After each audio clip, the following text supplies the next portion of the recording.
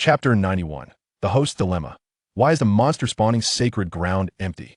In Kyoto, the live broadcast room for the college entrance examination ranking competition was abuzz with energy. The esteemed hosts of this event were none other than the renowned personalities. The orc who doesn't wash his hands and Little Dumpling. The duo had previously collaborated on numerous large-scale programs. Yet this was their inaugural venture into the high-stakes arena of an examination that garnered immense attention nationwide and even abroad. At this moment, both esteemed hosts felt a pang of anxiety. In the initial stages of the examination ranking competition, as candidates busied themselves gathering information and navigating the instances, the lack of significant action rendered the content rather mundane. The Wailing Canyon, known for its dense monster population, was expected to draw a multitude of candidates, showcasing the prowess and skills of this year's talented examinees. However, upon shifting the camera to the Wailing Canyon, they were met with a surprising sight. While the area was indeed populated with candidates, the number of monsters was astonishingly sparse. For the majority of viewers, this might not pose a significant issue, but for the two hosts, it disrupted the rhythm of their commentary. The failure to engage the audience effectively marked a considerable setback in their live broadcast. While the orc who doesn't wash his hands endeavored to salvage the situation, Little Dumpling hastily summoned the exam proctors who had come to assist them. "What's going on? Did you not say that the Wailing Canyon was a prime monster-spawning ground? Why are there so few monsters?" "We are as perplexed as you," replied several proctors, exchanging bewildered glances. The information regarding the Wailing Canyon was publicly available, easily accessible to candidates who had visited the Adventurers Guild, compelling them to prioritize this. Location. The terrain was characterized by a singular type of monster, two varieties of level 50 undead, which were relatively weak with low health and damage output. Crucially, the density of monsters was high, and their respawn rate was sufficient to accommodate thousands of candidates. Yet at present, the Wailing Canyon appeared as though it had been meticulously shaved clean. If not for subsequent respawns, one might suspect that not a single monster remained. Such a sight would bring tears to the eyes of even the most hardened bandit. Could it be that the top candidates from each province banded together and cleared the Wailing Canyon? One speculated. That seems implausible. Not only would the top-ranking candidates not all be allocated to the same main city, but even if they were, it's unlikely they would form a team so swiftly with the singular intent of depleting the Wailing Canyon. Another countered. Now is not the time for speculation. Think of other locations where numerous candidates might showcase their abilities, urged Little Dumpling anxiously. The Windhowl Mountains in the Kingdom's territory are also a significant monster spawning area, comparable to the Wailing Canyon, suggested one proctor. Perhaps we could broadcast from there. That won't do, another proctor dismissed. Information about the Windhowl Mountains is not publicly accessible. Candidates must first receive a quest before they will gradually make their way there. At this moment, there likely aren't many present. "You all discussed this. I must return to salvage the broadcast," Little Dumpling declared, racing back to the live broadcast position. During moments of sparse content, it was crucial for the hosts to exhibit their skills. Whether through humor, anecdotes, or engaging conversation, they needed to invigorate the atmosphere and prevent any lull. Although the orc who doesn't wash his hands was adept, he found himself at a disadvantage without proper collaboration. As they sought to enliven the ambience, the director began to switch camera angles incessantly, searching for visually captivating scenes. After several transitions, the camera finally settled on an intriguing spectacle. The scene revealed a group of over a dozen candidates besieging a massive 5-meter-tall ogre boss.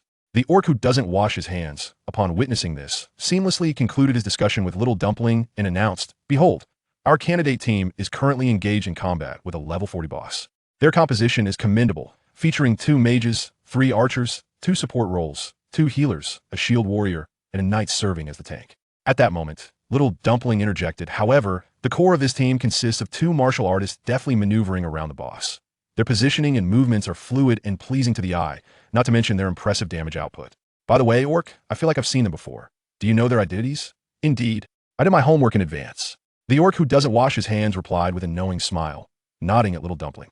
"The male martial artist is named Li Hao, currently ranked 3rd in this Kyoto examination, having achieved an impressive score of 1480 in the first round.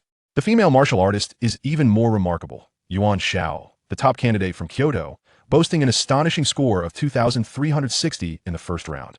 Although they both belong to the martial artist class, Li Hao adopts a strong and aggressive approach, wielding his shingi boxing techniques with unmatched ferocity. Despite the ogre's imposing size, it trembles under the might of his iron fists. Conversely, Little Dumpling remarked, "Yuan Xiao employs a strategy of soft, overcoming hard, exhibiting a graceful and ethereal style with unpredictable strikes that leave one guessing her next move." At that instant, Li Hao leapt into the air, delivering a powerful punch that struck the ogre boss squarely in the chest. Simultaneously, Yuan Shao had already maneuvered to the rear of the ogre, executing a forceful sweep to its knee. Their combined efforts sent the boss crashing to the ground, prompting the rest of the team to unleash a barrage of relentless attacks. What a splendid display of teamwork. The orc who doesn't wash his hands exclaimed, striking a dramatic pose. Li Hao seized the opportunity to leap during the boss's moment of vulnerability, delivering a decisive Xingyi cannon punch the instant the boss became momentarily stunned. Meanwhile, Yuan Shao targeted the boss's legs, effectively toppling it. The shield warrior and knight advanced to restrict the boss's movements, while the support roles enhanced their status, allowing the rear to unleash damage without concern. The boss stands no chance of retaliation, with its health steadily declining. Though it attempts to rise, Li Hao and Yuan Zhao's strikes consistently find their mark, leaving the ogre with no opportunity for resistance. Excellent. Through concentrated fire, the boss's health has been entirely depleted. Ladies and gentlemen, do you see this? This exemplifies the combat awareness of the new generation of geniuses from the Tunglong Empire. They are not mere sheltered flowers, unable to withstand the ravages of adversity. They represent the emerging backbone of the Tunglong Empire, the dawning sun rising upon the horizon. As the orc who doesn't wash his hands delivered this impassioned oration, he caught a glimpse of the audience's perspective in the live broadcast. The boss battle had ignited a fervor in the chat room, with the volume of comments multiplying exponentially. The two commentators finally breathed a sigh of relief and exchanged smiles. Meanwhile, in the examination area, Chen Yu traversed across 3 maps after departing from the Wailing Canyon. The first main city of the Demon Dragon faction was finally in sight. Visually, the main city of the Demon Dragon faction bore a striking resemblance to the main city of the Hieratic Kingdom. Even the troops stationed there appeared indistinguishable from ordinary humans at that moment. The city gates swung open, and a robust general clad in heavy armor and draped in a crimson cape rode forth, accompanied by 1,000 cavalrymen, charging directly towards Chen Yu. Chen Yu cast an identification spell. Guardian of Yuanguan City is Kandar, level 80 bronze boss. Elite Knights of Yuanguan City, level 70 elite. Clatter. The boss galloped to a halt before Chen Yu, his gruff voice booming. An adventurer from Hieratic to appear before me at this time, alone and unaccompanied, is quite impressive. Thank you for your compliment. Chen Yu responded politely with a smile. You are quite formidable yourself. Iskandar paused momentarily, then erupted into hearty laughter. Ha. Then he dismounted, retrieving the heavy sword that hung from his steed's flank. I yearn to engage with the mighty. I long for a confrontation with the valiant. Come forth, draw your weapon, and allow me to revel in a splendid battle. Battle? Chen Yu shook his head. I shall not engage with you. That would be rather dull. Why? Iskandar furrowed his brow, his face a mask of fury. Do you deem me unworthy? Or is it the presence of my soldiers that intimidates you? If so, I can command them to withdraw. There's no need for that. That is not my intention, Chen Yu replied. What you desire is merely combat.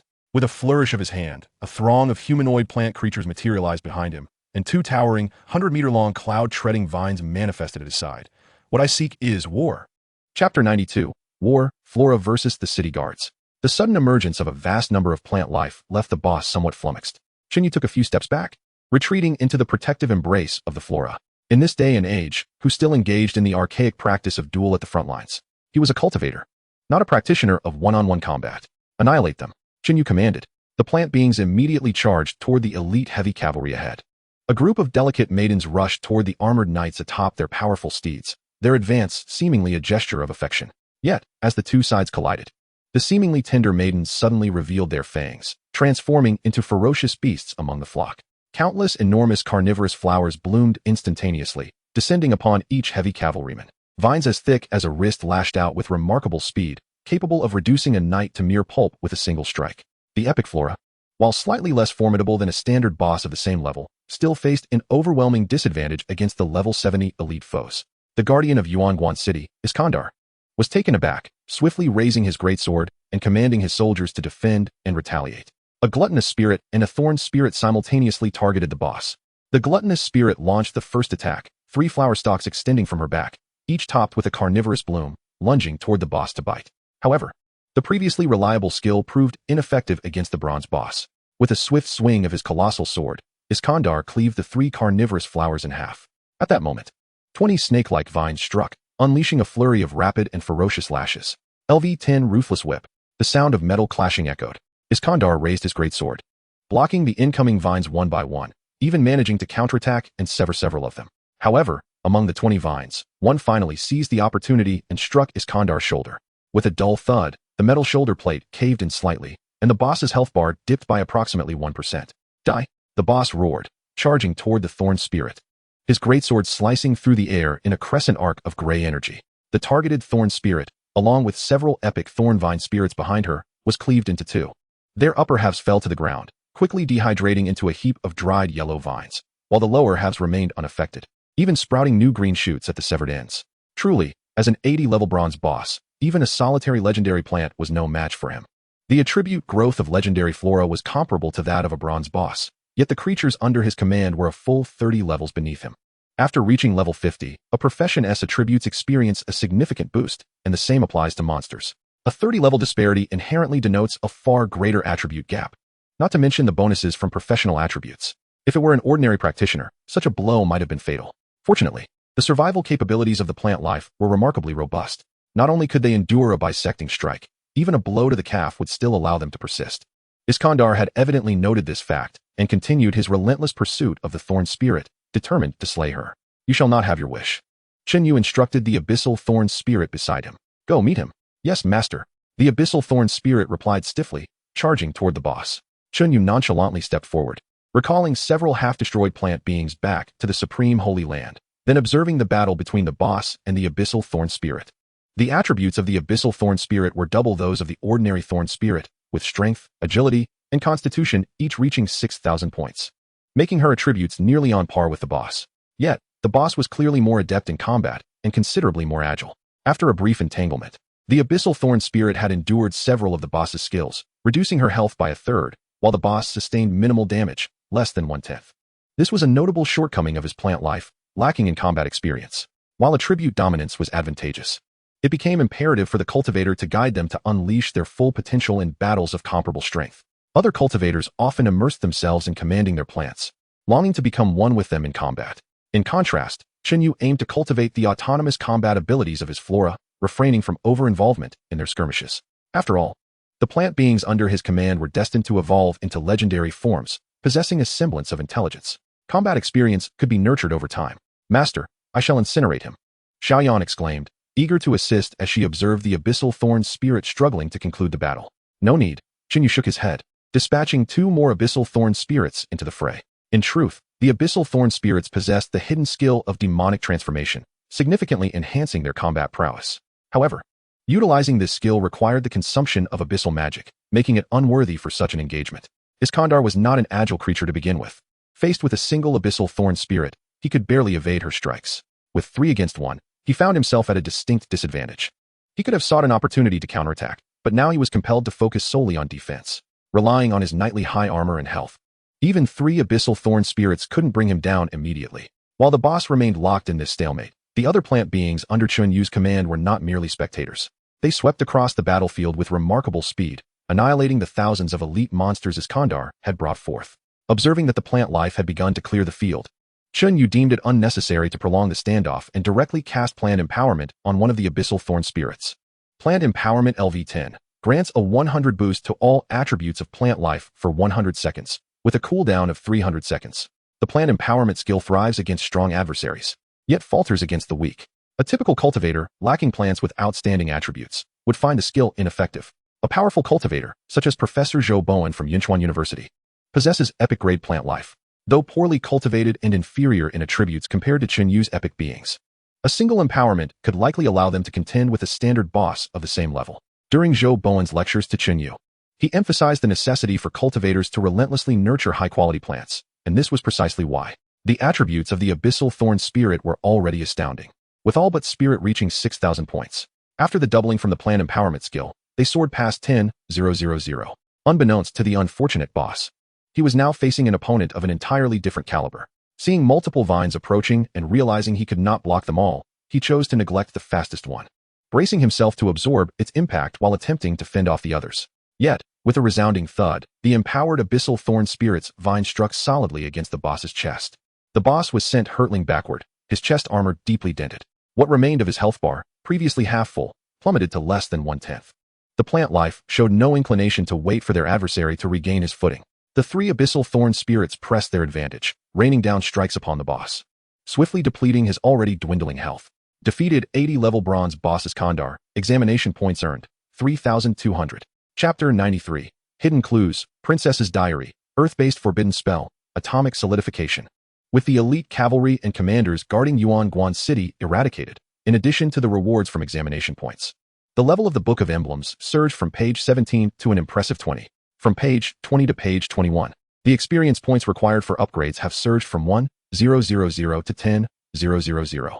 In this battle, the Book of Emblems failed to turn to page 21, yet the experience bar has already filled to a considerable extent. Following the demise of the boss, it became evident that all enemies had been vanquished. 3 Abyss Thorn sprites immediately fell into discord over the spoils.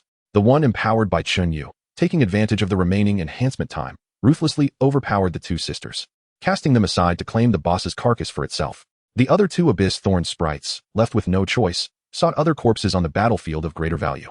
At the sight of the boss's defeat, 3 items were left behind, 2 emblems and a diary. Chen Yu picked up the diary and instantly received a celestial prompt. Due to the title Heavenly Height of 3 feet, you have acquired an additional hidden clue, Princess Dilia's Diary. Chen Yu promptly opened the diary, filled with incomprehensible script. However, the celestial prompt translated the content for him. The gist revealed that the current queen is a venomous stepmother, harboring deep jealousy towards Princess Dilia, frequently plotting her demise to ensure her own son ascends as the kingdom's heir. Lacking sufficient influence and intellect, Princess Dilia finds herself consistently outmaneuvered in the royal intrigues against the queen. Fearing for her life, she seeks external assistance.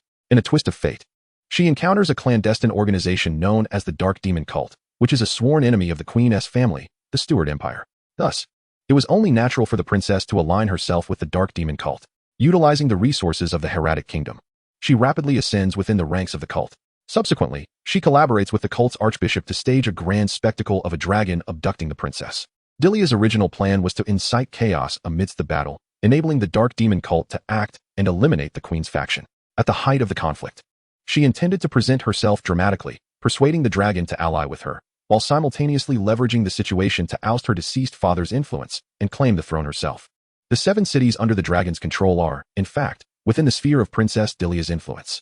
The inhabitants of these cities who have been corrupted are also her followers. Therefore, it could be argued that the dragon faction should rightly be termed the princess faction, while the Heradic Kingdom faction should be referred to as the queen's faction. The Dark Demon Cult and the Stewart Empire are likely to emerge as 2 additional factions later in the narrative. In an instant, Chen Yu comprehended the intricate relationships among the factions and the potential dynamics of the scenario. The origin of the conflict lies in the Stewart Empire's ambition to annex the Heradic Kingdom through the queen. The queen's suppression of the princess, even contemplating her murder, is aimed at securing the throne for her own son. The progression saw the princess, unable to withstand the queen's machinations, seeking refuge in the Dark Demon Cult, which opposes the Stewart Empire through her influence, attempting to thwart the annexation plans. The climax unfolds with a fierce battle between the dragon and the Heradic Kingdom, while the princess and queen engage in a relentless struggle, leading to the involvement of the Dark Demon Cult and the Stewart Empire, culminating in a chaotic confrontation among the 4 factions. The outcome remains uncertain regarding whether any of the factions will gain a significant advantage, yet it is assured that the protagonist will reap substantial rewards. Presently, the primary antagonists are the princess and the queen. The diary does not mention the old king, leaving Chen Yu unclear about his stance. Ordinary players might endeavor to fulfill quests for the princess, the queen, or even the old king, seeking to unearth additional narratives for high examination points. However, Chen Yu's perspective diverges from that of typical players. To him, delving into the narrative for points seems far less efficient compared to the thrill of battling monsters. After stowing away the diary, Chen Yu turned his attention to the 2 emblems dropped by the boss. Rare Power Emblem. Quality, Epic. Effect, 500 Strength. Accompanying skill, Titan's Might. Activating this skill grants an additional 500 Strength for 1 minute, with a cooldown of 10 minutes. Rare Constitution Emblem. Quality, Epic. Effect, 500 Constitution. Accompanying skill, Rock Solid. Activating this skill grants an additional 500 Constitution for 1 minute, with a cooldown of 10 minutes. Chen Yu retrieved the Book of Emblems and equipped the newly acquired emblems, resulting in a significant boost to his attributes. Once the plant entities had finished their feast, Chen Yu, accompanied by them, approached the walls of Yuan City with great momentum. The army within the city, witnessing the slaughter of their defenders and elite troops, hesitated to emerge and confront the foe. Gazing at the tightly shut gates, Chen Yu addressed a few primal sprites, asking, "Who among you shall take action?" Immediately, Ho Tu drew her sword, declaring, "I shall slay all enemies for my master." Her sword, slightly longer than a toothpick, appeared almost toy-like. In truth, both the sword and armor were mere manifestations, crafted to present her as a dutiful general. The equipment, derived from the world tree's fruit husk, bore no distinction whether as a dress or armor and sword. It was, in essence, a part of the primal sprite itself. Very well, go forth. Chen Yu nodded. At Ho Tuesday, utilize your atomic solidification to leave some nutrients for my flora. Understood, master. Ho Tu ascended into the air. Her sword pointed at Yuanguan City as she began to chant an incantation. Given the city's modest size, the forbidden spell was prepared in less than half a minute. An invisible ripple radiated from the golden tip of her sword. As the ripple passed, all life fell into a state of stasis, as if time itself had been suspended. There were no fiery heavens nor tremors of the earth. This forbidden spell was eerily silent. The process was remarkably quiet, and the result was even more so. A gentle breeze swept through, and the flags atop the city walls continued to flutter. However, the soldiers stationed there were as if pressed by a pause button. A few soldiers seated upon the battlements appeared to be in conversation, while one soldier's expression of fear and astonishment remained frozen, his lips forming words that had just escaped him. Another soldier, caught mid-stride, had his foot raised, but could not move further, toppling forward with a dull thud against the stone wall. Birds in the sky ceased their flapping, plummeting to the ground, shattering upon impact. The scene was hauntingly still. Yet, for the plant entities, this was undoubtedly a lavish banquet, as the entire city's inhabitants became their feast. Chen Yu turned to the plant entities and commanded, "Go forth. The task is yours." The plant entities, their excitement palpable, surged forward. The walls. For the plant entities, they were but a mere illusion. Some embedded their roots into the crevices of the city's stones, slowly ascending, while others leapt directly onto the battlements, indulging in a grand feast. In the next moment, countless notifications of earned points echoed within Chen Yu's mind. Chapter 94. The Massacre of 6 Cities, 600,000 exam points, legendary skill emblems. On the third day of the examination ranking dungeon, the 6th main city of the dragon faction, atomic solidification, an invisible wave spread, freezing the entire city. Following this, the plant entities surged forth, relishing in their self-service banquet. The primal earth sprite returned, slightly askew, and was caught by Chen Yu, who gently returned her to the sacred soil for recuperation. At this stage, the control capabilities of atomic solidification proved to be more practical than any other sprite's forbidden spell, as it was silent and effectively preserved the enemies for the nourishment of the other plant entities. However, due to the low level of the primal sprites, their endurance in prolonged combat was limited. The ordinary taboo mage, when casting forbidden spells, must expend a considerable amount of professional magical attributes. The primordial spirits, being the very essence of elements, require no magic as a medium, yet they still deplete substantial amounts of mental and physical energy. Even with a passive ability that reduces consumption by 99, one can manage to use forbidden spells at most twice in succession, over the span of 3 days. Utilizing the control of forbidden spells granted by the earth, Chen Yu successfully conquered 6 cities within the territory of the Dragon Lord. Not only the main city but the surrounding monster regions were entirely cleared, thanks to the acquisition of abundant high-quality nutrients. Over half of the more than 5,000 plant life forms have ascended to legendary status. The 6 primary cities of the Dragon Lord, along with their adjacent monster territories, do not present a uniform level of difficulty. Rather, they increase in challenge as one progresses. Capturing the first main city and vanquishing all its monsters yielded barely 20,000 examination points. However, by the time he finished with the 6th main city, Chen Yu's examination points surged to 600,000. Even the Book of Emblems had been upgraded to 42 pages. Chen Yu contemplated setting a modest goal, to strive for 50 pages in the ranking match instance of the Book of Emblems. After surpassing 20 pages, each additional page requires 10,000 experience points. After 30 pages, it escalates to 100,000, and after 40 pages, it demands 1,000,000. In total, reaching 50 pages requires just over 10 million experience points. With diligent effort, it should be attainable, within the 6th main city of the Dragon Lord. The Guardian is a level 130 bronze boss, accompanied by 5 level 110 bronze bosses and 20 level 110 ordinary bosses. Such formidable bosses are not intended for candidates to face. It is anticipated that they will transform into narrative NPCs in the later stages of the instance. Additionally, there are over 10,000 elite monsters above level 101 and tens of thousands of lesser monsters of the same caliber. Throughout the entirety of the Dragon Lord's 6th main city, no monster is below level 101, equating to a professional rank of at least 2nd transition. If unleashed against Chen Yu's army of plant life, his forces would indeed struggle. However, under the influence of forbidden spells, everything becomes remarkably straightforward. All monsters can do is remain motionless, awaiting their demise. Once the plant life retrieves the spoils, Chen Yu meticulously selects the emblems dropped by the boss. Legacy Power Emblem. Quality, Legendary. Effect, Strength, 3000. Additional skill, Legacy Strength. During the activation of this skill, strength attributes increase by an additional 50, lasting for 1 minute with a cooldown of 10 minutes. Legacy Skill Emblem. Songlong 100 Slashes. Quality, legendary. Effect, acquire the epic skill Songlong 100 slashes. Songlong 100 slashes. Within 5 seconds, deliver a continuous 100 strikes to a target, each strike increasing damage by 5. The target cannot be changed during this period. If the combo is interrupted, the skill ends. Cooldown time, 300 seconds. Legacy skill emblem, Sea of Fire. Quality, legendary. Effect, acquire the epic skill Sea of Fire. Sea of Fire unleashes a fiery torrent within a designated area, continuously inflicting substantial fire elemental damage to units within the flames. The legendary attribute emblems have resulted in a staggering attribute enhancement of 3,000. The skill emblems encompass skills from various professions. However, the quality of skills contained within the skill emblems is one tier lower than that of the emblems themselves. Unlike the outside world, within the examination ranking match instance, emblem skills do not require a specific profession. This implies that a mage could wield a great sword to execute Songlong 100 slashes, and a warrior could effortlessly unleash the Sea of Fire. After thoroughly organizing and replacing the Book of Emblems, Chen Yu's 4 attribute enhancements have reached over 10,000 points, and the number of epic skills has risen to 5. As the time approaches, noticing that dusk is settling, Chen Yu decides to return to the Adventurers Guild in Stone Fortress to check on the status of the missing person quest. At the Adventurers Guild in Stone Fortress, Chen Yu presents his adventurer's badge to the clerk. Please assist me in inquiring about the progress of my quest. Esteemed adventurer, please hold on for a moment. The clerk receives the badge. Moments later, the clerk returns the badge to Chen Yu and inquires, Sir, are you referring to the ordinary missing person quest you posted 3 days ago? Indeed. Among those you sought, 2 individuals have been located this morning. Upon hearing about your quest, they came directly to our Adventurers Guild in Stone Fortress to await your message, the clerk informs him. Where are they now? Chen Yu asks. They are currently in the accommodation provided by our Adventurers Guild. The clerk discreetly scribbles a number on a piece of paper and hands it to Chen Yu. This is the room number they have rented. Chen Yu accepts the note, which contains 2 lines of text. Ling Fideo, Building 3025. Lin Iluo, Building 3026. They are the descendants of 2 taboo powerhouses. What about the other 2? Is there any news?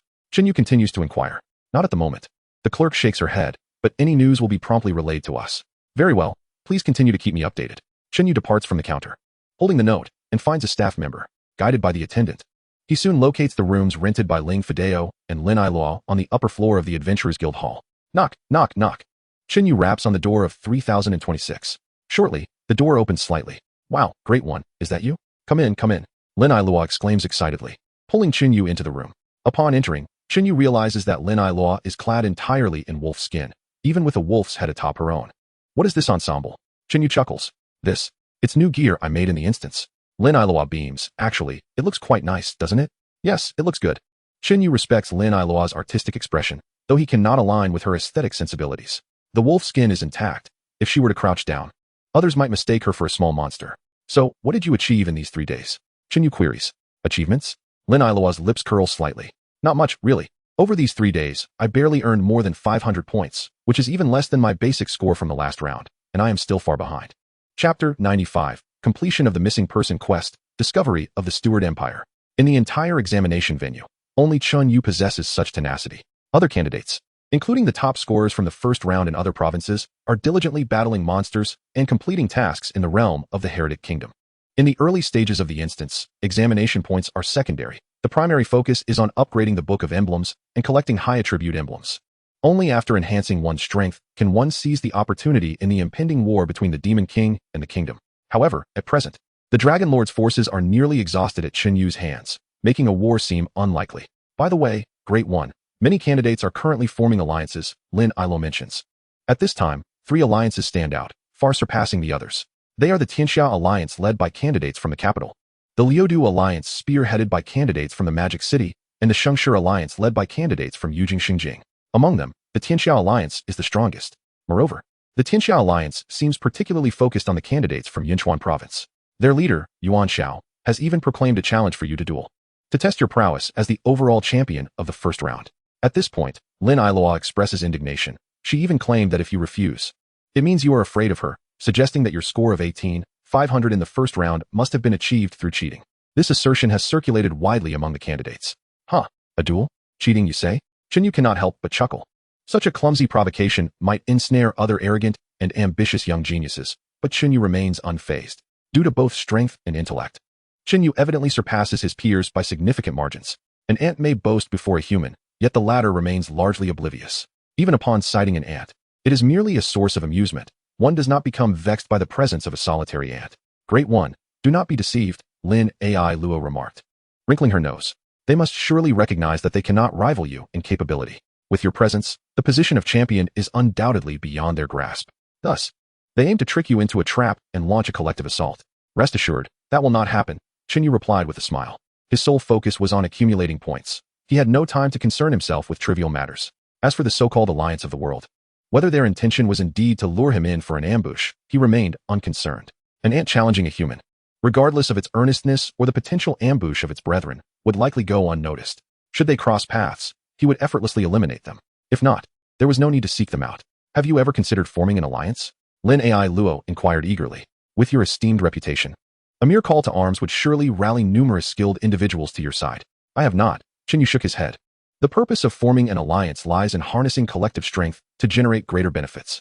However, the capabilities of the candidates offered Chen Yu little assistance. Thus, there was no necessity to establish an alliance. By the way, take these. Chen Yu gestured, and a multitude of emblems appeared before Lin Ai Luo, nearly overwhelming her. Most were ordinary emblems, yet a few were rare and epic in nature. The high-quality emblems he had acquired during this time, apart from those reserved for Li Wei and Su Miaoyu, were all discarded. These items, exclusive to the dungeon, could neither be exchanged for points nor taken out, rendering them utterly useless to him. It was far better to bestow them upon Lin Ai Luo and Ling Fa Dao to enhance their strength, thereby fulfilling the trust of the two formidable entities. Initially, he had intended to assign 2 plant life forms to care for them. However, it was evident that the emblems would provide a more tangible enhancement than mere botanical guardianship. These are for me, Lin Ai Luo gasped, her melodic voice turning sharp with astonishment. Indeed, all for you. Do your utmost, and also look after Ling Fa Dao. He seems somewhat shy, Chen Yu encouraged. That will suffice. I must take my leave. With a wave, he departed the room. It took Lin Ai Luo a considerable time to recover from her shock. This plethora of emblems included dozens of epic-level ones. The rare ones numbered in the hundreds. Having spent 3 days in the dungeon, she was well aware of the significance of emblems and the rarity of high-quality ones. Rare emblems typically drop only from bosses of level 40 and above, while epic-level emblems have a minuscule drop rate from bosses of level 60 and above. Most existing epic emblems were rewards from completing challenging sequential quests. She was certain that even the mightiest leader of the Alliance of the World, Yuan Shao, could not possibly possess a complete set of epic emblems. Yet now, Chen Yu nonchalantly discarded a vast array of them as though they were refuse. Clearly, 3 days was insufficient to gather such rewards through tedious quests. They could only have been obtained through monster drops. This indicated the staggering level of Chen Yu's prowess. Indeed, the Great One is truly extraordinary, existing on an entirely different plane from us. In the live broadcast of the college entrance examination ranking competition, over 100 candidates braved the biting cold and snow as they advanced through the canyon. The host, a boisterous orc, was narrating with great enthusiasm. Ladies and gentlemen, you can see that the genius contenders of the Prosperous Alliance have reached the outskirts of the Hieratic Kingdom's map. They are the first group to engage with the Queen and complete related hidden tasks, thereby discovering a third-party map faction. However, the path to this third-party faction is fraught with peril.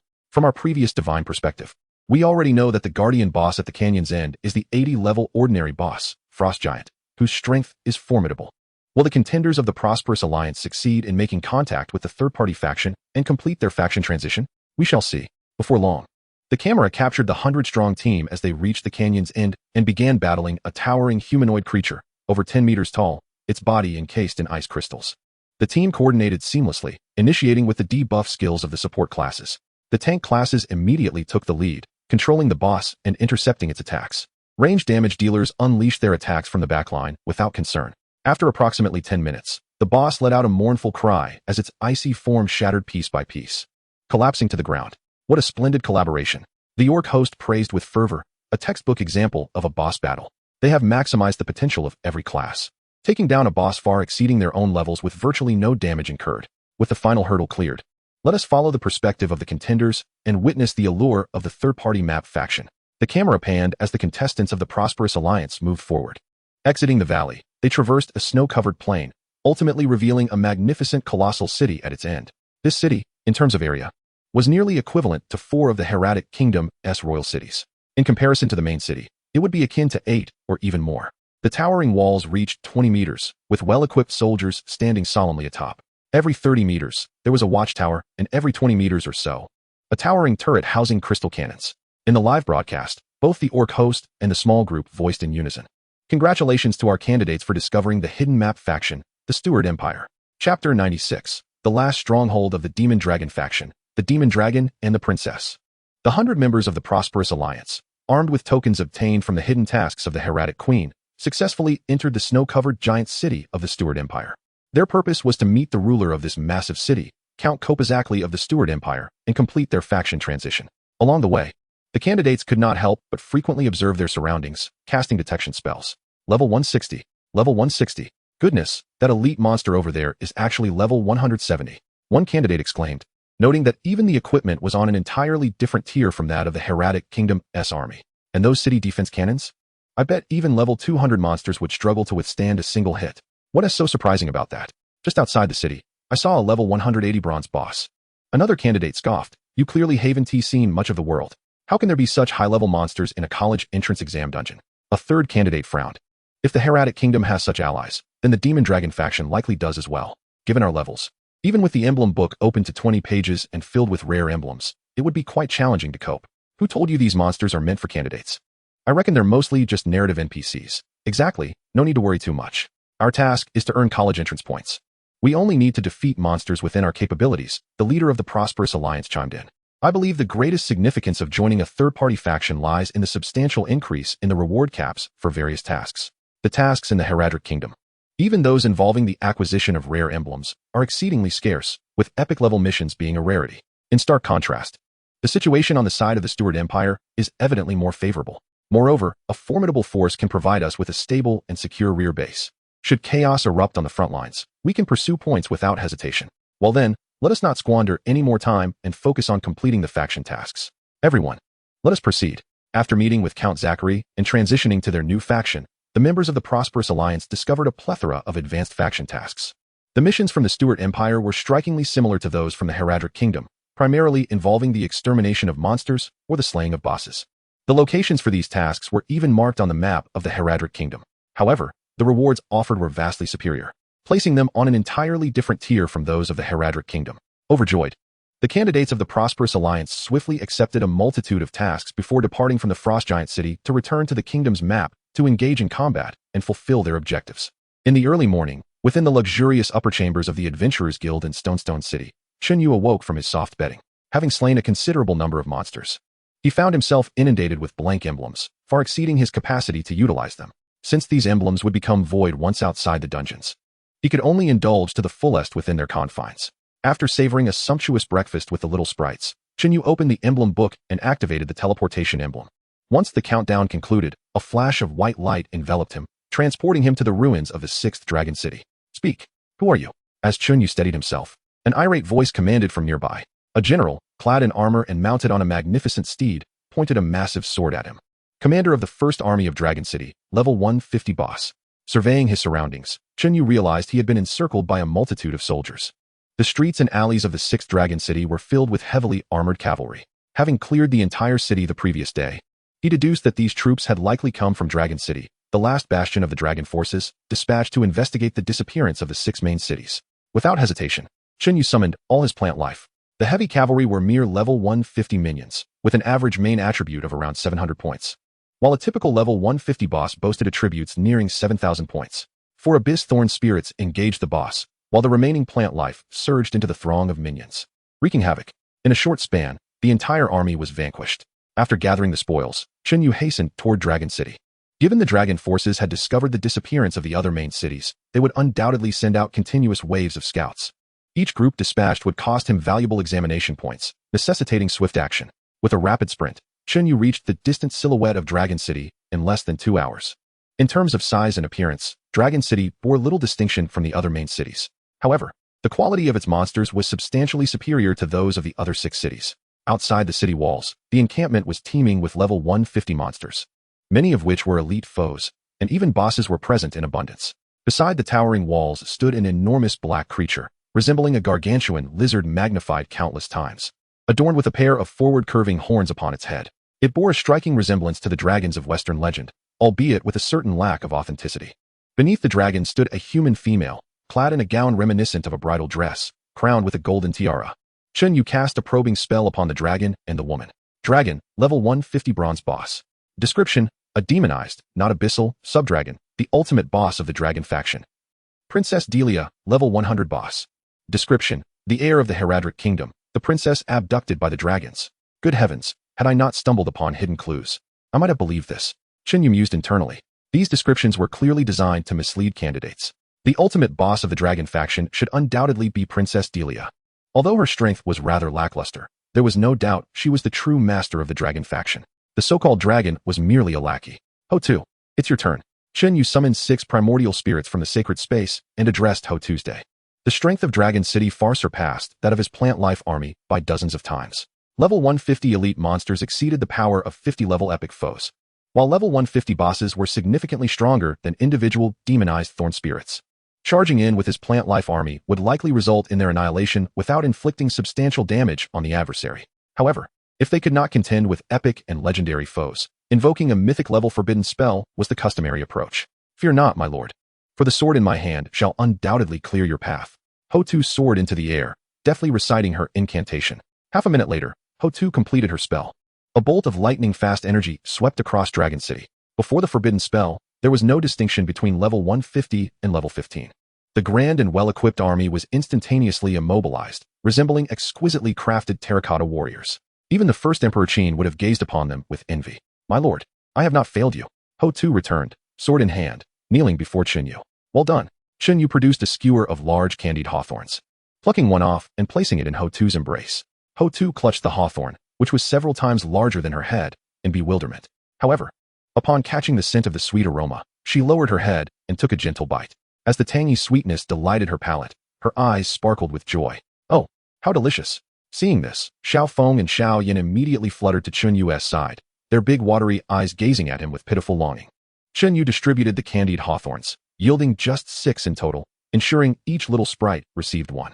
Upon receiving her skewer, Xiao Yin promptly circled to the other side of Chen Yu, distancing herself from Xiao Feng.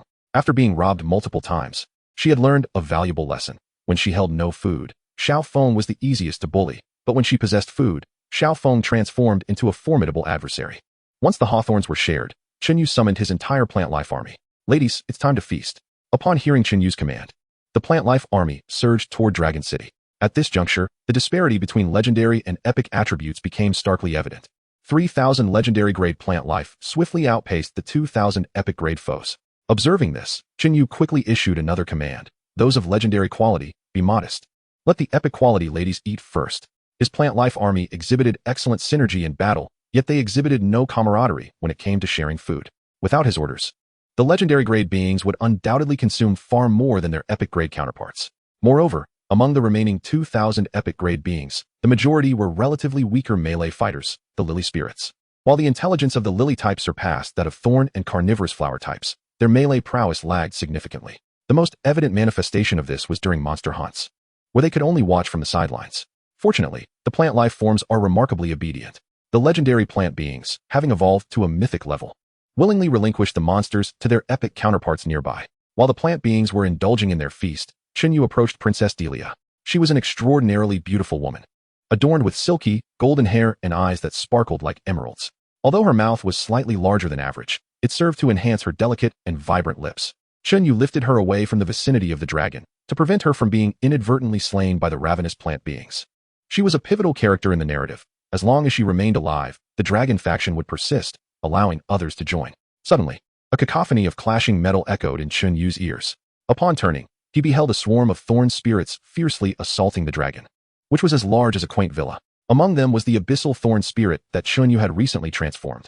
The tendrils struck the dragon's black scales, igniting showers of sparks. Yet, the dragon's health showed no signs of decline. As a level 150 bronze boss, and a dragon-type creature with high growth potential, its primary attributes were estimated to exceed 17,000. Coupled with the inherent high defense of dragon scales, even the abyssal thorn spirit, boasting the highest attributes among plant beings at merely 6,000 points, could not breach its defenses. Realizing this, Chen Yu took it upon himself to instruct the abyssal thorn spirit to target the dragon's weak points. Areas such as the eyes, ears, mouth, and nostrils were devoid of scale protection, rendering them significantly vulnerable. Enlightened by his guidance, the abyssal thorn spirit sent its venomous tendrils plunging into the dragon's various weak spots. Observing this, the other plant beings mimicked the tactic. Instantly, the dragon's health began to plummet. Within mere minutes, the dragon's life force was extinguished, resulting in a multitude of various emblems being dropped. Concurrently, an announcement from the heavens resounded. You have slain the level 150 bronze boss dragon, earning 500 points for the examination. Note: as you have independently defeated the ultimate boss of the dragon faction, you have received an additional 50,000 points for the examination. Note: since you have single-handedly defeated the dragon and secured the pivotal character, Princess Delia, you may now choose from the following narrative pathways. Option 1. The fateful encounter of princess and hero. Return Princess Delia to the Hieratic Kingdom. Choosing this option grants 10,000 examination points. Worship level reputation with the Hieratic Kingdom, respect level reputation with the Steward Empire, and hate level reputation with the Dark Demon Cult. Note: to select this option, you must safely deliver Princess Delia to the palace of the Hieratic Kingdom. Failure to do so will result in forfeiting the rewards. Option 2. The Dragon Slayer becomes the evil dragon. Inherit the unfinished business of the evil dragon. Continue to dominate Princess Delia, and assume the role of the ultimate boss of the dragon faction, controlling the entire dragon faction. Choosing this option will incur simultaneous enmity from the other 3 factions on the map. Note: to select this option, you must ensure that Princess Delia remains in your possession. Losing her or allowing her death will result in the loss of your status as the ultimate boss of the faction. Marvelous!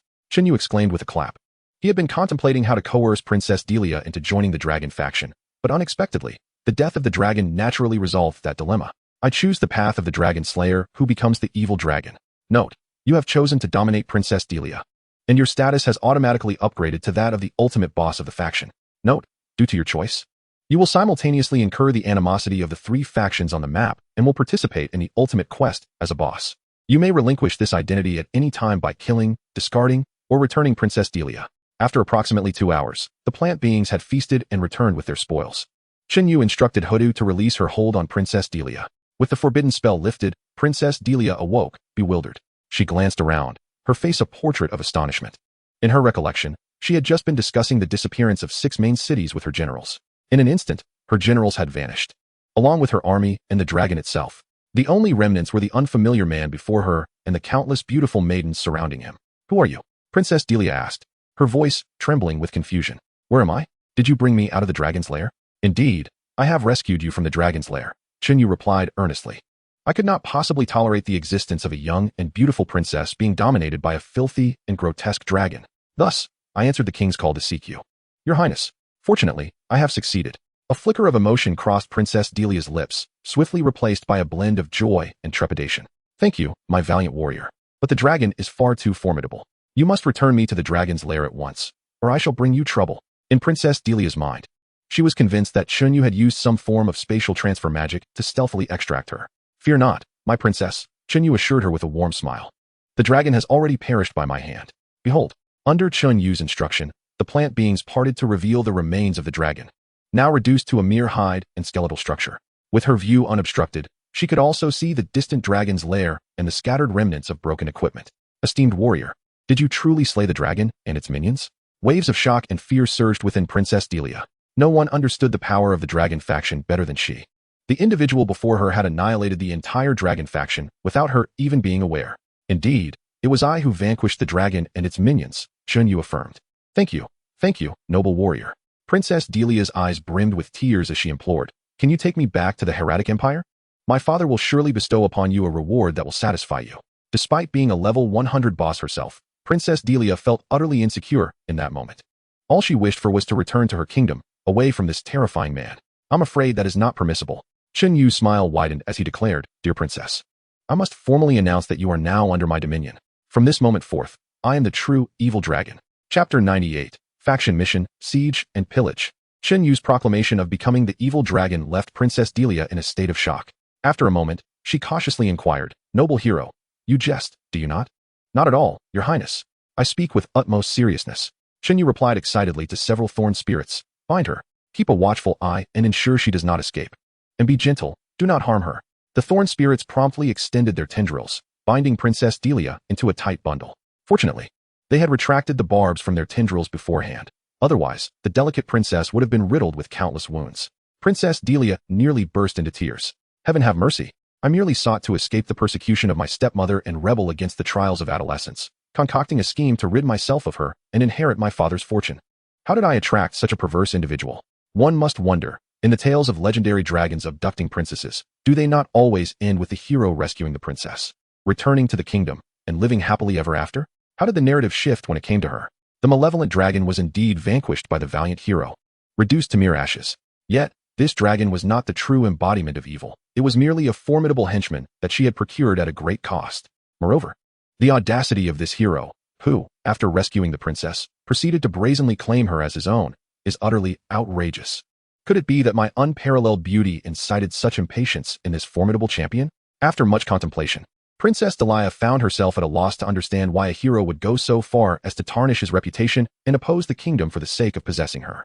Indeed, it must be so. Such a powerful individual, accustomed to wielding force to seize whatever catches his fancy, would naturally resort to such tactics. Thus, for the first time in her life, the princess began to resent the beauty she once held in high regard. Take her away, Chen Yu commanded the plant beings, hoisting Delia aloft and leading his legion of botanical life forms into the Dragon City. At the heart of the Dragon City stood an opulent palace, presumably the residence of Princess Delia. Without hesitation, Chen Yu claimed the palace as his own, confining Delia to a small chamber under the vigilant watch of 100 legendary plant beings. Subsequently, he occupied the most luxurious and comfortable room in the palace, delving into the unique powers bestowed upon him as the faction's boss. Upon assuming this role, a spectral faction panel materialized before him. Faction name: Evil Dragon Faction. Faction composition: Ultimate Boss, Chen Yu. 50-level Special Silver Boss, 6. 50-level Special Bronze Boss, 4. 50-level Bronze Boss, 2958. 50-level Ordinary Boss, 2042. Elite monsters and minions, numerous. The bosses listed in the faction composition were evidently the plant beings under his command. The epic-level plant beings were categorized as bosses, while the legendary ones were deemed bronze bosses. The abyssal thorn spirits classified as special bronze bosses, and the 6 primordial spirits were identified as special silver bosses. Given their growth potential, this classification was indeed accurate.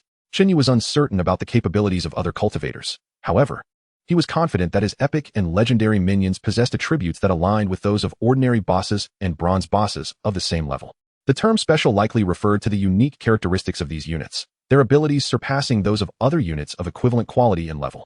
For instance, while the abyssal thorn spirit also belonged to the legendary tier, its base attributes were double that of comparable units. The primordial spirits, classified as mythical grade, possessed the innate ability to cast forbidden spells, rendering their combat prowess formidable. Chen Yu pondered the prospect of summoning the World Tree to ascertain its level as a boss. However, such a notion was but a fleeting thought. Should he dare to summon the World Tree within the confines of the dungeon, it would likely result in utter chaos. All candidates within the dungeon, save for him, would face certain demise. Aside from the bosses, he commanded numerous minions. These creatures, along with elite monsters, were not the plant beings he cultivated, but rather the denizens of the Dragon City's monster-spawning regions. Initially, these areas housed bosses, all of which he had eradicated.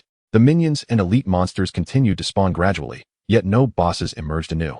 In addition to his subordinates, the faction panel presented 2 options for further exploration: influence and quests.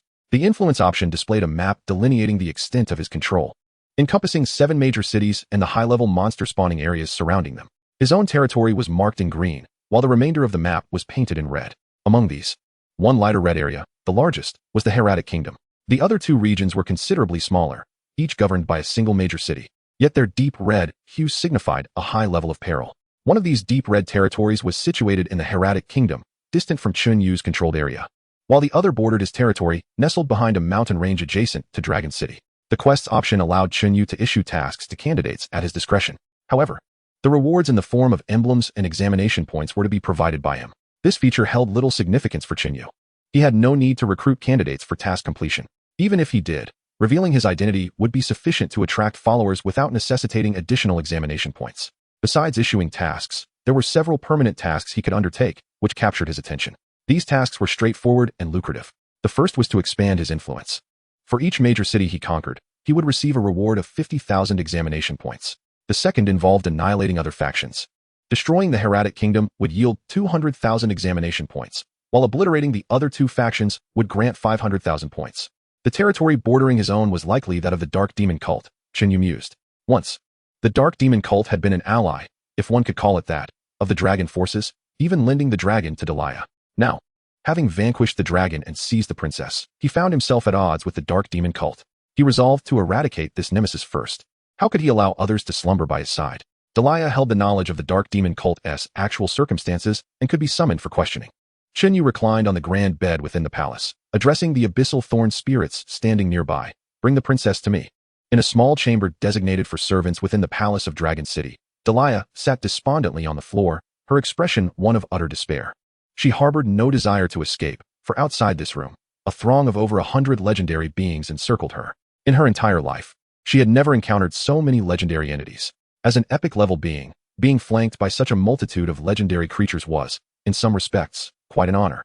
A resounding crash echoed as the door was forcefully flung open.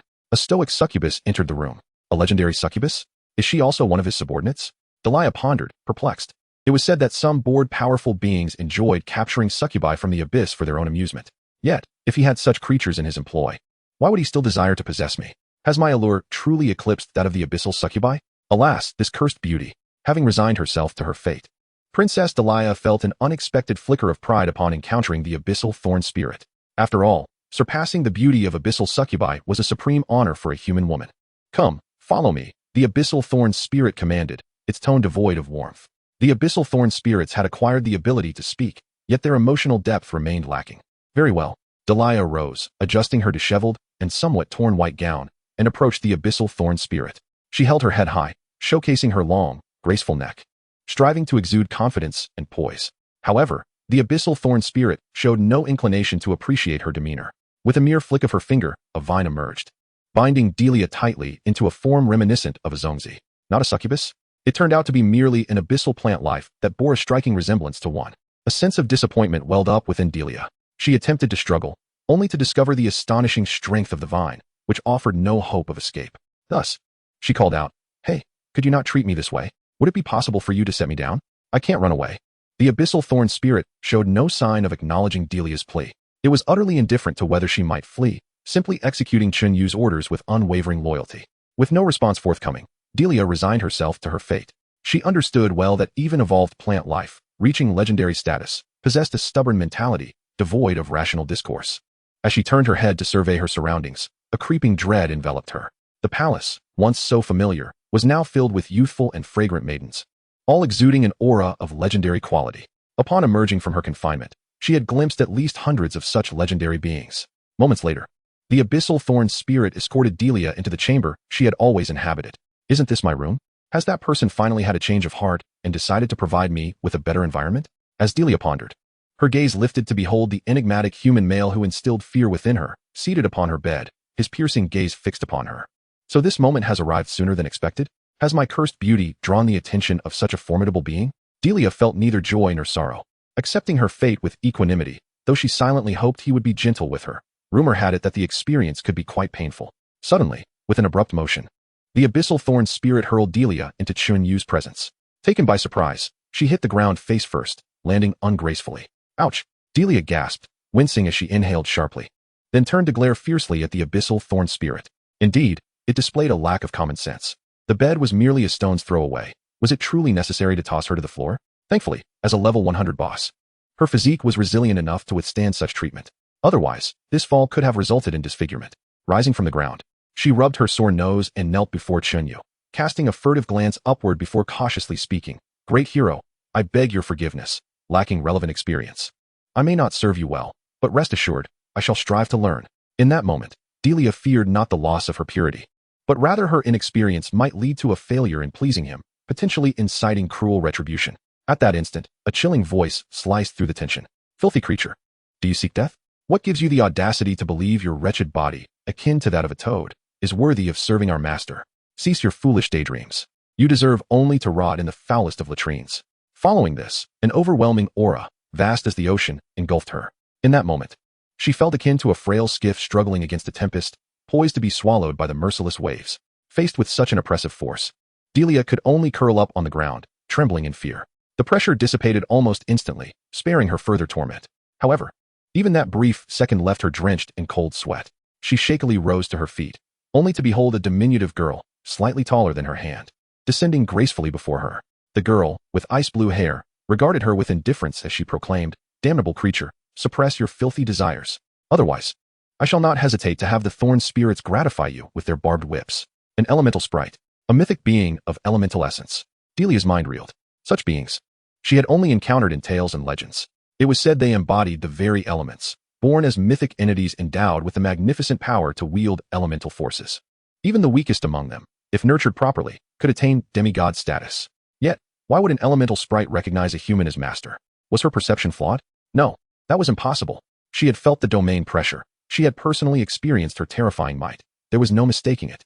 Legends spoke of the minuscule chance for elemental sprites to form contracts with other beings, allowing them to borrow their power. Yet, the idea of servitude to a human was inconceivable. Even deities could not claim elemental sprites as subordinates. What manner of being was this? Delia could not help but glance up at Chen Yu, and in that moment, she nearly blinded herself with disbelief. For she clearly saw that he was surrounded by 4 elemental sprites, and in his hand, he held one, unabashedly toying with it. 6 elemental sprites. He commanded 6 such entities. Was this man truly the legendary creator god? Chapter 100.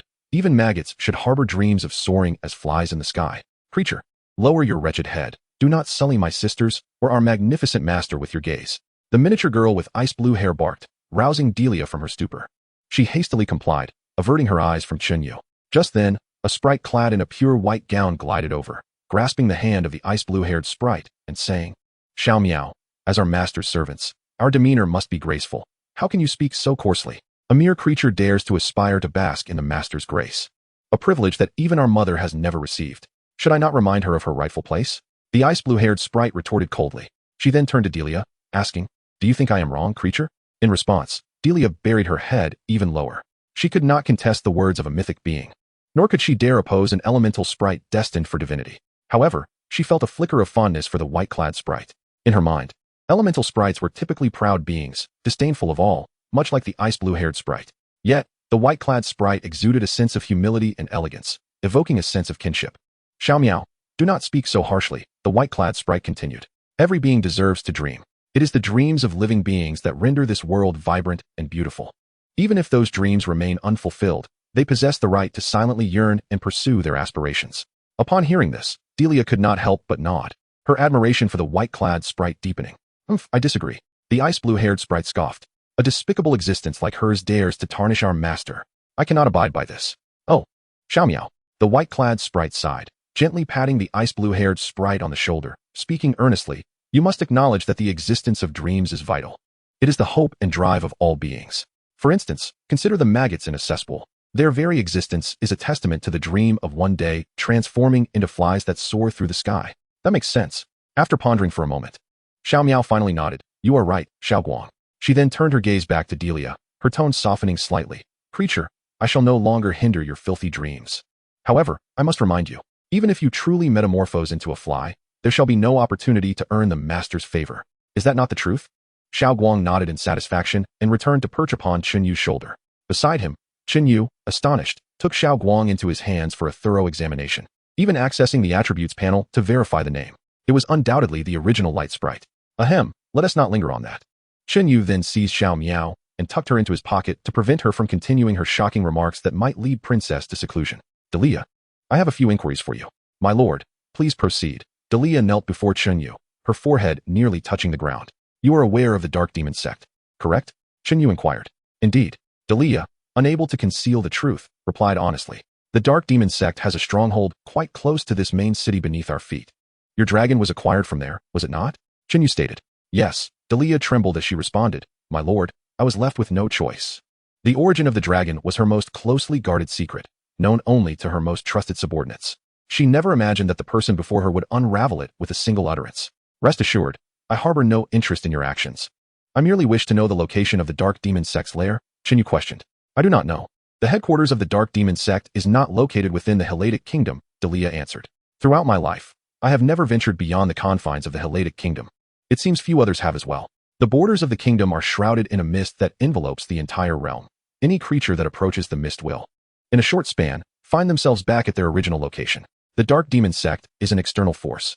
I have heard they possess a teleportation array connecting them to the outside world. However, it seems that, in recent days, the array has malfunctioned and is no longer operational." "Understood," Chen Yu nodded. The college entrance examination ranking instance encompasses the entirety of the Helladic Kingdom. The Dark Demon sect and the Stuart Empire serve merely as a backdrop. Within the instance, they occupy an area no larger than a main city. This undoubtedly dashed Chen Yu's hopes of expanding the map and acquiring greater benefits. "Take her away." Chen Yu waved his hand, disinterested. The Abyss Thorn Demon spirit immediately bound Delia, disregarding her struggles and writhing, dragging her out of the palace. In the Helladic Kingdom, The wind-howling mountains serve as an exceptionally efficient monster hunting zone. Moreover, within the Adventurers Guild, there exists a recurring quest to hunt elite monsters in the wind-howling mountains. The quest rewards are 100 blank emblems. If completed consecutively 10 times, one can also earn a rare grade emblem and 100 points towards the college entrance examination. Swish. A brilliant flash of sword light sliced through the air. A 2-meter-tall ogre had its head severed. Su Miaoyue approached the corpse to collect the fallen blank emblem.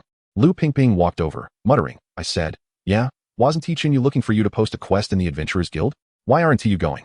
It would be delightful to have the great god lead you. Why toil away fighting monsters to accumulate points?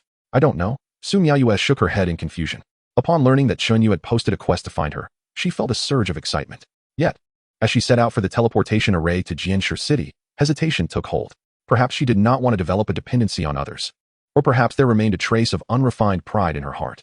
Su Miaoyue chose to forge ahead on her own, attempting to prove that she too was a person of worth, not merely an appendage.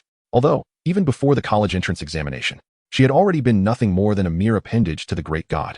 Hey, Ping Ping, your badge still glows. Is it equipment? Su Miaoyue suddenly noticed that the black badge, inscribed with 6 intersecting blood marks, on Lu Pingping's chest was emitting a faint light. Oh, you mean this? Lu Pingping removed the badge, clarifying that it was not equipment, merely an ornament. Previously, while leveling in the wild, a mysterious organization expressed confidence in my potential and invested a full 10,000 gold coins in supplies for me. I tried to locate them, but I had no idea where they were. Until the day before the college entrance examination, their people found me again and presented me with this. They said that if I entered the ranking competition, I could bring it along, and anyone with the same badge would be considered an ally, enabling mutual support. However, until now, I have yet to encounter anyone else bearing this badge. Here, if you're interested, take a look. Lu Pingping traded the badge to Su Miaoyue. Su Miaoyue accepted the badge and examined its attributes. Alliance badge. Description: a common ornament, seemingly a symbol of some organization. Chapter 101, Dark Demon Sect. Ritual object of mythical quality. This design is not particularly flattering for a girl. The badge is pure black, and its pattern resembles the claw marks of 2 beasts. The simple content reflects a blood-soaked, violent, dark aesthetic. Wearing it on a 16 or 17-year-old, lively and youthful girl is indeed quite unsuitable. Just as Su Miaoyue was about to return the badge to Lu Pingping, it suddenly radiated a deep crimson glow. Simultaneously, the item's attribute panel flickered momentarily, transforming into something entirely unrecognizable. Ritual object of tearing. Quality: mythical. Effect: within a certain range, if a specific number of ritual objects of tearing exist, a tearing ritual will automatically commence. Description: a ritual object of a powerful being. Upon completion of the ritual, a manifestation of that powerful being will descend. Mythical quality: a ritual object that summons a manifestation of a powerful being. Su Miaoyue's pupils dilated. Strange, this item has never behaved like this before, Lu Pingping remarked, puzzled. Could it possibly have some hidden effects, like mutual communication? Pingping, hurry. Return. Su Miaoyue immediately took out the Book of Emblems, equipped the teleportation emblem, and began the transfer. Huh, yeah, you were doing so well fighting monsters. Where are you off to? To Jianshi City, to find Chen Yu. Su Miaoyue replied quickly. She was uncertain what sort of existence the ritual object of tearing would summon, but the style and name suggested it would not be anything benevolent. From Lu Pingping's words, this ritual object had been provided by a mysterious organization, which had invested heavily to enable her entry into the college entrance examination ranking instance. Furthermore, the phrase within a certain range, if a specific number of ritual objects of tearing exist, a tearing ritual will automatically commence, confirmed this notion. The previous disguise effect was clearly intended to prevent detection by the examination officials. Considering all these points, Su Miaoyue promptly concluded that the existence summoned by this ritual object would undoubtedly be malevolent. Within the college entrance examination instance, candidates possessed no means of contact with the outside world. Faced with such a situation, Su Miaoyue instinctively thought of Chen Yu, the man who had persistently dominated her from the very beginning, powerful, mysterious, and unfathomable. Perhaps he would have a way to resolve the matter. TSK. Lu Pingping wore a teasing expression, unable to contain herself any longer. I want to be your third wheel. You go find your sweet slice of love. Do you think I'm seeking him for that reason? Su Miaoyue pointed at the ritual object in her hand, angrily stating, it's because of you. I'm telling you, you're in big trouble. Just look. With that, Su Miaoyue directly handed the ritual object of tearing back to Lu Pingping. What? How could this happen? Lu Pingping was instantly dumbfounded. I didn't know it would turn out like this. Hurry and teleport. Su Miaoyue urged anxiously. If anyone in the instance could resolve this matter, it would only be him. Oh, Lu Pingping, as if awakened from a dream, hurriedly retrieved the book and began the teleportation. Not just Su Miaoyue and Lu Pingping. At the same time, In the 20 main cities of the Heretic Kingdom and within the confines of the royal city, candidates discovered the ritualistic artifacts of tearing. Those who qualified for the ranking competition were not fools. They realized almost immediately that they had unwittingly committed a grave mistake. The candidates who possessed these ritualistic artifacts chose various methods of handling them. Some discreetly discarded them, pretending as though nothing had transpired. Others were overcome with fear and sought help from their companions. Some handed the artifacts over to the powerful figures of the Heretic Kingdom, claiming that they were tokens of demons that would summon their arrival. There were also the astute individuals who, without hesitation, sought out a temple, stealthily blended the artifacts into a blank emblem, and deposited them into the temple's merit box. In the early morning, in the city of dragon magic, Chen Yu awoke from the comfortable bed of Delia. In his drowsy state, he felt something warm, akin to a cuddly bug, wrapped around his head. He reached up to grasp the object entangled around his face, and upon inspection, discovered it was the small flame, fast asleep. Besides the little flame, the small wind was also nestled against his chest, slumbering peacefully. Among the 6 elemental spirits, only the small flame and small wind indulged in long naps. The other 4 lacked such a habit. At that moment, they were convening a discussion atop Chen Yu's belly. A small square box was perched on his navel, filled with a variety of snacks. The 4 spirits sat around the box, munching and chatting. Chen Yu attempted to eavesdrop and found their conversation veered into topics such as the essence of matter and the laws of carrying and tracking elements. These subjects surpassed his comprehension. Thus, Chen Yu removed the small box and, with a sweep of his hand, gathered all 4 spirits into his grasp before sitting up. The 4 spirits immediately erupted into a chorus of exclamations. "Oh, how crowded it is. The master is awake? Ah, my skirt is all askew. We've been caught by the master." Chen Yu set them down, donned his equipment, and summoned the plant life scattered throughout the palace before heading to the room where Delia was confined. Knock, knock, knock. Chen Yu politely rapped on the door. A few seconds later, Delia, clad in a tattered white gown, opened the door. Upon seeing the 6 little spirits surrounding Chen Yu, she immediately bowed her head in humility. "Let us depart. We must pay a visit to the dark magic cult," Chen Yu instructed. Without waiting for Delia's reaction, he commanded the abyssal thorn spirit to bind her. Delia did not resist. Instead, she closed her eyes and began to catch up on her sleep. Chen Yu recalled most of the plant life back to the supreme holy land, leaving only 4 abyssal thorn spirits to accompany him. Following the route on the power map, he exited Dragon Magic City and made his way directly to the dark magic cult. After approximately an hour of traversing a mountain range, they reached the territory of the dark magic cult. Within this territory, there were also several monster spawn areas. However, all the monsters, including the area bosses, were above level 150. Candidates in the ranking competition would need at least a full set of epic emblems to dare venture into such a perilous location. Ignoring the wild monsters, Chen Yu charged straight towards the dark magic cult. The stronghold of the dark magic cult was also a city, albeit with notably low walls. Outside, there were over a dozen enormous nests, each housing 2 or 3 massive dragon-like creatures. These creatures were all corrupted earth dragons, akin to the dragons of Dragon Magic City. Yet they boasted levels exceeding 160, far surpassing the strength of their counterparts. In addition to the dragons, the city was populated with high-level warriors, knights, assassins, mages, and archers. The open spaces outside were filled with a multitude of siege engines and standard equipment. "My lord, have you brought me here to infiltrate the dark magic cult for your bidding?" Delia asked cautiously, awakening and surveying her surroundings. "No, not at all." Chen Yu shook his head. "I brought you here simply to keep you by my side." He then addressed the Earth Mother. "It is entrusted to you." Chapter 102, The Silent Forbidden Spell, Annihilating the Dark Magic Cult. "At your command, my lord." The Earth Mother soared to the outskirts of the dark magic cult's stronghold, unsheathed her sword, and began to chant incantations. Endless earth elements began to silently coalesce. During this preparation phase, the atomic solidification bore no audible or visual effects. Ensuring the enemy remained unaware, this was one of the reasons Chen Yu favored atomic solidification. Within the stronghold of the dark magic cult, several level 203rd tier mage bosses were gathered, discussing the applications of spells. "The interplay of elements can be understood as a form of transformation," one mage remarked. "For instance, water evaporates under high temperatures, creating an upward thermal current, which is a form of wind." Another mage nodded in agreement. "Indeed. The ice of the water element possesses certain earth attributes. Thus, earth-based spells can be cast even in icy terrains. Understanding the 4 elements of earth, fire, water, and wind through the lens of material transformation can indeed provide a theoretical foundation for the integration of spells across different schools, though this theory remains immature and requires." At that moment, the mages collectively furrowed their brows and turned to gaze in a singular direction. "Everyone, I sense that the earth elements in that direction are in upheaval," one mage exclaimed, his expression tinged with fear. "I have never witnessed such a ferocious gathering of elemental power."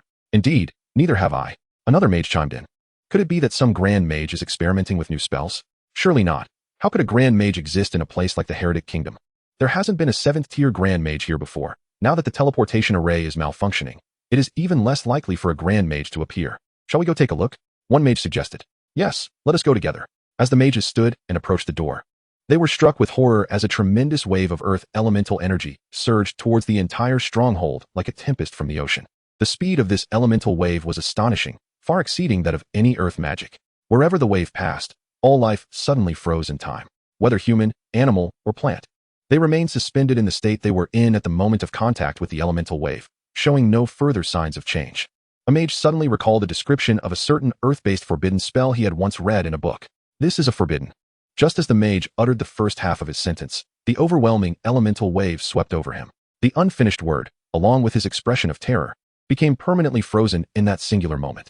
Outside the walls, the Earth Mother sheathed her sword and flew back to Chen Yu's side. Excellent. Chen Yu praised her as usual, then produced a packet of sunflower seeds to share with the little spirits. The small flame took a sunflower seed and bit down, creating a crescent-shaped indentation in the shell.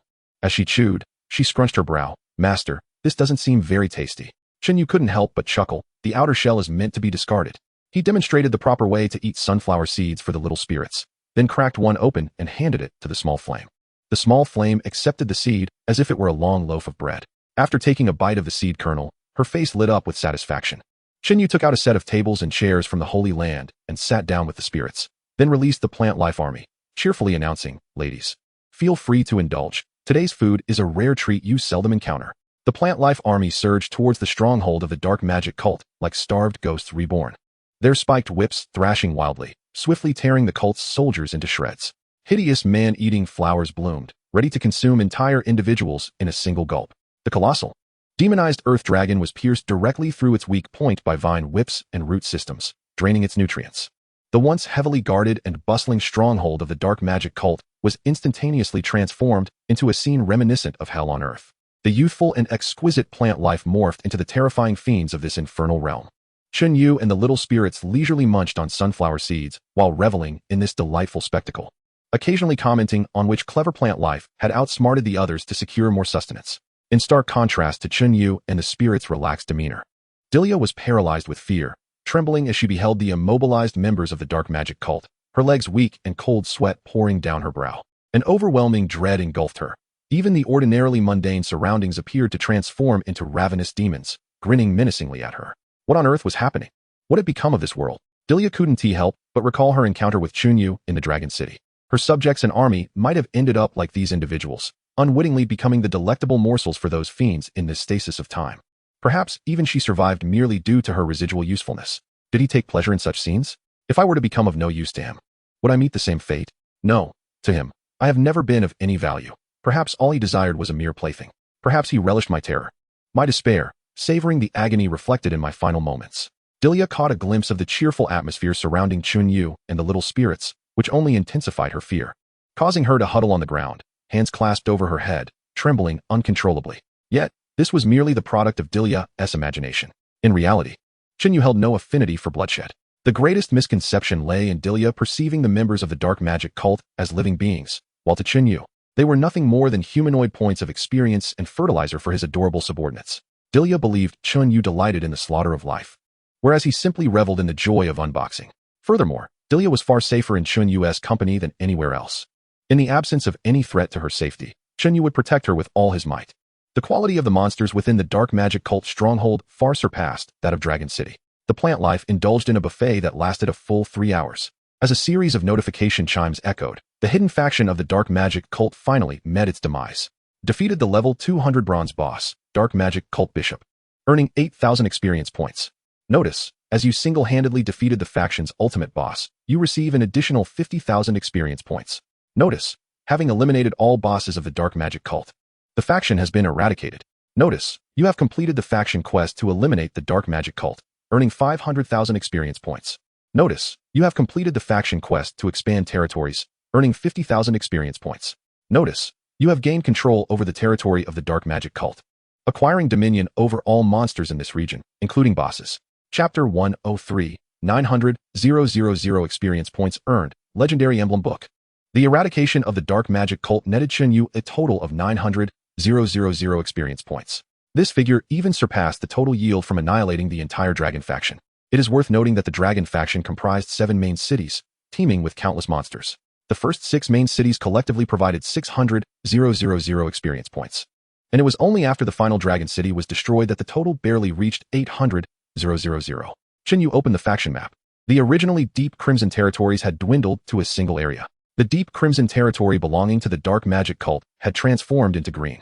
Within the territory of the dark magic cult, there were 12 outdoor monster spawn points, each featuring a non-respawning regional boss. Among them, there was 1 level 180 bronze boss and 3 level 160 bronze bosses, alongside 4 level 180 normal bosses and 6 level 160 normal bosses. Now, all these bosses were under Chen Yu's command, becoming an extension of his forces. This was a welcome change. At least he was no longer a lone commander. Chen Yu initially planned to eliminate the dark magic cult before tackling these bosses, but now, he found that he could not do so. Killing creatures under his command would yield no rewards. However, the existence of these bosses also meant that Chen Yu's forces had gained 12 formidable generals. I have General Pan Feng, capable of slaying Huaxiong. Ahem, that is not right. I have 12 golden saints, capable of defeating Goddess Athena. After sweeping away the dark magic cult, the plant life began to gradually bring forth their spoils. Among these, most were various emblems and standard gear. In addition, astonishingly, there was a legendary emblem book. Unlike the epic emblem book he initially possessed, this emblem book dropped by the dark magic cult was of legendary quality. Legacy emblem book. Quality, legendary. Pages, 1,0,1,0,0. Emblems, none. Effect. This equipment takes effect when placed in the item slot, providing corresponding abilities based on the emblems inserted, with 2 emblems allowed per page.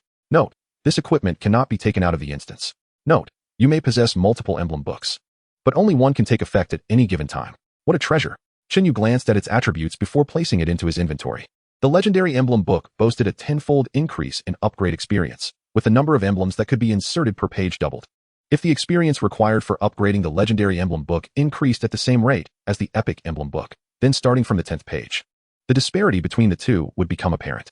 Reaching the 10th page of the legendary emblem book would require 10,000 experience points, allowing for the insertion of 20 emblems. Conversely, reaching the 20th page of the epic emblem book would require 11,000 experience points. From the 20th emblem onward, the legendary emblem book would begin to yield pure gains. Opening the 11th page of the legendary emblem book required 10,000 experience points, allowing for an increase of 2 emblem slots. Meanwhile, the epic emblem book, upon reaching the 21st page, would similarly require 10,000 experience points, but would only increase by 1 emblem slot. The higher the level, the greater the difference. With 2 emblem books in his inventory, it remained unclear how to calculate the upgrade experience. The weather is quite pleasant today. Perhaps I shall attempt the other hidden faction map. After securing the spoils, Chen Yu returned the plant life to the supreme sacred land, opened the emblem book, prepared to teleport back to Stone City, and then head towards the frost giant city of the Steward Empire. Then, he cast a glance at Dilia. At this moment, Princess Dilia was curled up on the ground, trembling. The teleportation emblem could only transport the user alone, which posed a dilemma for Chen Yu. Dilia was essential to his identity as the ultimate boss, and he needed her by his side. Simply dispatching some plant life to watch over her made him uneasy, fearing she might flee or that others might come to abduct her. However, if he took Dilia with him, he would be unable to use the conventional emblem, resulting in an unnecessarily lengthy detour. Instead, perhaps it would be prudent to place her within the supreme sacred land, and then I could use the teleportation emblem solo. Chen Yu approached Dilia, lifted her from the ground, and said, "I will take you to a place. Do not resist." Dilia looked at Chen Yu, fearfully nodding in compliance. Subsequently, Chen Yu brought Dilia into the supreme sacred land. Dilia felt a fleeting sensation before finding herself in another world. In this realm, every inch of space was infused with an inexhaustible vitality and an indescribable sense of mystery and vastness. Where am I? Dilia couldn't help but stealthily observe her surroundings. At first glance, she discerned the presence of the world tree, the trunk that traverses the infinite void, along with its divine and majestic aura, compelled her to prostrate in reverent worship. In that fleeting moment, she felt as though an invisible shackle had shattered within her. The world around her sharpened into exquisite clarity. A joy emanating from the depths of her soul surged within her heart, a manifestation of every living being's pursuit of truth and freedom. It was as if her former self had languished in a prison, bound by heavy chains that restrained her every limb. Yet, in that instant, she had finally broken free from her constraints, escaping her cell. She could not fathom why such sensations coursed through her, but tears of emotion cascaded down like pearls from her bright eyes. "Do not cry. Rest assured, I shall not harm you." Chen Yu comforted as he gently patted Delia's shoulder. By the way, here, take this and enjoy. I am not. Delia turned her head, about to explain, but was interrupted as a large lollipop was thrust into her mouth, silencing her remaining words. I understand that my actions may be incomprehensible to you, and you might perceive me as a merciless demon, Chen Yu remarked, but that is inconsequential. You need only grasp this one truth. I shall not take your life. However, do not entertain thoughts of escape. Soon, I shall return your freedom, and at that time, you may go wherever your heart desires. Delia was reveling in that inexplicable sense of wondrous freedom. Although she was being held captive and brought to an unfamiliar place, the profound authenticity emanating from her soul could not deceive her. Upon hearing Chen Yu's words, she immediately lowered her gaze and replied submissively, Yes, I understand. I will not attempt to flee. Before entering the sacred land, had she the chance, she would have fled from Chen Yu without hesitation. Yet now, not only did she not wish to escape, but she also desired to linger a while longer. For merely having spent a moment in the sacred land, she felt she had gained immeasurable benefits. Perhaps I could document this place, Delia thought, as she took out the Book of Seals and opened the page for the teleportation seal, preparing to record the teleportation point. However, in the next moment, disbelief washed over her. How is this possible? Why have all my seals become ineffective? Chapter 104. The Ineffective Book of Seals, Assault on the Snowy Giant City. How is this possible? Why have all my seals become ineffective? Delia could not help but exclaim. In the Hieratic Kingdom, the Book of Seals was an indispensable item. Every individual's combat, work, and even daily life were inextricably linked to the Book of Seals. For the Hieratic people, losing their seals and the Book of Seals was akin to a modern individual suddenly being thrust back into a primitive society, stripped of all technological support. The overwhelming sense of confusion and panic could instantly shatter a person. Ordinary individuals do not exist at the pinnacle of the food chain. One cannot rely solely on a knife and flint to survive in the wild. Seals rendered ineffective? Chen Yu was somewhat surprised as he pulled out his own Book of Seals to inspect. Book of Seals. Grade, none. Description, an artifact preserved in pristine condition, bearing traces of its era. If sold to an antiquities dealer, it might fetch a handsome price. Indeed, it is ineffective. Subsequently, Chen Yu retrieved a legendary level power seal. Legacy power seal. Grade, none. Description, an exquisite ornament with remnants of its era. If sold to an antiquities dealer, it might yield a good price. This. Chen Yu hurriedly examined other seals. As expected, they were all without grade, mere decorative items. This must be due to the sacred land not being considered part of the instance.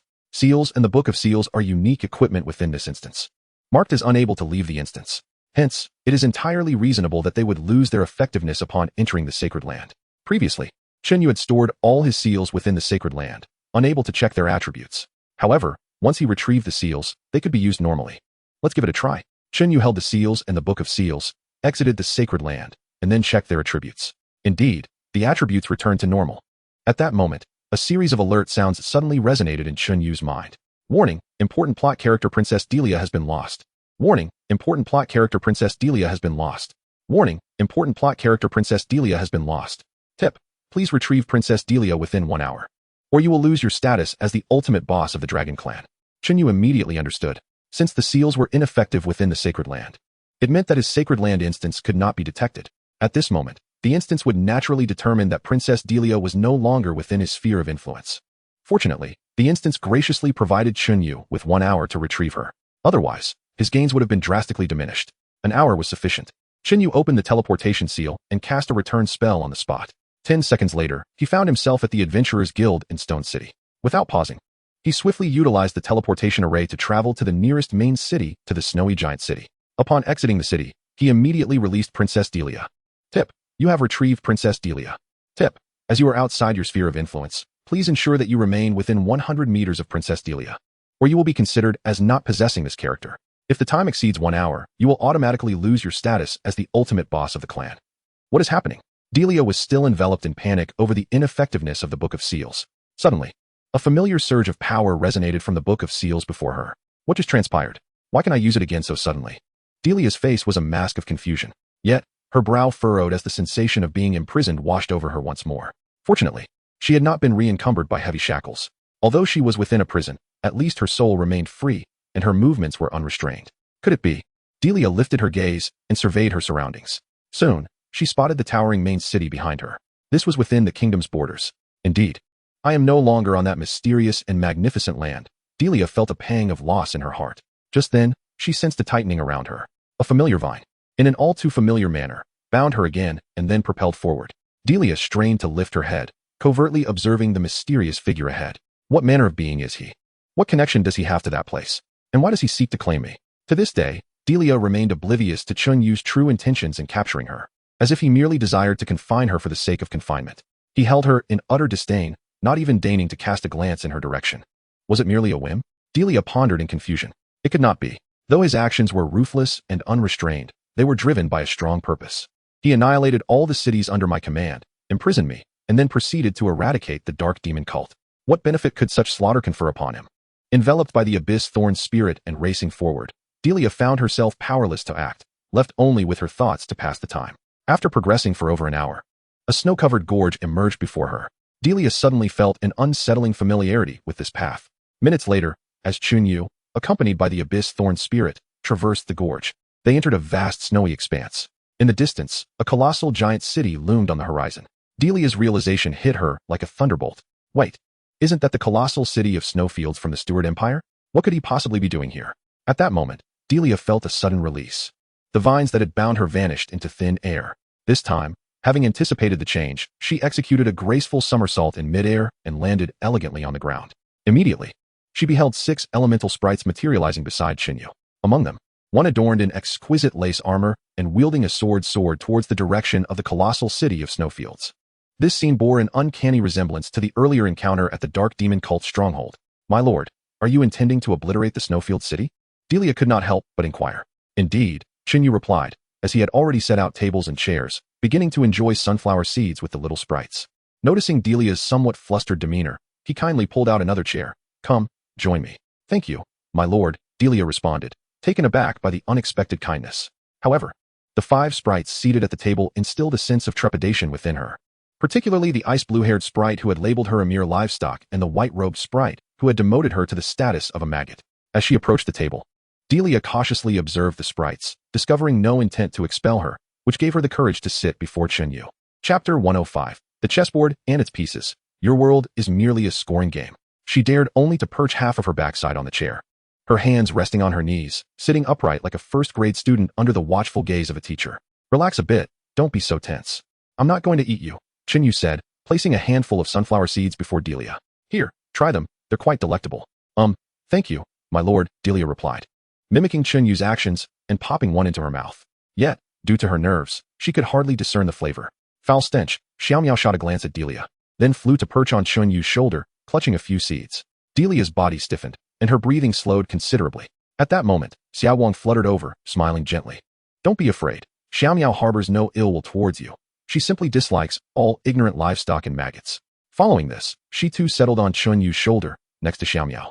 Delia felt a surge of despair, burying her head lower. Fortunately, the other 3 sprites paid her no mind.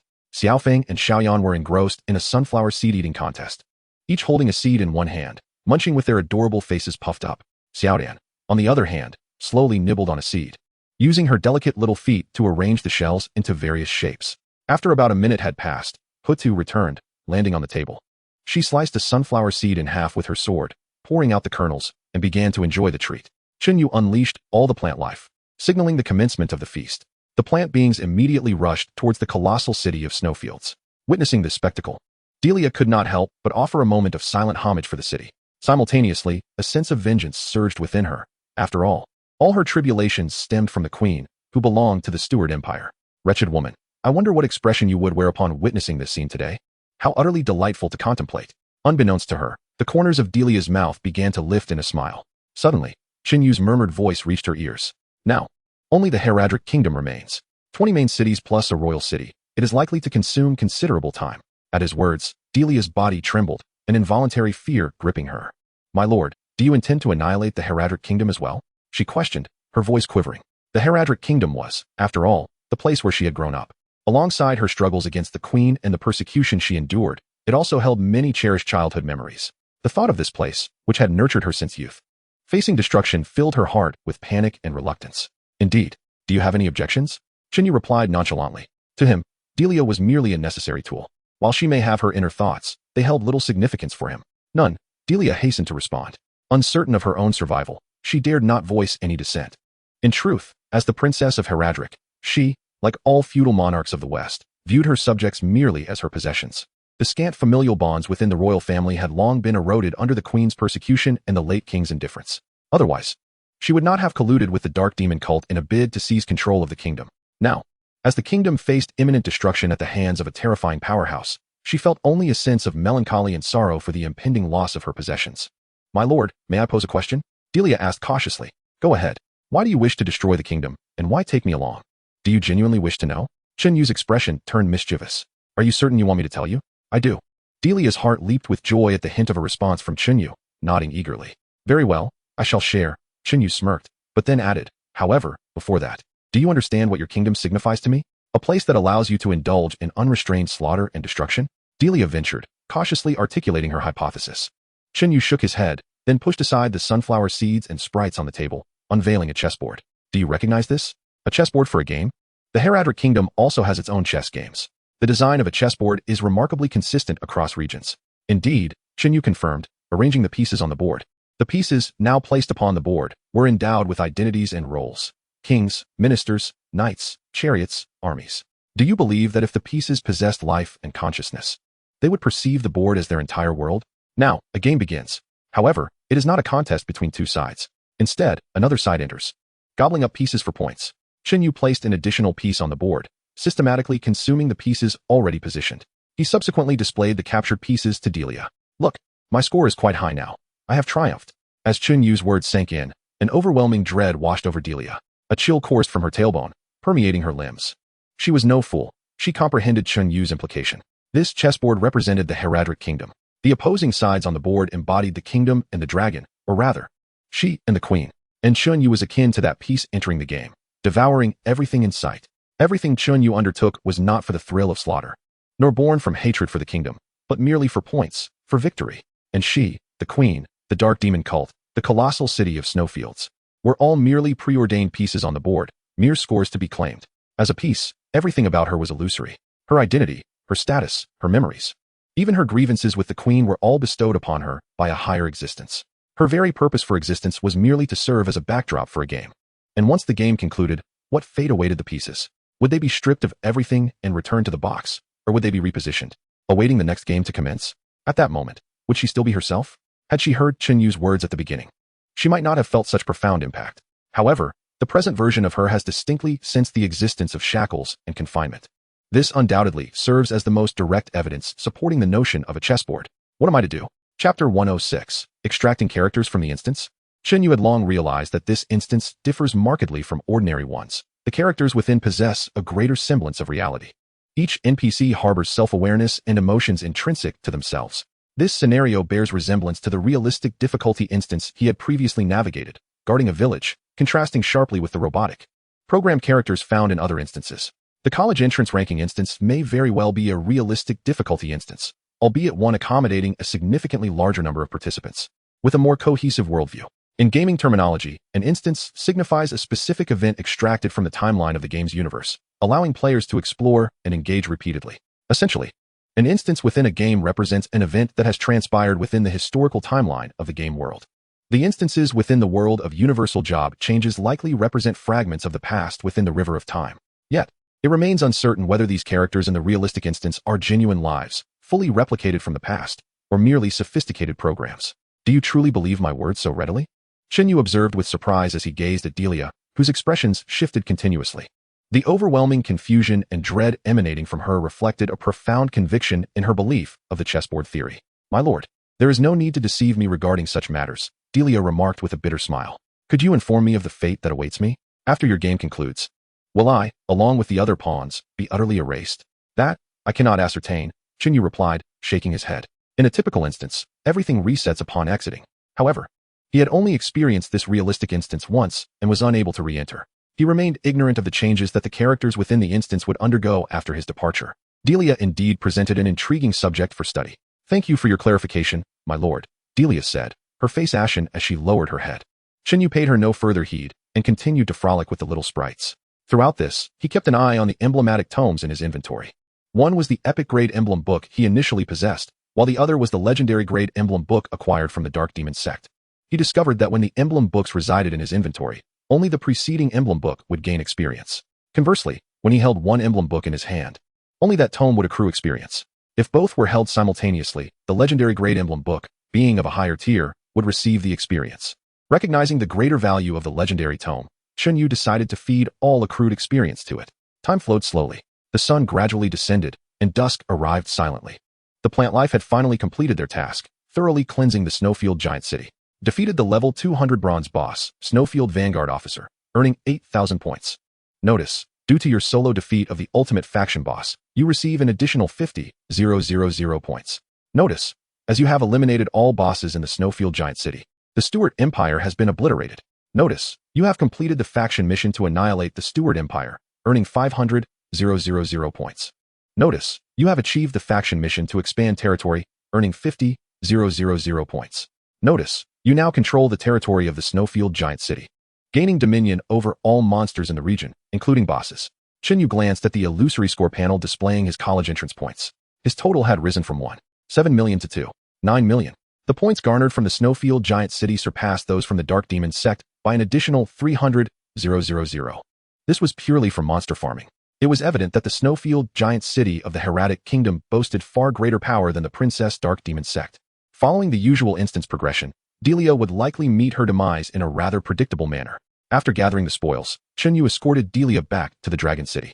The Abyss Thorn Demon's spirit imprisoned Delia in a small room, surrounded by a dense throng of legendary-grade plant life. Delia remained silent throughout, her gaze dimmed. I can attempt to help you escape this world, Chen Yu said with a smile directed at Delia, but you must cooperate with me. Really? Hope ignited in Delia's eyes. I will cooperate. Whatever you ask of me, I will do.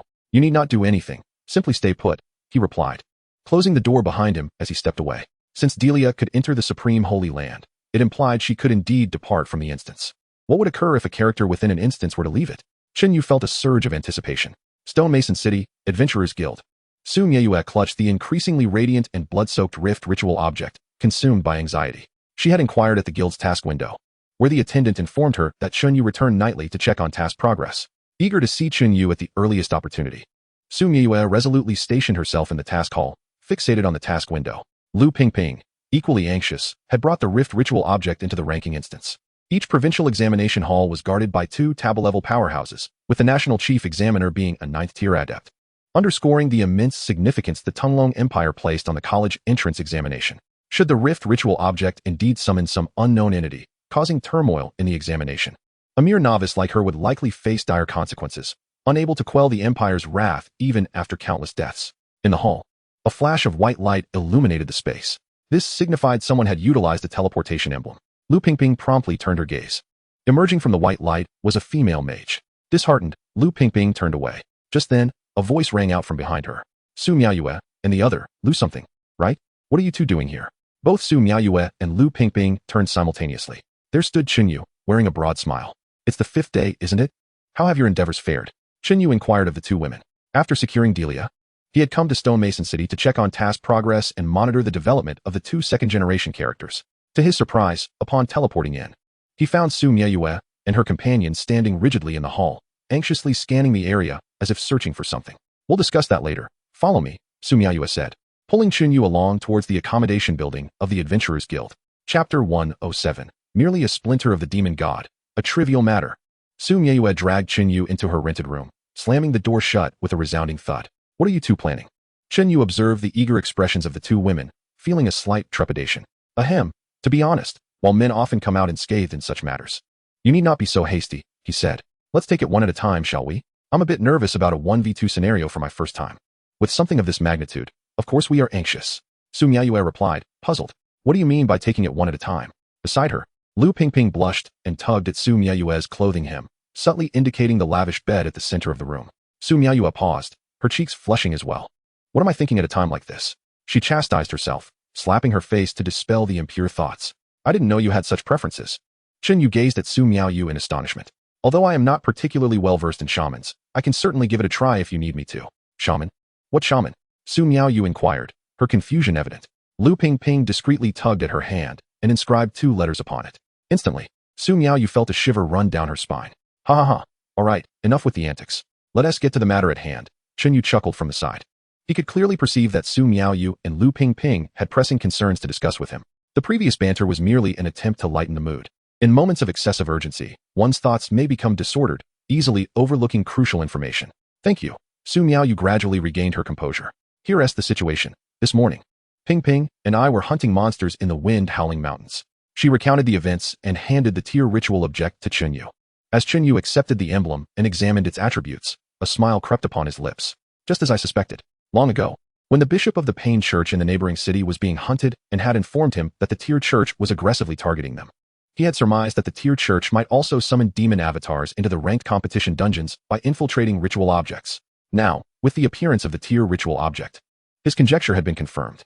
Do you know what this is? Su Miaoyu stared at Chen Yu in disbelief.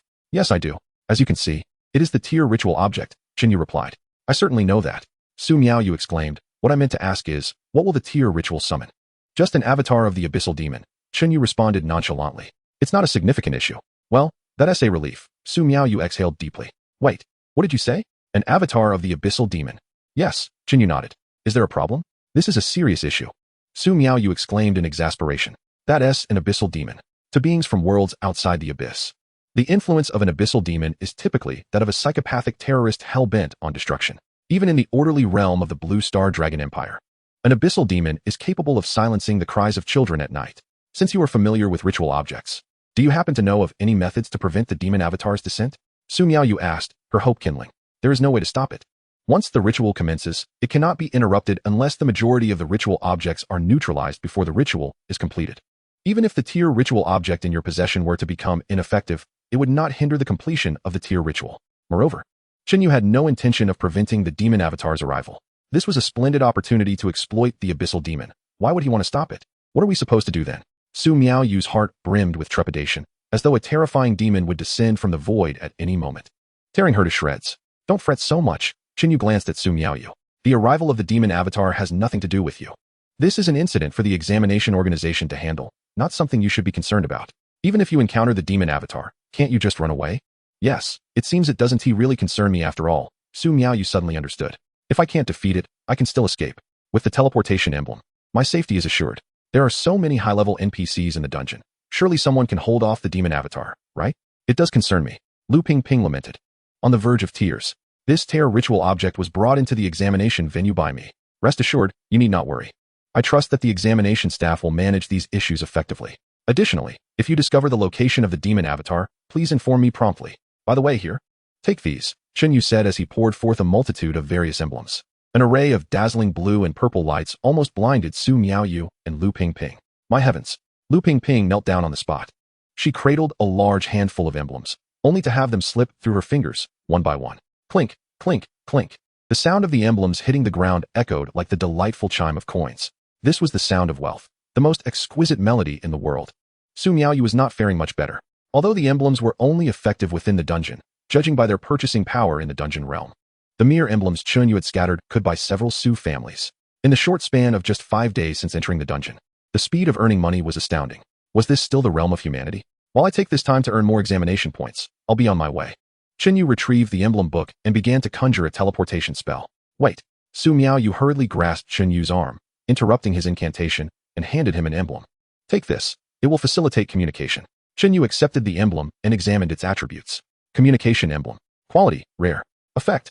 Holders of the same set of communication emblems can converse, with a maximum of 5 minutes of communication per day. Isn't this akin to a super-reduced walkie-talkie? There is such an emblem? Chen Yu was astonished. He had battled countless monsters and had never encountered such an emblem. I obtained it during a quest, Su Miaoyu explained. This type of emblem can only be acquired through quests or purchased from large emblem shops in the royal city. Monsters do not drop them. It seems that is indeed the case. Chen Yu recalled how the teleportation emblem he utilized had also been borrowed from the bearded shopkeeper. Monsters had never dropped similar functional emblems. Well then, see you. Chen Yu placed the communication emblem into the emblem book and activated the teleportation emblem. In 10 seconds, he vanished in a flash of white light. Magic Dragon City. Upon his return, Chen Yu quickly sought out a remote area and retrieved the demon ritual object stored within the sacred land of supremacy. He had been so preoccupied with monster hunting these past few days that he had nearly forgotten about the Pain Church. As soon as the ritual object appeared, it began to radiate a rich crimson glow, identical to the tier ritual object he had seen earlier. Chen Yu casually picked up a large band-aid and inspected its attributes. Pain ritual object. Quality, mythical. Effect. Within a certain range, a sufficient quantity of pain ritual objects will automatically activate the pain ritual. Description. The ritual object of the 1040 Abyssal Engineering Master, upon completion, will summon the avatar of the engineer to give lectures, deeply analyzing the benefits of joining the Abyss for genius professionals. as well as the various possibilities and probabilities of achieving divinity after entering the abyss. Ladies and gentlemen, let us hear it for the applause. Chapter 108, Inquiry. What to do if the NPC disappears after completing the quest. Goddamn 1040 Abyssal Engineering. Chen Yu's facial muscles twitched as he tossed the large band-aid back. Now, there would be 2 abyssal demon avatars in the ranked competition dungeon. However, he wondered if the 2 avatars would end up clashing upon meeting. If they did, could he not profit from their chaos? Chen Yu began to anticipate the scene following the descent of the demon avatars.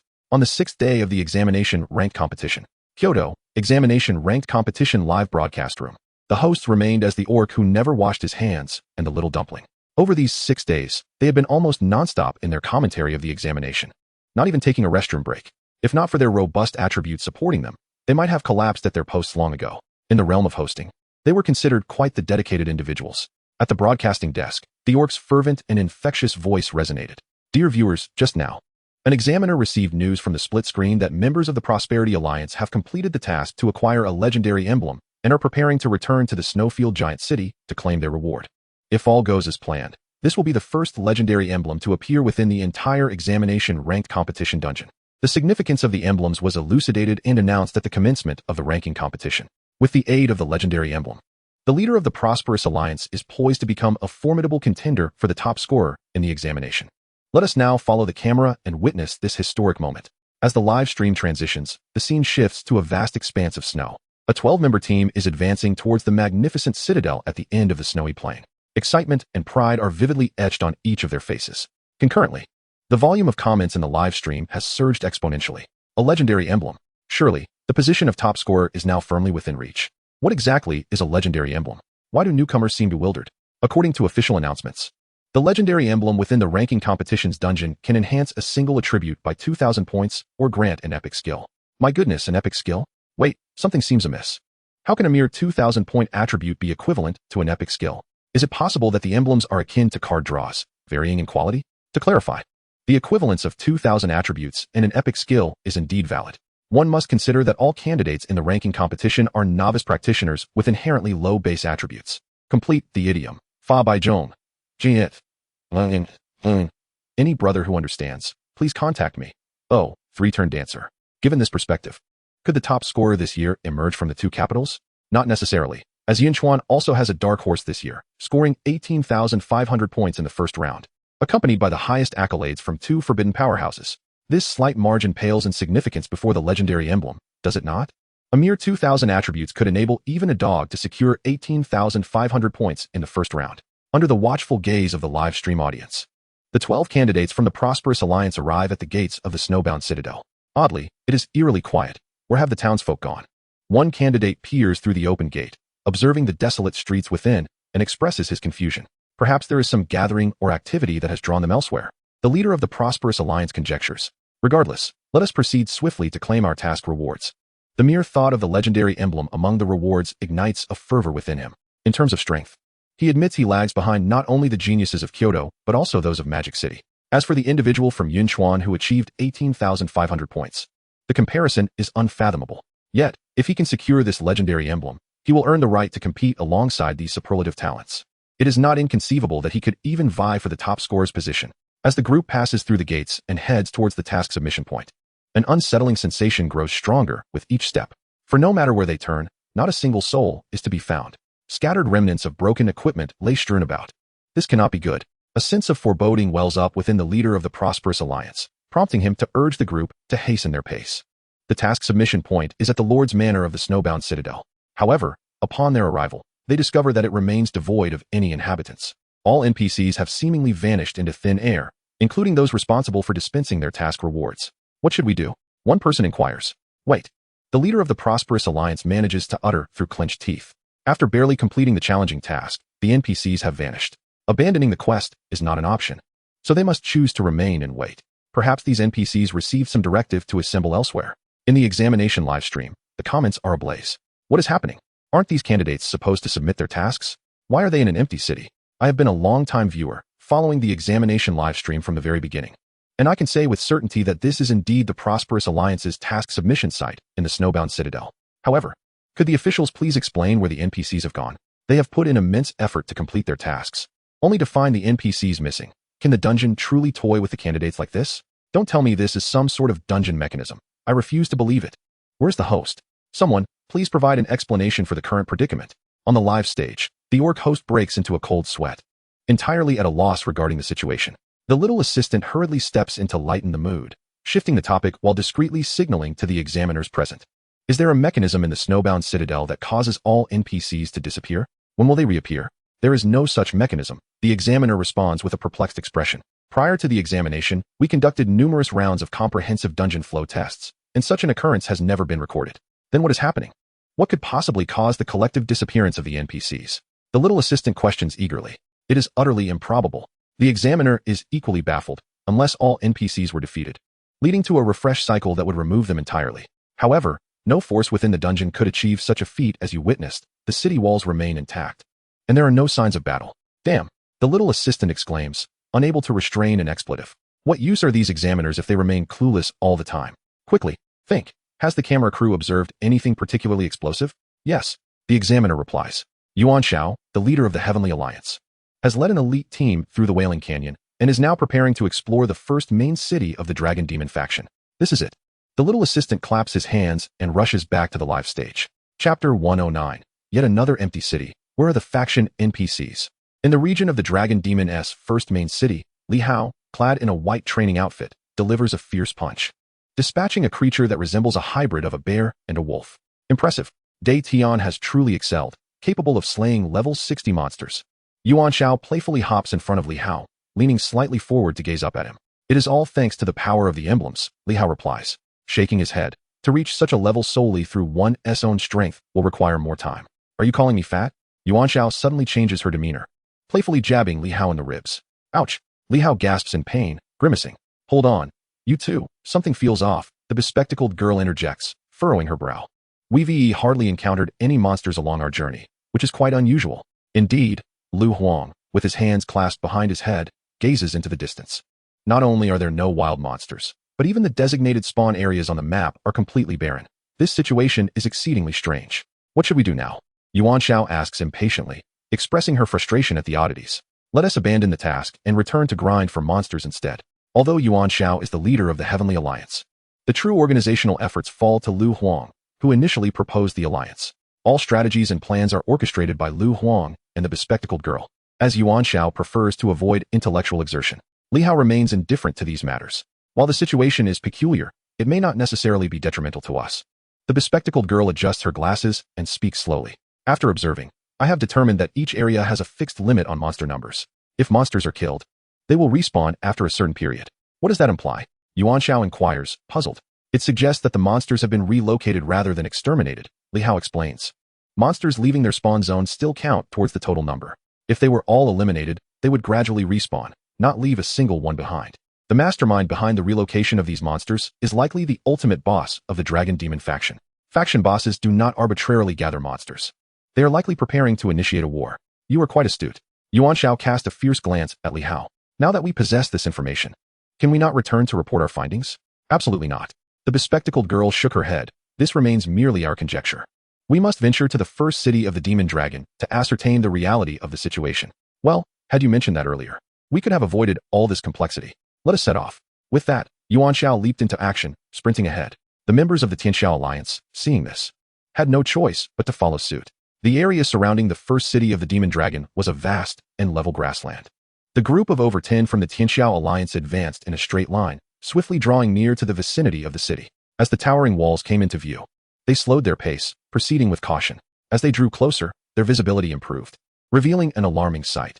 The walls of the first city of the Demon Dragon were devoid of any guards. Even the gates stood wide open.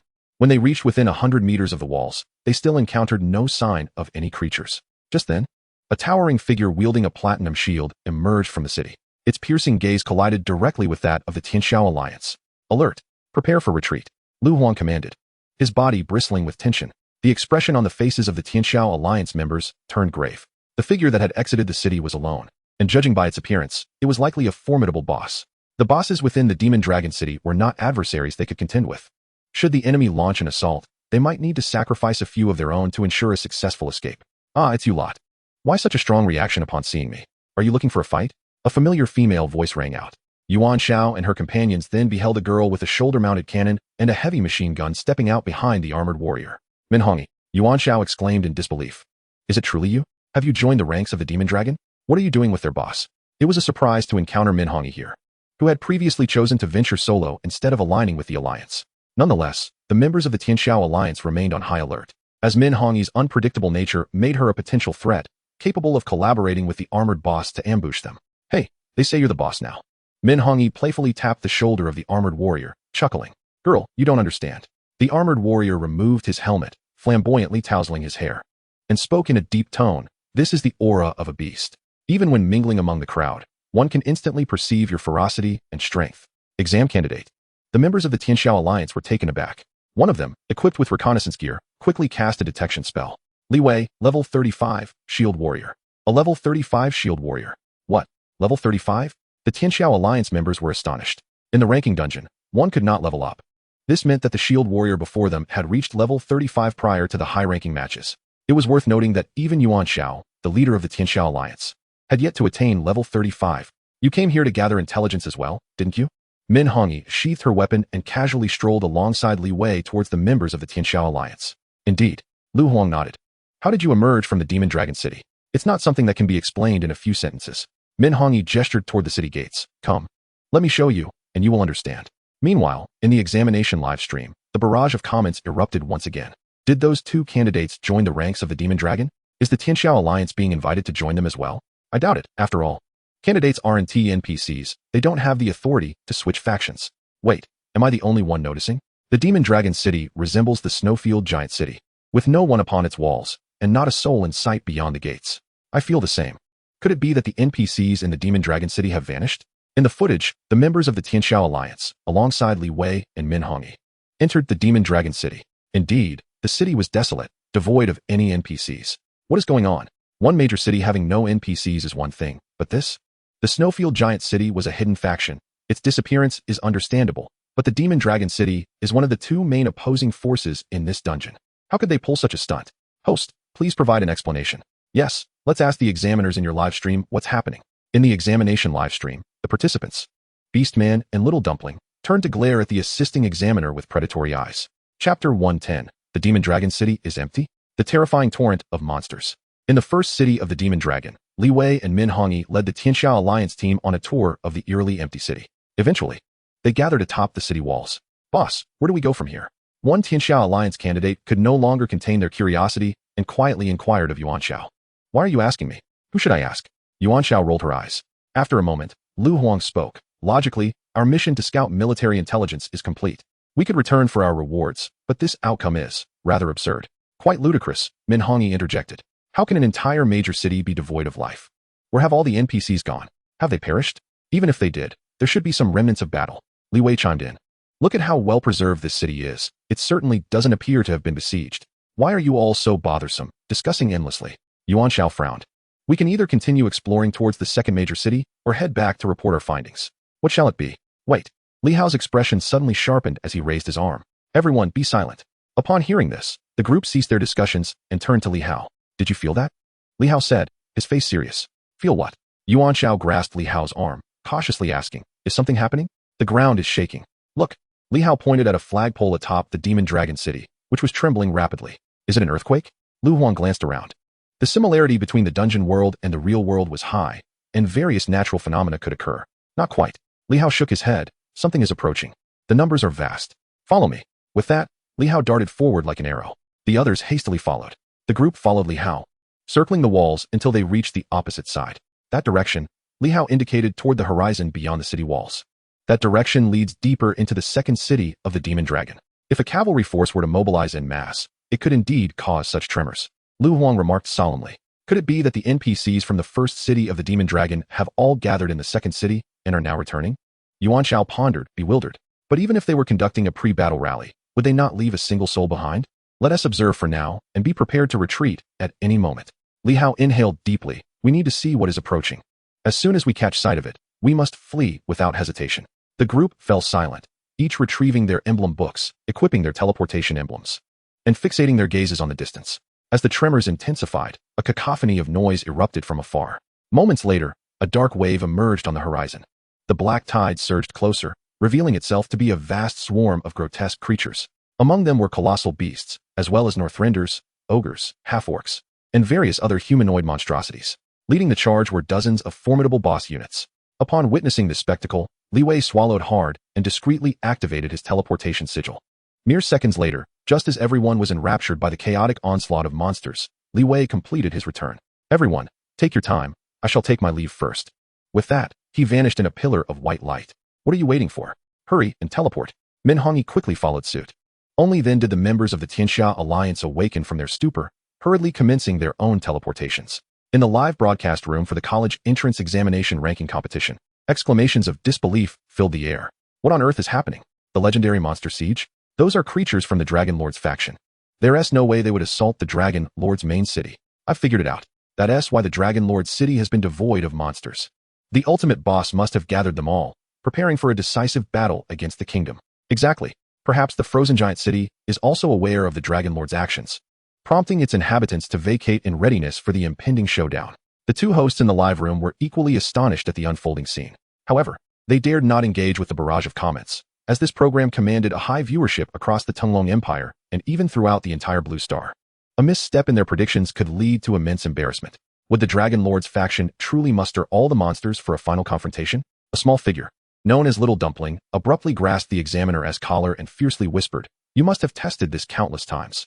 Don't tell me you're unaware." "We genuinely do not know," the examiner lamented, on the verge of tears. The entire dungeon process had been rehearsed numerous times prior to the examination. However, process was merely process. The influence of the candidates on the dungeon's progression was monumental, with 200,000 examinees entering the dungeon, akin to 200,000 huskies.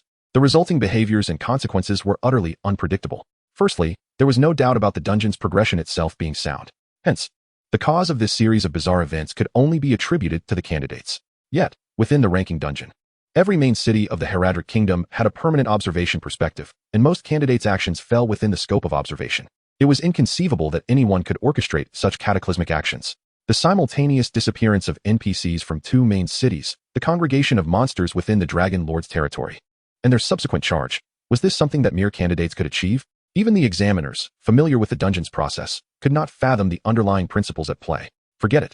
Let us quickly focus the camera on the Tianxia Alliance. They will surely react. Neither the members of the Tianxia Alliance, the audience in the live broadcast room, nor the examiners monitoring the dungeon noticed the small cluster of human figures amidst the monstrous tide. More precisely, it consisted of 2 humans and several thousand highly anthropomorphized plant beings. Chen Yu sat comfortably on a gigantic lily petal, while Delia knelt behind him, diligently massaging his shoulders. He had spent the entire day transporting all the bosses and elite monsters from the frozen giant city into the Dragon Lord's territory. Subsequently, he gathered all the monsters from the Dragon Lord's realm, marching toward the Heraldric Kingdom with the intent to lay siege. Unlike the Dragon Lord's city and the 2 hidden map factions, the Heraldric Kingdom was well connected among its 20 main cities and capital, making it challenging to pick them off individually using the soil binding spell on plant life. Thus, Chen Yu chose to consolidate his forces and declare war outright, an approach that favored a direct confrontation. Chapter 111. The Ultimate Mission, Swift Resolution versus Stubborn Resistance. After the Tianxia Alliance candidates, along with Li Wei and Manhwaedit, teleported back to their city, they hurriedly submitted the intelligence gathered from the Dragon Lord's primary city. However, the NPC responsible for military intelligence dismissed their claims, suspecting them of fabricating false information to scam high rewards. Nonetheless, after several reassurances from the candidates, the intelligence officer dispatched NPC scouts to investigate. Upon receiving reports from several waves of scouts regarding the monstrous tide, the intelligence officer finally grasped the urgency of the situation and promptly escalated the information up the chain. Thanks to the application of teleportation sigils and communication sigils, the news swiftly reached the royal city of the Heraldric Kingdom. The king immediately convened his ministers for deliberation. Meanwhile, in the Wailing Canyon, serving as the juncture between the Dragon Lord's faction and the Heraldric Kingdom, it remained a sanctuary for monster respawn and sigil upgrade books, attracting a multitude of candidates even on the 6th day. At the canyon's entrance, several candidates were efficiently forming teams to grind monsters. After defeating a batch of creatures, during a brief respite, one candidate stood at the canyon's mouth, gazing into the distance. Suddenly, he noticed a cloud of dust billowing upward. "Hey, come look. What is happening over there?" He urgently called to his teammates. Curious, a few squad members approached, peering at the dust cloud. Could it be a sandstorm? One speculated. No way. The Dragon Lord's territory is grassland, not a desert. Where would a sandstorm come from? Another retorted. Then what could it be? Well, it's nothing urgent. Let us just keep watching. As they continued their discussion, the cloud of dust drew nearer, and the ground began to tremble slightly. Oh no, it's monsters. A horde of monsters. One astute candidate finally discerned the true nature of the dust cloud, sending a wave of panic through him. This is a monster tide. Stop gawking and retreat if you don't want to die.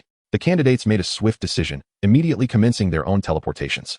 Apart from the small team at the canyon's entrance, all candidates near the mouth gradually recognized the surging tide of monsters and hastily fled. Teleportation beams lit up one after another, clearing the latter half of the canyon. Minutes later, the monstrous army under Chen Yu's command arrived at the Wailing Canyon. Simultaneously, a notification echoed in his mind.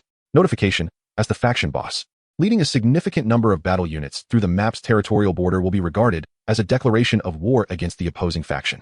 Notification, both factions will initiate a decisive battle, triggering the ultimate mission of the ranking competition dungeon ahead of schedule. This was precisely the declaration of war he sought. Forward, my minions. With a commanding shout, Chen Yu led over 20 regional bosses into a charge, accompanied by a swarm of elite and lesser monsters into the Wailing Canyon. The density of the gathered monsters was immense, and lacking any semblance of discipline. Some smaller and weaker creatures stumbled and were trampled underfoot, perfectly blending into the terrain. The Wailing Canyon's geography was not linear, featuring numerous winding paths that obstructed visibility. Nonetheless, the overwhelming presence of countless monsters advancing stirred the candidates grinding within the canyon. Some candidates curiously approached to investigate. The outcome was predictable. Those who ran swiftly had a sliver of hope, while those who lagged behind were mercilessly crushed beneath the iron hooves of innumerable monsters, ending their journey in the ranking competition. It took the monstrous army over an hour to completely traverse the Wailing Canyon. As Chen Yu, walking at the rear, passed through the canyon, another notification resonated in his mind. Notification, due to your declaration of war against the Heraldric Kingdom faction, the dungeon's ultimate mission has been activated ahead of schedule. Ultimate mission, swift resolution. Task content, as the ultimate boss of the faction, led your subordinates in a final battle against the Heraldric Kingdom's forces. Victory condition, capture all major cities of the Heraldric Kingdom, including the Royal City, within 5 days. Mission reward, 500,000 examination points. Important note, the cities captured by our forces must not be reclaimed by the enemy. Meanwhile, all examinees in the ranking competition, except for Chen Yu, received a notification. Notification, due to the ultimate boss of the Dragon Legion initiating war against the Heraldric Kingdom. The final mission has been activated ahead of schedule. Ultimate mission, stubborn resistance. Mission content, assist the Heraldric Kingdom in fending off enemy attacks.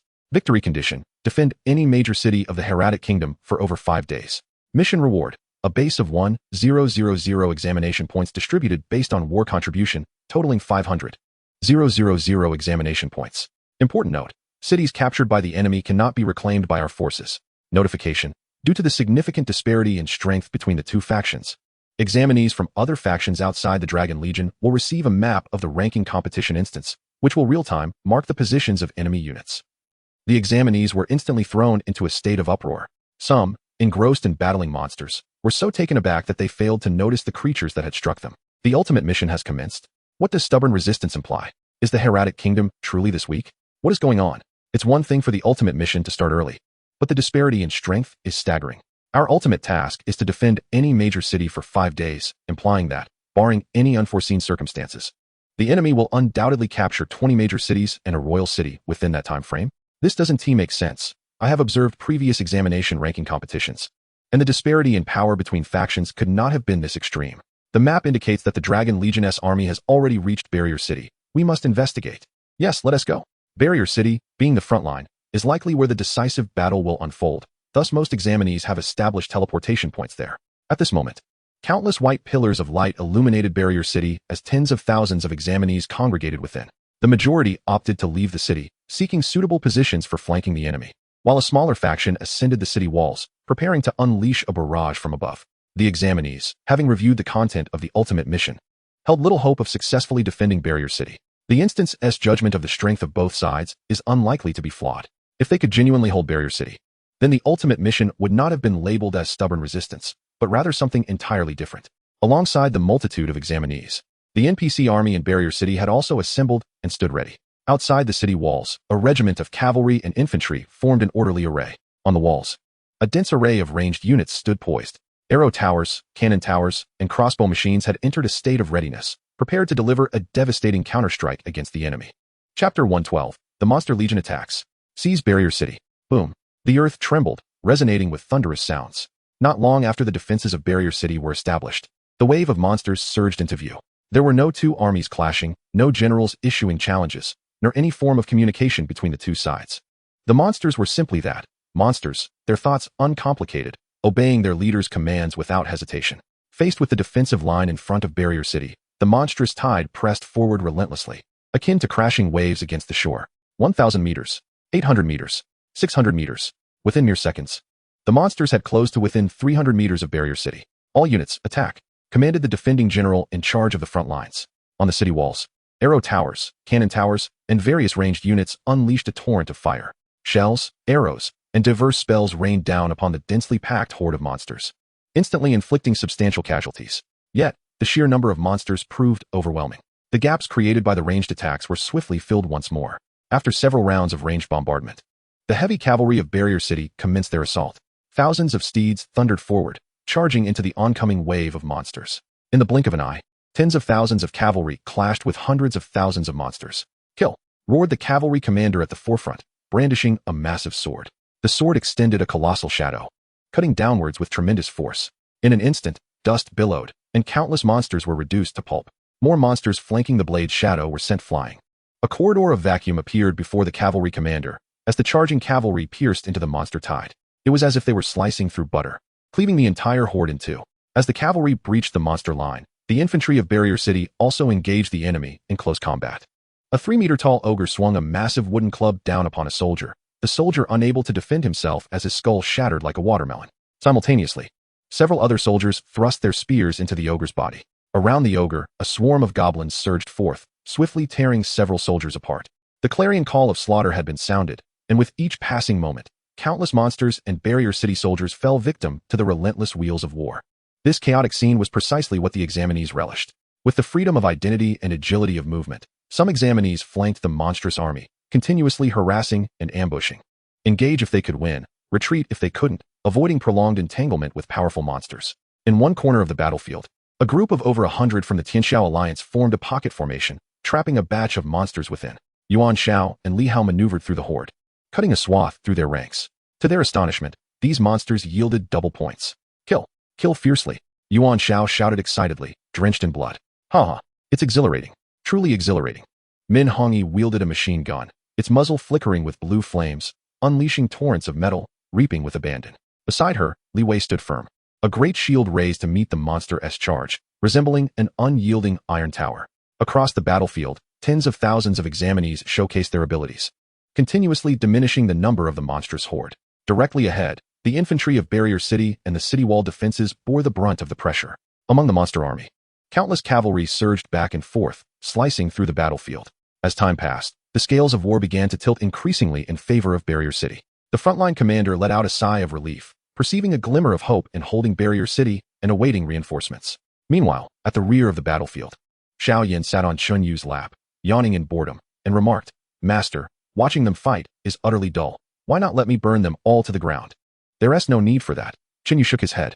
Though the primordial elves were formidable, their level limited their combat capabilities, preventing them from casting forbidden spells repeatedly. While the instance assessed that his strength vastly exceeded that of the Hieratic Kingdom, he was certain that the majority of his power rating above 95 was concentrated among a few distant elves. In the upcoming period, the intensity of combat would be high. And with the potential appearance of demon avatars, he needed to ensure the primordial elves remained in optimal condition to respond to any unforeseen circumstances. On the battlefield, it appeared as though Barrier City held the advantage. However, this was primarily due to his deployment of low-level cannon fodder to disrupt the enemy's defensive formations. The true main force of the monster army had yet to make its move. Chen Yu gazed intently in the direction of the battlefield. His subordinates' cannon fodder troops had already been decimated by nearly half. The remaining forces were encircled and divided. It was merely a matter of time before they faced total annihilation. However, due to this very circumstance, the front line of Barrier City had also become disordered. It was now nearly the right moment. Charge forth with all your might. Chen Yu immediately commanded, deploying all high-end combat forces. Over 20 formidable bosses, each above level 150, led elite monsters and advanced minions into a fierce assault. Soon, some examinees, utilizing the war map, detected Chen Yu's movements, although they had yet to witness the event firsthand. The vast expanse of red skull icons, symbolizing the bosses, advancing rapidly toward them on the map, left no doubt that disaster loomed. Along the battlefield's periphery, Beams of white light illuminated the air as numerous examinees teleported away in haste. The examinees, relying on the omniscience of the map, had only dared to linger within Barrier City to gather some easy points, knowing that the opposing main force had yet to mobilize. However, upon witnessing thousands of bosses charging toward them, none dared to remain any longer. This included the candidates from the three major alliances, Tianxiao Alliance, Liudu Alliance, and Shengshi Alliance, who had no intention of confronting the boss forces head-on. By the time Chen Yu's elite monster army reached the battlefield, not a single examinee was left to be seen. Only a few candidates remained on the city walls, utilizing ranged methods to score points, but even they lost interest upon seeing the 20-plus level 150 bosses leading the charge, promptly retreating to the city. As expected, once the elite monster army joined the fray, the defenses of Barrier City crumbled swiftly. The commander of Barrier City utilized the teleportation array within the city to flee, taking with him the remaining elite of the defending forces. Chen Yu's monstrous army surged into Barrier City, with plant life scattering through the streets, seeking every living being to devour. Notification: you have conquered Barrier City. Final task completion progress increased, 121. Notification: completed the faction task of expanding territory, examination points awarded, 50,000. Chapter 113. Conquering 20 cities in succession. The demon god ritual commences. After breaching Barrier City, Chen Yu's territorial dominion expanded once more. All monsters within the confines of Barrier City became his subordinates, joining his monstrous legion. The losses incurred during the siege of Barrier City were immediately replenished. As for why he could command the monsters within his territory while the Hieratic Kingdom could not, Chen Yu was uncertain, attributing it to the dungeon mechanics. With time of the essence, Chen Yu did not linger in Barrier City, but promptly led his monstrous army onward. 3 hours later, they arrived at the second main city near the front line. The city had no defensive forces in place, only some old and weak soldiers who had failed to retreat in time.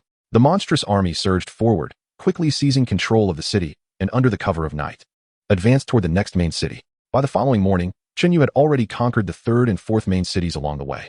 Aside from a handful of examinees attempting to scavenge along the route by taking down a few minor monsters, there was no substantial resistance. Chen Yu found this peculiar and thus contacted Su Miayue via the communication emblem. Su Miayue informed Chen Yu that the Hieratic Kingdom had contacted the Snowfield Giant City, intending to ally with the Stewart Empire to combat the Dragon Demon forces. However, they discovered that the giant city was entirely deserted, with only a few lurking adventurers remaining. Consequently, they were frightened into retreating to the royal city, preparing to consolidate all forces for a decisive battle. Other main cities had been entirely abandoned, buying time for some pre-battle arrangements. Upon receiving this news, Chen Yu wasted no time and divided his monstrous army and plant life into 3 groups, each led by 2 small sprites, targeting different main cities. Indeed, they encountered no formidable opponents along the way, with the monstrous army achieving consecutive victories. On the 7th day of the ranking competition, he captured 6 main cities. On the 8th day, he took down 8 main cities. By the 9th day, he swept away the remaining 2 main cities. Chen Yu's monstrous legion expanded rapidly like a rolling snowball. By the morning of the 10th day, the number of cannon fodder monsters had reached over 1 million. On the morning of the 10th day of the ranking competition, the vast monstrous army had arrived at the vicinity of the Hieratic Royal City, less than 30 kilometers from the royal stronghold. In fact, by noon on the 9th day, Chen Yu had already breached 20 main cities.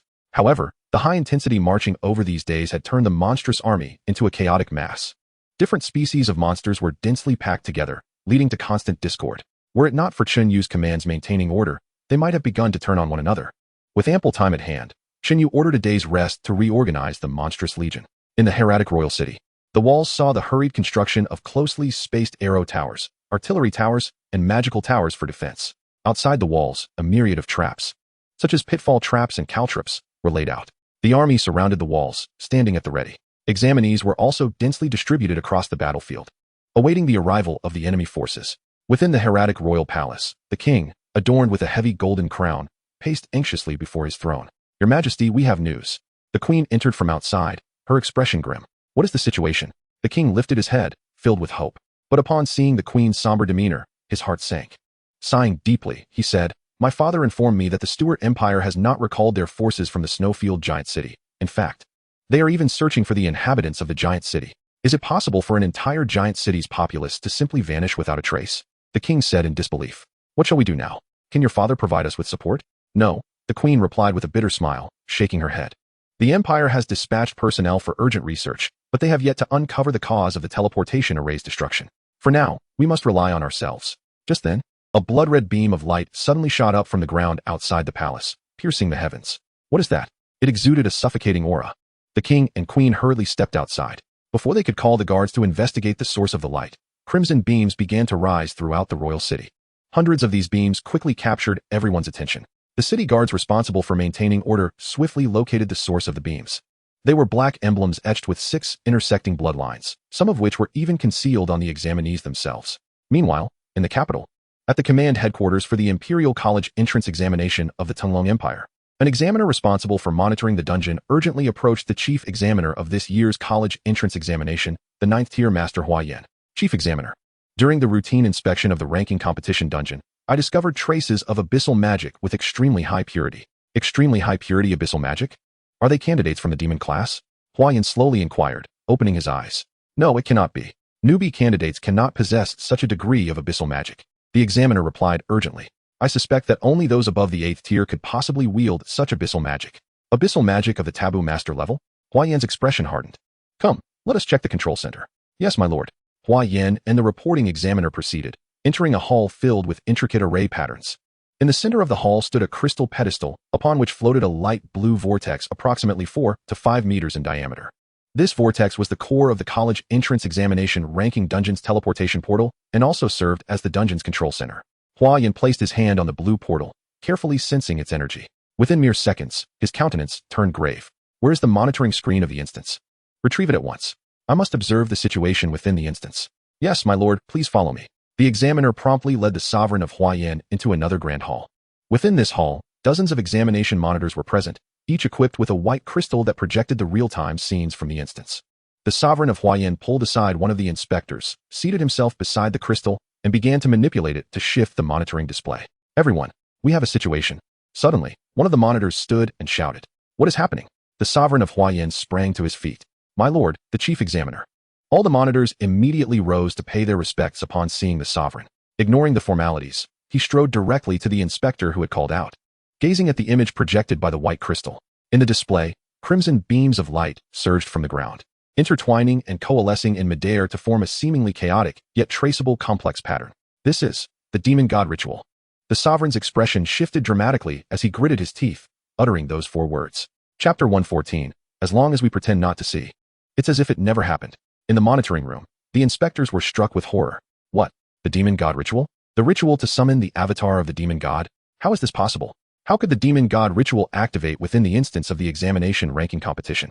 All inspectors, heed my command. The sovereign of Hua-Yen bellowed in anger. The inspectors immediately straightened, ceasing their discussions.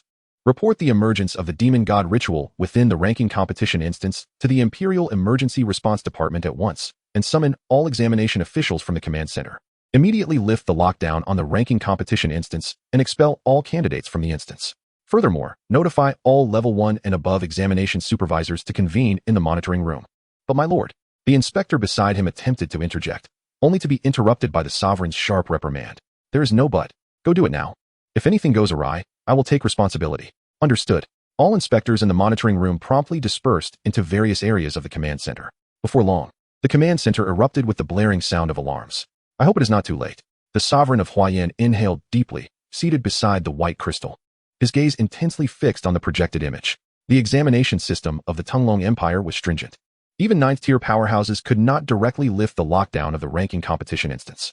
It was imperative to rally the specialists scattered across various locations who were responsible for securing the examinations. Only then could they collectively breach the lockdown. This process, undoubtedly, would require a certain amount of time. The demon god ritual was nearing completion. What the impending demon god would do to the candidates remained an enigma. Although candidates were shielded by protective mechanisms within the instance, which would cause them to exit upon death, the capabilities of the demon god were enigmatic, leaving the efficacy of the protective measures uncertain. At this moment, all he could do was pray. In the examination live broadcast room, as the ultimate showdown approached, the cameras remained fixated on the city of Heretic. Numerous candidates gathered, among them many prodigies, with the footage shifting between these exceptional individuals. The two hosts incessantly introduced the hope of the new generation of the Tunglong Empire to the audience before the battle commenced.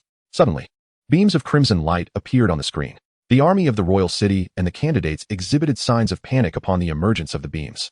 The orc commentator, who had been presenting the talents from the western city, momentarily froze, desperately searching his memory, only to find no recollection of these beams. Reluctantly, he continued to feign ignorance and proceeded with the commentary, signaling to the small figure beside him. What is this? Some kind of magical formation from the royal city? Encountering something he had never seen, the The small figure immediately inquired of the inspector behind them. No, I can assure you. There is no such form of defensive magical formation in the royal city, the inspector replied with certainty. Then what is it? I do not know. The inspector shook his head. The orc commentator and the small figure simultaneously turned to glare at the inspector. They vowed that this was undoubtedly the most arduous large-scale competition commentary they had ever undertaken. Not only were unexpected situations arising frequently, but the official inspector sent to assist them was clueless and inept. With no alternative, they adhered to their predetermined commentary plan. The hosts pretended not to notice. But the audience were not blind. A torrent of comments began to flood the screen discussing the crimson beams. What on earth are these red lights? They seem rather ominous and eerie. Are they signal lights? Have the demon dragon forces infiltrated the royal city to signal an attack? Look at the sky. What are these beams tracing out up there? It's quite bizarre. As a formation master, that pattern in the sky resembles some sort of formation. In a small town within the Yuanhai province of the Tunglong Empire, in an underground church dedicated to a statue of a demon, a group of cloaked practitioners silently observed the examination live broadcast. Upon witnessing the beams rise and coalesce into a pattern in the sky, they all involuntarily displayed maniacal and cruel smiles. Our god is about to descend. The great rending demon god, please feast upon the delectable sacrifices. Camillo, this generation of geniuses from the Tunglong Empire will surely satisfy you. In Jianyang City, Dongfeng Town, within another underground church, Bishop Lu Peng fixated on the examination live broadcast. Upon seeing the beams shoot skyward, he immediately displayed a look of excitement. However, as he scrutinized the pattern in the sky, his expression shifted dramatically. Bishop, our god is about to descend. Should you not be joyous? Why the grim countenance? An adjacent cleric inquired, puzzled. Lu Peng gritted his teeth. Did you not see clearly? That pattern is the diagram of the rending ritual. What is descending is not our god, but the rending demon god. What? It is the rending demon god. The scum of the rending church has the audacity to conceal the properties of the ritual artifact? Concealing the properties of the ritual artifact is a unique creation of our Pain Church, made possible only by our God's own hand. There must be a traitor within the church who has defected to the rending church and disclosed the method of concealing the ritual artifact to the rending demon god. Damn it. No wonder the rending church has been acting like rabid dogs attacking anyone in their path. They are attempting to seize this lucrative opportunity of the examination ranking competition. Do not be hasty. Lu Peng spoke with a solemn tone. That one who has entered the ranking competition instance must already be aware of this situation. That individual is the Grand Bishop appointed by our God. Surely they will have a countermeasure. The talents of this generation from the Empire will undoubtedly find their way into the embrace of our God. Within the ranking competition instance, Chen Yu toyed with a rending ritual artifact, quietly observing the strange pattern in the sky. Of all times, it had to be now. According to the teachings of the Pain Church, the avatar of the demon god would descend at the location with the highest concentration of ritual artifacts. Given the current circumstances, the royal city of Heretic must be the focal point. Good, we shall deal with it all at once. From Chen Yu's perspective, the entirety of Heretic was enveloped in towering crimson beams of light. The area with the highest concentration of ritual artifacts was undoubtedly the royal city.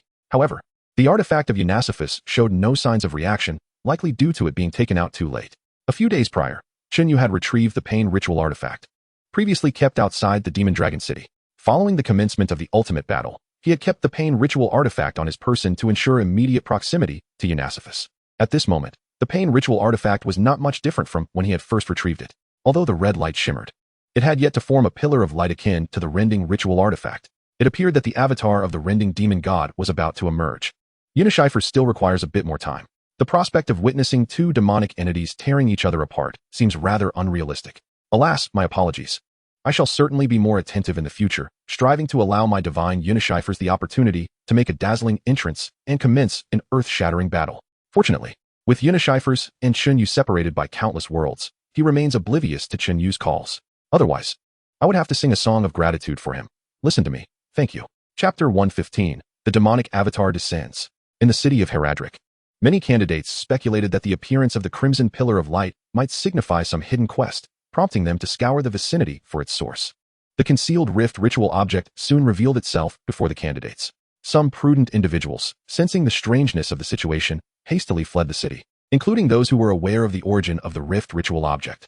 Conversely, a faction believed that the entity summoned by the rift ritual could be a hidden boss. And rather than feeling fear, they were filled with anticipation. 30 kilometers outside the city, upon seeing the red pillar of light, Chen Yu led his monstrous army toward the Heradric city, not to lay siege, but to await the arrival of the demonic avatar. In less than 10 minutes, the monstrous legion had encroached upon the city's visible range, causing the guards to bristle with tension. In the minds of the city's NPCs, the menacing Yet unknown origin of the red pillar posed a significantly greater threat than the monstrous horde. The magical tower began urgent recharging. In the artillery, shells were loaded. The bowstrings of crossbows tautened, directing massive bolts toward the city's outskirts. The stage was set for an imminent clash. However, the monstrous army halted its advance, stopping 5 kilometers from the city. Time ticked away, the two armies poised in a tense standoff. The candidates remaining within the city rubbed their hands in excitement. For the moment of their long-awaited harvest had finally arrived. Chen Yu remained seated within a colossal lily, silently observing the scarlet pattern in the sky. "My lord, does that pattern hold any special significance?" Delia inquired softly, unable to contain her curiosity. "That is a summoning ritual array," Chen Yu replied, "which will summon a demonic avatar of the abyss." Summoning an abyssal demon. Delia gasped, her hand covering her mouth in astonishment. "Has my father truly gone mad to attempt such a thing?" Chen Yu cast a mild glance at Delia. "Whether your father is insane, I cannot say. But he is incapable of such a feat. The ritual object for summoning a demon was brought in by players like myself." "Then, my lord, should we retreat?" Delia asked, her voice tinged with apprehension. "The abyssal demon is a renowned entity, feared across all realms, including the Heraldric Kingdom." "Retreat?" Chen Yu's lips curled into a faint smile. "Why would we retreat? The demonic avatar is additional points." Delia swallowed hard, her respect for Chen Yu deepening. The abyssal demon was a terrifying entity, capable of annihilation with the ease of quenching thirst. Yet Chen Yu regarded such a being as mere prey. At that moment, within Heraldric City, all ritual objects shattered simultaneously, and the crimson pillar dissipated into nothingness. However, the peculiar pattern in the sky grew ever more radiant. Veins, resembling blood, twisted and writhed like serpents. Moments later, a massive blood-red pillar suddenly descended from the strange pattern above. All eyes in the city turned in unison toward this enormous beam of light. Many candidates rushed toward the blood-red pillar, eager to unleash their attacks the instant the boss appeared. The landing point of the pillar was just outside the city walls, gathering a throng of candidates at that segment. Seconds later, the pattern and the pillar vanished from the sky. Where the pillar once stood, a 3-meter-tall humanoid monster now emerged. Entirely crimson, curved horns sprouted from its temples, and its muscular form, devoid of skin, revealed thick muscle fibers. With only 4 fingers on each hand, its fingertips bore claws as sharp as blades. In comparison to Unishifer's, this creature was a mere shadow. Chen Yu observed the demon's back and silently rated it poorly. Although Unishifer's also stood 3 meters tall with a red exterior, it retained a human visage. With well-defined features and an alluring physique, certainly an object of excitement for those with particular tastes. This rending demon, however, merely resembled a human form in the most abstract sense. Rending Demon Astramic, level 100 special golden boss. A level 100 special golden boss. Intriguing. Chen Yu narrowed his eyes. The primordial sprites under his command were merely level 50 special silver bosses. The attributes of the rending demon Astramic would undoubtedly crush the primordial sprites. However, the sprite's strength lay in their ability to wield forbidden spells. No matter how powerful the demonic avatar, it was still a pinnacle first transformation. Withstanding a forbidden spell was utterly impossible. Once unleashed, even a level 100 golden boss would be swiftly vanquished. At that moment, candidates on the walls began to engage the rending demon avatar. Despite having discerned its information, they displayed no fear. Fireball. A mage led the charge, hurling a basketball-sized fireball toward the demonic boss. With a dull thud, the fireball struck the demon's chest, emitting a wisp of black smoke. The demon's health bar remained utterly unperturbed. Damn, such high magical resistance. The mage cursed under his breath, beginning to chant a more powerful spell.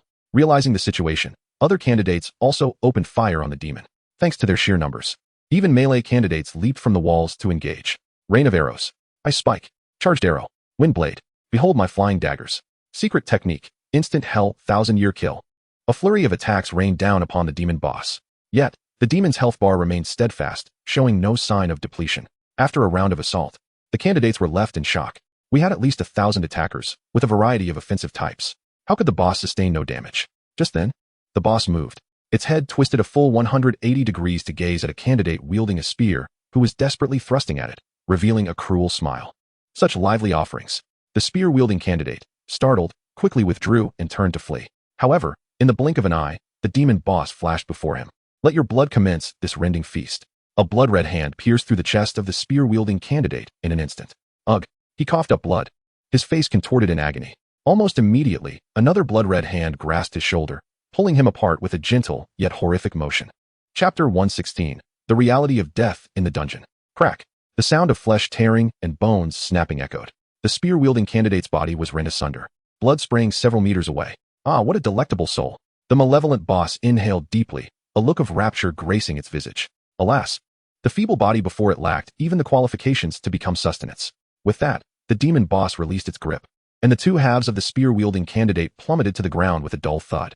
How foolish, to know the boss's prowess yet still be greedy for damage. Only to fail to inflict any and lose one's life in the process. An archer atop the city wall scoffed.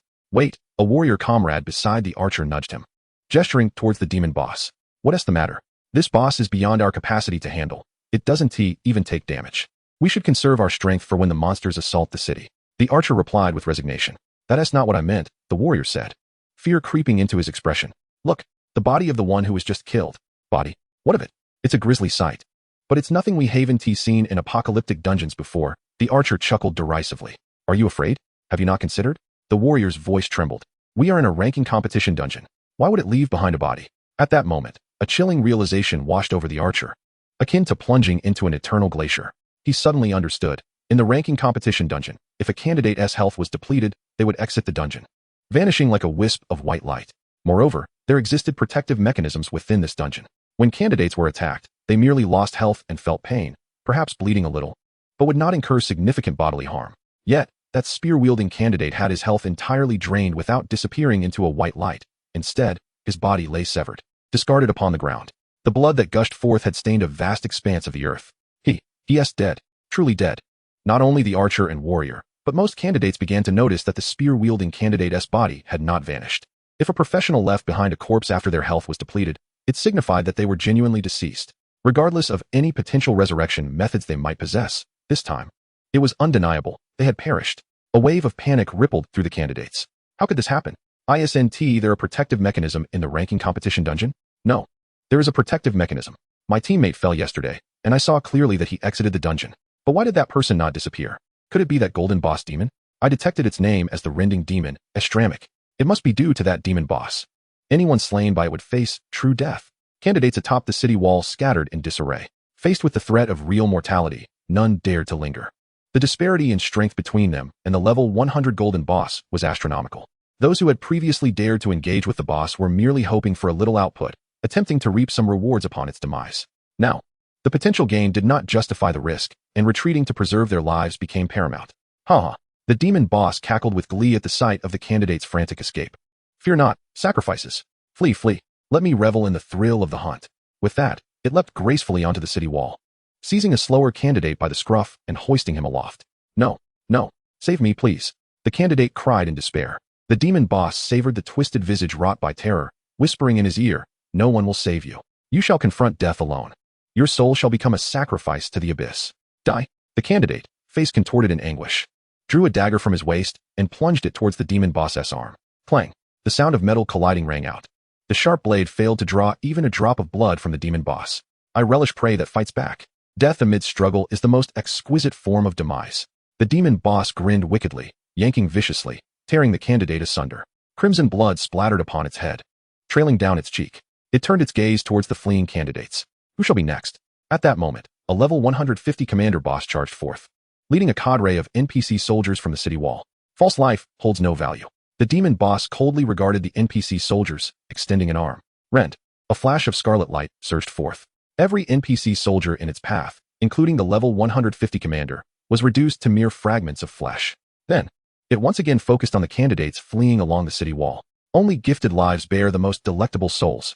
Its target was unmistakably the candidates. Chen Yu stood atop a platform fashioned from thorny vines by the thorn spirit, observing the demon boss's every move. Yet, he had not anticipated it possessed the means to truly slay candidates within the dungeon. Earth Mother, solidify the atoms. Minimize the incantation time and control that abyssal demon with utmost speed. At this moment, most candidates were within the royal city. Su Miaoyue, Li Wei, and the two descendants of the taboo powerhouses were likely also present. If the demon could genuinely kill within the dungeon, they could face dire danger if not resolved swiftly. Su Miaoyue was relatively safe, having received prior warnings from Chen Yu, and would not rush into danger. However, Li Wei was another matter. Master, I need to get closer. At least within a 2-kilometer radius, the Earth Mother said gravely. Moreover, I can sense that creature's essence is that of a true deity. If I begin casting, it will surely sense me and come to attack. Even if I compress the preparation time to the utmost, it would still require at least 20 seconds. In that span, it could easily obliterate me. I can delay it for a while, Xiao Miao proclaimed as she ascended. My domain skill can be released instantaneously to suppress it. However, Given its divine essence, the effects of my domain will be significantly diminished. Alone, I fear I cannot hold it off long enough for the Earth Mother to complete her control spell. But with both myself and Xiaoan, it should suffice. Xiao Guang, leading Xiaoan, flew before Chen Yu, smiling. Chen Yu furrowed his brow. Will you be in danger? Not at all. Xiaoan gently shook her head. Master, you know, the primordial spirits represent the elements themselves. Unless faced with an extraordinary environment like the world's back or an entity like our mother, it is impossible to completely slay us.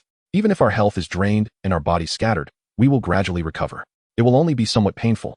Xiao Yan, emboldened, added, for our master, we fear not pain. However, her tone betrayed a hint of uncertainty. Very well, then it is settled. Chen Yu nodded, bestowing a plant enhancement upon the Earth Mother, then commanding the Monster Legion. All troops, charge. Chapter 117, 5000 Bronze Boss. The Anomaly of the Dragon-S Legion.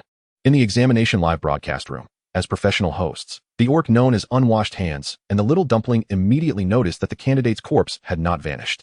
Although they could not see the demon boss's information, they sensed the gravity of the situation. The live stream's comments exploded with activity. This boss appears incredibly powerful. Despite so many candidates attacking in unison, they haven't even chipped away at its health. The crimson pillars of light that we just witnessed were undoubtedly the prelude to the summoning of this malevolent demon boss, weren't they? Hold on. Why hasn't the slain examinee exited the instance? Why does his lifeless body remain in place? This examinee is truly dead.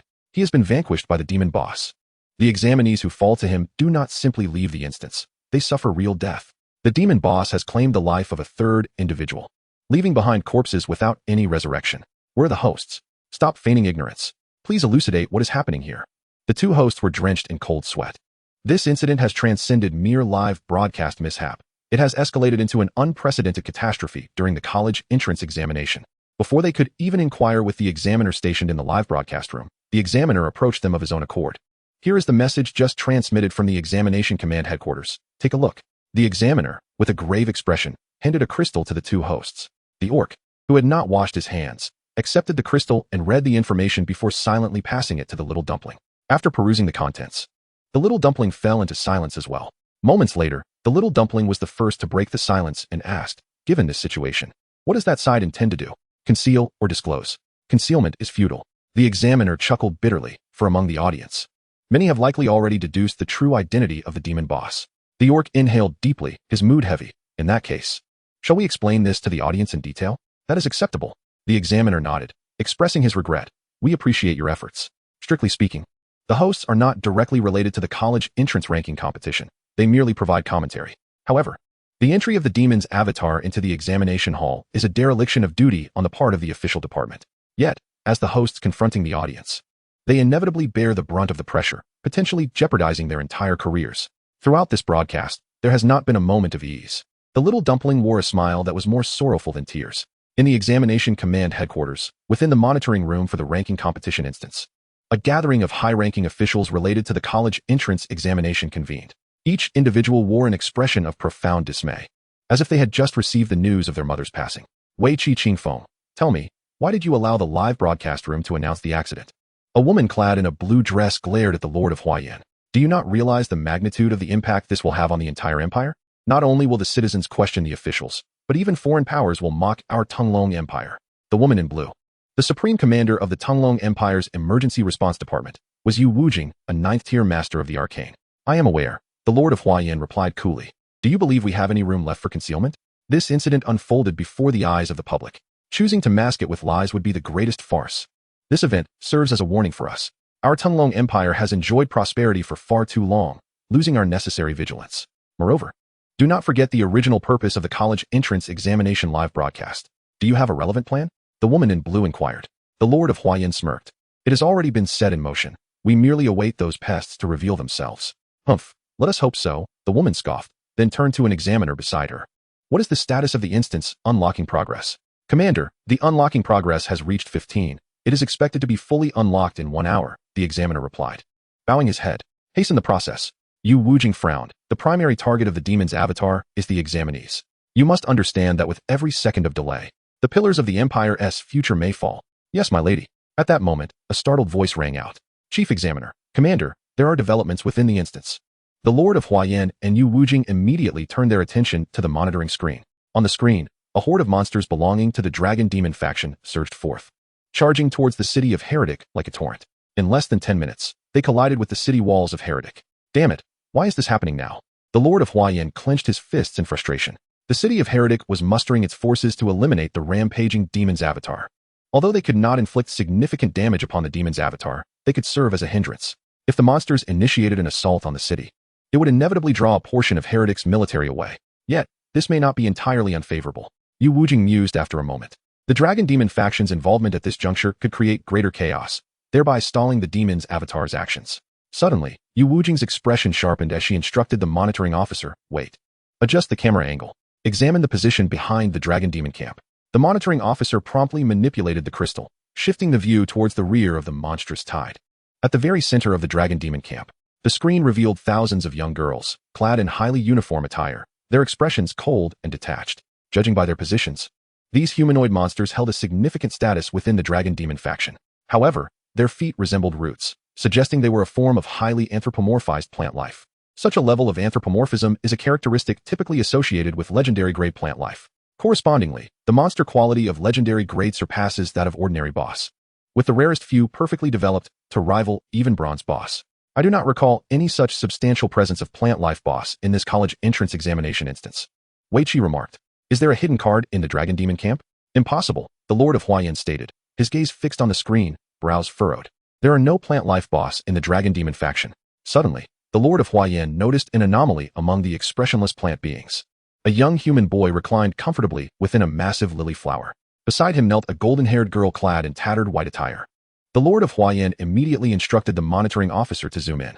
Is that the boss of the dragon demon faction, Princess Delia? Yu Wujing queried. Her eyes locked on the screen. The boy lying there is actually an examinee. Chapter 118. The large-scale disappearance of NPCs has finally been solved. At this moment, why would there be an examinee in the dragon demon faction? The Lord of Huayan felt an unsettling strangeness. Originally, the dragon demon faction was meant to have examinees join. According to the standard instance protocol, the ultimate mission would only commence on the 7th day of the ranking competition, allowing examinees to freely choose their factions. However, the instance has undergone unforeseen changes. The NPCs of the Snowfield Giant City have inexplicably vanished, leading to a loss of balance between the two factions. The ultimate mission has commenced prematurely due to the weakness of the Heretic Kingdom, resulting in the examinees losing their opportunity to join the dragon demon faction. Thus, it stands to reason that there should not be any examinees present within the dragon demon faction. Is not Princess Delia the supreme commander of the dragon demon faction? Why does she exhibit such subservience towards an examinee? Yu Wujing inquired, as if this examinee were the ultimate boss himself. I am equally curious, the Lord of Huayan replied. Even if this examinee employed certain means to join the dark demon cult and attained a degree of status, it would not warrant the faction leader's deference.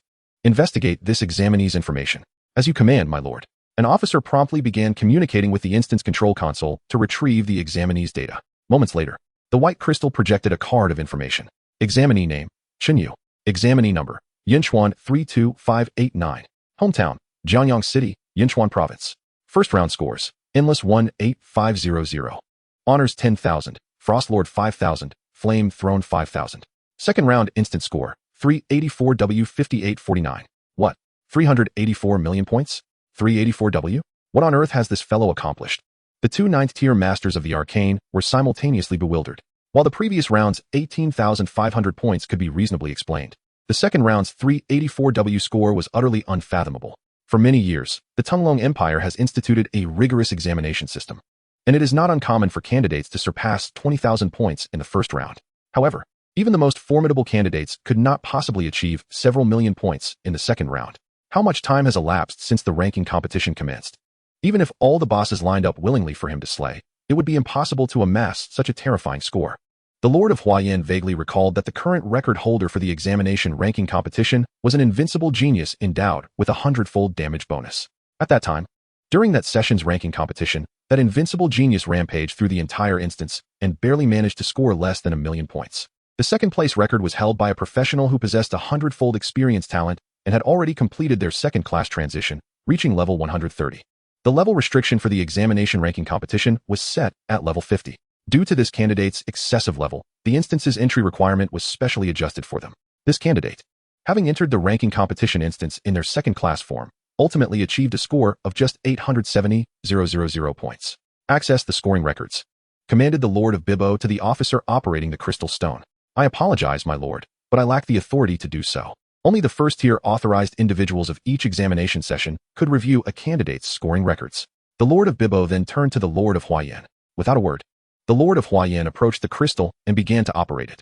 A few seconds later, a luminous screen visible only to the Lord of Huayan and the Lord of Bibbo appeared before them. Candidate 32589 Yunchuan's detailed scoring record. First entry.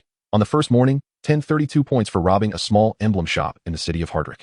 Achieving the accomplishment armed and dangerous, scoring 500 points. This boy, like that one, seems to relish flouting the rules. The Lord of Huayan remarked with a bemused expression after reading the first entry. You thought of the record-holding candidate too? The Lord of Bibbo chuckled knowingly. Indeed. Their behavior was strikingly similar in its audacity. Let us continue. Scores from defeating monsters in the Bastion City. Scores from defeating monsters in the Wailing Canyon. Wait a moment. The frequency of monster kills in the Wailing Canyon seems excessively high. How is he managing to slay dozens or even hundreds of monsters per second? The Lord of Huayan inquired curiously. Do you not grasp it yet? The Lord of Bibbo replied. He is a planter. The verdant life forms we just witnessed are clearly of his cultivation. 5,000 legendary plant life forms. The Lord of Huayan furrowed his brow slightly. However, even with 5,000 legendary plant life forms, it would be impossible to accumulate several million points in 10 days, would it? Despite their formidable combat prowess. They are insufficient to breach the instance, let alone rival the record holder. Let us continue to peruse, he urged. What? City annihilation? The Lord of Bibbo exclaimed, astonished. And on the same day, 2 cities fell, with the entire Demon Dragon faction exterminated. The Lord of Huayan was taken aback. This record had begun to spiral into the realm of the absurd from the moment he departed the Wailing Canyon and entered the territory of the Demon Dragons. This? No way. Becoming the ultimate boss of the faction and then annihilating the Dark Demon cult to complete a faction task for 500,000 points? The Lord of Bibbo was dumbfounded. If I recall correctly, the Dark Demon cult has 200 level bronze bosses, right? How did he manage that? Not to mention, on the same day, he also annihilated the Frost Giant City.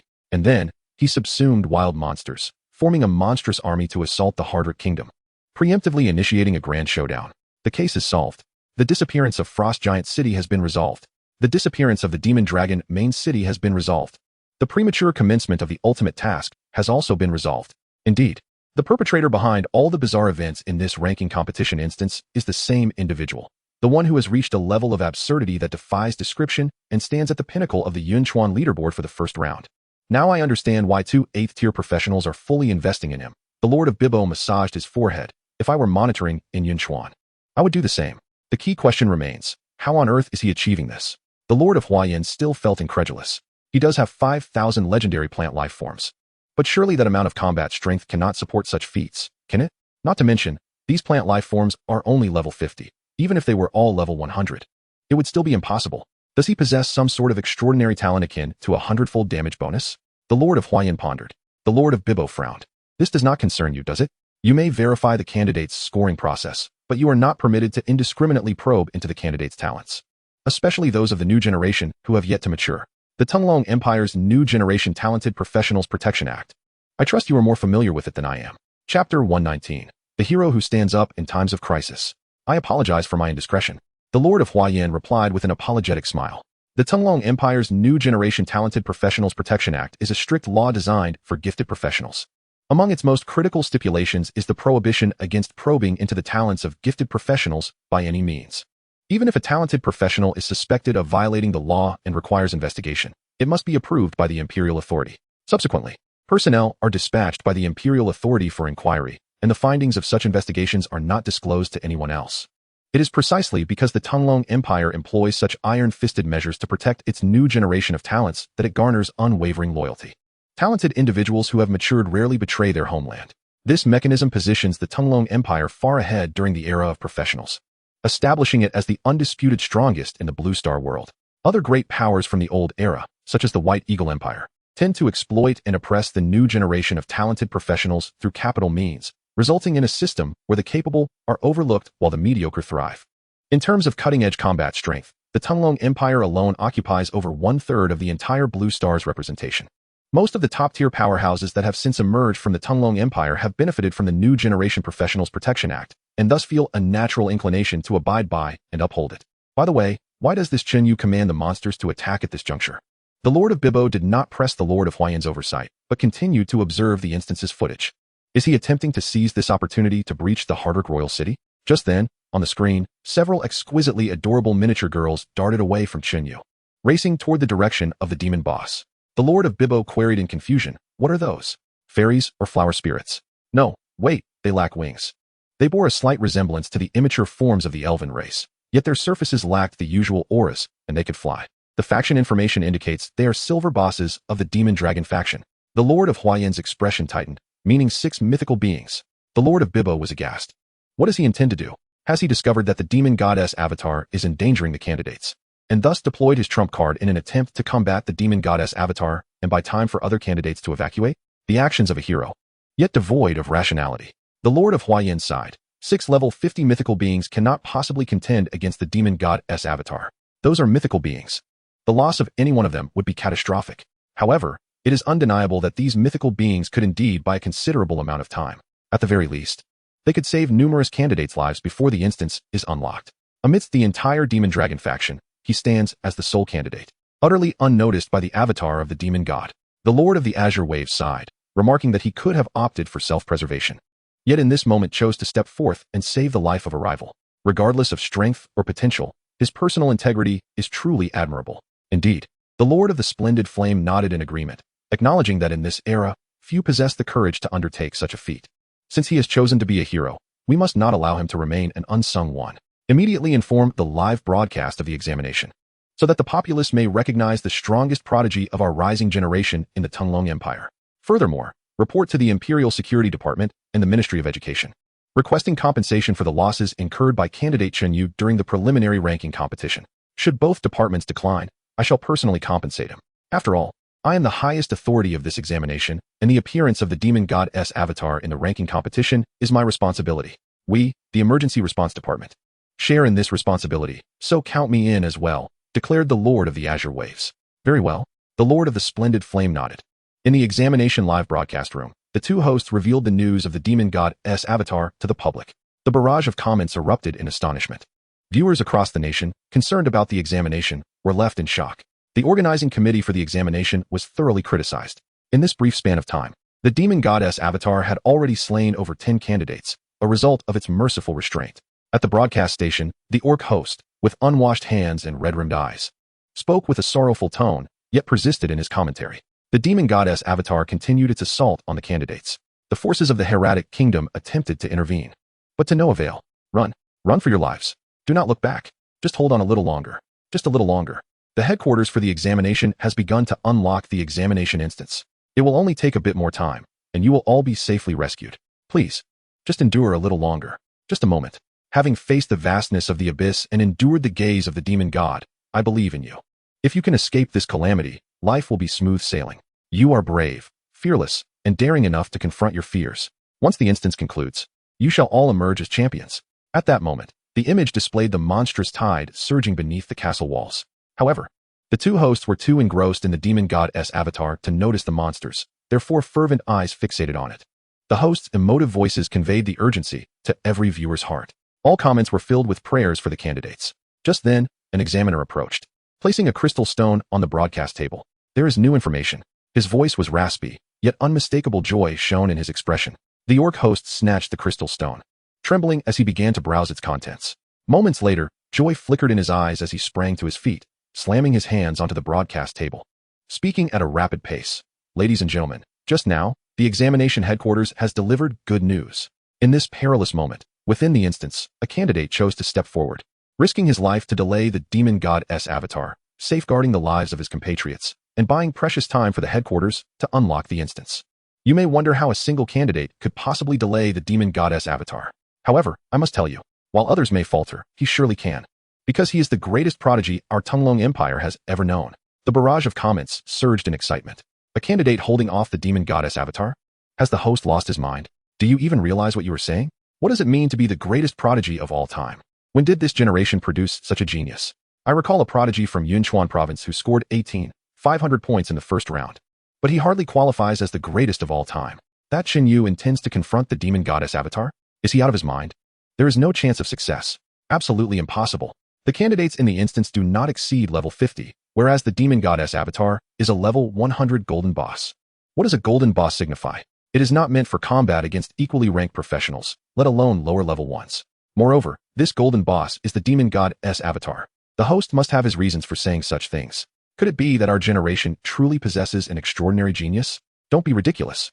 No genius could possibly stand against the demon goddess avatar, let alone a candidate. Give this avatar a little time, and it could wipe out the entire instance. If anyone could stand against the demon goddess avatar, it would have to be that Chen Yu. Speaking of which, how come Chen Yu, who scored so highly in the first round, has never been shown on camera? Indeed, why have we never seen him? To clarify, the instance's built-in cameras are based on the main cities of the Hieratic Kingdom, expanding outward in a macro view, and cannot focus on any one candidate. However, with so many cameras, they should be able to capture this talent, right? Furthermore, weren't there many tracking cameras? You must understand a fundamental premise. All tracking cameras first locate a candidate before following them. Have you not noticed? All tracking cameras begin from within the main city. That is true. The instance is vast, and the candidates are numerous, making it impractical to expend significant effort searching for a single candidate. There are many geniuses who have not been given camera time. Isn't that the nature of ranking competitions? Why are we even discussing camera issues? Let us observe what this so-called greatest prodigy truly embodies. A super genius confronting the demon goddess avatar is certainly intriguing. But I do not agree with the hostess' assertion that this is good news. Good news, my foot. What constitutes good news here? Is it good news that the empire is about to lose a super genius? Has the host lost his mind? Chapter 120, A Nation in Shock, for million examination points. The orc host glanced at the comments, shouting, "Everyone, do not doubt. Listen to my explanation.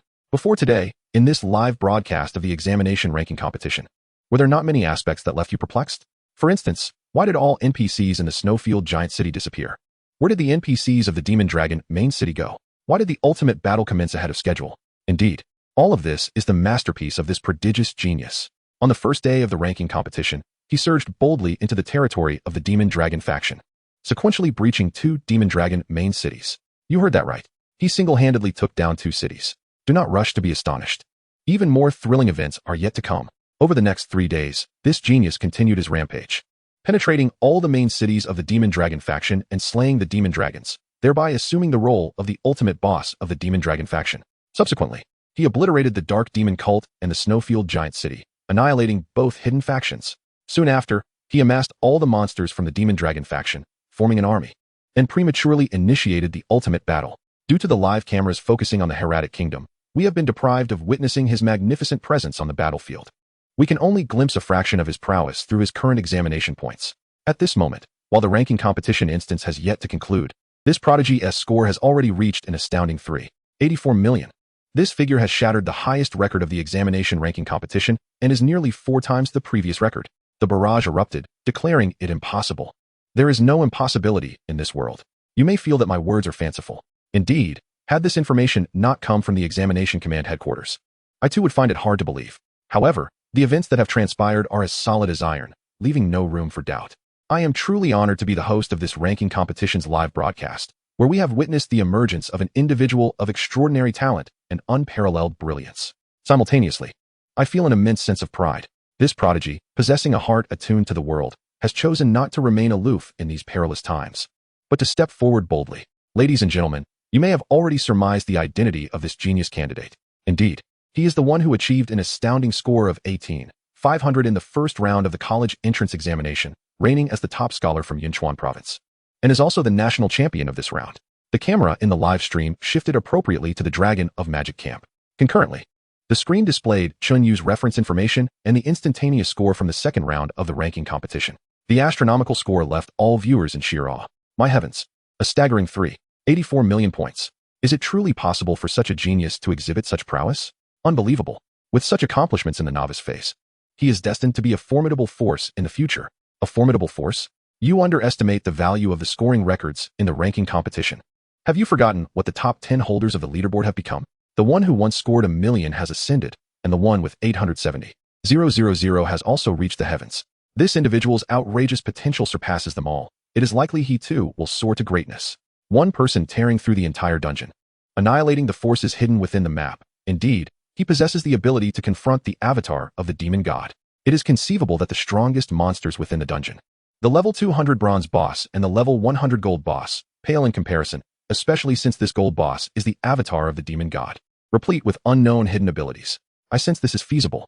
After all, the avatar of the demon god will face significant constraints upon arrival, and even the abyssal demon must adhere to the dungeon's rules. The crux of the matter is, should not such a genius be protected? Why subject him to adversaries he is not yet prepared to confront? Indeed, a talent such as this deserves safeguarding. If he can grow safely for a time and partake in the faction wars, who knows what tremendous benefits he could secure for our Dragon Empire.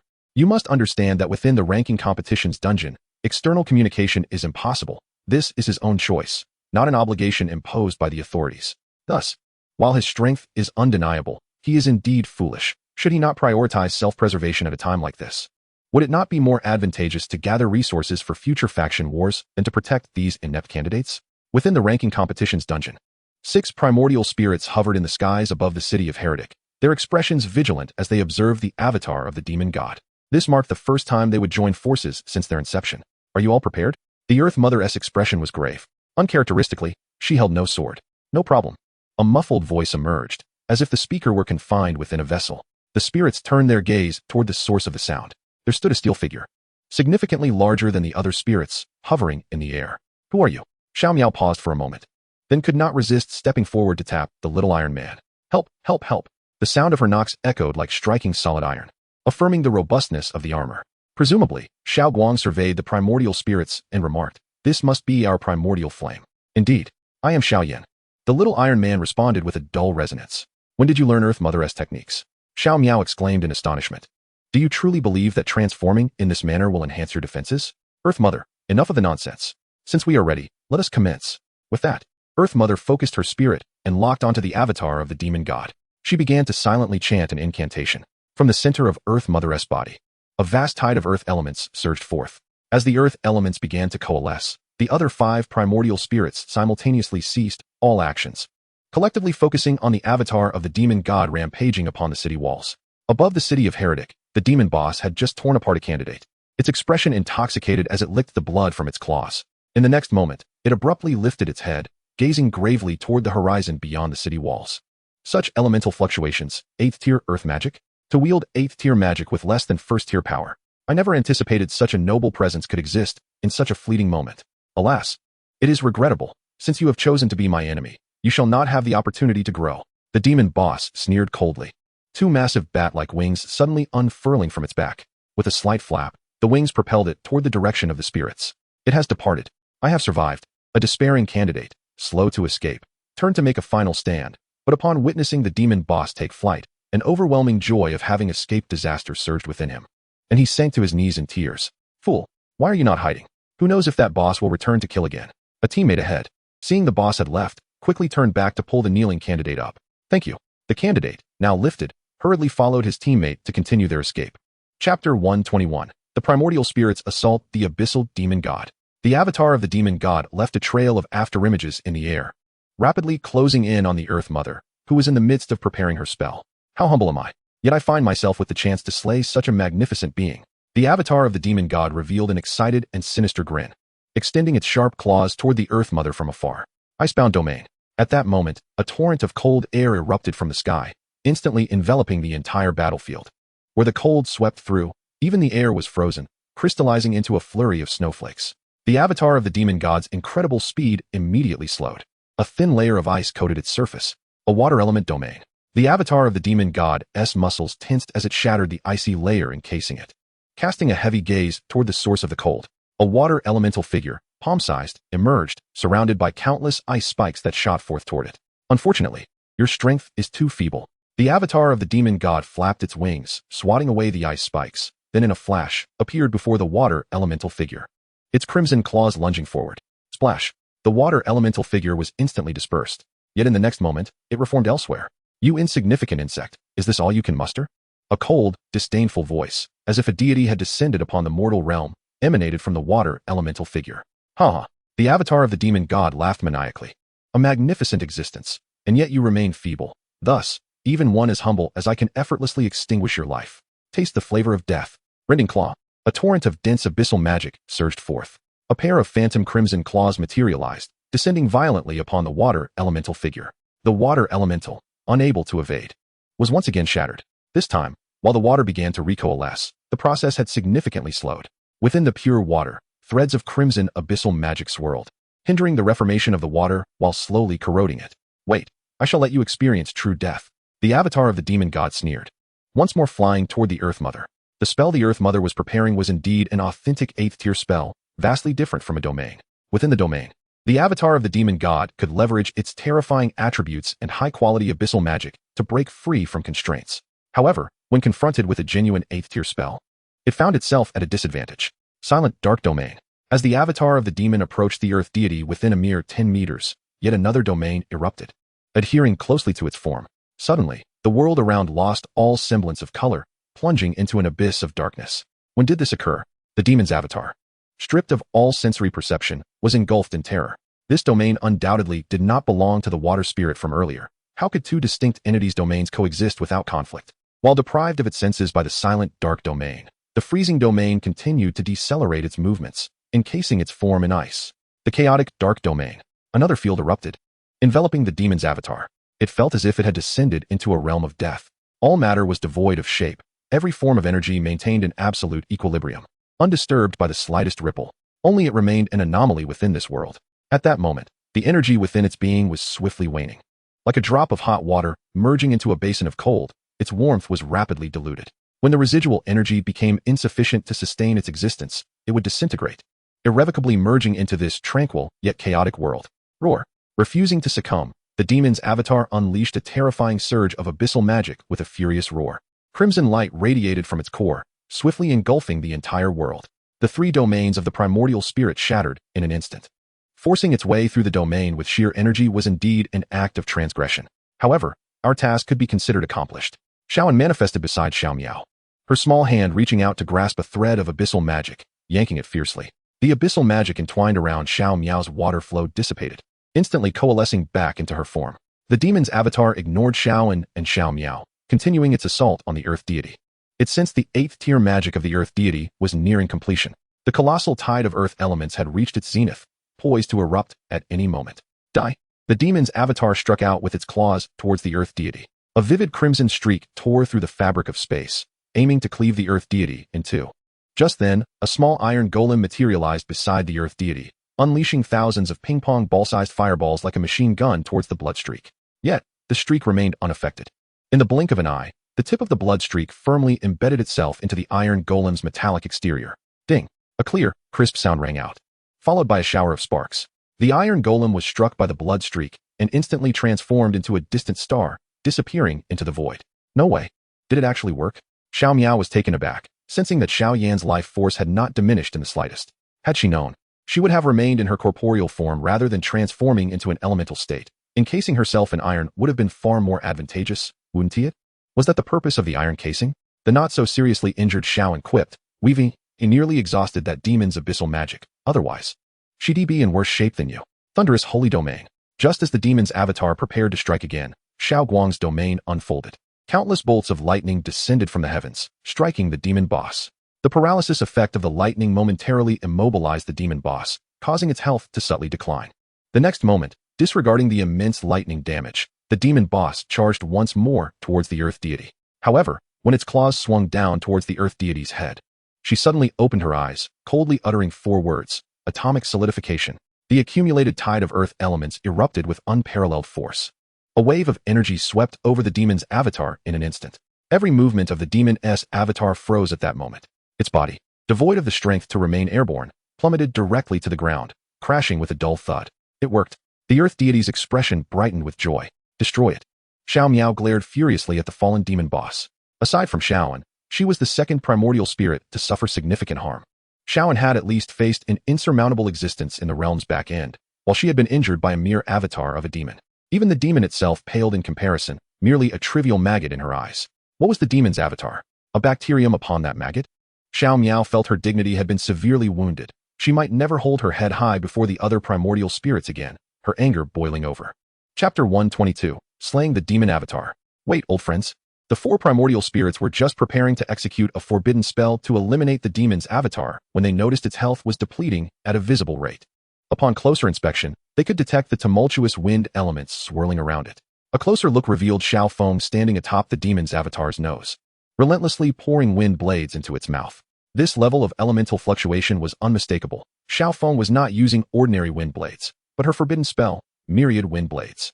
Though in a simplified form, it was indeed a forbidden spell. The demon boss barely lasted 2 seconds before its health was entirely depleted. Live streaming examination room. Most viewers were utterly bewildered by the battle between the primordial spirits and the demon's avatar. From the moment the demon's avatar left the city walls to its demise at the hands of the primordial spirits, a mere 20 seconds had elapsed. Upon the demon's avatar's death, the barrage of comments halted for several seconds before erupting. Did I see that correctly? The demon's avatar is dead. Yes, you read that correctly. The demon's avatar has perished. Our super genius has slain a demon's avatar. Holy moly. A level 50 novice taking down a level 100 golden boss single-handedly. This is utterly insane. This is true talent. The true star of the Empire's future. Wait, what just happened? I only saw snow suddenly falling from the sky. Then the demon's avatar attacked a stream of water, and the battlefield turned dark, followed by lightning striking down, killing the boss. It couldn't have been the lightning that dealt the final blow after the boss fell. I saw a small figure pouring skills into its mouth. Were those little figures juvenile spirits or fairies? How could they possess such combat prowess? If they are fairies or juvenile spirits, I'd swallow this staff whole on the spot. I dare say those little figures are at least mythical beings. Mythical beings? 6 of them. My heavens. I feel like those little figures' attack patterns resemble the legendary elemental spirits. Indeed, one little figure turned into water. That's clearly the elementalized form of an elemental spirit. Elemental spirits. Aren't they even more outrageous than mythical beings? They might not even be elemental spirits. They could be plant-based mythical beings. Isn't Chen Yu a botanist? Compared to elemental spirits, mythical plants might be a tad more credible, right? Nonsense. Mythical plants can't wield elemental manipulation. Yet, the personality of elemental spirits is stubborn and headstrong, and they don't respond to contracts or mental control. It's impossible to subjugate them. The last individual who attempted to forcibly subdue an elemental spirit has his grave overgrown with trees hundreds of meters tall. I still find this candidate more astonishing. They have managed to gain the assistance of elemental spirits, and 6 of them at that. Examination Command Headquarters.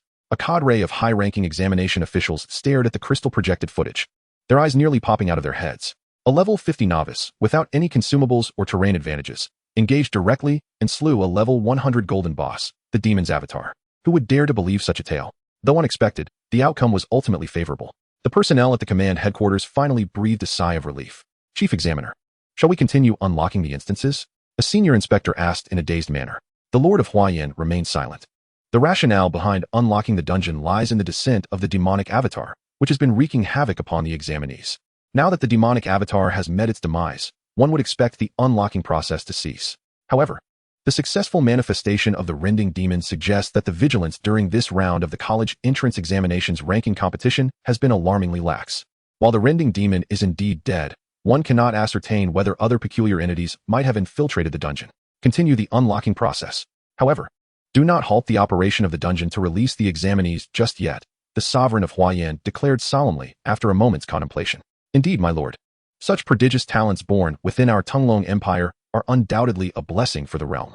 The sovereign of Huayan could not help but exclaim. Elemental sprites. Those little beings are undoubtedly elemental sprites. After an initial wave of astonishment and elation, the Lord of the Azure Waves fixed a fervent gaze upon the palm-sized figures on the screen, his breath quickening. As an elemental mage, the most fervent desire is to garner the favor of an elemental sprite. To say nothing of forming a contract, merely cohabiting for a time would yield boundless benefits. Elemental sprites embody the essence of elements themselves. Their comprehension of elemental principles surpasses human imagination. What even ninth-tier experts find obscure, they perceive as simpler than basic arithmetic. If I could gain the guidance of an elemental sprite, I would surely break through my limitations and ascend further. Elemental sprites are proud beings, and I doubt they would heed my call, yet their connection with him appears remarkably close. If he could intercede on my behalf. As the boss's health reached 0, a notification echoed in Chen Yu's mind. Defeated a level 100 golden boss, earning 1,600,000 experience points. Due to level restrictions, experience points have been automatically stored in the experience pool. Slain the demonic avatar, abyssal power limit increased to 43, confirming the boss's demise. Chen Yu led his floor-based army to the scene of the initial confrontation between the primordial sprites and the boss. Beside the boss's corpse lay a vibrant treasure chest. The demonic avatar does not count as a creature within the ranking competition's dungeon. It does not drop points or emblems, but does yield treasure chests akin to those dropped by external monsters. Chen Yu collected the treasure chest along with the boss's remains into the supreme sacred land. Subsequently, he sent the gravely injured Xiao Miao back to the supreme sacred land to recuperate. My lord, is that the demonic avatar? Have you truly slain the avatar of the abyssal demon? Delia, following closely behind Chen Yu, was utterly astonished. It is truly remarkable that someone could target the abyssal demon for hunting and succeed in its slaying. Such an achievement has never been documented even in biographical novels. Reality often surpasses art in its absurdity, for while art requires logic, reality does not. Delia suddenly recalled a phrase she had encountered in some book, deeply resonating with her. Perhaps it is such individuals who possess the capability to lead me away from this game. With despair about the future, Delia could not help but begin to harbor expectations. She anticipated the conclusion of this game, yearning for Chen Yu to introduce her to the wonders of the real world. Master, shall we continue? I still have strength left. Hutu fluttered before Chen Yu, eagerly brandishing her sword toward the city of Heretic. She felt immense pride in assisting her master in vanquishing a formidable foe. No rush. Chen Yu replied, shaking his head. Should he obliterate Heretic City, his ultimate task would be complete. According to the announcement at the examination's commencement, the completion of the ultimate task, whether successful or not, would bring the dungeon to a close. Thus, he would be compelled to vacate the dungeon in a short span. Having entertained the rending demon, how could he not wait for his generous old friend? Chapter 123, Another Demonic Ceremony? The plaster-like ritual object. The demonic avatar has perished. Yet the battle for Heretic City has not reached its conclusion. The monstrous army under Chen Yu surged against the city walls like a tidal wave. The forces of Heretic fought fiercely in resistance. The defensive systems atop the walls had activated, unleashing a cacophony of war machines that emitted devastating assaults. Some examinees who witnessed the demise of the demonic avatar immediately turned to retaliate. They understood the formidable strength of the dragon demon army. It was nearly impossible for their side to hold the city. However, before the ultimate task failed, any points earned would be a boon. As the ranking competition neared its conclusion, accruing sufficient points would render even a defeat acceptable. Chen Yu remained stationed at the rear, leisurely directing his expendable monsters to their demise.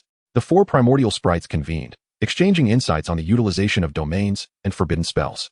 Their grueling battle with the demonic avatar had proven immensely beneficial. Even the typically reclusive Xiaofeng had willingly joined the discussion. Something seems off, Chen Yu mused, scrutinizing the quartet of sprites, feeling as though he had overlooked something.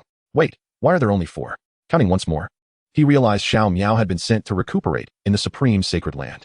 Xiao Guang, Xiaoan, Hutu, and Xiaofeng were present. Where has Xiaoyan gone?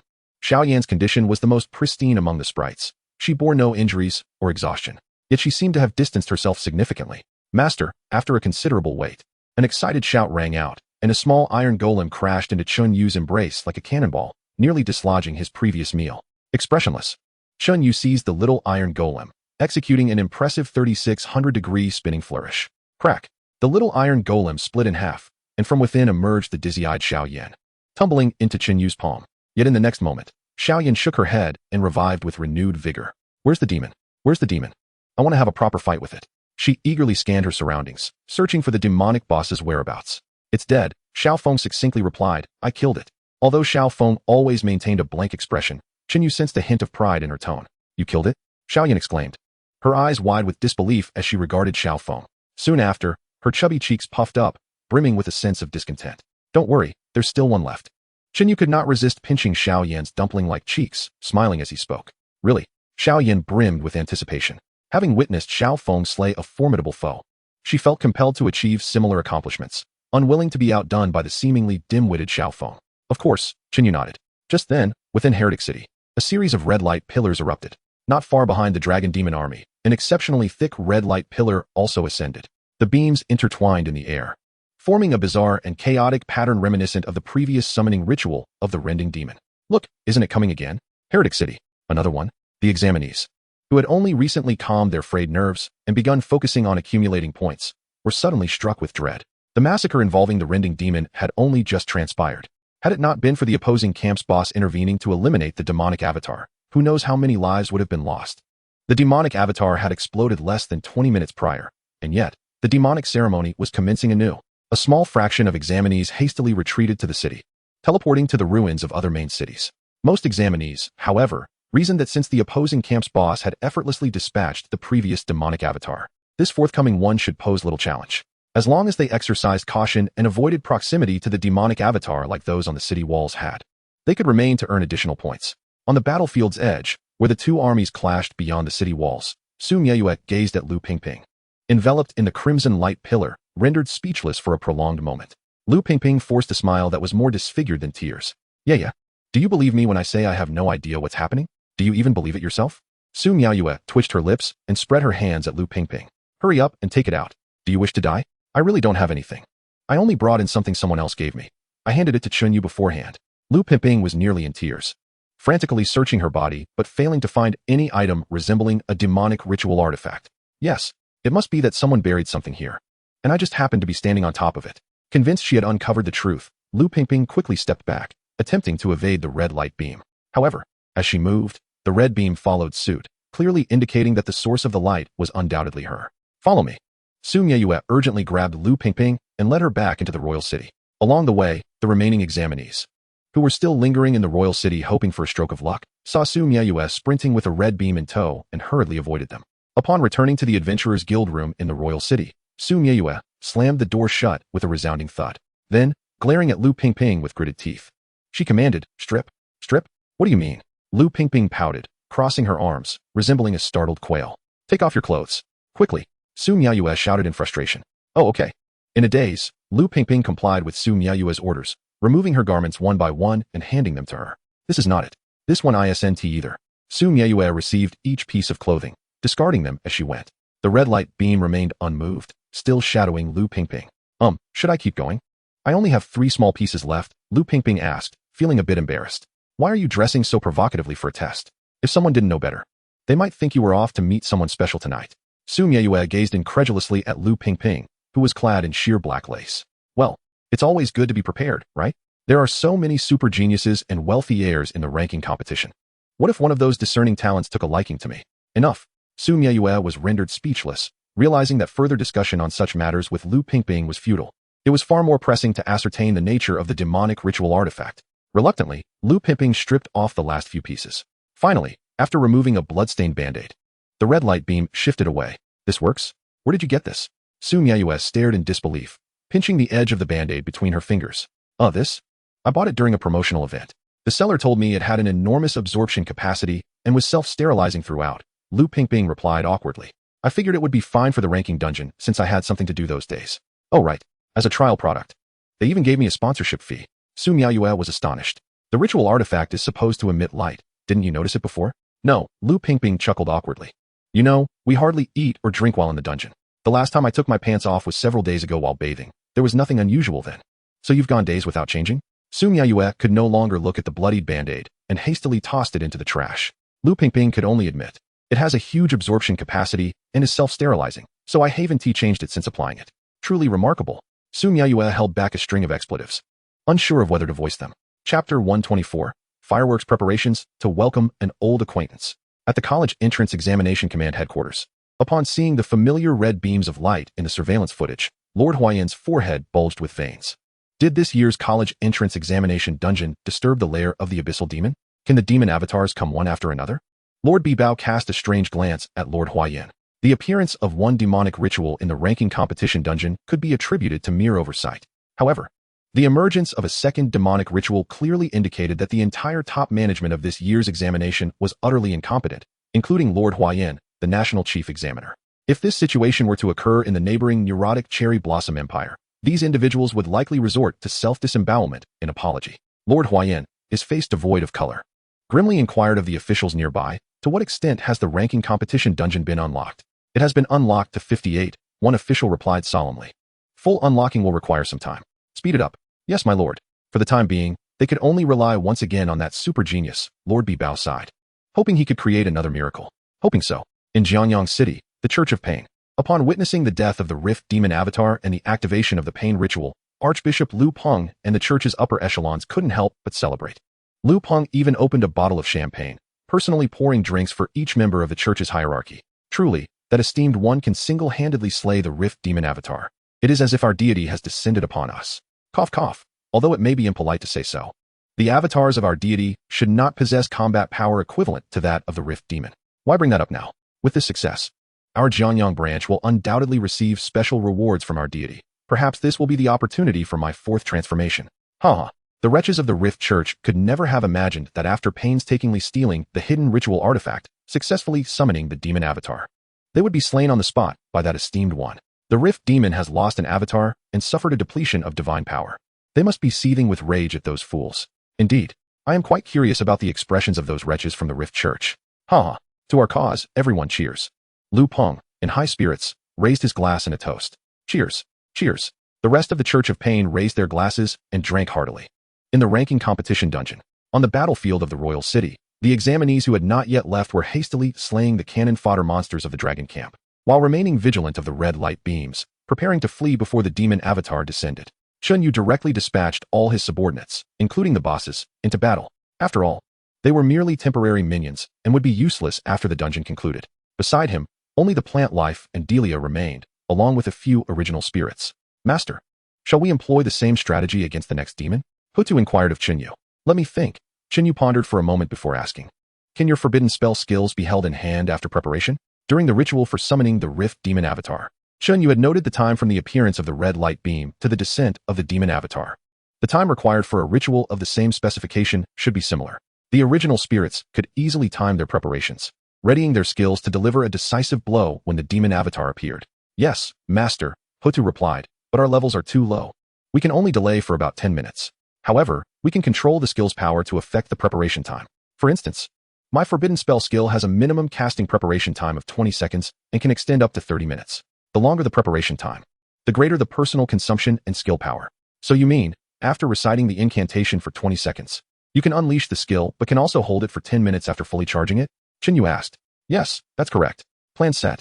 During the recent ritual to summon the Rift Demon Avatar, the interval from the rise of the red beam to the appearance of the demon avatar was approximately 30 minutes. Chen Yu decided to release 5 of the little spirits, preparing a forbidden spell every 5 minutes. Thus, the first primordial sprite to activate its skill will unleash its full power upon the arrival of the demon god's avatar. The last sprite to initiate its skill will be able to channel the forbidden spell until the crimson beam ignites an hour later. Among them, the consumption of Xiao Yan, Ho Tu, and Xiao Feng is minimal, allowing them to release 2 rounds of forbidden spells.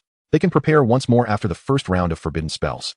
Therefore, if the demon god's avatar descends 30 to 40 minutes after the red light rises, it will confront 5 forbidden spells. Even if it arrives an hour later, at any point between 60 to 180 minutes, it will still face at least 1 forbidden spell. Of course, it is also possible that Unisifus, before heading out to teach, might take some time to adorn herself, inadvertently delaying the process by 3 hours. Should such a scenario unfold, Chen Yu would promptly command the final forbidden spell to strike the city of Herodek directly. Following Chen Yu's directives, the primordial sprites commenced their skill preparations. First came Ho Tu, followed by Xiao Yan, Xiao Feng, Xiaoan, and Xiao Guang. Each time a forbidden spell was activated, a colossal tide of elemental energy surged toward the location of the primordial sprites. Within the Herodek city, spellcasters, whether candidates or NPCs, trembled with trepidation, treading on thin ice. Not just spellcasters, even warriors felt the terrifying pressure of the forbidden spells. After all, the forbidden spells of Xiao Yan and Xiao Feng carried celestial effects, exuding immense might. Some candidates appeared unfazed, continuing to harvest minor monsters without a care. To them, as long as it wasn't the demon god's avatar claiming lives, life or death was inconsequential. Acquiring points was their significant gain. The crimson beam and the fluctuations of the forbidden spells did not disrupt the battlefield. Every second, countless monsters from the dragon camp and soldiers from the kingdom were mercilessly obliterated. Time trickled by. Approximately 30 minutes after the ritual of torment commenced, all the crimson beams converged into a singular force, reminiscent of the arrival of the demon god's avatar. The massive red beam descended precisely at the junction of the battlefield. Some monsters and soldiers, unable to evade in time, collided with the crimson beam, instantly reduced to ashes. At that moment, all candidates instinctively ceased their actions and rapidly withdrew. Finally, it has arrived. Chen Yu eagerly observed the increasingly distinct familiar figure emerging from the crimson beam, then scanned the primordial sprites around him, who were clutching the forbidden spells. Ladies and gentlemen, prepare the fireworks. Let us welcome our affluent and generous old acquaintance. Chapter 125, Advanced Abyssal Magic Crystals. Sky-high prices and instant returns. Seconds later, the enormous crimson beam dissipated. Whether the candidates hiding at a distance or the high-ranking officers of Herodek City, all cast vigilant glances toward the source of the disappearance. Then, instead of a grotesque demon emerging, a stunning human woman stepped forth. Her wine-red, wavy hair cascaded past her shoulders, and her elongated peach blossom eyes sparkled with electric allure. The woman lazily stifled a yawn, radiating an enchanting charm. The foul stench of that brute, Estramic, lingered in the air. Unisifus furrowed her brow, lamenting her misfortune. This trip seemed futile. Wait, what? The dissipating abyssal divine power? That brute's avatar has perished? There remains such a potent aura of reality. This implies that the human genius within this illusory fragment has not been squandered by that fool. Abyssal protection. Unisifus licked her lips, revealing an expression of anticipation. Oh, the human geniuses with infinite potential. Join me in venerating the abyss. The abyss shall bestow upon you a magnificent future and a brilliant destiny. Sifu spread her arms wide, and a deep crimson glow rapidly radiated from her form. In that instant, every hue within the instance was replaced by red. Candidates within the instance, whether in Heredex City or the ruins of other main cities, were inescapably engulfed by the crimson light. At the moment they encountered the red glow, the candidates found their minds overtaken by the demon god's whispers and the abyss's promises. Power, wealth, authority, status. It seemed that as long as they nodded in agreement to become part of the abyss, their limitless desires would be fulfilled in an instant. What luck! Tens of thousands of genius practitioners have gathered. With an influx of fresh blood, the abyss can remain eternally great. Astramic, that imbecile, is utterly unworthy of occupying the demon god's position. Only I truly comprehend the abyss's needs. Only I deserve the abyss's grace. The abyss shall forever remember my contributions, and I shall become the right hand of the abyss. Sifu's complexion flushed with satisfaction, her smile reminiscent of the comfort one feels after finishing a workout, savoring a steaming glass of fresh milk and indulging in a warm bath. Hey, I must ask, can you stop painting grandiose pictures? When inviting others to join, shouldn't there be some substantive benefits? A voice jolted Sifu's from her reverie of promotion and reward. Who are you? Sifu's turned with annoyance. Glaring at the source of the voice, a young man was slowly approaching her, surrounded by 5 diminutive figures no larger than a palm.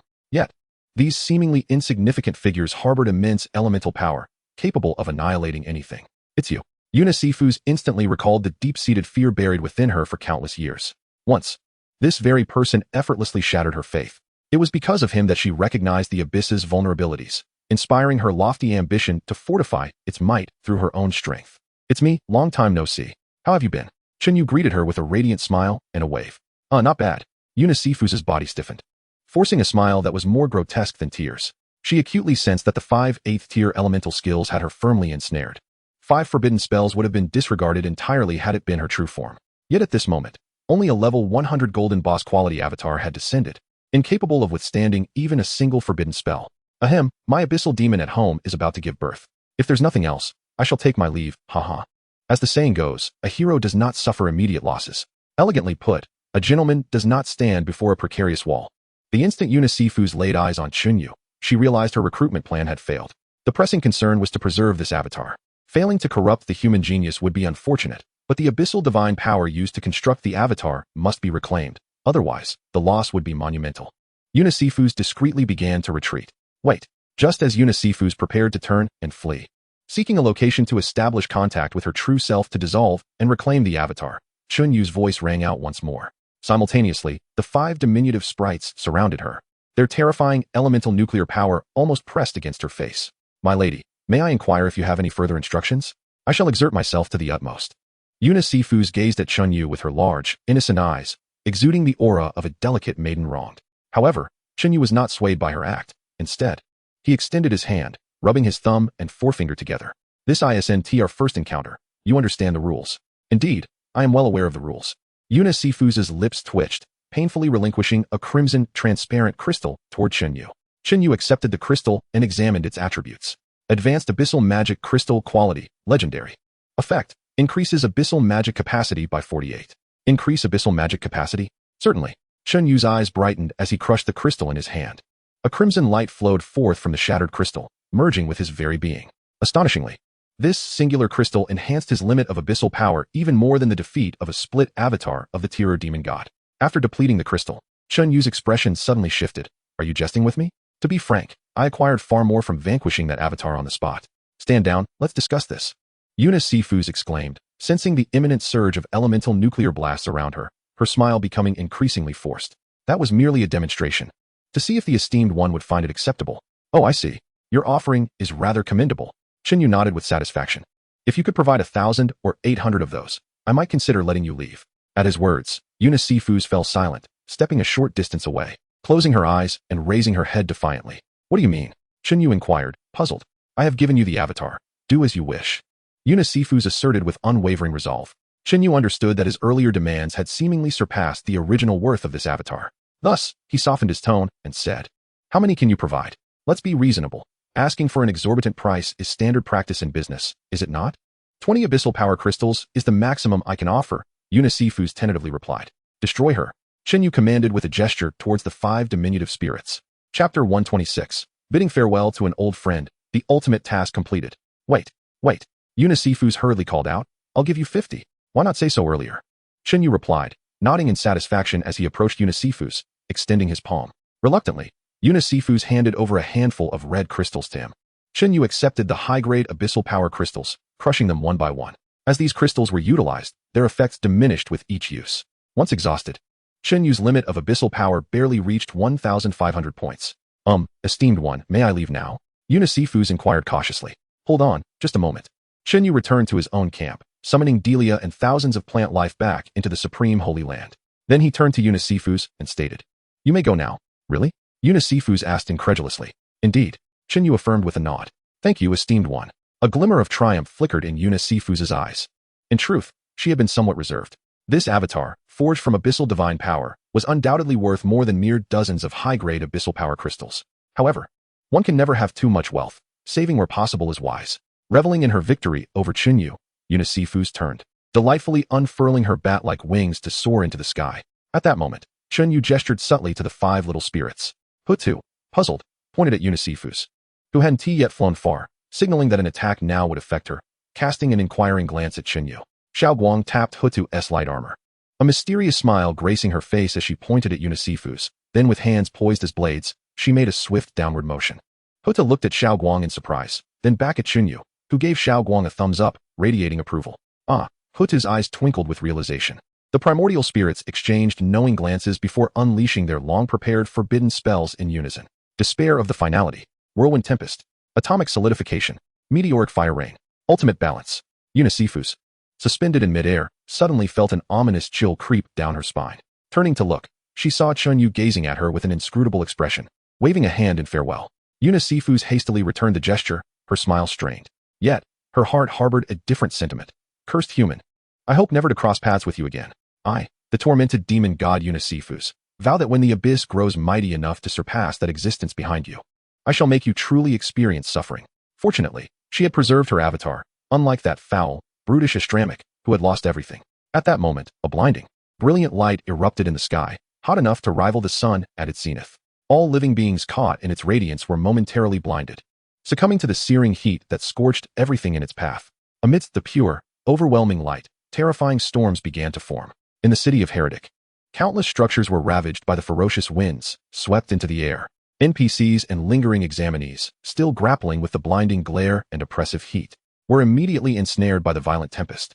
Then, a silent wave surged forth, freezing everyone in place, as if time itself had halted. No longer resisting, no longer struggling, and no longer suffering, they accepted the approach of death with calm resignation. Moments later, the sky turned crimson. Fiery meteors plummeted from the distant horizon, shaking the ground as they descended, engulfing the whirlwind of flames in their wake, forming towering columns of fire. Ultimately, all chaos subsided into a dull hue. The raging elemental energy, along with the obliterated remnants of various materials, coalesced and collapsed into a minuscule point, vanishing entirely from this world. In less than a minute, the entire city of Heretic had disappeared without a trace. Neither monsters, nor the city's military, nor even the buildings left any sign of their existence. Minutes later, Xiaoan and Hutu approached Chen Yu, each bearing an enigmatic mass and a vividly colored treasure chest. Goodness, what a tragedy, Chen Yu lamented, unable to bear the sight of the formless mass. How could such a magnificent demon avatar, a beauty of unparalleled charm, be reduced to this?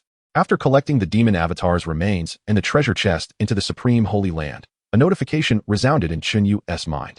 Notification: you have obliterated the city of Heretic, completing the territorial expansion task, earning 50,000 points. Notification: you have completed the task of annihilating the Heretic kingdom, earning 200,000 points. Notification: you have accomplished the ultimate task of swift resolution, earning 500,000 points. Notification: the ultimate task has concluded. The final ranking assessment instance will enter its concluding phase in 30 minutes. Examinees should prepare for departure from the instance. Simultaneously, the first examinees to flee the city, seeking refuge in the ruins of Heretic, receive the same notification regarding the end of the instance. In the barrier city, my head hurts so much. Su Miaoyue grimaced, rubbing her temples as if her skull might split open. Lu Pingping lay nearby, a blissful smile on her face, drooling slightly, seemingly lost in a delightful dream. Scattered throughout the ruins of the city, several other examinees lay in similar states. Not far away, a clanking sound echoed as an armored figure was kicked aside. A girl in a red outfit struggling to rise from the ground. Ignoring the piercing pain in her head, she bent down to shake the armored figure. Hey, wake up. If you're not dead, move. Ugh. Clang, clang, clang.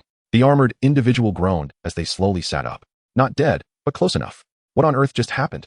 I have no idea, Manhwaedit replied with a wry smile, shaking her head. I only remember a flash of red light. Then everything went black. I just woke up. And my head feels like it's about to explode. Indeed, the ultimate task has failed. Li Wei sighed in relief, fortunate to have escaped early without facing defeat. Otherwise, he would have incurred penalties. Dying would have been preferable. It wouldn't hurt as much. Manhwaedit grimaced in pain and suddenly remembered, by the way.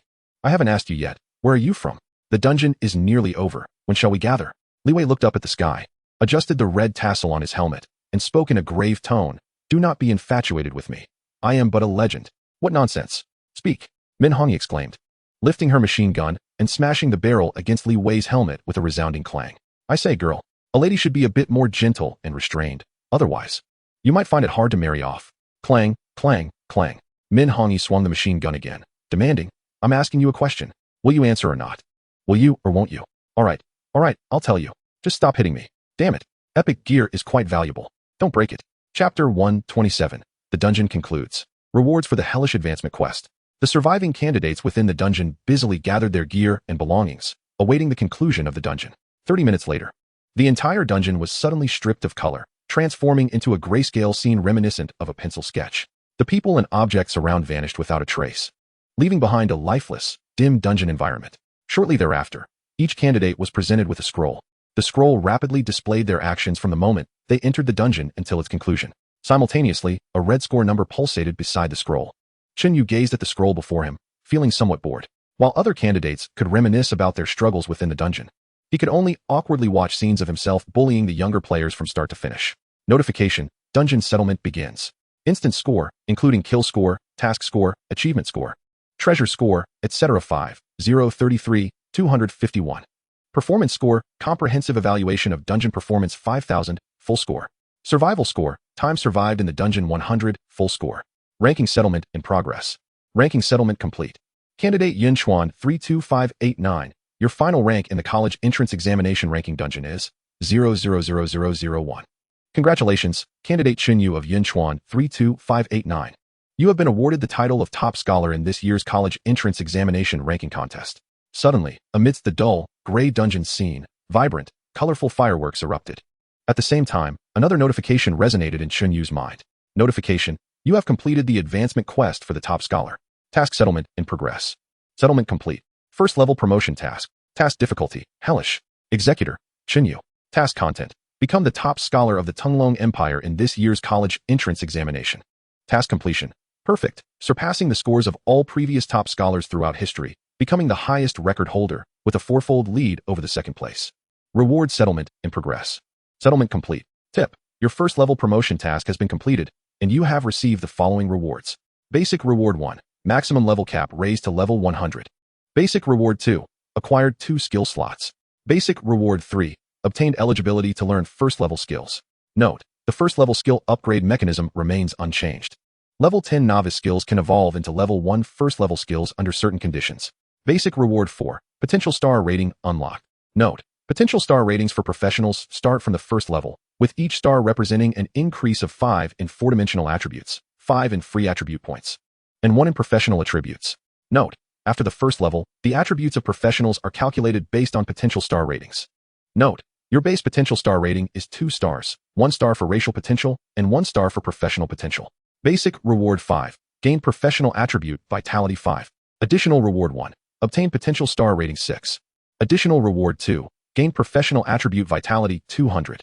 Additional reward 3, all max level novice skills upgraded to first level skills.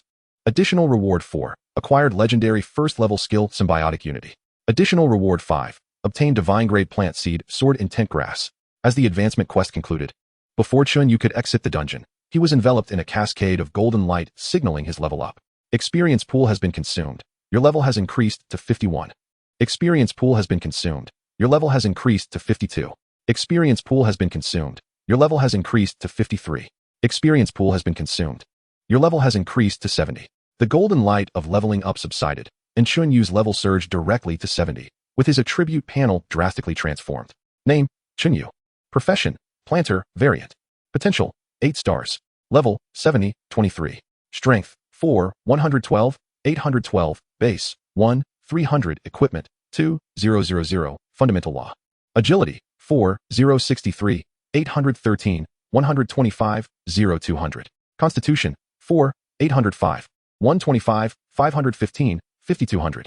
Spirit, 4, 820, 127, 015, 5200. Abyssal magic power, 1, 500. Vitality, 4, 953, 65, base, 130, fundamental law. Free attribute points, 800. Skill points, 21. Additional attributes, final damage 9, damage reduction 5. Talent, absolute enhancement. Superior designate an object for absolute enhancement, which may include, but is not limited to life, items, skills, and talents. Passive profession, Supreme Sacred Soil LV2. Open a patch of Supreme Sacred Soil. Plants cultivated in this soil will receive substantial enhancements each time a promotion occurs. One plant can be designated as the destined plant, which will undergo maximum sublimation and instant maturation. Current designated destined plants. 1. World Tree. Current remaining designatable destined plants. 1. Skills. Accelerated growth. First level, LV1. Increases the growth rate of plant life. Can consume vitality to rapidly accelerate plant growth. Plant enhancement. First level, LV1. Enhances all attributes of plant life by 100. Can fundamentally affect one target. For each point of vitality consumed, an additional 5 targets can be affected with a maximum consumption of 10 vitality per use. Lasts for 100 seconds, cooldown 300 seconds. Legendary vitality calculation. First level, LV1. All attributes 2, 500, vitality 130. Consuming vitality can predict the quality elevation path for plant life. The higher the quality, the more vitality consumed. Legendary, symbiotic unity. First level, LV1. Choose 25 different individuals, designating one as the heart of life. While the heart of life remains alive, the others will not perish. Each use consumes 1 vitality. For each additional vitality consumed, 5 different individuals can be connected. Lasts 100 seconds, cooldown 500 seconds. Supreme, Abyssal Affection LV2. Regardless of time or place, you can summon the great will of the abyss to descend at any moment, even at the cost of your own existence, to resolve your crisis. Note, this skill can gain an additional usage each time you promote. Current available uses, 2. Mythical, Embrace of the Abyss LV2. Choose a plant life, causing it to undergo abyssal transformation, enhancing all attributes by 100, gaining the skill Demonization, and acquiring the skill Abyssal Magic Power Extraction. Upon completing the promotion, Chen Yu's strength experienced a qualitative leap. His attributes soared, and the power of his skills significantly increased. The usage of Abyssal Affection became 2 times, and the Embrace of the Abyss skill also provided the abyssally transformed plant with an additional skill for freely extracting abyssal magic power. The recently acquired Symbiotic Unity skill proved to be a life-saving technique, capable of preserving not only the plant life, but also himself. In the face of extreme peril, he need not retreat into the hallowed sanctum. By merely employing the technique of to forge a connection with the world tree, he becomes impervious to death. In truth, the enhancement of Chen Yu's own capabilities is not the pivotal factor. Rather, it is the breakthrough of the plant life, finally shattering the level 50 constraint, that heralds a significant surge in attributes and skills. Chapter 128. A Universal Ascension. The Fierce Female Adventurer. Firstly, there exists a formidable army of plant life. 5,000 specimens, comprising 3 principal varieties, have all ascended to legendary status under the bounteous nourishment of ample sustenance, aligning their levels with Chen Yu's ascent to level 70. Even their skill levels have surged beyond Chen Yu's own, eclipsing his proficiency. Thorn Spirit. Rank, Legendary.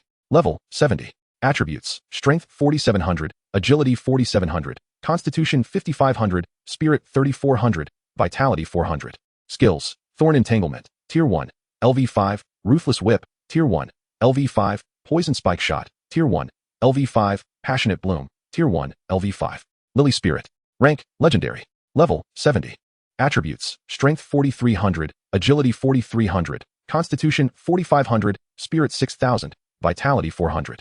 Skills, Toxic Fragrance, Tier 1, LV5, Gentle Aura, Tier 1, LV5, Lethal Kiss Mark, Tier 1, LV5. Death's Embrace, Tier 1, LV5. Gluttony Spirit.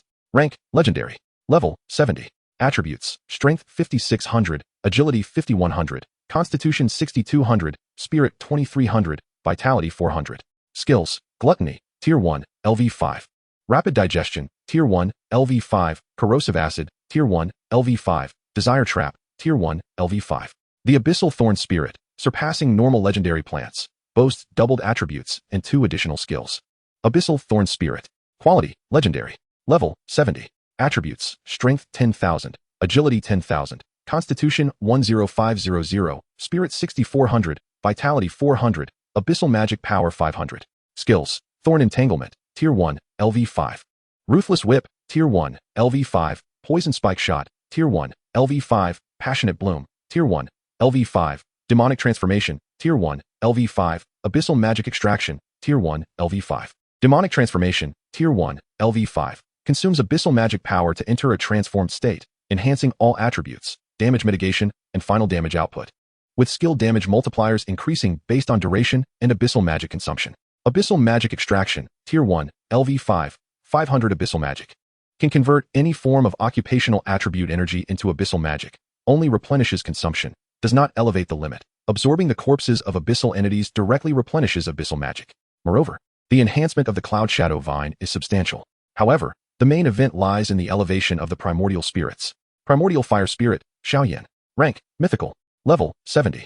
Attributes, Strength 9500, Agility 9500, Constitution 9500, Spirit 19,000, Vitality 800, Fire Source Power 80. Talent, Fire Elementalization. Enters an elemental state, immune to all physical damage and fire damage. Enhancing personal fire damage by 500. Passive, Primordial Fire Spirit. Fire skill consumption reduced by 99, power increased by 100. Skills: Inferno Conflagration, Forbidden Spell. Judgment Day, Forbidden Spell. Meteoric Fire Rain, Forbidden Spell. Divine Fire Shield, Forbidden Spell. Cataclysmic Firestorm, Forbidden Spell. The primordial spirits, aside from their considerable attribute enhancements, have each acquired a new forbidden spell. Additionally, they have gained occupational attributes and vitality, as well as supplementary occupational source power. The source power of differing attributes corresponds to their intrinsic qualities. This source power is likely to influence the potency of their forbidden spells, casting time, and spell control among other factors. Once the fireworks erupted on the dungeon conclusion interface, the grayish dungeon scene swiftly disintegrated, plunging into a realm of pure darkness. Moments later, a beam of light illuminated the surroundings. The scenery regained its vibrance, but they were no longer within the dungeon. Instead, they found themselves in the plaza prior to the ranking competition dungeon. Chen Yu surveyed the surroundings, noticing numerous examinees sprawled on the ground, emitting pained groans. The few who could stand wore pale faces and expressions of distress. Quickly, assist the examinees. At that moment, a cadre of white-robed healers and clerics entered the plaza, commencing their healing spells. Under a soft white glow, many examinees found relief from their ailments. What struck Chen Yu as peculiar was that most of these healers and support professionals seemed to be covertly observing him. Notably, a number of striking female practitioners regarded him with fervor, almost as if they yearned to devour him whole. For the sake of his own safety, Chen Yu resolved to vacate this place of turmoil and return to his dormitory to await the teleportation array for the examination. Following the conclusion of the examination, the provincial examination venue would activate teleportation arrays for every city with candidates, allowing examinees complimentary access. Before Chen Yu could take more than a few steps, a priestess who had been intently watching him approached. She cinched the waist of her white robe and sauntered over, blocking his path while offering a smile that epitomized the nurturing healer archetype. "Dear student, you have toiled in the dungeon. Allow me to heal you." Thank you." Chen Yu found it difficult to refuse the priestess's kind offer. After all, the other examinees were receiving treatment, and perhaps this was a small benefit of the examination. These support and healing professionals were of no low rank, and certainly, their services would command a hefty sum outside. However, the predatory glint in the priestess's eyes sent a shiver down Chen Yu's spine. "Don't mention it." The priestess placed her hand on Chen Yu, a soft white light emanating from her palm. He felt a gentle warmth enveloping him, instilling a profound sense of comfort. "How does it feel?" The priestess inquired with a charming smile, her delicate hand sliding from Chen Yu's shoulder to his chest. "It's fine," Chen Yu nodded. The area where the priestess's hand had grazed felt particularly relaxed and soothing, akin to a premier massage. At that moment, several other female healers approached with beaming smiles, ready to administer their healing skills. Chen Yu suddenly sensed something amiss, for these women typically cast their spells from a distance. Why was it that they needed to physically touch him to perform theirs? The initial priestess's actions grew increasingly unorthodox. With her leading the charge, the other women began to exhibit similarly inappropriate behaviors. Those who had completed their healing tasks displayed fervent, almost infatuated smiles as they gravitated towards Chen Yu. "Stop!" Chen Yu exclaimed sharply, forcefully pushing away the encircling female practitioners. If he didn't react soon, matters could escalate dangerously. "Thank you all for your assistance, but I have nearly recovered. Perhaps you should aid others instead." With that, he turned to leave. The priestess momentarily obstructed his path, slipping a note into Chen Yu's pocket. Upon witnessing this, the other female practitioners began scribbling notes on the spot. However, by the time they finished writing and prepared to hand them to him, Chen Yu had already vanished from sight. Chapter 129. The transformation of the world tree, the source of all paths. Cultivating reality through illusion. This examination venue had taken on an increasingly peculiar atmosphere. Not only the female practitioners, but even the male ones gazed upon him with an air of reverence and fervor. Upon returning to the examination dormitory, Chen Yu finally exhaled a sigh of relief. After securely locking the door, he immediately entered the sacred land. A few primordial spirits, upon seeing Chen Yu's arrival, swiftly gathered around him, chattering excitedly about how immensely powerful they had become. The previously injured Xiao Miao had also regained her prime condition after ascending 20 levels. Chen Yu encouraged each of them in turn before directing his gaze towards the world tree. World tree. Rank, Supreme. Effect 1. Endless growth. The world tree will continuously thrive, nourished by various elements including, but not limited to, spatial turbulence, chaotic energies, and diverse forms of energy, without ever resting. Effect 2. Breath of life. The world tree will perpetually emit the breath of life, nurturing and healing the surrounding beings. This breath prioritizes the master of the sacred land. Effect 3. Mother of primordials. The world tree will nurture corresponding primordial spirits based on the types of energy it absorbs. Effect 4. Source of laws. The world tree will cultivate corresponding law spirits based on the concepts of laws it assimilates. Effect 5. Undergrowth. Effect 6. Undergrowth. After its elevation, the world tree acquired an additional effect of nurturing conceptual spirits. Primordial spirits represent the elements, the fundamental components that construct the world. Law spirits embody a series of concepts such as life, death, creation, destruction, weaponry, and slaughter. If the elements are the hardware of the world, then concepts serve as its software. The height of the world tree had long surpassed the limits of mere observation, devoid of any level or attribute markers. Yet, Chen Yu could sense that its power had grown exponentially stronger. With the elevation in rank, the enhancements bestowed upon the world tree far exceeded those experienced by Chen Yu himself or any being nurtured within the sacred land. Beneath the world tree, Delia was kneeling before its trunk, fervently kissing its roots. Upon noticing Chen Yu's presence, her object of veneration swiftly shifted from the world tree to him.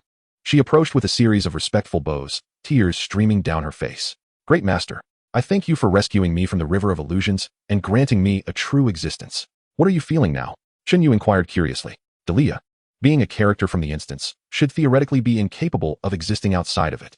Much like a two-dimensional figure from an animated series, she could not step into the realm of reality. Her assertion that Chen Yu had bestowed upon her genuine life was not entirely inaccurate. Had he not brought her into the sacred land, her fate would likely have been to be reset once the instance concluded. As for whether the new Princess Delia would still be her when the instance reopened, that remained uncertain. Great Master, Delia bowed to him once more. I feel extraordinary, liberated from the confines of illusion, unshackled from the burdens of duty, free and authentic. Would you like to see the world outside? Chen Yu pondered, intrigued by what identity Delia might assume in the external realm. A practitioner? Or perhaps a unique boss? The outside world? Delia queried with a hint of confusion. This is a world I have created, Chen Yu elucidated. As you can see, aside from myself, there are no other beings present. So, it is a world crafted by the Master. A flicker of awe crossed Delia's eyes, quickly replaced by calm. In her mind, Chen Yu was omnipotent, and the act of creating a world was not beyond comprehension. Is the outside world where the Master resides? Are there many great beings there like you? She asked timidly. Chen Yu contemplated for a moment. While he did not consider himself worthy of the term great, in terms of his supreme talents, such entities should be few and far between. Just then, Xiao Miao swooped in, casting a disdainful glance at Delia. You must understand, among countless worlds, the Master is the greatest of all. Those in the outside world are merely repugnant vermin, akin to you. Enough, Xiao Miao, cease your insults. She will be one of your companions from now on, Chen Yu chided gently, tapping her forehead with his finger. Perhaps due to the influence of the sacred land's aura, Delia seemed to form an inexplicable bond with him. This connection was as intimate as that shared with other plant beings that thrived within the sacred land. Second only to the world tree, which was his destined plant. Strictly speaking, Delia was a tangible existence birthed from the illusionary seed Chen Yu had sown in the sacred land. One could argue that aside from her human race, she bore little distinction from the legendary spirits. Come, let me show you the outside, Chen Yu said, taking Delia's hand as they exited the sacred land. The moment they departed, Delia suddenly perceived that the surroundings had plunged into darkness. Instantly, a terrifying pressure surged from an unknown source, threatening to crush her utterly in the next heartbeat. Delia cried out in panic, yet found herself unable to produce even the faintest sound. Just as she believed she would be obliterated beneath this overwhelming force, a hazy aura enveloped her, repelling the oppressive weight. The pressure came in waves, akin to monstrous tides roaring in a tempest, while the aura stood firm like an indomitable rock. This is the breath of that great land. My great master has always sheltered me. Delia felt a wave of relief wash over her. In the midst of darkness, she lost track of time. Eventually, She noticed a shimmering thread of light appear on the distant horizon. As she drew nearer, she realized it was a tumultuous river, not composed of ordinary water, but rather a cascade of reflective, mystical luminescence, mirroring the essence of all things in existence. Before Delia could observe closely, the white aura propelled her swiftly against the current. After traversing an indeterminate distance, the aura enveloped her and suddenly plunged her into a radiant stream within the river. Moments later, the flowing light of the river surged, unleashing a colossal wave. Instead of crashing down, the wave meandered in midair before transforming into a tributary, traversing unspeakable distances before rejoining the great river. In the Tunglong Empire, within the examination dormitory of the Yunchuan testing grounds, when Chen Yu returned to his room, he suddenly felt a void in his hand. Turning around, he saw Delia still by his side, yet her form had become transparent, rapidly fading into a more ethereal state. Delia slightly parted her lips, seemingly attempting to convey something. But no sound emerged. Something was indeed amiss. Chen Yu furrowed his brow, preparing to return her to the sacred land. However, he could not sense her presence at all, as if she were merely a phantom projection. Within seconds, this spectral image dissipated entirely, as though it had never existed. Chapter 130. Changes in the Book of Emblems. Methods to enhance occupational attributes? Through the connection established within the sacred land, Chen Yu sensed that Delia's life state remained intact. She was neither injured nor dead, yet she was distanced to a point that he could not ascertain her whereabouts. Immediately, Chen Yu returned to the sacred land, his expression solemn. Master, what just transpired? A figure of soft green light coalesced beside him. Delia has vanished. Chen Yu recounted the recent events to the world tree, hoping it could analyze the situation. I apologize, Master, but I am unable to discern her location. Had I been present, I might have gleaned something, but based solely on your description, I cannot make a judgment. The will of the world tree spoke apologetically. It is not your fault. My actions were too reckless. Chen Yu sighed. Delilah's disappearance made him acutely aware of his limited understanding of this world. Some matters were not within his control, no matter how he wished otherwise. Just moments ago, he had confidently brought Delilah out, relying on the support of the supreme holy land and the world tree, thinking that if anything went awry, he could swiftly return her to the safety of the supreme holy land. Yet, his assumptions had proven misguided. The instant Delilah stepped outside the supreme holy land, it seemed she vanished due to some underlying rule, disappearing without a trace, leaving Chen Yu completely oblivious. The shadow he later witnessed was merely an echo of her presence. Fortunately, Delilah had not encountered any mortal peril. I am sorry, it was my negligence, Chen Yu said, bending down to retrieve the emblematic book Delilah had left in the supreme holy land. Since I have bestowed upon you true life, I shall undoubtedly find you in the years to come. Suddenly, a thought struck him, and he focused intently on the emblematic book in his hand. Damaged emblematic book. Rarity, rare. Effect. Allows the insertion of a single emblem to activate its power, with a maximum limit of one emblem. Description. An ancient artifact, weathered by the sands of time, still retains a hint of peculiar power. It witnessed the dawn of a great civilization. Selling it to historians or collectors will yield a considerable profit. Chen Yu recalled distinctly that Delilah had previously stated the emblematic book was no longer functional. At that time, he had also examined his own emblematic book, which had indeed transformed into a mere decorative object devoid of rank. Yet now, although its effectiveness had diminished, it still possessed the ability to activate an emblem. This was a stark contrast to complete ineffectiveness. It was akin to a smartphone that no longer powers on as opposed to one that could only make calls but lacks all other functions.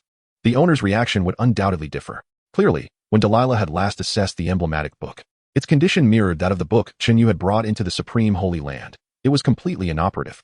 Thus, did the emblematic book and the emblems he had retrieved retain some residual effectiveness? Within the dungeon, Chen Yu had distributed a portion of the emblems to Su Mieyue and Lin Ailo, but had subsequently collected many more. Both the emblems and the emblematic book were stored within the supreme holy land, so they had not been cleared upon exiting the dungeon. He promptly approached his collection of emblems and began to inspect them. At the top of the pile lay 3 emblematic books, 2 of legendary rank, one from the Dark Demon Cult and the other from the Frost Giant City, and one of epic rank, automatically issued upon entering the dungeon. The epic emblematic book was rendered void. The emblematic book from Frost Giant City was also void. The one from the Dark Demon Cult remained void as well. None of the 3 emblematic books retained any efficacy akin to Delilah's. Setting the emblematic books aside, Chen Yu rummaged through the large heap of emblems, striving to uncover any usable ones. After thoroughly examining all the emblems, he indeed discovered 2 effective emblems. Damaged Legacy Power Emblem. Quality, ordinary. Effect, Power 1. Description, an ancient artifact, worn by the passage of time, still retains a hint of peculiar power. If not preserved properly, it may become completely ineffective in the near future. Damaged Legacy Agility Emblem. Quality, ordinary. Effect, Agility 8. Description, an ancient artifact, worn by the passage of time, still retains a hint of peculiar power. It is favored by collectors and historians alike. What could this mean? These two emblems were among the very first legendary emblems he had obtained. While in the dungeon, they had occupied the slots of the emblematic book. During the last time he brought Delilah into the supreme Holy Land, Chen Yu had checked them and confirmed their ineffective state. Yet now, with the dungeon concluded, they astonishingly retained a modicum of effectiveness. This situation was indeed perplexing. Perhaps it was somehow connected to Delilah's disappearance. However, his understanding of this world was still too shallow to extract any useful information. Never mind. I shall seek to comprehend more when I encounter professionals in the future. Chen Yu carefully stored Delilah's emblematic book and the two effective emblems beneath the world tree. Master, the soft, greenish silhouette of the world trees spoke gently. Yes, Chen Yu nodded. Do you have any thoughts? Not at the moment. However, there is still a matter of great importance awaiting your attention. The world trees replied tenderly. I understand, Chen Yu said, turning towards the yellow spring flower. After his class change, he could once again possess a supreme-grade life plant. This was the most potent effect of the supreme Holy Land, and he certainly would not forget it. Long ago, he had discussed with the world tree the selection of the yellow spring flower as his life plant. Wait. The light green figure flickered and appeared before Chen Yu. Master, I was not referring to that. What then? Chen Yu asked, perplexed. Of course. It pertains to enhancing your strength. The world trees will seem somewhat anxious. Have you forgotten? I previously mentioned that once you complete your class change, I can enhance your class attributes. Ah, indeed. Chen Yu exclaimed, curiosity piqued. What must I do? Class attributes were significantly more challenging to manipulate than basic four-dimensional attributes. For his basic four-dimensional attributes, he gained 40 points with each level up, combined with free attribute points that amounted to 200 points per level. Besides leveling up, free attribute points could also be acquired from dungeons. Meanwhile, his vitality attribute could only grow by a fixed 8 points per level, with no other means to enhance it. If the world tree could offer a method to augment his class attributes, it would be nothing short of splendid. Follow me, Master, the light green figure beckoned, guiding Chen Yu to the trunk of the world tree. A white portal appeared on the trunk, which had swelled to a diameter of over 100 meters. The light green figure turned and waved at Chen Yu, floating into the white portal. Chen Yu hesitated for a moment before following the light green figure into the portal. Chapter 131, Spirit of Flora? Continuation of the dungeon's narrative. Several primordial spirits immediately flew over, eager to follow. However, as Chen Yu entered, the portal flickered and vanished. Ouch! That hurt. The primordial spirits clumsily collided with the trunk, bouncing back. Mother, why can't you let us learn as well? Little Light complained, rubbing its forehead in discontent. Let us think of a way. We must find a way in. Little Flame said, tapping the trunk and gesturing as if seeking a suitable spot to grasp. Just then, a vibrant green branch rapidly sprouted from the world tree's trunk. Crack, crack, crack. The new tender branch unleashed a lightning-fast six-strike whip, sending all 6 primordial spirits flying. Meanwhile, as Chen Yu followed the light green figure into the heart of the world tree, he discovered a truly extraordinary space. In this expansive realm, a kaleidoscope of colors merged together in a dreamlike fashion, akin to a child carelessly splattering paint on a blank canvas. Yet upon closer inspection, one could discern a stunningly beautiful pattern amidst the chaos, as if all things in existence found their reflection within. Master, a sweet, youthful voice filled with vitality resonated in Chen Yu's ear. This was the first time he had heard the world tree's voice. Previously, their exchanges had all been through thought. Chen Yu quickly turned his head, yet found nothing beside him. At that moment, Chen Yu felt a gentle tug at the hem of his garment. Looking down, he was greeted by the sight of a petite girl with silver hair and green eyes, barely reaching his waist, gazing up at him with an innocent expression. The little girl wore a heart-shaped leaf hairpin and a white flower bud dress, adorned with delicate golden patterns and deep green leaf embellishments. Golden armlets graced her arms, and her soft little feet were clad in open-toed white socks. Are you the world tree? Chen Yu exclaimed in surprise, astonished that the world tree could take on such an adorable, childlike form. Her chubby figure was a stark contrast to the elegant, slender image typically associated with the pale green humanoid. Does Master not like it? How about this? The little girl suddenly began to grow before Chen Yu's eyes. In less than a minute, her height surged from 1.3 meters to just over 1.7 meters. Her short hair cascaded down to her waist. Her chubby little legs transformed into long, slender limbs as white as jade. The flower bud dress unfurled into a stunning white backless gown with a plunging neckline, and the white socks morphed into knee-high silk stockings. Incredible! Chen Yu stared, dumbfounded, as the adorably naive girl instantly transformed into a pure and gentle goddess. Does Master like it? The goddess-like world tree asked softly with a radiant smile. I do. Chen Yu nodded vigorously. In truth, the little girl was charming in her own right, but the transformation into the goddess was simply breathtaking. Then what are we waiting for? The goddess world tree beamed as she tenderly cupped Chen Yu's face and leaned in for a kiss. In that instant, the surrounding space erupted in a kaleidoscope of swirling colors, surging towards Chen Yu and the goddess, engulfing them completely. His vision was consumed by an infinite array of vibrant hues. In a daze, he felt enveloped by an overwhelming sense of warmth and comfort. A peculiar warmth permeated through his skin, penetrating deep within him, as if every cell in his body were basking in the soothing embrace of a steaming hot spring. So this is how one cultivates their professional attributes? Chen Yu decided to close his eyes. Notification: engaging with the world tree, exchanging material energy, vitality 1. The notification echoed in his mind, but Chen Yu was too enraptured to divert his attention. He surrendered everything to the world tree, not even wanting to control his own breath. Notification: engaging with the world tree, exchanging material energy, vitality 1. Notification: engaging deeply with the world tree, exchanging material energy, vitality 2. Notification: engaging in profound contact with the world tree, exchanging material energy, vitality 3. Notification: sustained profound contact with the world tree, exchanging a substantial amount of material energy, vitality 10. In Kyoto City, at the Examination Command Headquarters, high-ranking examiners convened under the auspices of Lord Huayan. With the conclusion of the instance, all examinees exited, marking the end of this year's college entrance examination. Including 2 ninth-tier powerhouses, the officials' hearts finally settled. It had been ages since such exhilarating events occurred during the entrance examinations of the Tunglong Empire. Fortunately, a remarkable individual had emerged in this ranking instance, single-handedly annihilating 2 demon avatars, thereby containing the ensuing losses within an acceptable range. One must understand that as the ranking instance progressed, the remaining examinees became increasingly formidable. Had it not been for Chen Yu, at least half of the final remaining examinees would have perished. Such losses would be incalculable for the entire Tunglong Empire. We all owe him a debt of gratitude, sighed Lord Huayan. Such an extraordinary talent likely has no need for this favor. The Lord of Baibo remarked self-deprecatingly from the side. On the contrary, we may find ourselves seeking his assistance in the future. Indeed, Lord Huayan chuckled bitterly. Report. A proctor entered the conference room. Esteemed officials, there has been a situation with the ranking instance. What sort of situation? Speak, commanded Lord Huayan. We were just reviewing the processes of the ranking instance and discovered that a hidden plotline appeared automatically at its conclusion, the proctor replied. An automatic hidden plotline. Let us see it, Lord Huayan instructed. Yes. The proctor placed a white crystal on the conference table. The crystal projected a series of rapidly scrolling images, depicting the narrative scenes from the ranking instance. The first half of the narrative was largely unchanged. The kingdom prepared its forces, summoned armies, traversed the Wailing Canyon, and attacked the Demon Dragon's main city, advancing with unstoppable momentum from the first city to the 7th. Just as the 7th main city was on the brink of collapse, the Dark Demon cult intervened, repelling the forces of the kingdom. Subsequently, the Snowfield Giant City joined the fray, collaborating with the kingdom's forces to vanquish the princess and the Dark Demon cult's remnants. The original plot was supposed to conclude with the princess being captured by the forces of Snowfield Giant City and returned to the palace in confinement. However, in the replayed narrative, after being returned to the palace, the story did not end. Instead, it continued for a brief period. During this time, Princess Dilia boldly revealed her prowess as a level 300 silver boss, erupting into a murderous rampage, slaughtering the queen and the high-ranking officials of Snowfield Giant City, and forcing the old king to abdicate. Subsequently, she ruthlessly eliminated her rivals, suppressing any dissent, and assimilating the remnants of the Dark Demon cult and Snowfield Giant City into her own ranks. In the final still frame, Princess Dilia donned a golden crown and royal robes, seated upon the throne, gazing into the distance with an indifferent expression. Is this the result of a single review, or multiple reviews? Lord Huayan inquired.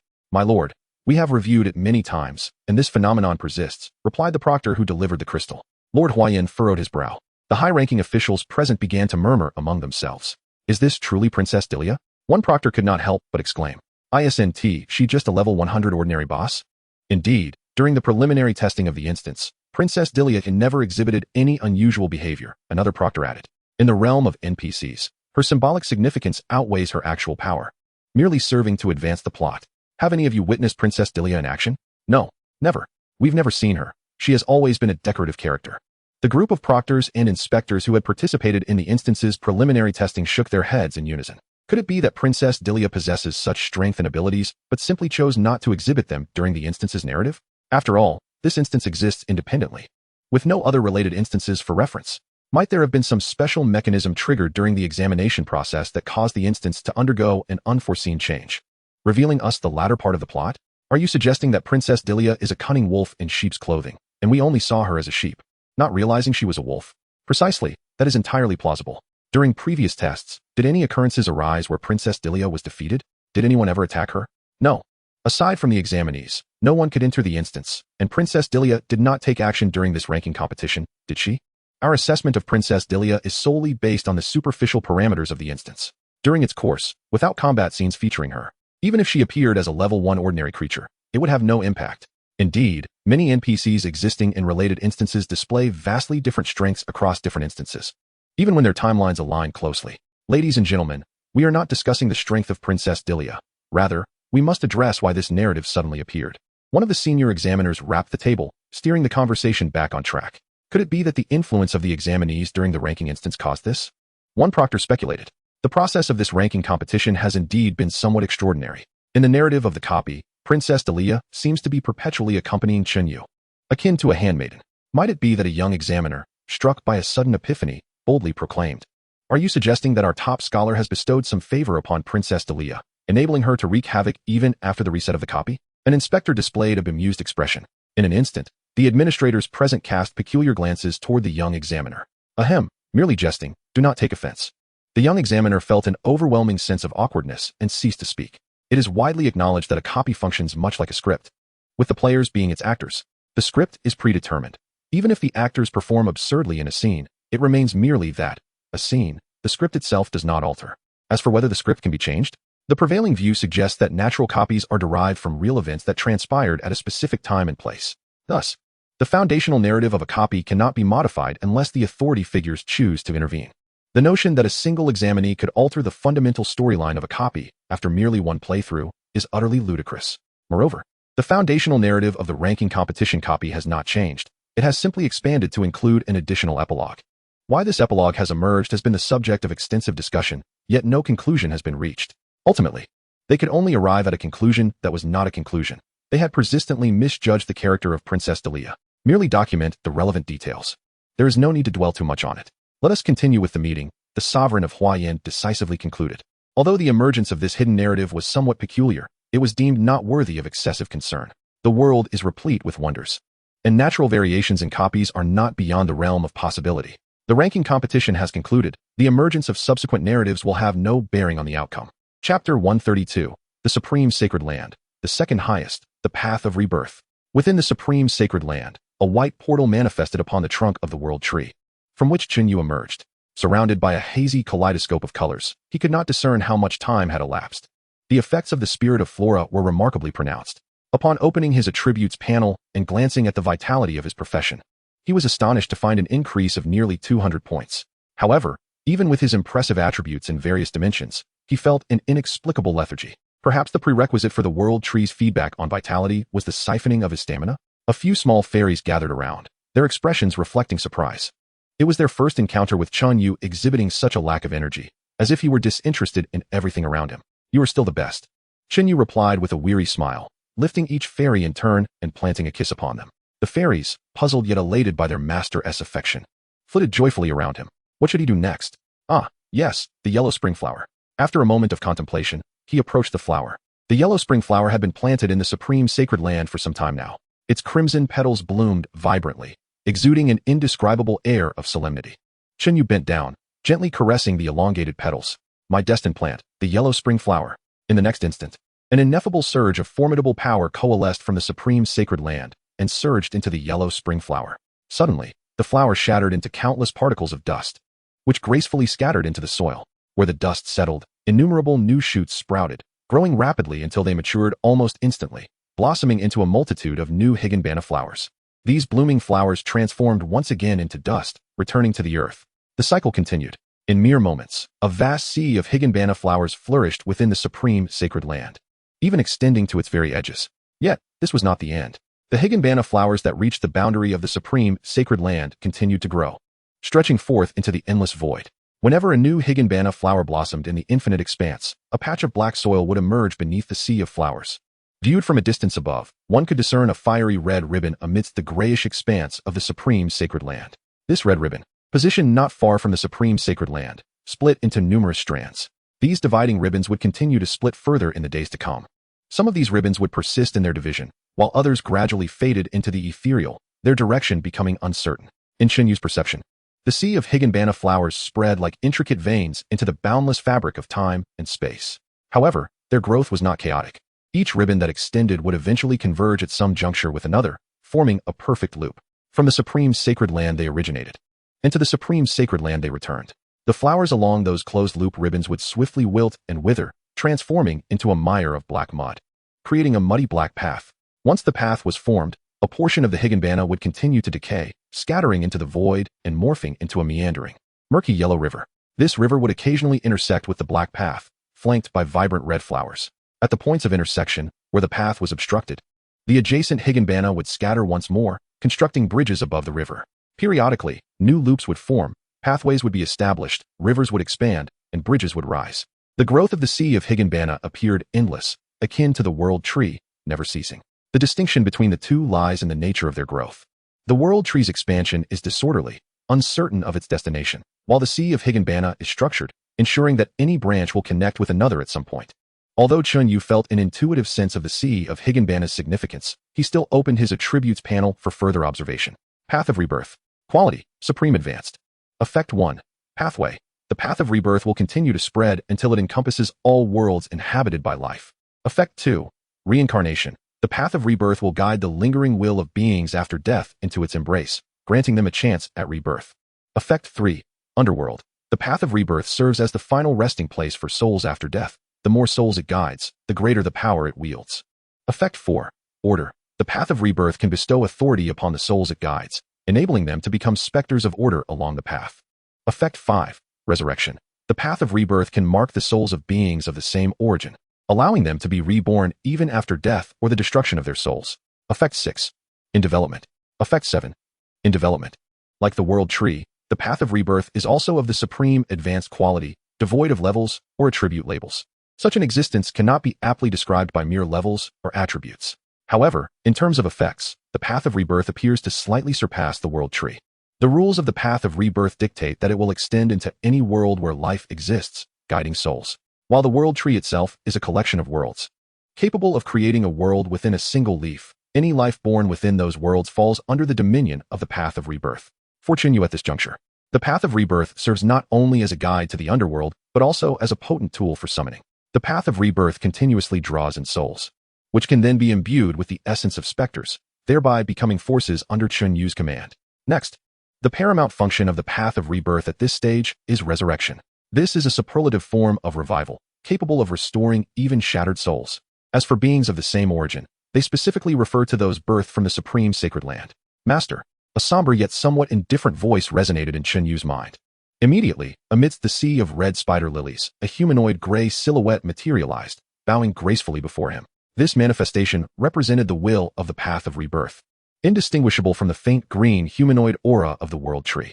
Indeed, Chen Yu nodded and spoke. Mark all beings within the sacred soil. Should any of them perish, revive them immediately. Yes, master, responded the gray luminescence of the path of rebirth. Beneath its feet, a red spider lily transformed into dust, dispersing throughout the entirety of the supreme sacred soil. Chen Yu could distinctly observe the ethereal images of all beings within the sacred soil emerging from the sea of spider lilies. Even the phantom of the world tree was among them. However, conspicuously absent was his own image. Whenever Chen Yu posed a question, the will of the path of rebirth proactively elucidated, Master, your soul cannot be marked. Yet, you are my master, and as long as I exist, death holds no significance for you. That is reassuring. Chen Yu nodded again. The ability to preserve one's life is naturally a boon, and the more, the better.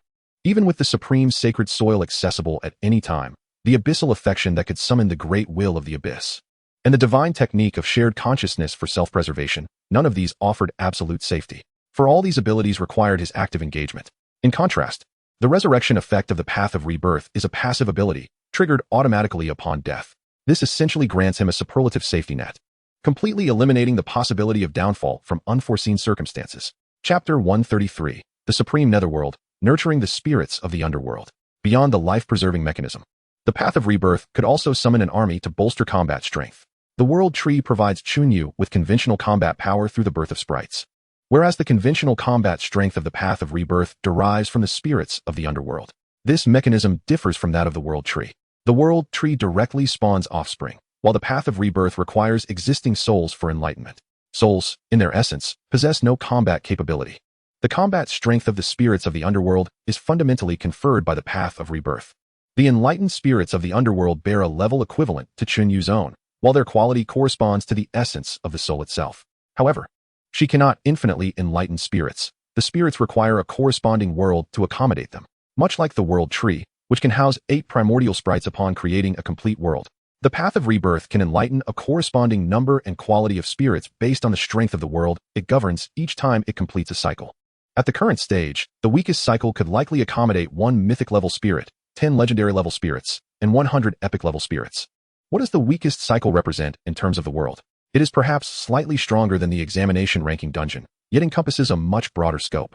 Although capable of housing mythic-level spirits, such a world may not necessarily give rise to mythic-level beings, and even if they do emerge, their demise would not be easily attained.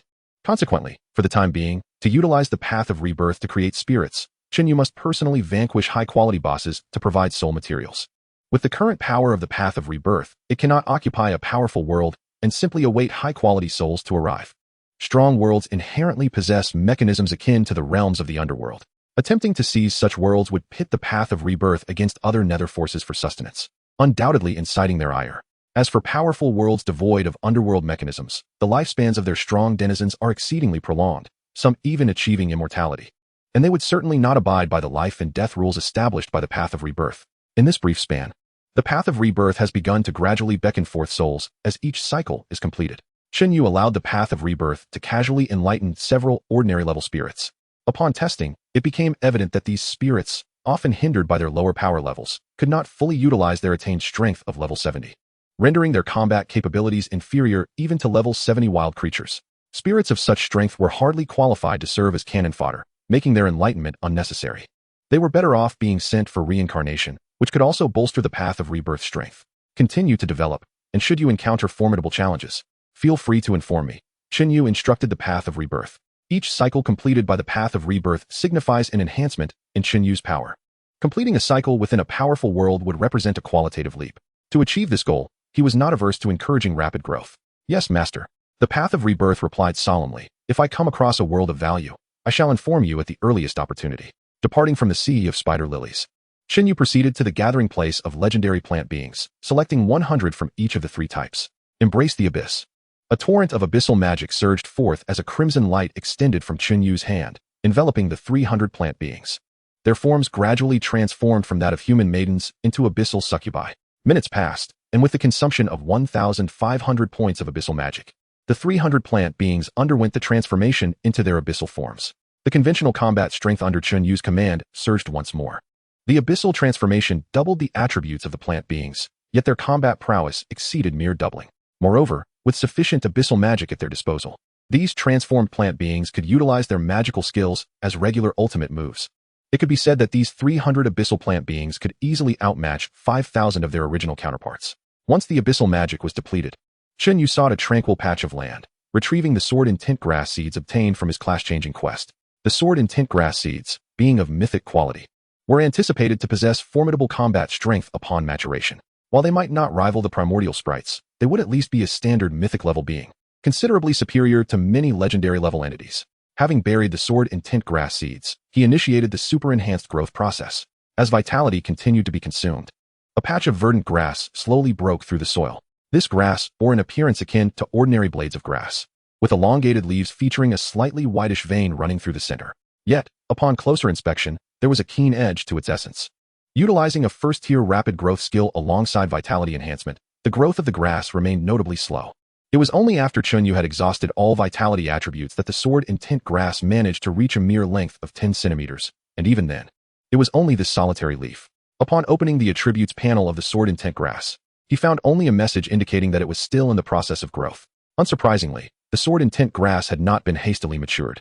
In fact, Chen Yu had long since come to terms with the inertia of mythic-level plants. The mysterious lotus seed gifted to him by the little lowly was also a mythic-level plant. Despite countless uses of rapid growth on it, the mysterious lotus seed still remained in its early sprouting state. In contrast, the growth speed of the sword and tint grass was already a result of skill advancement and substantial vitality expenditure. Had it been before his class change, Chen Yu would have needed to wait an entire day for it to merely produce a small sprout. The clock within the supreme sacred soil indicated that it was now 11 in the morning. He could only wait for the vitality to replenish before continuing. After instructing the world tree and the path of rebirth to assist in monitoring the sword and tint grass, Chen Yu reluctantly exited the supreme sacred soil. Upon returning to his dormitory room, both the friend panel and his phone chimed simultaneously. Chen Yu first opened the friend panel. 3 individuals had sent him messages, Su Miayue, Li Wei, and the little lowly Yun Biyue. Chen Yu clicked on Li Wei's message first. It began with a series of exclamation points, followed by the phrase, "When the hell did you become this amazing?" Below was an image captured from major media headlines. Level 50 examinee reveals the secret behind the 2 great demon gods. Shocking. The avatars of the 2 great demon gods in the ranking dungeon were single-handedly slain by an examinee. Unprecedented. The 80-20 cohort of college entrance examination candidates has shattered the record on the ranking competition leaderboard. All of this is intricately linked to Chen Yu. The primary highlights either revolve around Chen Yu's one-on-one duel against 2 formidable avatars or the instantaneous screenshot of his ranking competition points. Some unscrupulous media outlets have even begun to fabricate tales about Chen Yu's origins, inexplicably endowing him with an array of powerful ancestors, including a plethora of formidable parents and grandparents. Various tabloids have taken it upon themselves to concoct fantastical narratives about him, stories of a childhood prodigy living incognito, carving out his own destiny, of a super genius secretly nurtured by a prestigious family finally coming to the fore, of a protagonist who, pursued by enemies, fell off a cliff and discovered a super treasure, gaining the recognition of elemental spirits. The convoluted and bizarre experiences have left Chen Yu himself utterly astonished. Unable to contain himself, he messaged Li Wei with 2 words, "Do you believe it?" Chapter 134, A Message from Sister. After a few seconds, Li Wei replied, "If I believed it, I'd be a fool. How could I not know your family situation?" Li Wei continued, "However, that scoring and your duel against the avatars is indeed true, right? There's photographic evidence. I genuinely didn't expect the big boss from the opposing faction to be you." Chen Yu inquired, "What about you? How do you feel?" Li Wei responded, "Rank 326. Off to Tunglong University. I never imagined I'd have any connection to Tunglong University in this lifetime. Life is truly marvelous. Who would have thought my brother Chen Yu would possess the demeanor of an emperor?" Chen Yu retorted, "Old monster, cease your nonsense. Beware of ill fortune in your later years." "Where are you now?" Chen Yu asked. "I have some free time. How about we explore the provincial capital?" "Who the hell is going to explore the provincial capital with you?" "I'm currently in the imperial capital, Beijing. Are you aware?" Chen Yu exclaimed, "What? How did you end up in Beijing?"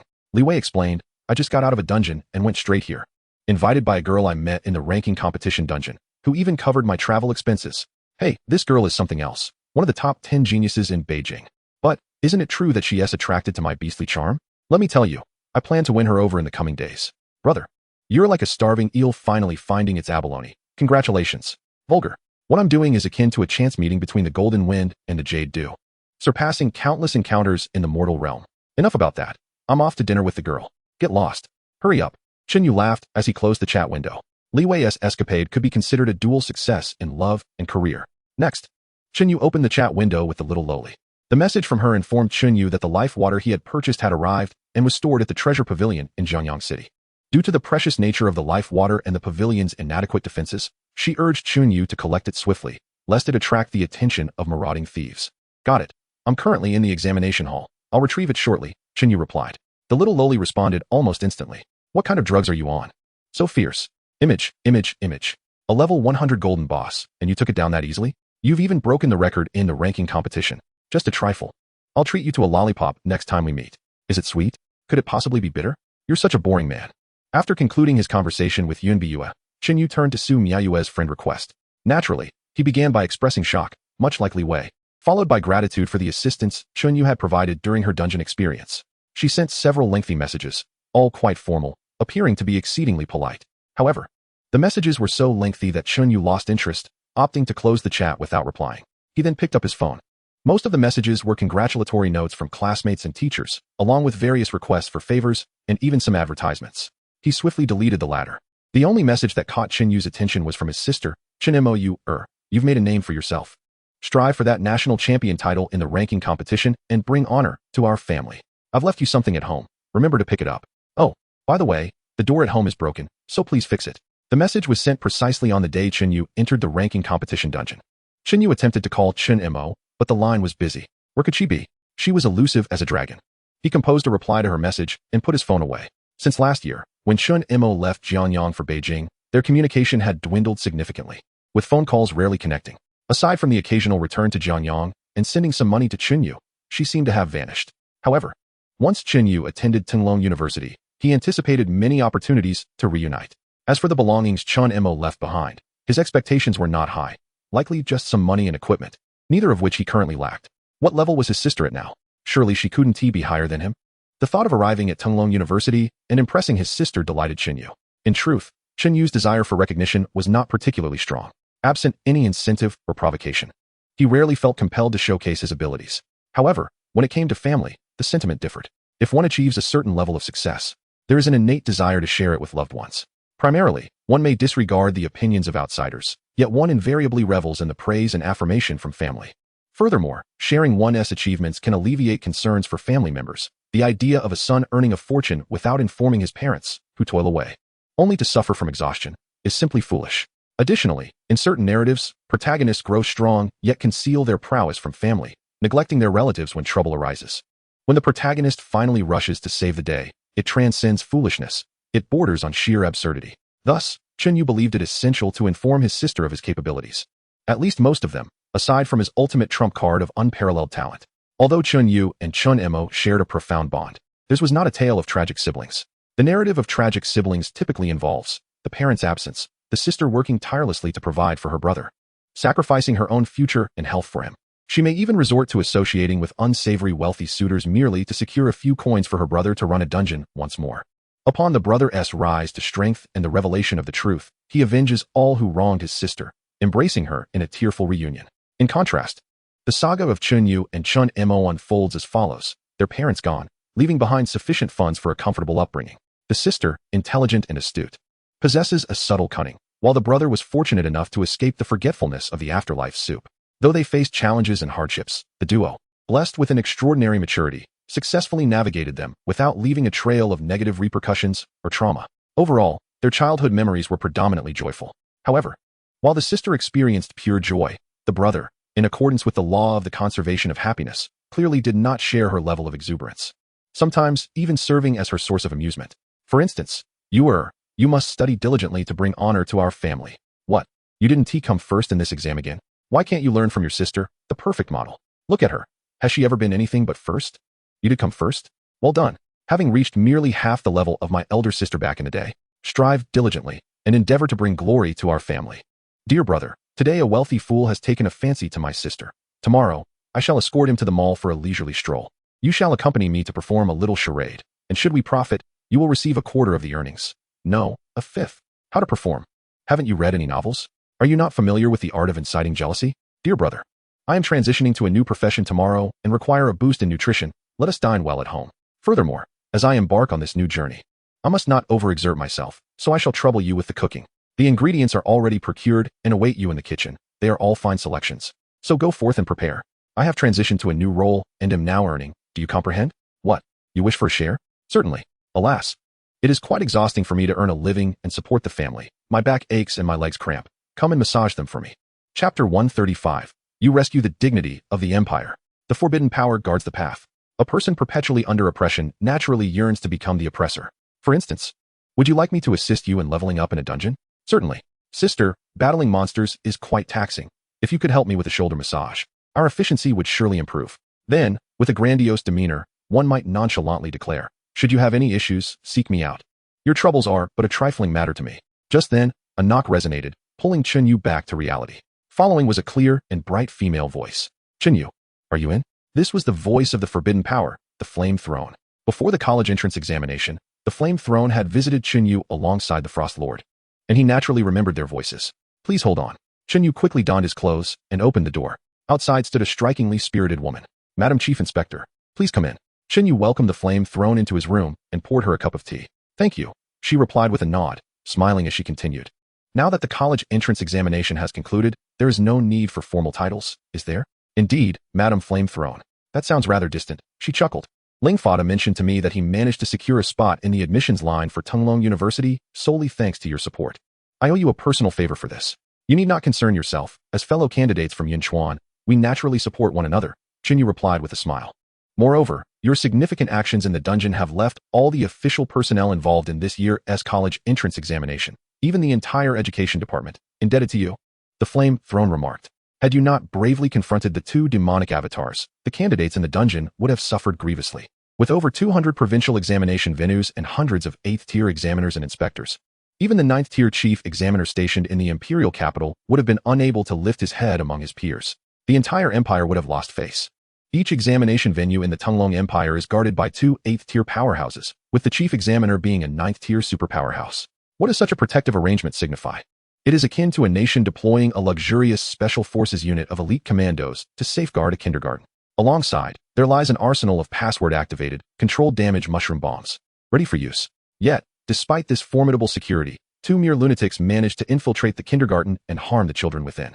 Who could accept such a failure? Not only outsiders, but even our own would surely question the competence of those elite soldiers and whether the mushroom bombs were all duds. The rise and fall of a nation is the responsibility of every citizen, Chen Yu stated solemnly. As a citizen of the empire, if I possess the capability, I shall protect its interests. This is a sentiment anyone could express, the flame-thrown sighed. Yet, only a select few can truly act upon such words. Are you not among that select few? Chen Yu smiled. In the National War Dungeon, you ventured forth alone, using a forbidden spell to obliterate the White Eagle Empire's main city. That is indeed a tale worthy of admiration. After their last encounter with the two forbidden powers, Chen Yu had researched their backgrounds. Though the information was merely superficial, it sufficed for their interactions, ensuring he was not entirely ignorant of their capabilities. The Flame Throne's legendary battle was the cataclysmic Judgment Day in the National War Dungeon. It was precisely due to that battle that her title differed from other forbidden powers. Generally, 8th-tier forbidden powers are titled lords, but those who have rendered remarkable service to the Tunglong Empire are bestowed the title of throne. Similarly, the titles of 9th-tier arcane powers also differentiate between venerable and monarch. Meanwhile, 10th-tier demigods are referred to as saints and emperors. Furthermore, merit-based titles resemble the noble titles of ancient times. While they do not hold actual power, the empire allocates resources annually based on merit. Let bygones be bygones. There is no need to dwell on the past, the Flame Throne smiled. Also, there is no need for such formalities. Your future accomplishments are destined to eclipse mine. I cannot bear the title of madam from you. My name is Ling Xiuhua. If you do not mind my presumption, you may simply call me Sister Ling. Very well, Sister Ling. Chen Yu acquiesced. Ling Xiuhua indeed harbored some gratitude towards him, but more so, she aimed to foster a closer relationship. Moreover, her intent was almost unabashedly transparent, plainly indicating to Chen Yu that she held high hopes for his future and wished to befriend him. Such straightforwardness often engenders goodwill. I have come to inquire whether you have considered any universities apart from Tunglong University, Ling Xiuhua stated. Not at all, Chen Yu replied.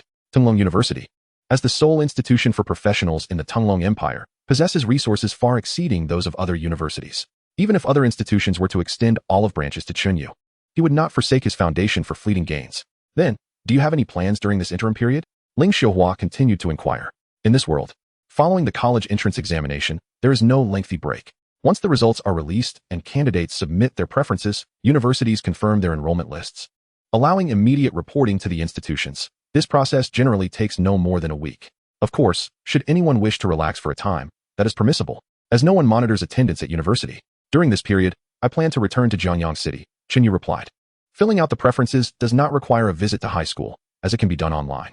His return to Jiangyang City is primarily to collect the life water sent by the little lowly. Additionally, he intends to repair the damaged door of his home. After completing your business, you will head directly to Tunglong University for enrollment? Ling Xiuhua queried. Indeed. Sister Ling, do you have any requests? Requests? I wouldn't dare presume. She laughed, shaking her head. I am also an instructor at Tunglong University. Once I finish my matters here, I can conveniently take you along when I return. I appreciate it greatly. Before even setting foot in Tunglong University, Chen Yu could already feel the institution's profound heritage. A distinguished forbidden power merely serves as an instructor there. I shall make haste, so as not to keep you waiting, Sister Ling. With that, Chen Yu clasped his fists in a respectful gesture and prepared to depart. Wait. Ling Xiuhua interjected. I will accompany you. I also have matters to attend to in Jiangyang City. You have business in Jiangyang City? Chen Yu inquired, intrigued. What could a forbidden power have to do in such a remote and impoverished place? It is not anything of great importance, Ling Xiuhua revealed. Her expression momentarily clouded with frustration.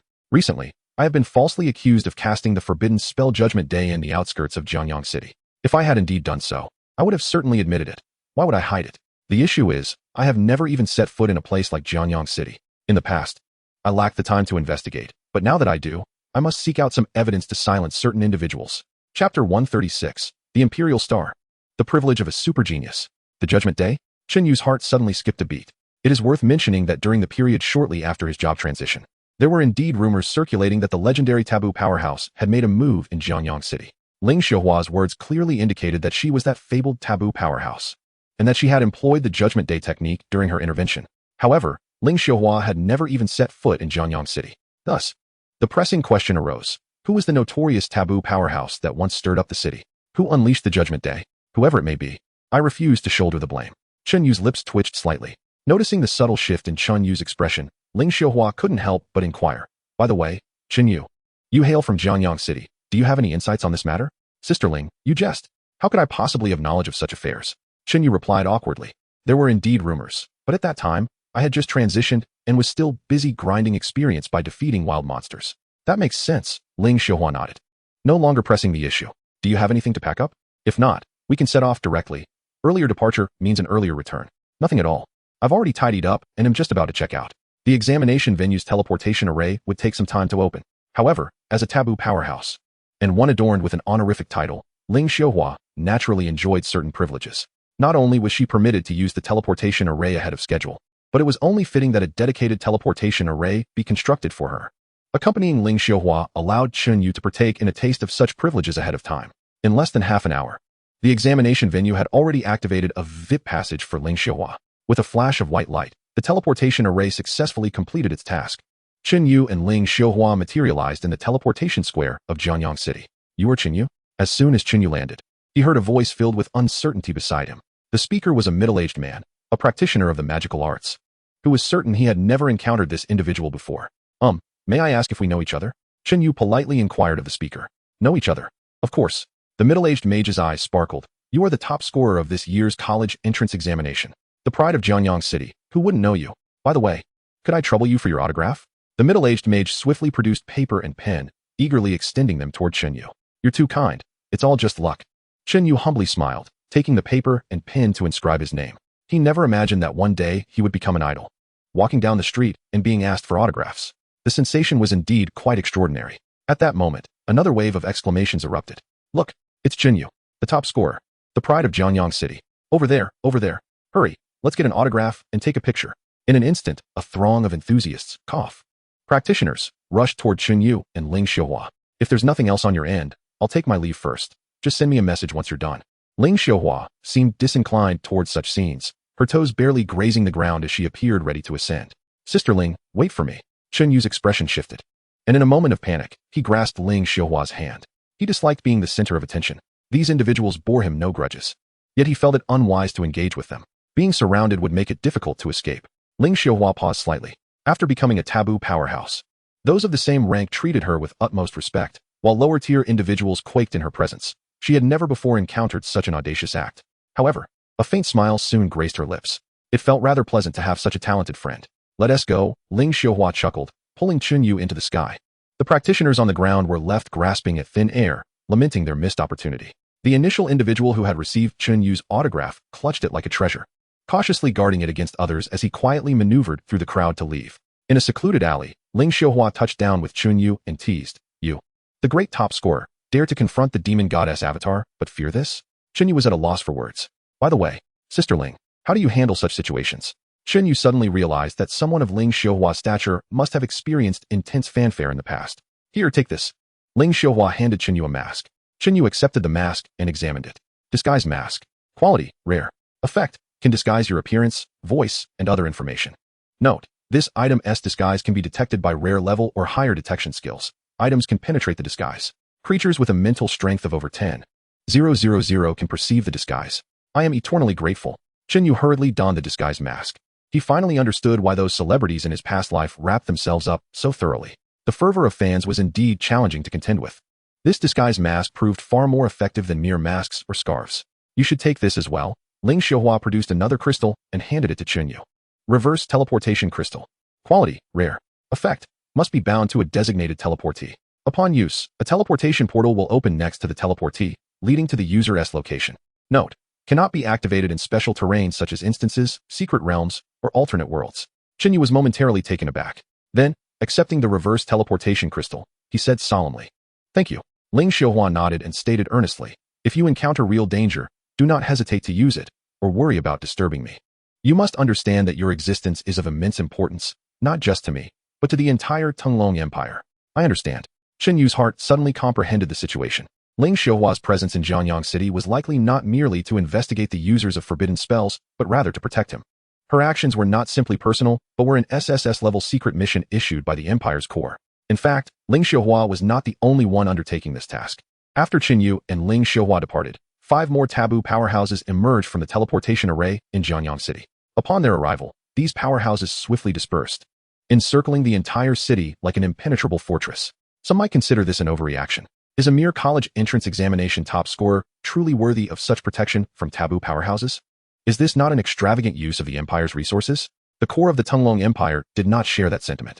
The current emperor, perched atop the pyramid, along with the 12 elders of the council, even deemed this level of protection somewhat inadequate. Chen Yu's performance in the college entrance examination ranking competition transcended the mere act of salvaging the dignity of the Tunglong Empire and several hundred formidable individuals. To the average person, the 5 million points accrued in the ranking competition may appear as nothing more than an arbitrary figure, a mere indicator of Chen Yu's promising future. However, to the upper echelons of the empire, who possess a broader spectrum of information, this very numerical value symbolizes the emergence of a being destined for greatness in the years to come, akin to the sun rising steadily in the dawn sky. Indeed, within the college entrance examination ranking competition, the final points of any candidate are imbued with a degree of randomness. Factors such as a candidate's state of mind, the type of scenario presented, and even the element of luck encountered within that scenario can significantly influence the ultimate score. Nonetheless, when a particular random event is observed with sufficient samples, it becomes feasible for an observer to calculate the probability of such an occurrence. When the probability reaches 100, it can be deemed an inevitability. This principle applies to the correlation between a candidate's score in the ranking competition and their future achievements. By aggregating data from prior competitions and contrasting it with the accomplishments of corresponding candidates, one can discern a striking pattern. Those who surpass a certain threshold of points invariably attain a specific level of achievement, without exception. This threshold spans from the forbidden to the semi-divine. Given that the Tunglong Empire's assessment of a candidate's future potential can only extend to the semi-divine level, is it not worth the protection of numerous current taboo-level powerhouses for the sake of a future semi-divine? The answer is an emphatic yes. In fact, it is exceedingly worthwhile. Even if it necessitates the sacrifice of 100 or even several hundred 8th-tier taboo powerhouses, the assurance of birthing a 10th-tier powerhouse renders it absolutely justifiable. Moreover, the qualities that Chen Yu currently exhibits strongly suggest that reaching the semi-divine status is far from the ultimate destination. This leads to a new quandary. If a score is conclusively indicative of future success, does it also imply that the individual will not perish before achieving such success? If it is assured that they will not fall, then why undertake the burden of protection? The answer lies in the fact that the future, until it is realized, remains rife with uncertainties. As the most formidable force in the Blue Star realm, the Tunglong Empire cannot afford to gamble on the absolute veracity of big data. Much like a lottery winner who has just won 5 million, until the funds are transferred to their account, they cannot truly believe they have secured that fortune. Their mind is plagued with anxiety, calculating the various ways they might lose the opportunity to claim their prize. Only once the winnings are in hand can they find solace. The Empire's attitude toward genius mirrors this sentiment. Furthermore, who can definitively assert that the protection afforded by the Empire is not one of the essential conditions for the growth of these prodigies? After all, the college entrance examination system is deeply entrenched, and the Empire's protective measures for geniuses have been established for many years. Naturally, there are those who argue that a genius should endure hardships, positing that a deceased genius was never truly a genius. Yet, such individuals possess only the privilege to protest, lacking the authority to set rules. The Empire's upper echelons have never deigned to pay heed to these outcries. It is self-evident that nurturing 100 geniuses to yield 99 powerhouses is a far wiser choice than neglecting them or resorting to a reckless approach that yields only one powerhouse. The latter may apply to the cultivation of geniuses, but only in times of resource scarcity. Moreover, geniuses are beings of emotion. A powerhouse will undoubtedly feel a stronger sense of belonging to a nurturing force that cared for them in their vulnerable years than to a predatory environment that sought to exploit them. As for why this group of taboo powerhouses does not provide Chen Yu with direct protection, it is a matter of careful consideration, or perhaps a matter of protocol. It is well known that ordinary individuals detest having their privacy entirely exposed, and this sentiment is amplified for geniuses.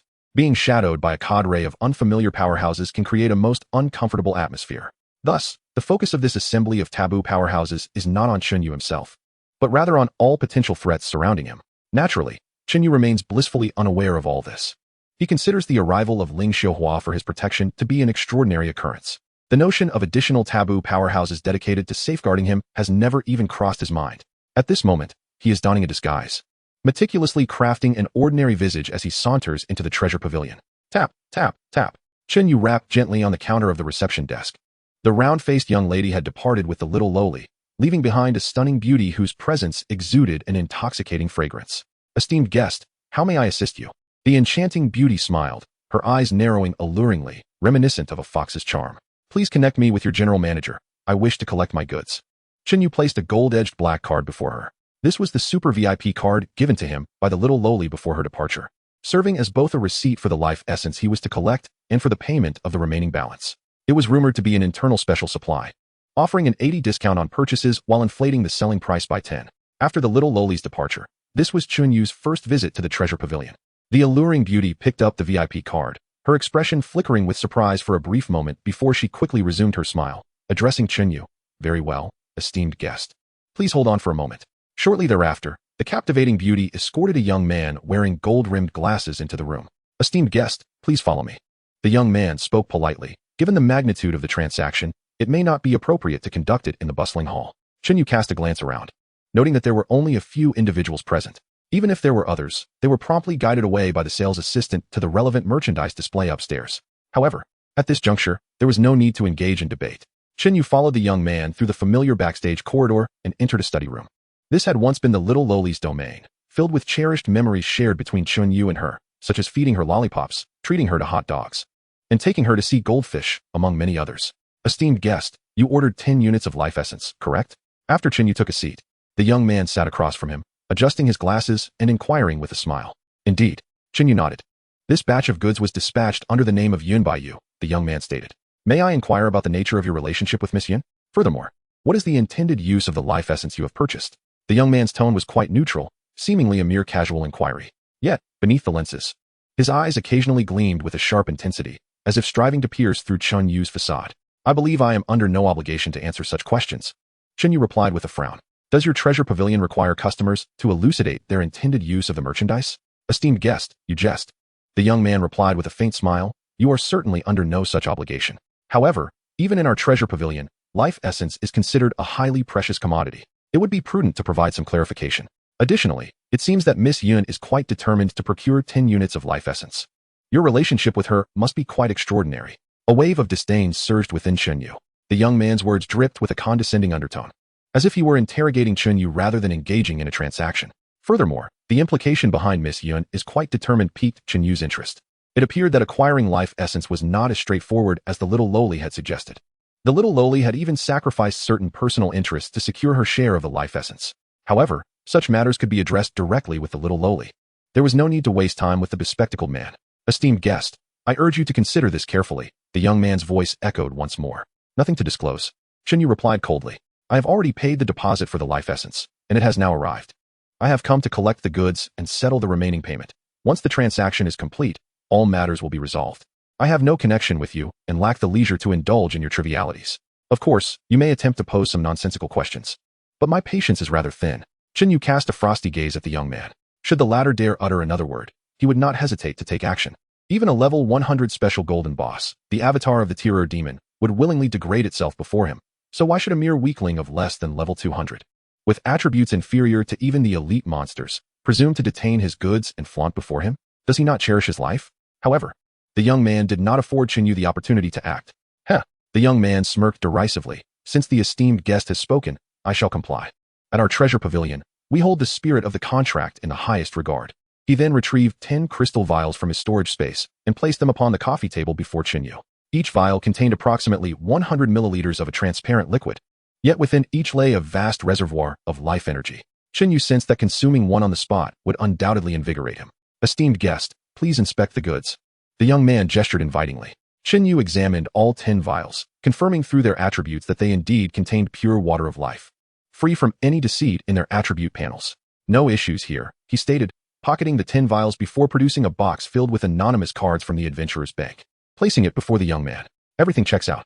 The young man counted the payment and then presented a delivery slip before Chen Yu. Esteemed guest, you possess a gold card bound to the identity of Miss Yun by you, so please sign on her behalf to complete the transaction. Yun by Yu's identity card?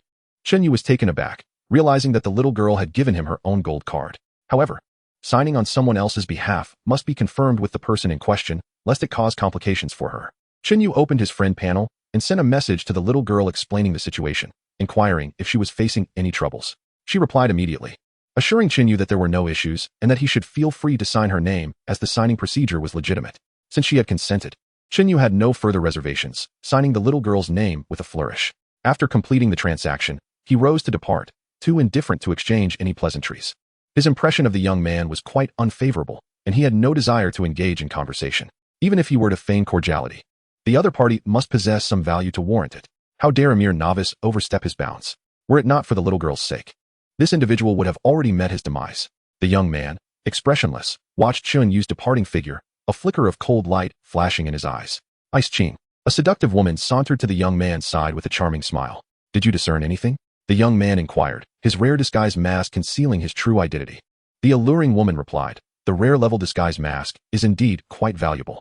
The young man snickered coldly. That wretched Yunbaiyu truly spares no expense. The more she invests, the more it affirms that their relationship is far from simple. The seductive woman giggled as she embraced the young man from behind, her voice sweet as honey. That much is true. The young man nodded, almost certain that this person was a backup arranged by Yunbaiyu, with 10 units of water of life. If she could rally some formidable allies, she might stand a chance of turning the tide. It seems my visit was indeed fortuitous. So, my lord, what shall you do? The enchanting woman nibbled gently at the young man's neck, her hands trailing down as she spoke in an excessively sweet voice. Will you win him over? Or, send someone to follow him. He must have other allies. We shall find them and eradicate them completely. The young man inhaled sharply, a cold smile gracing his lips. And do not forget to retrieve the water of life. My lord, would you like me to handle it personally? The alluring woman expressed eagerness, her experience suggesting that this youth was still quite green. With a mere scent, she could tell he was a handsome young man. Perhaps, without shedding blood, she could sway him back to their side. Enough. The young man exploded in rage, spinning around to slap the seductive woman to the ground. Do you enjoy being ridden by the wild dogs outside? Haha. The seductive woman giggled, covering her face. If my lord could satisfy me, would I need to seek others for my milk? Enough. Enough. The young man, now beside himself with fury, kicked the seductive woman in the stomach. If this task is not executed properly, I will have your head. Understood. My lord, I will see to it immediately. The seductive woman flushed, her smile deepening, with an undercurrent of anticipation. Begone. As the seductive woman's figure vanished around the corner, the young man's ferocity did not abate. Yet, it was in this moment that a resounding thud echoed through the quiet corridor, followed by a thick scent of blood. Who? The young man felt the hairs on his neck stand on end, spinning around abruptly. Before him rolled a circular object, leaving a trail of blood.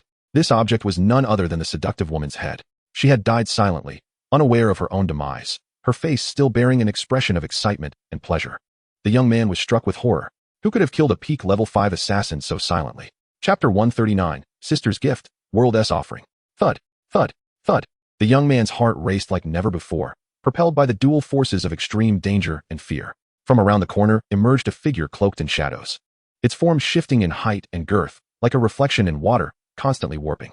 The shadow stepped closer to the young man. Who are you? Help! Someone! He cried, retreating in terror. Yet, no one answered. You may call me the guardian of the highest secrecy. A voice, ethereal and echoing, resonated from all directions. Guardian of the highest secrecy? The young man was taken aback. What is the highest secrecy? It is an SSS-level classified mission issued by the Central Authority of the Tunglong Empire. Only the most privileged may be called to such a task. And the term guardian signifies that this mission entails protection. Those capable of undertaking the highest secrecy must be at least taboo-level powerhouses. The guardian of the highest secrecy will indiscriminately annihilate any entity posing a threat to the target of the mission. If the guardian takes action, it means someone has already transgressed the highest secrecy. What merit does a mere insignificant character like me possess to invoke such a decree? My lord, please allow me to explain. Tears streamed down the young man's face as he knelt, banging his head on the ground before the shadowy figure. The ethereal voice resounded once more.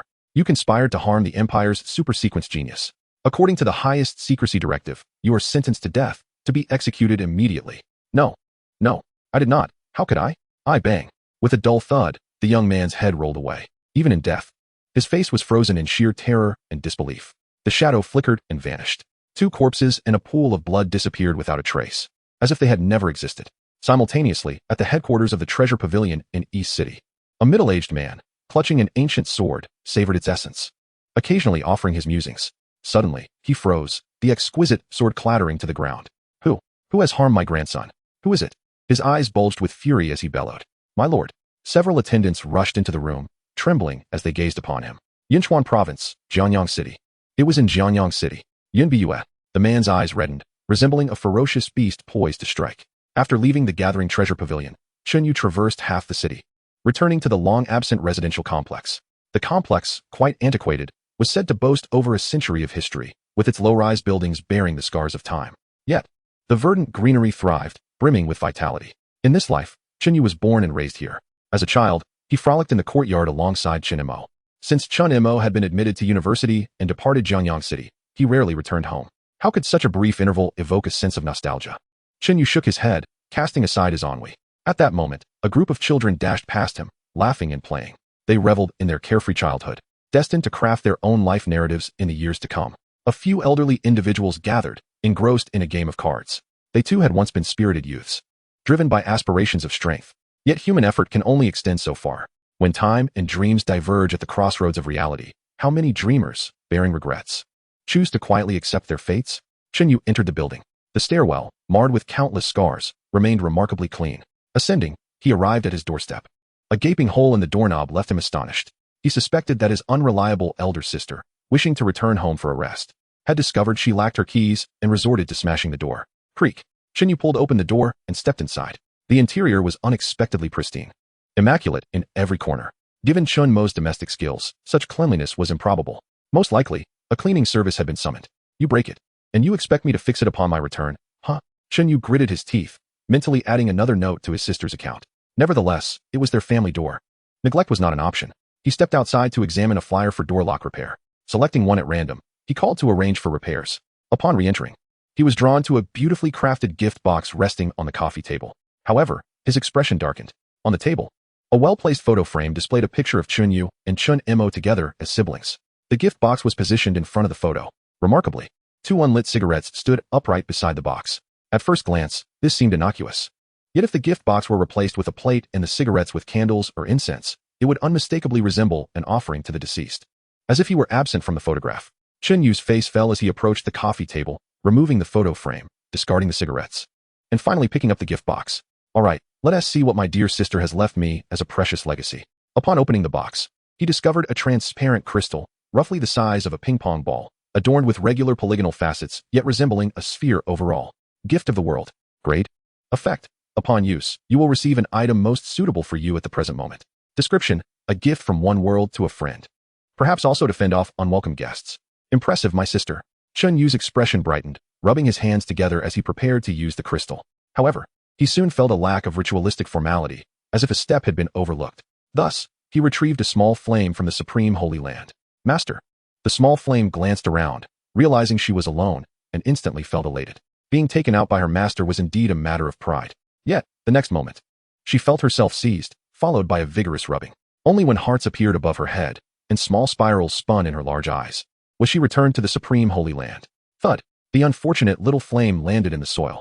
The other primordial spirits flocked over, curiously inquiring about her experience. However, the dazed little flame was unable to respond to their questions at that moment. Meanwhile, in the living room, Chen Yu exhaled into his hands, grasping the gift of the world and choosing to use it. In a burst of white light, the transparent crystal gradually transformed into a petite hourglass, filled with silvery, fine grains of sand. Flow of time. Quality. Supreme. Effect. Accelerates time. Description. It embodies an infinite power of time, enabling you to traverse the river of time itself. Note. Single-use item. Please use with caution. The trajectory altered by flow of time is irreversible. Supreme. Chen Yu was taken aback. Until now, aside from various byproducts related to his own abilities derived from the absolute enhancement talent, this was his first encounter with anything of supreme grade. Moreover, this item was merely a casual gift from his sister. Sister, what kind of cheat have you unlocked? Holding the small hourglass, Chen Yu suddenly felt that the days of riding on his sister's coattails had become a distant prospect. Astonishment aside, having a supreme grade item in hand, and a single-use one at that, warranted a thoughtful application. The first use that came to Chen Yu's mind was to have the world tree consume it to nurture a primordial time spirit for him. Yet, that would undeniably be a tremendous waste. The function of flow of time allowed Chen Yu, with his current strength, to alter a specific point in the past or to connect with a point in the future. To put it plainly, this item essentially served as a tool of causality. Altering the past would enable Chen Yu to negate an existing reality by changing the cause that led to it, thereby creating an entirely new effect.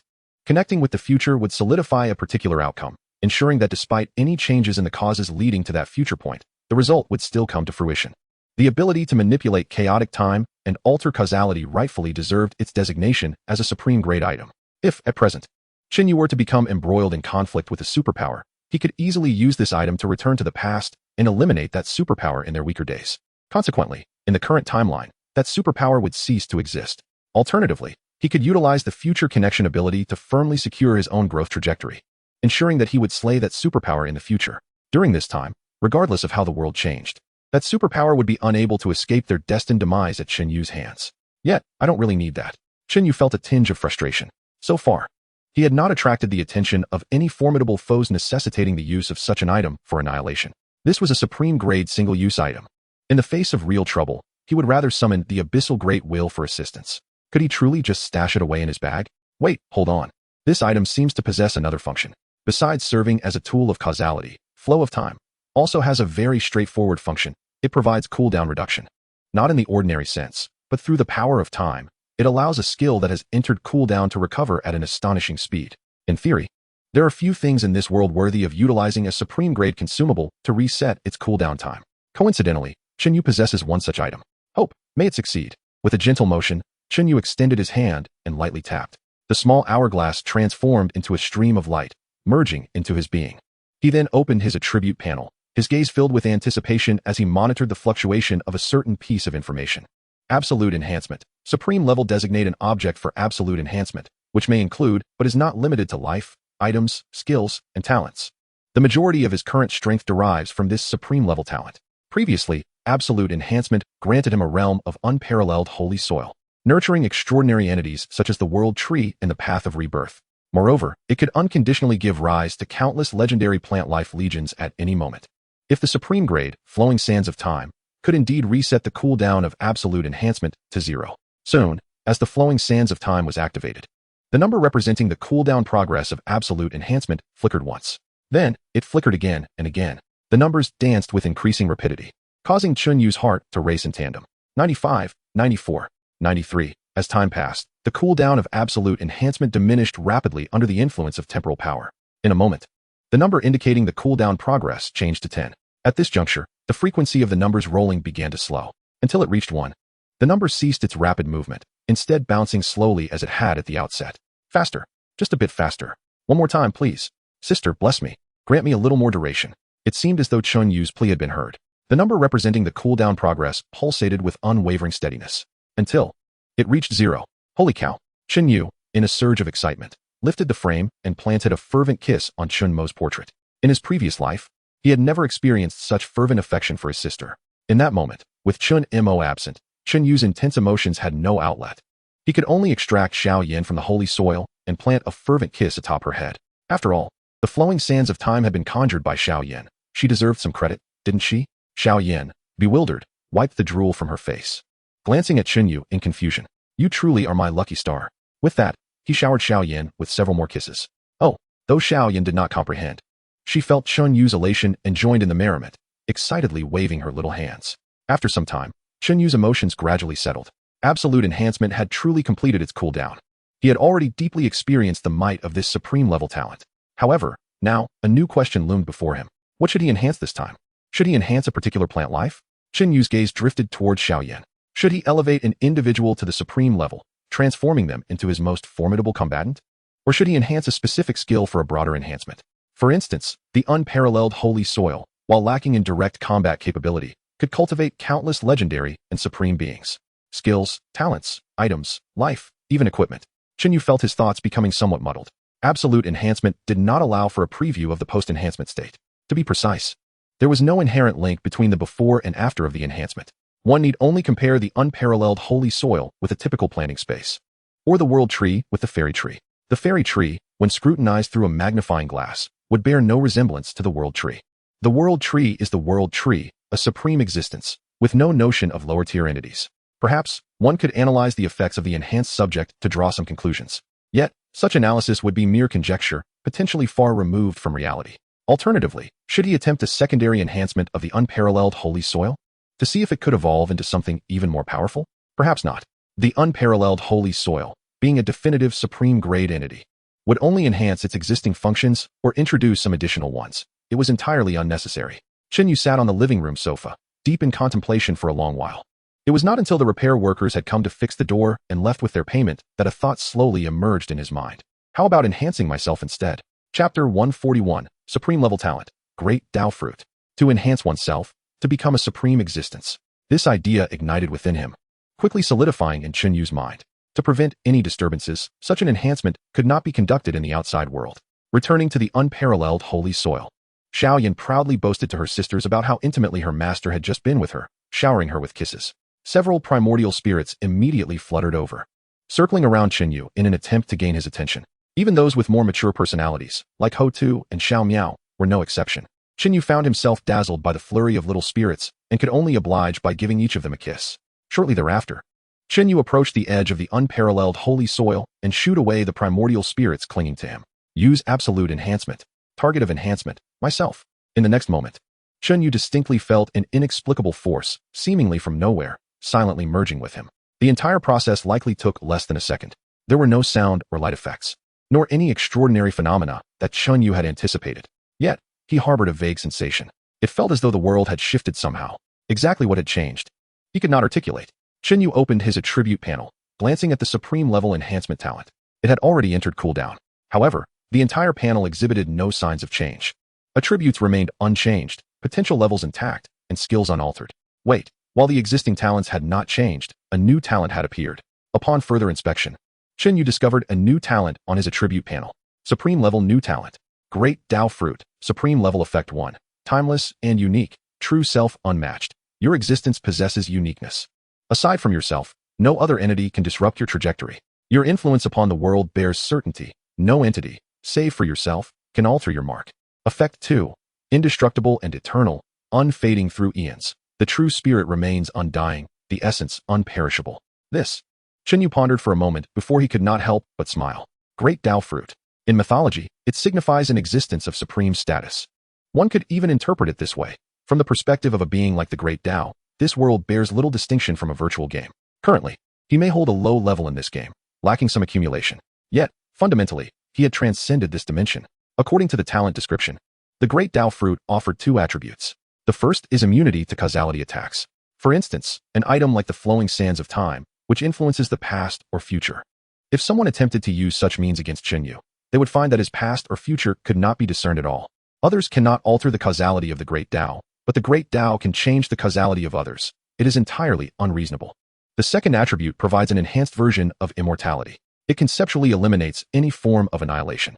Up to now, among the products of 2 uses of absolute enhancement, the unparalleled holy soil altered the environment, while the Great Tao Fruit transformed the essence itself. In terms of personal significance, the Great Tao Fruit surpasses the unparalleled holy soil.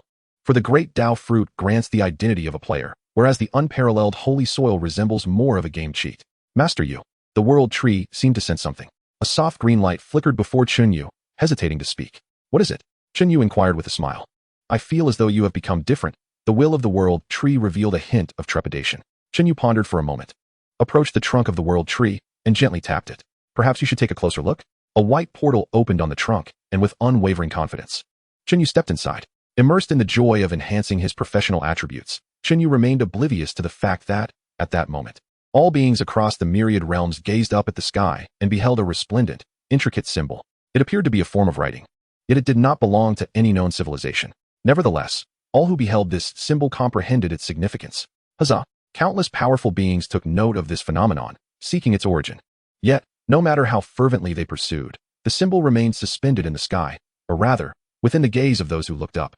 It consistently maintained a seemingly unattainable distance, impervious to any attempts to reach it. Even as one ascended higher, it remained elusive, its position unwavering within their sight. There were no traces of artifice, no fluctuations of power. It seemed to be an immutable rule established since the dawn of creation. However, this symbol appeared abruptly and vanished just as swiftly, existing only for a few fleeting minutes. It caused no additional impact on the world, akin to a mere peculiar image. The powerful, having gleaned no insight from their inquiries, could only conclude it was akin to a firework, fading into obscurity. Only a select few, those who had touched the boundaries of the ineffable, could sense that this was the power of another dimension, an elusive force they had ardently pursued through the vast expanse of time, yet could neither grasp nor comprehend.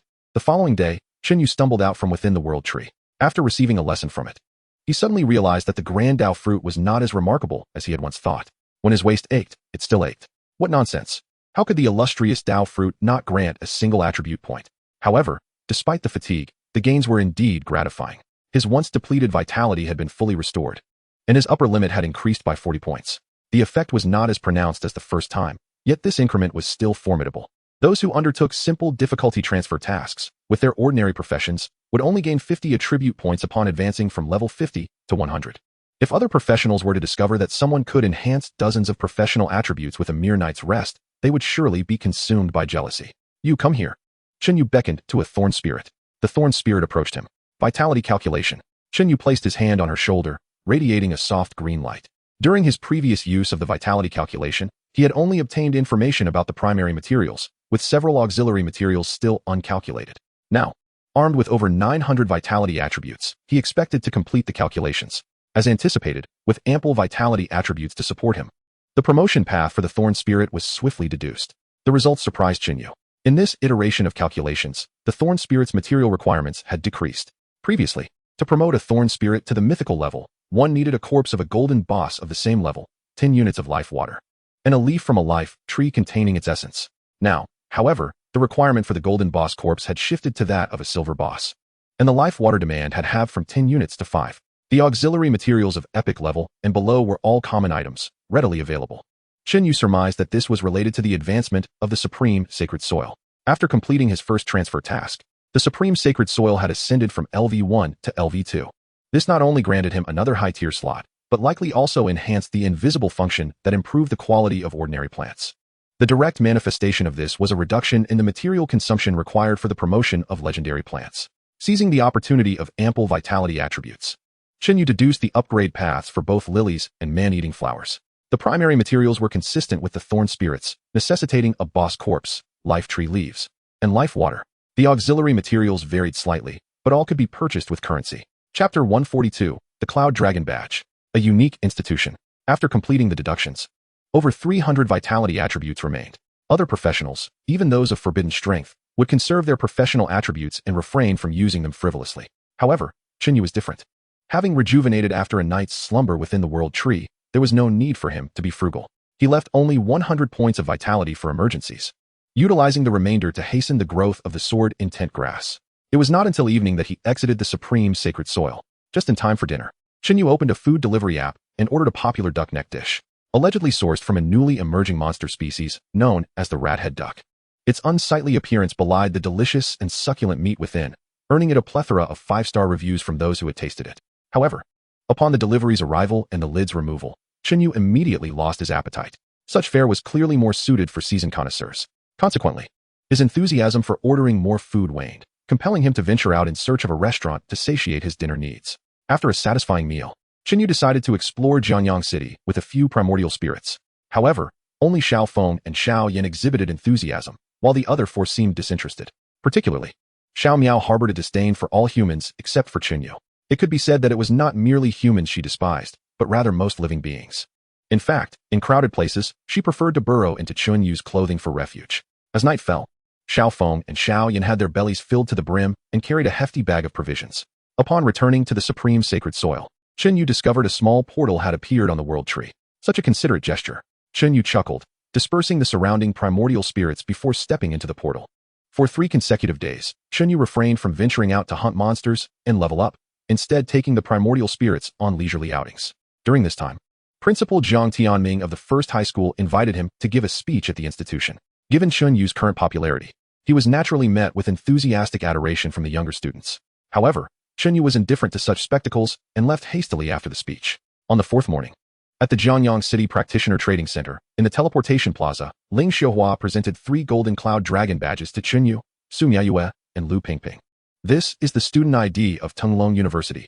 Take good care of it, as losing it would be quite troublesome. Upon confirming their admission, Tunglong University would dispatch a mentor to each province responsible for guiding the students along the way. Typically, these guiding mentors were practitioners of the 5th or 6th transition. Since Ling Xiuhua happened to be in Yunchuan, she took on this task voluntarily. This year, 6 candidates from Yunchuan province were admitted to Tunglong University. Among them, Lin Ailuo and Ling Fada had already set off for Kyoto. Meanwhile, Li Wei, having departed even earlier than the aforementioned 2, was already in Kyoto, where a mentor would be assigned to guide him. Within Yunchuan province, only Chen Yu, Su Miayue, and Lu Pingping remained. As Chen Yu received the badge, he examined its attributes. Cloud Dragon Badge. Quality, Epic. Holder, Chen Yu. Credits, 50, 400. Contribution, 1,000. Enrollment year, 1. Mentor, none. Tasks, none. Is this truly the legendary Cloud Dragon badge representing the student identity of Tunglong University? Su Miayue cradled the golden badge, overwhelmed with joy. Huzzah! Lu Pingping exclaimed, leaping into the air with excitement. She then cast a fiery gaze at Chen Yu, her expression suggesting an eagerness to dedicate herself to him on the spot. This was none other than Tunglong University. If Tunglong University is regarded as the premier institution for aspiring professionals within the Tunglong Empire, then the other universities barely rank as third tier. Prior to the college entrance examination, neither Su Miayue nor Lu Pingping had dared to dream of being accepted into Tunglong University. Their admission was a combination of their own diligence and a stroke of fortune, with the latter accounting for a staggering 9,999 points for clinging to Chen Yu's coattails. It can be said that among the 6 students from Yunchuan province attending Tunglong University, 5 were directly supported by Chen Yu. You have seen the badge. Now allow me to provide a brief introduction to Tunglong University, Ling Xiuhua announced. Credits and contributions can be understood as the internal currency of Tunglong University, redeemable for various resources. The system at Tunglong University differs from that of other institutions. Here, there are no grade distinctions. Each student is required to pay an annual fee of 1,000 credits to the university or risk expulsion. Additionally, the university conducts an annual assessment, and failure to pass will also result in expulsion. Are you telling me that my current credits are insufficient to cover even a year's tuition? Lu Pingping's expression fell. The initial credits they possessed were converted from their entrance exam scores at a conversion rate of 1,001. Chen Yu's 500,000 entrance exam points were exchanged for 50,000 credits. Naturally, as the first in history to excel in the entrance exam, only Chen Yu could boast such an impressive entry with 50,000 credits.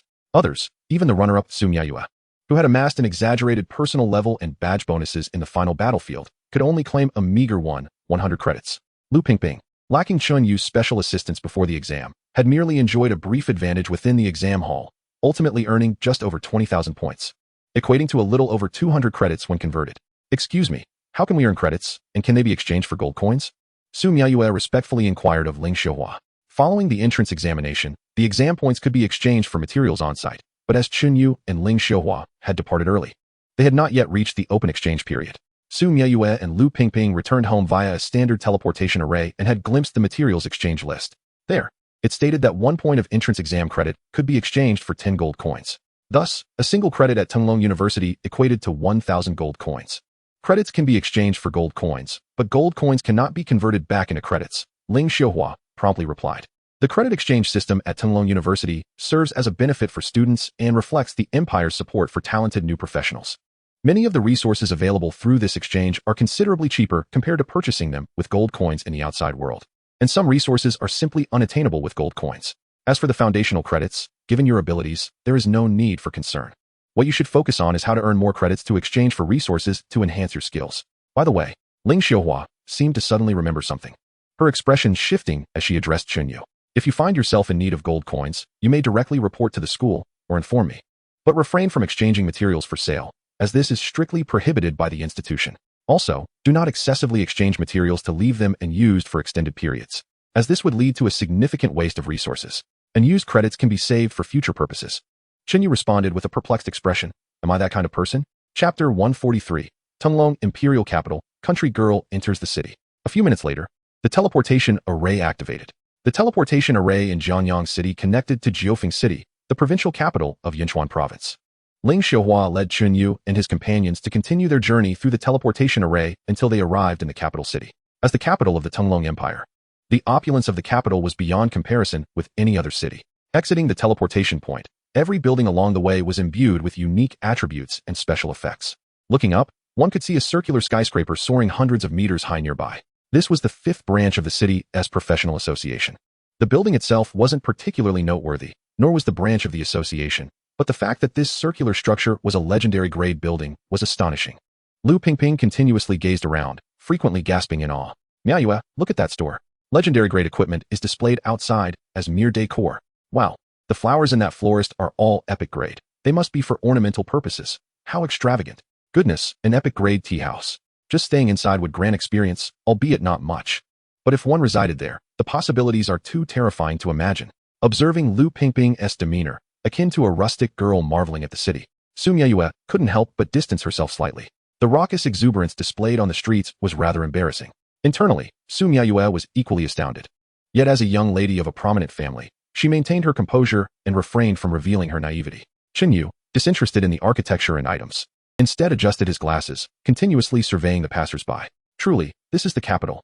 The caliber of individuals here is staggering. On the streets, any random person would likely not be below the 3rd tier, and it was not uncommon to encounter individuals of the 5th or 6th tier. Stop using those glasses to gawk around. Ling Xiaohua gently poked Chen Yu's forehead with her index finger. Employing detection skills on professionals is exceedingly impolite. If they notice, it could lead to conflict. Upon hearing this, Chen Yu had no choice but to stow away his detective glasses into his backpack.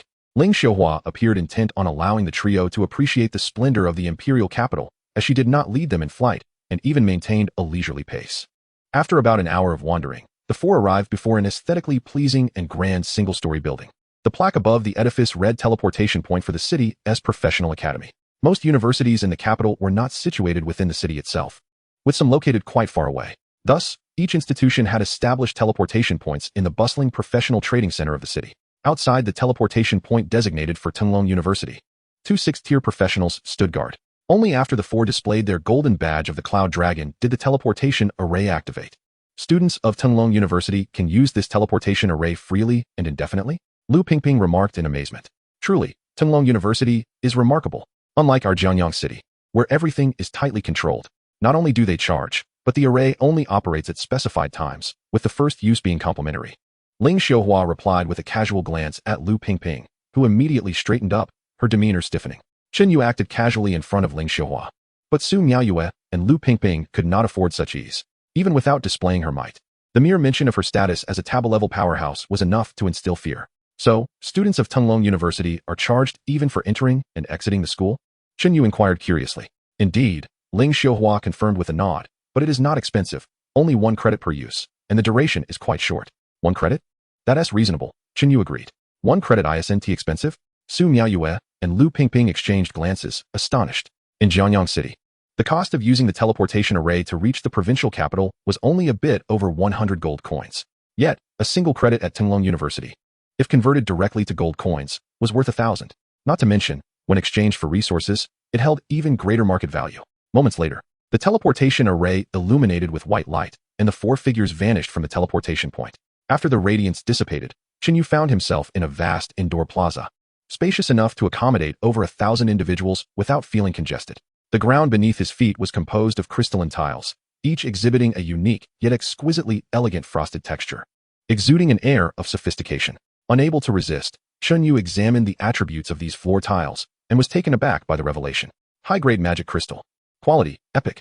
Effects, remarkably durable, possessing efficient energy conduction and excellent stability, along with a certain capacity for energy absorption. Description, an exceedingly rare magical material, typically utilized for etching formations or preserving volatile precious materials, and can also be employed in the crafting of armor or weapons. Su Miaoyue and Lu Pingping mirrored Chen Yu's actions, their astonishment even more profound than his. Since his job change, Chen Yu had always found gold coins to be ample. Whenever he was in need, someone would promptly offer assistance, leaving him with little profound understanding of wealth, merely reflecting on the deep-rooted heritage of Tunlong University. Conversely, Su Miaoyue, as a wealthy young lady, had a heightened sensitivity to affluence compared to Chen Yu. As for Lu Pingping, her devotion had driven her to become a tool for the abyssal demon god in pursuit of gold coins. Stop looking, Ling Xiaohua interjected. In the past, there were individuals who attempted to pry some tiles from the teleportation tower to sell, but they not only failed to remove any, they were also penalized significantly in credits. Lu Pingping shuddered, reluctantly retracting her gaze. Just moments ago, she had indeed contemplated sneaking out some scraps to sell for money. Before Chen Yu and his companions could depart from the teleportation point, the luminous portal flared to life once more. A mentor appeared, accompanied by 2 novice practitioners bathed in white light. Clearly, they were part of the welcoming team for new students. Once the 2 newcomers settled, their actions mirrored those of Chen Yu and his companions, their eyes fixated on the floor tiles of the teleportation point, gazing in awe. Your Excellency, the mentor, upon spotting Ling Xiaohua, hastily bowed with the 2 students in tow. The teleportation tower served as the transportation hub between Tunlong University and the outside world, boasting dozens of teleportation points leading to various locations. The point where Chen Yu stood connected all universities in the capital, making the comings and goings of individuals a common occurrence. Please, no need for formalities. Do not delay the students. Ling Xiaohua smiled, waving off the mentor. Yes, Your Excellency. The mentor promptly led the students away. Ling Xiaohua guided Chen Yu and his companions out of the teleportation point. Upon exiting the opulent teleportation tower, their surroundings opened up dramatically. Outside, a grand circular plaza unfolded before them. Along the edges of the plaza stood 12 white jade pillars, intricately carved with the Tunglong emblem, reminiscent of the dragon insignia in the clouds. Surrounding the plaza were various functional buildings, such as the new student registration office, transportation rental services, and a consultation center.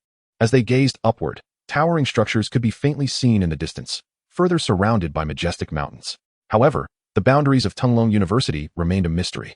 This can be considered the entrance to Tunglong University, Ling Xiuhua remarked with a smile. Tunglong University is far larger than you can imagine. Let us proceed with registration first. Then I will take you to the Credit Exchange Center. You may want to review the exchange list and consider what you need. Aiming to convert your credits into strength in the shortest time possible. Do not hoard credits in hopes of saving enough for the year-end payments. The stronger you become, the quicker you will earn credits.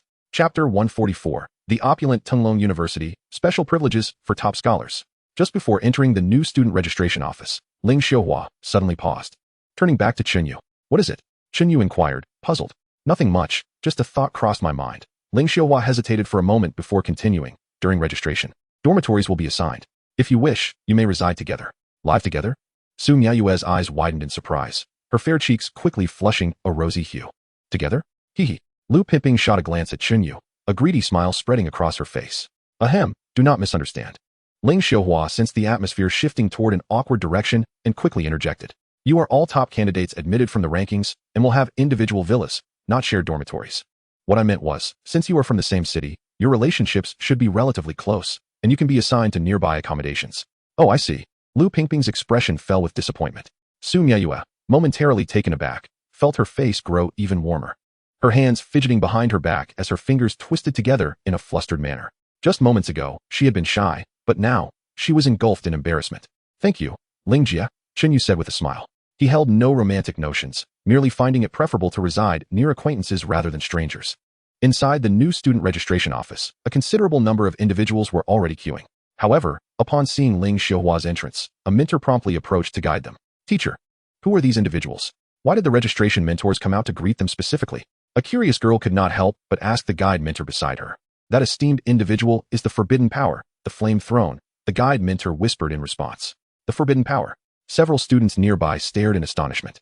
Tunglong University recruits students who, even if not among the top 500 in rankings, are still among the elite talents from their respective provinces. However, a vast majority had never encountered a forbidden power up close. For many, this was the first time they would witness such a being, previously only seen in examination halls. The identity of the Flame Throne captured the attention of numerous candidates. However, this intrigue was quickly stifled by the guide mentor's nervous admonition. That is a forbidden power, not a spectacle for public observation. The students, sensing the mentor's tension, immediately fell silent, afraid to provoke the legendary forbidden power's disdain. In the hall, a profound stillness ensued. So quiet one could hear a pin drop.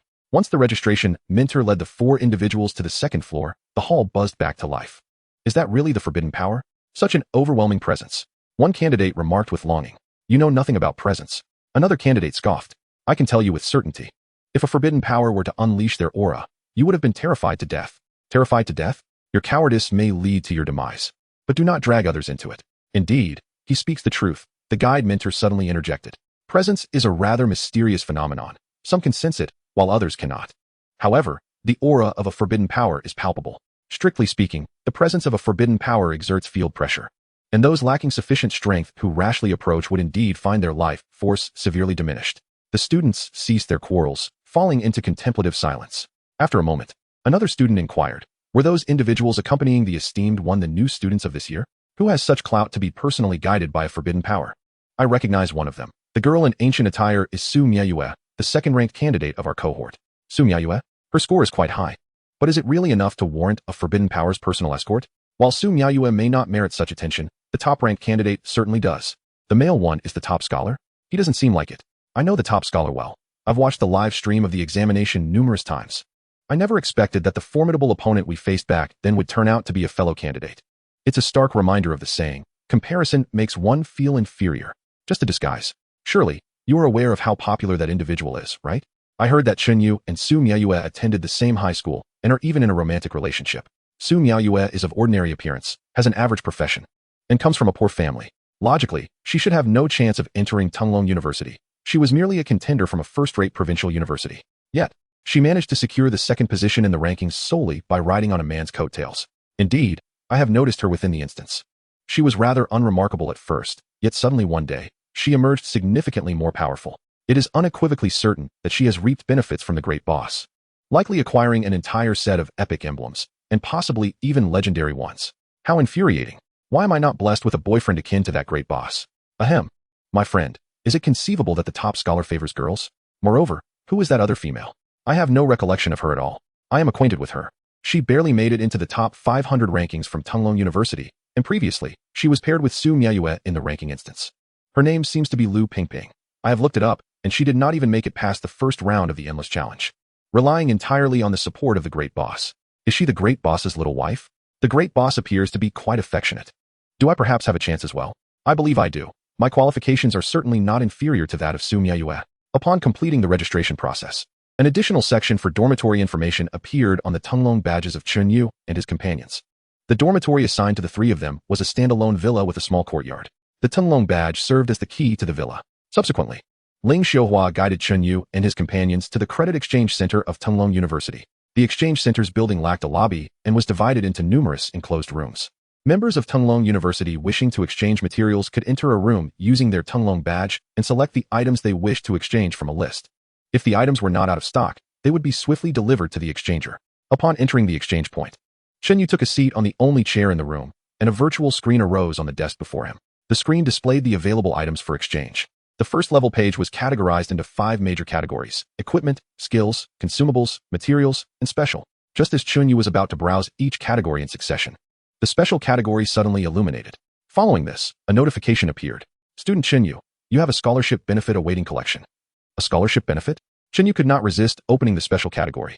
At the very top of the densely packed list of materials, there was a line of information highlighted in red. Chapter 145, Special Mission Potential Trial, a method to enhance potential star ratings. Rebirth Cross, priced at 100 credits, with a maximum exchange limit of 3. Chen Yu clicked on the detailed information for the Rebirth Cross. Rebirth Cross. Quality, dreamlike. Restriction, level 10 and below. Priority, 5. Effect, must bind to a resurrection point before use. The item must be placed in the inventory or carried, automatically activating upon the holder's death. Reviving at the bound resurrection point in full condition. If not bound, revival occurs at the original location. Description, an exceedingly precious classic high-level resurrection item. Dreamlike quality? What a significant investment. Dreamlike quality surpasses mythical quality. True to its name, this quality encompasses items that defy the ordinary, gradually becoming ludicrous. Without hesitation, Chen Yu spent 300 credits to purchase all 3 available Rebirth Crosses. Upon confirming the purchase, the red entry on the exchange list vanished. Moments later, 3 wooden boxes materialized on the desk. Chen Yu opened the boxes to reveal 3 palm-sized silver crosses, the resurrection item known as Rebirth Cross. Resurrection items are exceedingly rare and often come with significant drawbacks, such as loss of level, attributes, equipment, or skills, among others. Furthermore, the resurrection function's priority corresponds to the fatal damage priority. A successful revival can only occur if the resurrection priority is higher than the fatal damage priority. For instance, most instances have a resurrection protection mechanism, meaning that if a professional dies within the instance, they do not truly perish but instead exit the instance to revive. In ordinary instances, the resurrection protection mechanism typically has a priority of level 1. The same applies to the ranking competition instance. The reason the Terror Demon God's avatar can cause real deaths among professionals in the ranking instance is due to its possession of fatal damage equal to or exceeding level 1. For professionals and monsters below level 8, the fatal damage level is generally 0. Only those above level 8 begin to gradually master the ability to inflict fatal damage. Chen Yu had once come across an auction listing for a resurrection item online. Merely a rare level resurrection item, with priority 1, usable up to level 4. Yet it had significant side effects. Reviving would drop 1 to level 200 at the initial stage of the 4th transition and cause the loss of all equipped items. Ultimately, it fetched a staggering price of several million gold coins. Now, before Chen Yu lay the Rebirth Cross, with no side effects, full condition revival, usable up to level 10, and a priority of 5. The value of such a resurrection item is beyond mere gold coin valuation. This is likely not just a scholarship benefit. It seems to be a privilege uniquely mine. I wonder if this is the handiwork of Tunglong University or the imperial authorities. Chen Yu smiled, placing the 3 Rebirth Crosses into his inventory. A top scholar does not warrant the protection of 3 dreamlike resurrection items. Tunglong University cannot possibly be so extravagant as to provide each year's top scholar with 3 dreamlike resurrection items. In truth, upon exiting the examination hall and perusing various news articles about himself, Chen Yu had subtly realized that his actions in the ranking competition might draw attention. Subsequently, the presence of the formidable Ling Xiuhua confirmed this suspicion. Yet it was only now, with the 3 rebirth crosses before him, that Chen Yu truly comprehended the extent of his influence. Being a genius in the Tunglong Empire is indeed a stroke of fortune, Chen Yu could not help but exclaim. Since leaving the examination hall, he had already begun to attract the attention of the higher-ups. This is a form of covert protection that is almost overt. It allows him to be aware that there are supporters behind him while imposing no pressure upon him. No one has stepped forward to manipulate his will or attempt to alter the trajectory of his life. Just a reminder, Ling Xiuhua suddenly interjected. These items are strictly for your personal use. If you give them away or sell them, they will be reclaimed immediately. Understood, Chen Yu awkwardly nodded. Having indeed entertained the thought of selling these items for other resources. While Rebirth Cross is excellent, it holds no utility for him. His own path to rebirth can revive him even from a death that obliterates the soul, far exceeding the priority assessment range. Moreover, there is no limit on the number of revivals. By the way, you currently do not lack points. I suggest you prioritize exchanging for the potential trial in the special item category, Ling Xiuhua continued. Potential trial? Search it out, and you'll see, she advised. Alright. Chen Yu searched within the special item category. One exchange option was filtered out. First level potential trial, priced at 10,000 credits, limited to 1 exchange. First level potential trial. Quality. Effect. Initiates a special mission potential trial. Upon completion, potential star ratings are awarded based on evaluation. Description. Only 1 potential trial can be conducted per job transition stage. Note. Repeating the potential trial after failure is not permitted. Such a thing exists. Chen Yu exclaimed in astonishment. Why was I unaware of this before? Completing the first level job transition task unlocks the potential level. Racial potential exists for everyone. Professional potential is categorized by profession. Ordinary professions have no potential, mutated professions possess 1 star, and hidden professions have at least 2 stars. Aside from that, there are rewards for completing job transition tasks. There are no easy difficulties. Ordinary difficulty grants 1 star, hard grants 2 stars, nightmare grants 3 stars, and hell grants 4 stars. High completion rates can yield additional rewards. For instance, Chen Yu, having shattered the record and surpassed the previous record holder by a factor of 4, was rewarded with an additional 2 stars. Beyond this, he had not heard of any other means to enhance one's potential level. This was rather commonplace, as many aspects here would remain unknown to the majority throughout their lives. Ling Xiuhua chuckled, remarking, "This is Tunglong University, after all. Thank you for the reminder." Chen Yu expressed gratefully. "No need for thanks. At Tunglong University, you will inevitably learn about the potential trials," Ling Xiuhua replied. Many outstanding students exchange for trial qualifications. Yet only a select few succeed in advancing their potential. Those who receive high evaluations are even rarer. Understood, Chen Yu nodded. I recognize your strength. But in the potential trials, personal prowess is not of paramount importance. You will understand once you experience it, Ling Xiuhua said, shaking her head. Do not hold too high expectations. It is ideal to increase your potential, but even if you do not succeed, you will gain valuable insights and broaden your perspective. Preparing for the next encounter. I will utilize it as soon as I return, Chen Yu declared, promptly exchanging for the Tier 1 potential trial. The item was an oval-shaped white stone tablet, slightly larger than a human hand. Very well, Ling Xiuhua commented. The time consumed by the potential trial is fixed at 2 hours. However, you should be aware that both your body and mind will be quite fatigued afterward. Tomorrow marks the day for new students to gather and select their mentors. Do not delay. If you miss this opportunity, you will have no chance to choose a mentor this year. Resources such as efficient credit tasks and dungeons within the school are all allocated by mentors. Chapter 146. The Legacy of Tunglong University, Nurturing the Hope of Primordial Spirits of Time and Space. By the way, Sister Ling, you are a mentor, right? Can I choose you directly? Chen Yu inquired. You wish to join my tutelage? Ling Xiuhua replied with a smile. Let's discuss it after you achieve your 4th transition and graduate from the regular academy. Alright, I shall strive to graduate with a triple jump as soon as possible. Chen Yu responded, stowing away the white tablet. Ling Xiuhua was indeed a mentor at Tunglong University, but as a forbidden expert. She was clearly on a different echelon than mentors of the 5th or 6th tiers. In terms of professions from his past life, she would likely hold titles such as Master S Supervisor, Doctoral Supervisor, or Senior Professor. Subsequently, Chen Yu opened the materials section to search for the resources he needed. Tunglong University truly lived up to its name. Even the elusive materials that one could only lament over were clearly priced here. Unstable Space Fragment Crystal, Epic. Unit price 100 credits, remaining 999. Void Beast Core, Legendary. Unit price 150,000 credits, remaining 3. Time Sand, Epic. Unit price 1,000 credits, remaining 576. Leaves of the Tree of Life, Legendary. Unit price 400 contributions, remaining 15. Water of Life, Legendary. Unit price 3,000 credits, remaining 999. Spirit-Infused Ancient Tree Trunk, Epic. Unit price 30 credits, remaining 999. Trials Tree Demon Fruit, Epic. Unit price 50 credits, remaining 99, 999. Upon reviewing the exchange list, Chen Yu realized that, despite possessing 50,000 credits, he was still a pauper. He could hardly gather the resources required for plant life to ascend to legend. Never mind. As the resource demands for plant life to advance to legend decrease with each transition, there is no need to rush. Among these materials, Chen Yu exchanged for one unstable space fragment crystal and one time sand. These two were considered standard resources of space and time attributes, suitable for nurturing primordial spirits of time and space for the world tree. Additionally, he acquired a large quantity of inexpensive plant seeds. The 3 types of scalable plant life he currently possessed could be purchased at 5,000 per credit, practically given away. After transitioning to Tier 1, the planter also gained 2 commonly used plants, parasitic dandelion and energy sunflower. These 2 plants were categorized as Tier 1 plants, with a base level of 51 upon maturity. Ordinary planters would cultivate high-tier plants in abundance to quickly form combat power. However, for Chen Yu, this held little significance, as his plants would match his level upon maturity. He need not expend time or effort to level them up. The prices for parasitic dandelion and energy sunflower were slightly higher than those of the 3 initial plant life forms, yet not excessively so, at 1 credit for 1,000 seeds.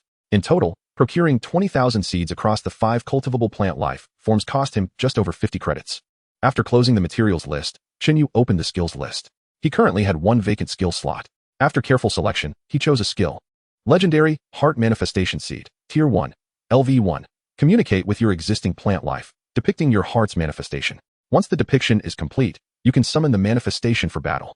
The manifestation's attributes align with the caster's own. At 200, summoning the manifestation incurs no cooldown time or quantity limits, but its presence will continuously consume vitality.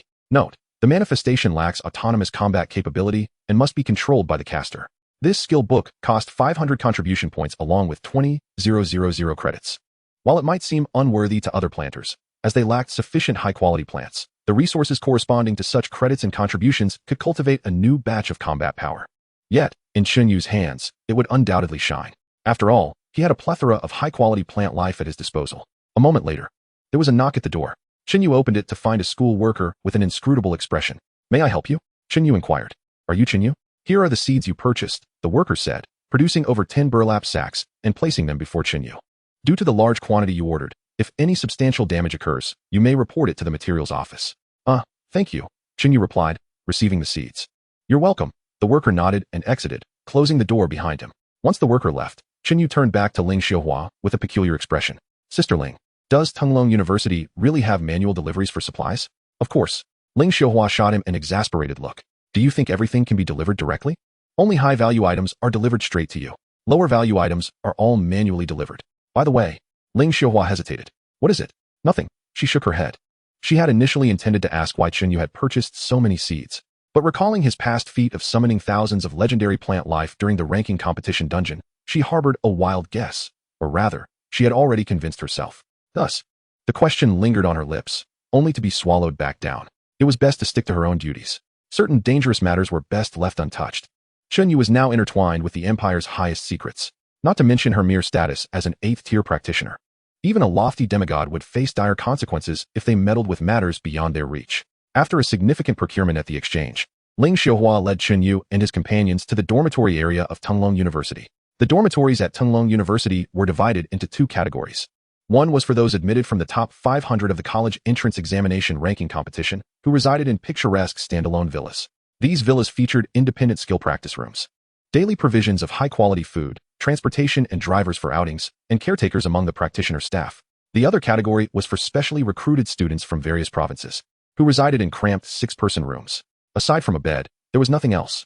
If one desired better conditions, they could challenge the villa residents directly. Of course, challengers could not do so without preparation. Initiating a challenge required the payment of credits. In the first year of enrollment, only new students could challenge fellow newcomers. A year henceforth, any challenger of the same tier, with a level disparity not exceeding 10, may engage in combat. It is noteworthy that the mentors of Tunglong University also reside within the villa district and can be challenged as well. The small courtyards of Chen Yu, Su Miaoyu, and Lu Pingping are adjacent, forming a triangular formation. Upon returning to his lavish dormitory after acquiring his badge, Chen Yu disregarded the opulent interior, promptly shutting his bedroom door to enter the supreme holy land. His first action was to approach the world tree, where he feted an unstable spatial fragment crystal and time sand that he had just purchased. World tree, enlighten me. How many of these materials are required to nurture primordial spirits of space and time attributes? Chapter 147. depicting the heart's reflection, commencing the trial. The world tree swiftly absorbed the two material samples. Moments later, Chen Yu received its response. For the spatial attribute, 526 units. For the time attribute, 112 units. The total purchase will require 170,000 credits. For him, achieving such a credit sum was not insurmountable. Comrades, rise and get to work. Chen Yu tossed a sack of seeds among the legendary plant beings, enlisting their aid in sowing. The legendary plant beings deftly rolled up the seeds and began their silent labor.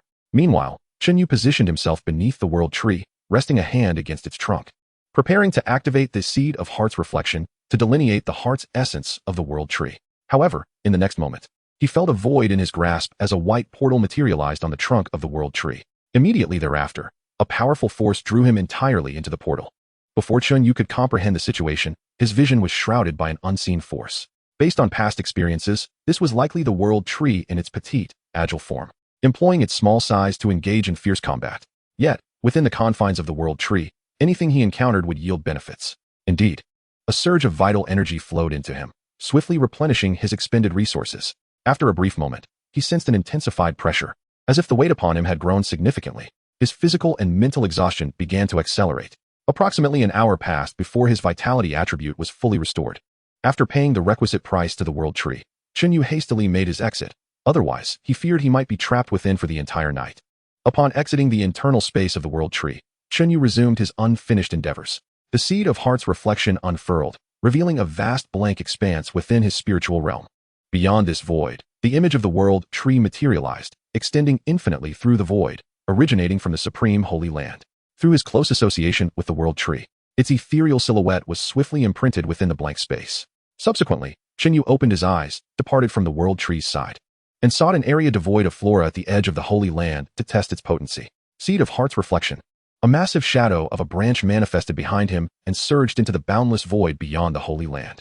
Instantly, visible ripples erupted within the void, followed by a cascade of countless debris-like fragments.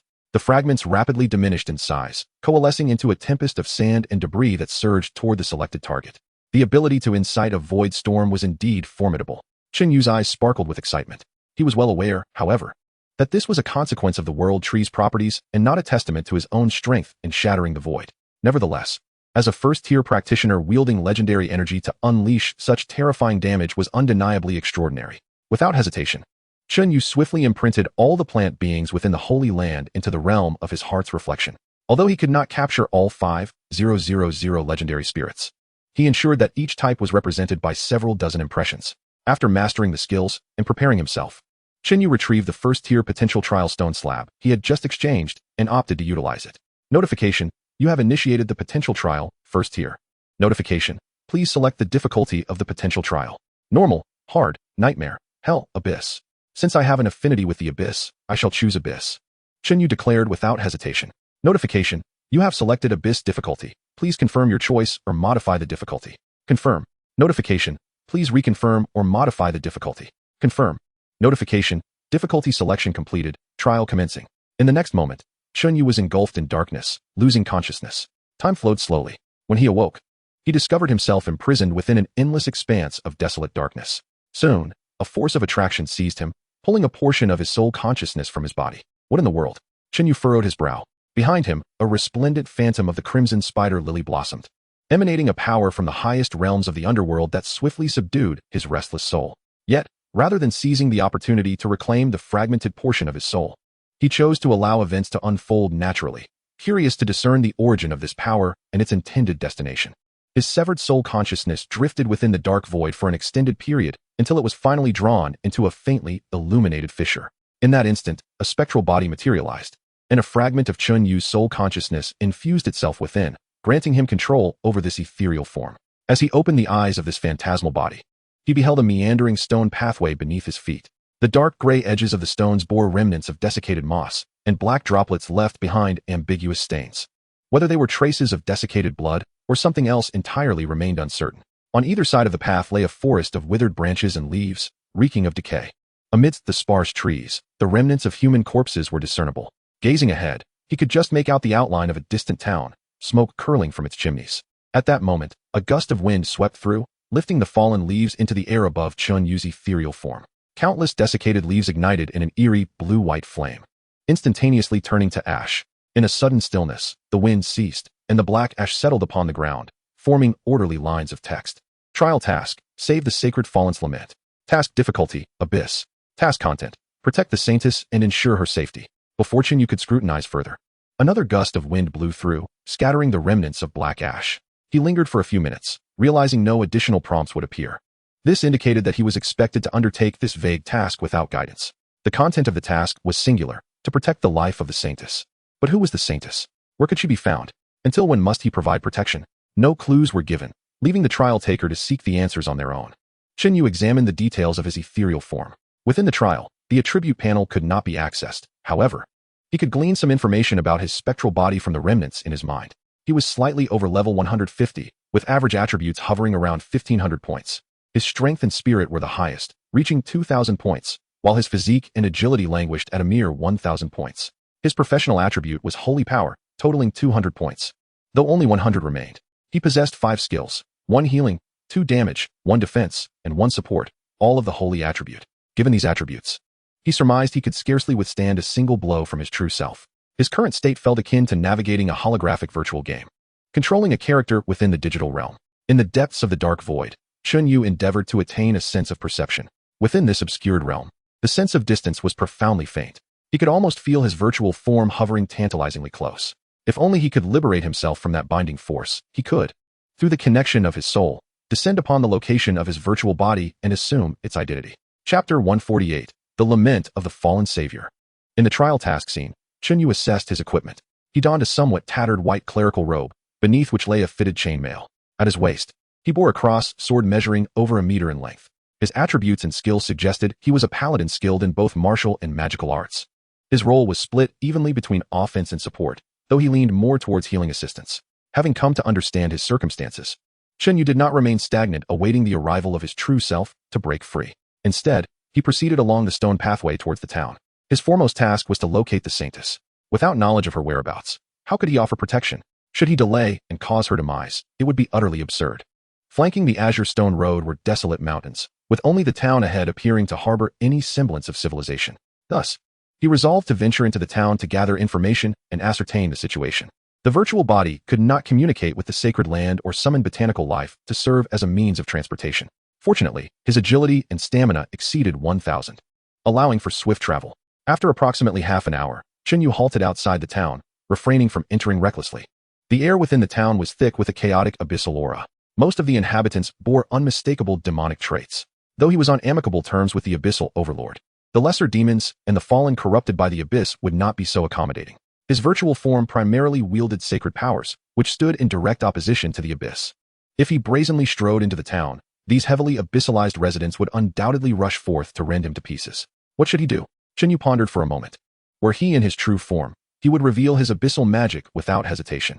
In such a scenario, they would all be akin to relatives from the same abyssal lineage, and he assumed the locals would not trouble him. First, however, he needed to gather some intelligence before making further plans. Chen Yu prowled the outskirts of the town, seeking isolated residents. Before long, he discovered a fallen being laboring in the fields outside the town. This fallen individual exhibited a high degree of abyssal corruption. His arms transformed into a crimson, demon-like skin. The emanation of abyssal magic from within him, if quantified, would amount to at least 70 or 80 points. His level was estimated to be just over 100, indicating he was newly promoted to the second tier of power. The farmland was quite distant from the town, and there were no others in sight. Even if some commotion were to arise, it was unlikely to draw attention, thus preventing subsequent troubles. Alas, the welfare of our employees from the abyss leaves much to be desired. Look at this elderly man, a loyal follower of ours, yet he endures such hardship. Toiling in the fields at his age, Chen Yu mused internally as he slowly approached the laboring fallen. However, as he drew within 10 meters of the being, he realized that he was not engaging in conventional farming. The plants in the field resembled rice, yet upon closer inspection, they were not. They were a type of flora imbued with a hint of abyssal magic. Surrounding the farmer were over 10 human remains, their faces contorted and expressions grotesque. Yet the farmer was meticulous in his actions, chopping the corpses into neat pieces before burying them beside the peculiar crops. The fallen was smeared with blood and remnants of flesh. His image and actions were reminiscent of a classic horror film scene. A pungent stench of blood and decay wafted through the air, reaching Chen Yu even from 10 meters away, evoking a sense of profound discomfort. The overwhelming aura of the abyss also made his sanctified virtual form feel exceedingly unwell. With a swift resolve, Chen Yu unsheathed his cross sword with a metallic clang, taking a running leap to charge at the fallen. Who? The fallen turned abruptly at the sound. Divine healing. In midair, Chen Yu swiftly cast a healing spell. The spell enveloped the fallen, searing his half-demonized form like a blazing flame. The fallen let out a pained scream, clutching his head as he collapsed to the ground.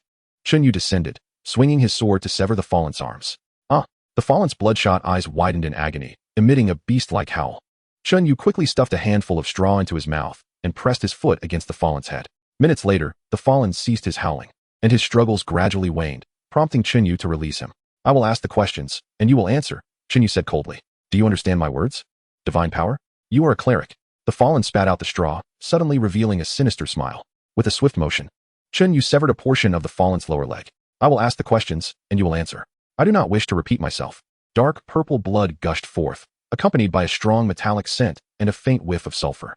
It was evident that this individual was on the verge of being completely transformed into an abyssal demon. Ha ha ha, cleric. The pain you inflict upon me will be repaid 100-fold. The fallen laughed maniacally. With another strike, Chen Yu sliced off a segment of the fallen's leg. His tone icy. Each time you evade my questions, I shall remove a part of your body. Think carefully before you speak. Oh, I know what you wish to inquire about. I know what you seek. The fallen grinned, revealing an even more deranged expression. Your companions shall be sacrificed to the great demon god.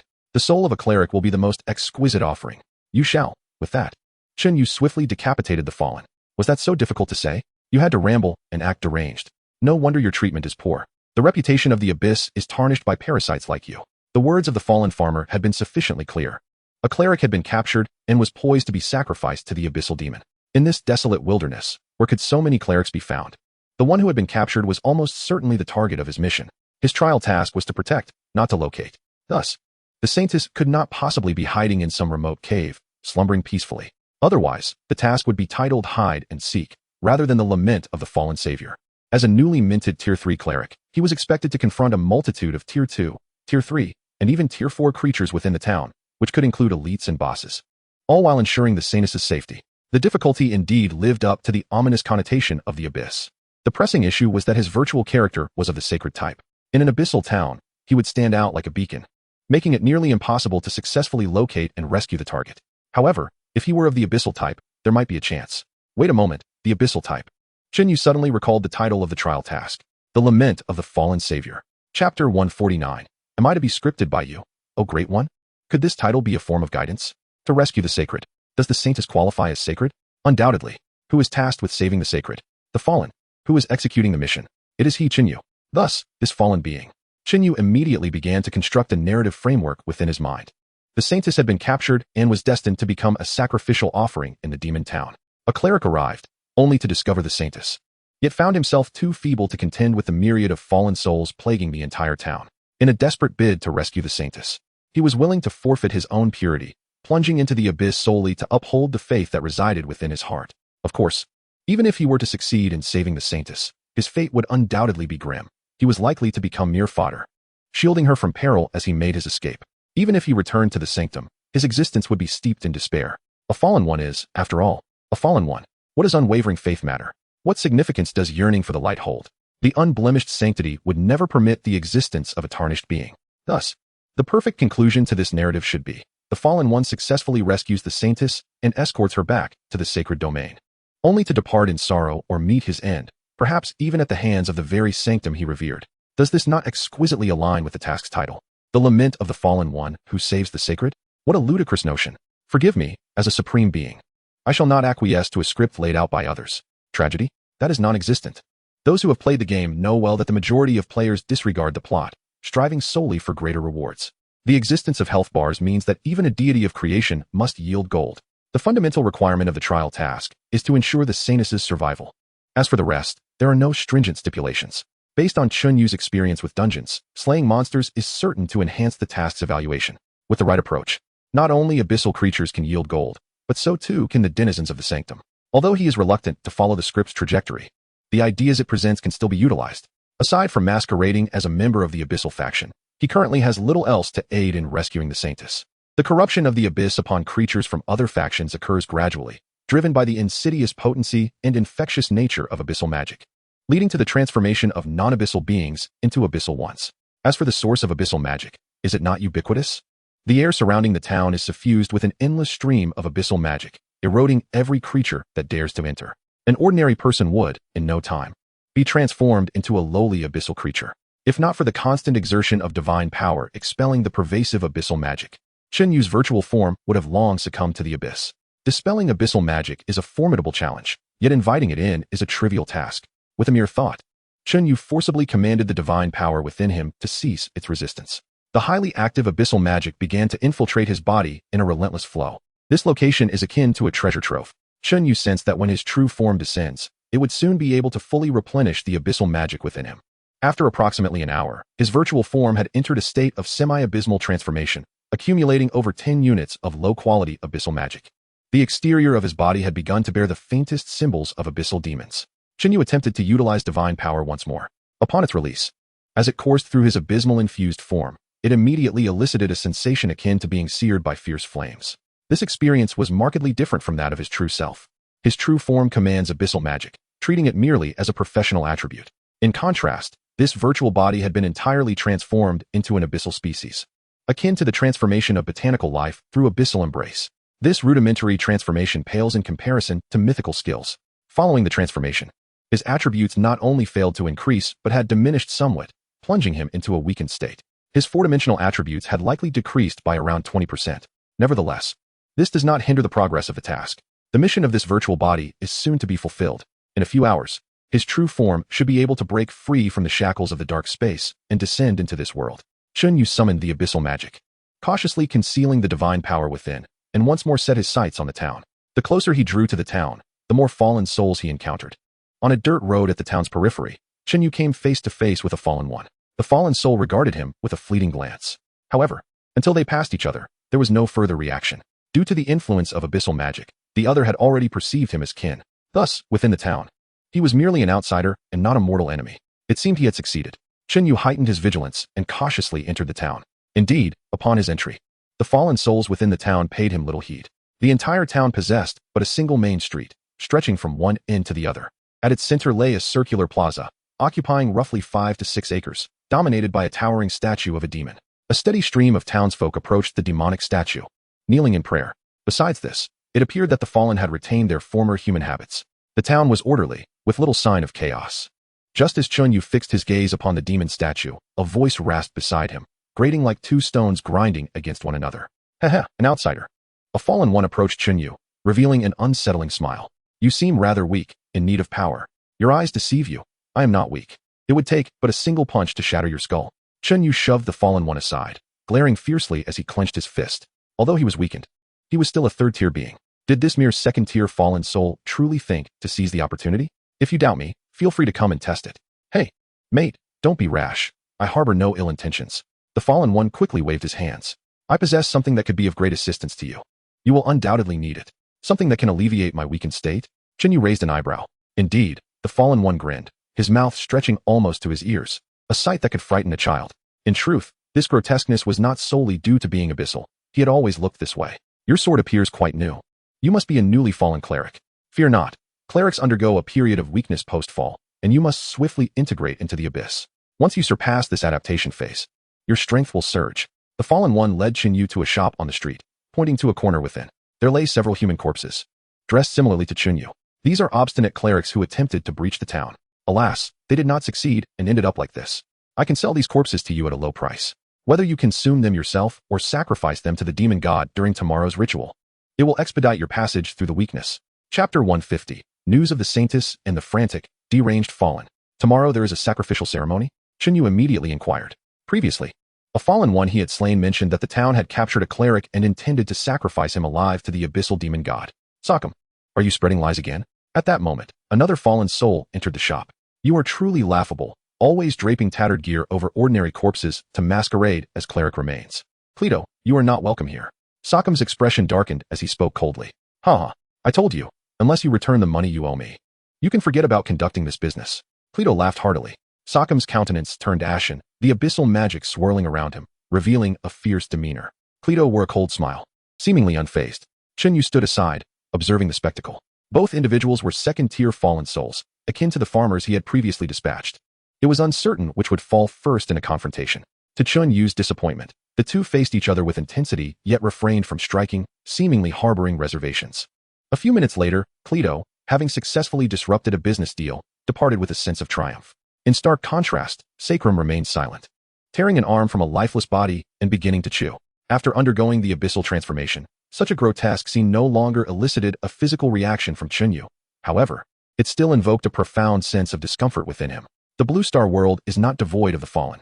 Within the painful church, alongside the regular practitioners who wield abyssal magic, there exists a faction of individuals corrupted by such power. Yet, the fallen are still human. Apart from a few inherently deranged souls, it is exceedingly rare for anyone to engage in such abhorrent behavior. What are you still doing here? Sacrum asked, his expression unchanging as he finished the arm. I have just arrived and am unfamiliar with this place. If you would be willing to provide me with an introduction, I could offer you compensation, Chen Yu replied. This equipment should be worth quite a bit, no? He tossed his cross sword towards Sacrum. Is that permissible? Of course, Sacrum exclaimed, eagerly accepting the sword with a nod. Now, let us discuss the sacrificial ritual scheduled for tomorrow. Yes, indeed, Sacrum beamed, having stowed the cross sword. Tomorrow's sacrifice will be presided over by Lord Monalak, and the primary offering is to be a living priest, apparently of considerable rank. After gathering this information, Chen Yu was nearly certain that the captured priest was none other than the true saintess. The ritual is set to take place in the central square of the town, where each resident may participate and offer sacrifices in hopes of receiving the favor of the abyssal deity. Naturally, the most desirable sacrifices are the living priests, especially those who are the sworn enemies of the fallen. Both the living and the deceased attract the deity's attention, significantly enhancing one's power.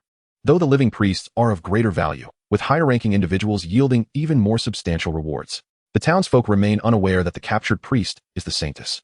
They merely speculate about her importance due to the numerous guards who accompanied her at the time of her capture. As for Monalak, he is the town's mayor and a formidable figure who has established the rules governing the town of the fallen. Previously, when two fallen individuals clashed yet refrained from violence, it was due to Monalak's decree prohibiting arbitrary fighting. What level of strength does Monalak possess? How is it that all in the town dare not defy him? Chen Yu continued to inquire. The fallen and the abyssal demons are akin to family. The abyssal demons, being the embodiments of chaos and evil, would never willingly adhere to any so-called order. Only immense power can compel the abyssal demons to maintain order. That, I cannot ascertain, Sacrum admitted. It is said that Lord Monalak has truly become an abyssal demon, at least of the 4th tier or higher. Thank you for your insights, Chen Yu replied with a smile. This information is immensely helpful to me.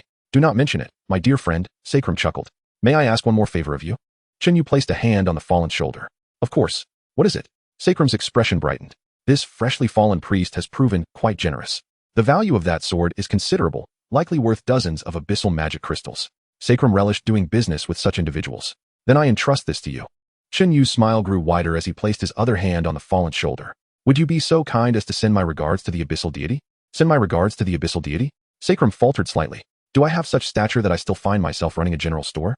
If this is a jest, one should not casually invoke the name of the great abyssal deity. Hey, friend, this jest is not amusing. Sacrum's demeanor turned somewhat serious.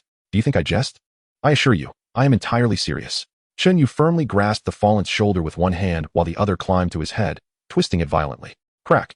The explosive force exceeding 2,000 points of strength shattered the fallen's cervical vertebrae instantaneously. The shop, situated on the main street, remained relatively unnoticed due to its owner's lack of social appeal. Moreover, as the two were positioned within the confines of the shop, no one noticed the fallen's demise. Chen Yu discarded the corpse into a corner and began rummaging through the store. The general store was modest, selling only ordinary items. Aside from his own cross sword, he uncovered a handful of inferior abyssal magic crystals, along with 2 outer garments and several seemingly useful trinkets.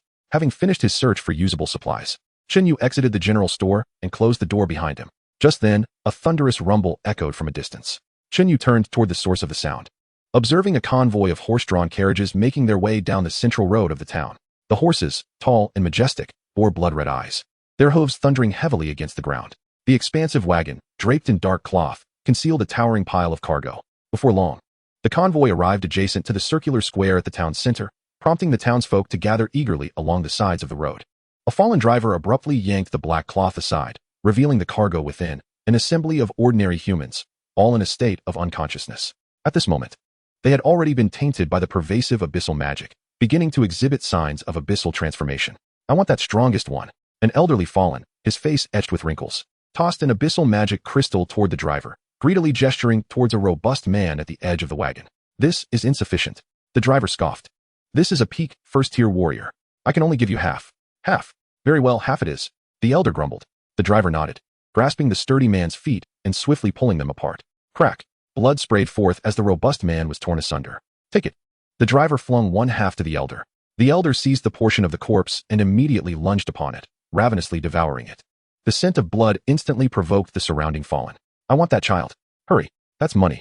That woman. Yes, yes, the one in the middle. No, not her, the one on the right. A cacophony of voices roused the individuals atop the wagon, their eyes widening in horror at the gruesome scene surrounding them. Yet, the transactions continued unabated. The awakening of these commodities seemed to heighten the fallen's excitement. Some even deliberately selected the conscious, living goods, tearing into their flesh piece by piece. Screams, cries, wails, ecstatic laughter, and furious shouts transformed the once quiet town into a cacophonous hellscape. Blood, severed limbs, and shattered entrails, accompanied by the grotesque expressions of the fallen feasting upon the living, painted a grotesque and sanguinary tableau of hell. Disgust washed over Chen Yu. He pondered whether his understanding of the abyss was flawed, or if the abyss encountered in this world bore no resemblance to that of the Blue Star. The brutality, madness, and bloodshed of the fallen in the trial task world would likely bring tears even to the eyes of demons from the Blue Star. Cursing curiosity for leading him into such a predicament, he hastily departed the scene, making his way toward Manhwaedit's residence. Chapter 151. A problem-solving approach. Apologies, but I must cheat. Perhaps due to the majority of the townsfolk attending the bloody feast at the town center, the streets were remarkably sparse of fallen. Mayor Manhwaedit's home lay near the town's periphery. Following the route provided by Sacrum, Chen Yu approached the outskirts of the town, near the tall coniferous trees. He spotted a straight path extending for about 200 or 300 meters. At the end of the path, there was a spacious courtyard, measuring nearly 50 meters in both length and width. The courtyard, constructed from gray stone, is remarkably tidy, housing 3 two-story buildings within its confines. In contrast to the other crooked and oddly shaped patchwork structures scattered throughout the town, this small courtyard stands as a paragon of exquisite craftsmanship. This is the residence of Monarch, and the place where the clergy are held captive. Chen Yu did not traverse the narrow path leading into the courtyard. Instead, he opted to circumvent it through the gaps between the neighboring houses. He arrived at the rear side of the courtyard, away from the small buildings, and with a leap, he scaled the courtyard wall, cautiously peeking over. Inside the courtyard, dozens of low wooden stakes stood erect, each tethered with several iron chains. The other ends of these chains were fastened around the necks of the fallen ones. These wretched souls displayed vacant expressions, their breaths flickering like candles in the wind, with most suffering from physical deformities. Not far from these bound individuals, several crosses were erected, upon which a few fallen were nailed. Before each cross stood a robust fallen one, free to move, wielding instruments of torture, mercilessly whipping and abusing their kin. The tortured ones were barely clinging to life, unable even to emit a scream. Chen Yu disregarded the plight of these fallen and directed his gaze towards a point closer to the center of the courtyard. There, a taller wooden cross loomed, guarded by 5 armed fallen, keeping a vigilant watch. Bound to the center of this cross was a young girl, appearing to be around 7 or 8 years old. Dressed in the garb of a nun, her arms were stretched wide, with a nail of considerable thickness driven through her palms. Her feet were bare, and nails pierced the area between her big toe and second toe. The girl was neither unconscious nor crying. Her expression remained tranquil, akin to a still lake. At long last, he had found her, though not without considerable difficulty. The girl, clad in the vestments of a cleric and devoid of any abyssal essence, was undoubtedly the target of his mission, protected so diligently. The question now was how to rescue her. Chen Yu fell into contemplation, setting aside the formidable level of the town's mayor. The 5 fallen guarding the girl were all of the 3rd tier, likely elite foes, each possessing strength comparable to his own virtual form. Given his current weakened state, he might struggle to defeat even one. A direct assault was clearly unrealistic. With the saint set to be sacrificed tomorrow, there was insufficient time to infiltrate the mayor's residence, gain trust, and secure the girl. In fact, the act of rescuing the girl was the simplest part. The true challenge lay in evading the pursuit of the fallen after saving the saint and escorting the girl to safety. Yet, even this initial step left Chen Yu at a complete loss. Logically, since this task had been established, there must exist a probability of success. It could not be an absolute deadlock. The fixed nature of one's strength within the task tests one's ability to think outside the box, solve problems, and adapt in real time. The time before the girl was taken to the sacrificial ceremony represented the sole opportunity for a successful rescue. Once she was let out into the streets, under the watchful eyes of countless fallen, a mere 3rd-tier fallen cleric could hardly stand against thousands of at least 2nd-tier foes. The saint's capture would likely not involve him alone. Previous fallen, like the farmer and the shopkeeper, had mentioned that other clerics had attempted to breach the town but had failed. With the sacrifice not scheduled until tomorrow, the immediate time frame should be relatively safe. Should he leave the town to seek additional clerics as expendable allies, or rather, reinforcements? Alternatively, Chen Yu glanced at the fallen chained within the courtyard. Among them, there was no sense of camaraderie. The individuals on the wagons at the town center had already begun their descent into the abyss, yet were still sold, slaughtered, and consumed. The tormented souls in this courtyard were entirely transformed into second-tier fallen. They may not even be residents of the town, and surely they harbored grievances against the mayor. Finding an opportunity to liberate them could create chaos. He could then observe the unfolding conflict and, at the right moment, rise up to rescue the saint. However, both strategies carried significant risks. Seeking reinforcements could result in wasted time, leading directly to the saint's sacrifice and mission failure, while releasing the captives might incite disorder. His own strength was insufficient to guarantee the saint's safety amid the turmoil. A single misstep could see her prematurely sacrificed, resulting in failure once more. In a state of insufficient power, the key to breaking through lay in the clever use of external forces. Reinforcements may exist, but are too elusive, while the prisoners remain unpredictable. Besides the mayor, there likely existed a second faction within this town, one that also coveted the benefits of sacrificing the cleric. The enemy of my enemy is my friend. Finding them and forming an alliance would be the correct line of thought, allowing him to utilize these prisoners at the opportune moment. Chen Yu refrained from acting impulsively and instead withdrew from the courtyard to assess the town's situation. However, after only a few steps, he halted, a look of incredulity crossing his face. Wait a moment, what foolishness am I engaging in? Others are not me. He suddenly recalled that he had no obligation to adhere to conventional problem-solving methods. Why not simply remain here and wait? Once his true self descended, he could effortlessly trample through without concern. Why seek leverage or solve puzzles? He was a player of brute force, yet he had been trying to play it smart. Had he lost his mind? During this time spent in the dark space, his true self had not been idle. The force that bound him was nearly fully broken. Before long, he would regain his freedom of movement. If any other profession were to execute this task, their soul and will would likely be whisked away immediately, completely oblivious to the existence of their true self, only aware of their virtual form. Even if the true self were to descend, its strength might be inferior to that of this level 150 virtual body. To shift the situation with minimal strength while meticulously executing the mission required calculating every step to the utmost limit. But Chen Yu was different. He intended to cheat. What could anyone do about it? He possessed the wind spirit's moon shadow, capable of conquering tasks with ease. Chapter 152, The Supreme Tao sounds prompt. Breaking through the darkness. Time flowed slowly. Within the dark space, a pale green humanoid light flickered beside Chen Yu. Have you figured out where this is? Chen Yu inquired of the world tree's consciousness. The world tree can only manifest a true form within the trunk. Outside, it can only appear as a manifestation of will. This should be a rift in time and space, the world tree replied. Its nature is akin to the void outside the supreme sacred land. The space does not genuinely exist, and time holds no significance. The primary function of the binding force upon you, my master, is protection rather than confinement. Ordinary beings, in such an environment, devoid of spatial support and temporal guidance, would instantaneously cease to exist. Is it truly that outrageous? But why am I unaffected? Chen Yu attempted to move his body, discovering no difference from the external world. I do not know, the world tree answered. It seems that time and space, even matter and laws, hold no meaning for you. You exist within the world yet transcend it, supported by an indescribable essence. I understand, Chen Yu nodded. You may return now. Very well, my master. The pale green light dissipated. In the dark space, Chen Yu was left alone once more, pondering the incomprehensible existence that the world tree had alluded to. Without much contemplation, it is undoubtedly the Tao fruit of the great Luo. Regarding his own exalted status, apart from the aspects mentioned in the introduction of his innate talents, Chen Yu possesses only a rudimentary understanding, much like the Supreme Holy Land, which harbors numerous functionalities that are not elucidated in the descriptions of its passive skills. These matters can be explored gradually in due course. For now, he must hasten to the world of the potential trial task. Otherwise, this endeavor may very well collapse. But wait, how am I to enter? Through the connection of his soul, Chen Yu can distinctly sense the overlap of his true self and his virtual form. Moreover, no matter where the virtual body moves, the overlap remains constant. This dark realm, or rather the space-time rift, seems to be ensconced by a thin membrane, barring him from the world beyond.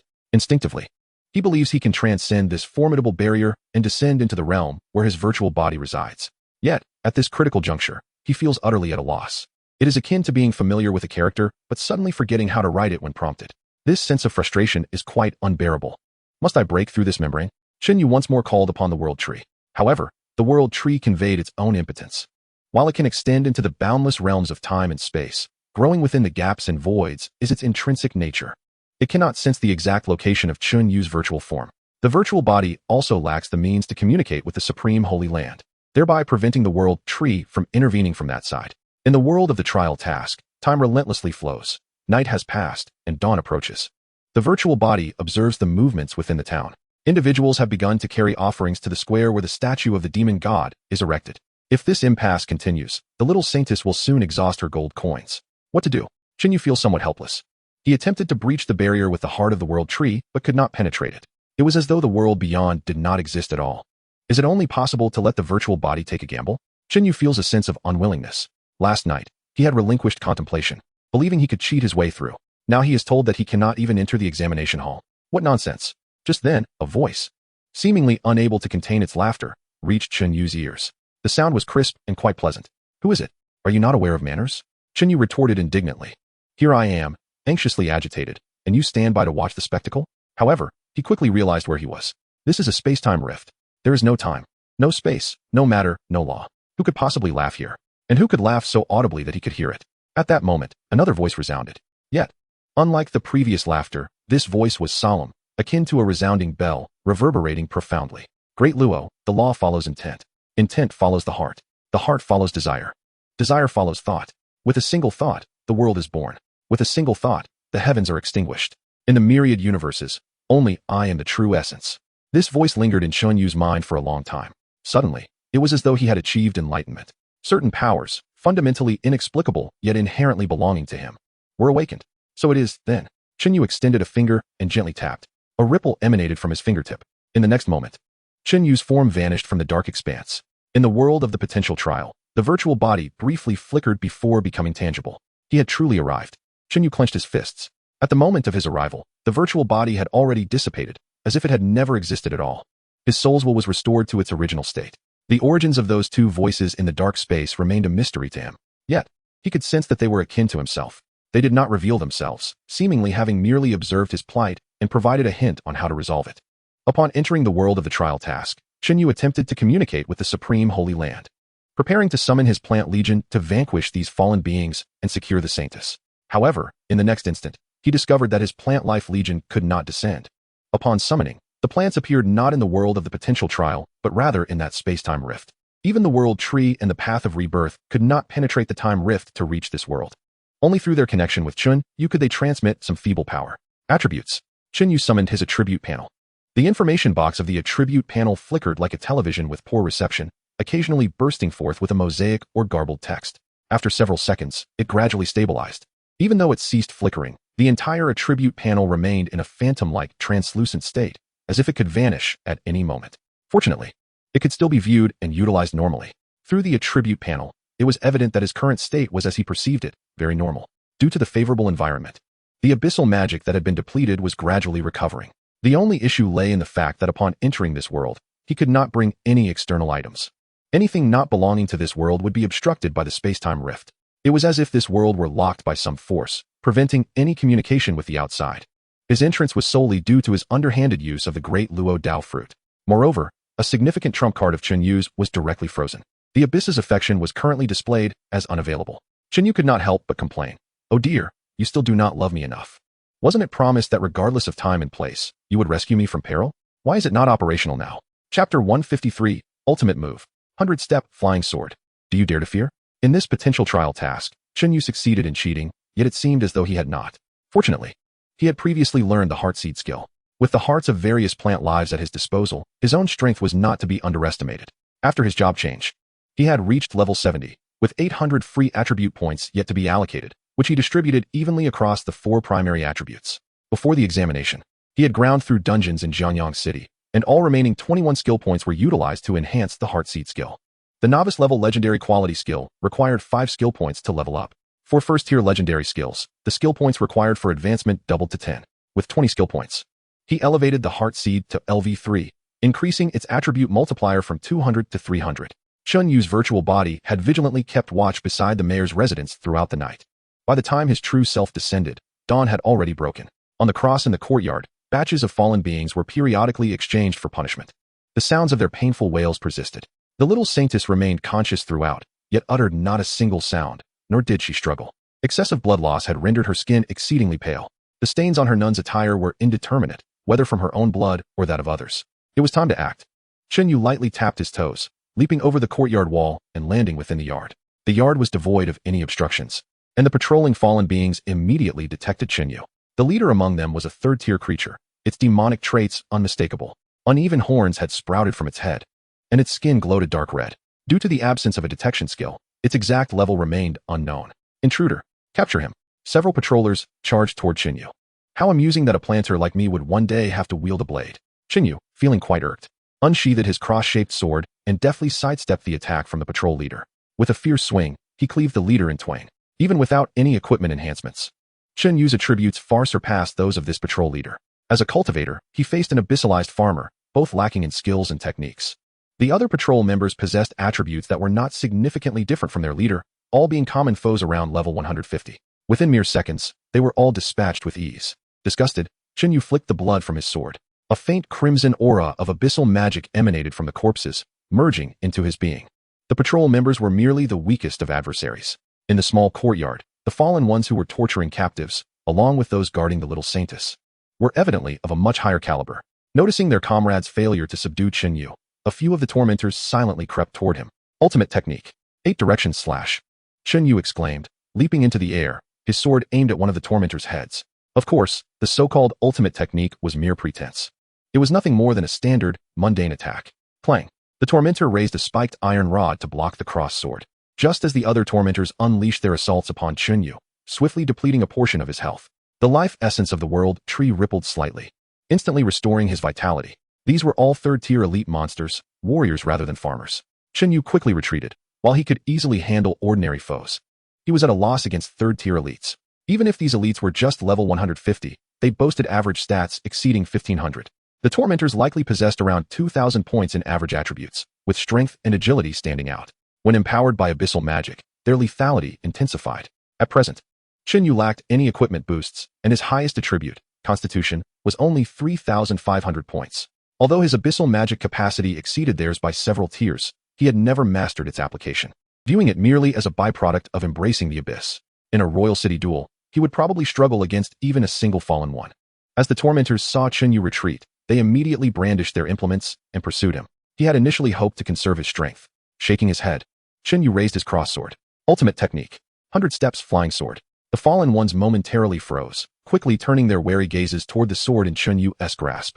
Yet, in the next instant, a 3-meter-tall ethereal girl materialized behind him. She raised her hand, her 5 fingers transforming into greenish, spiked vines that lashed out at the tormentors. Boom.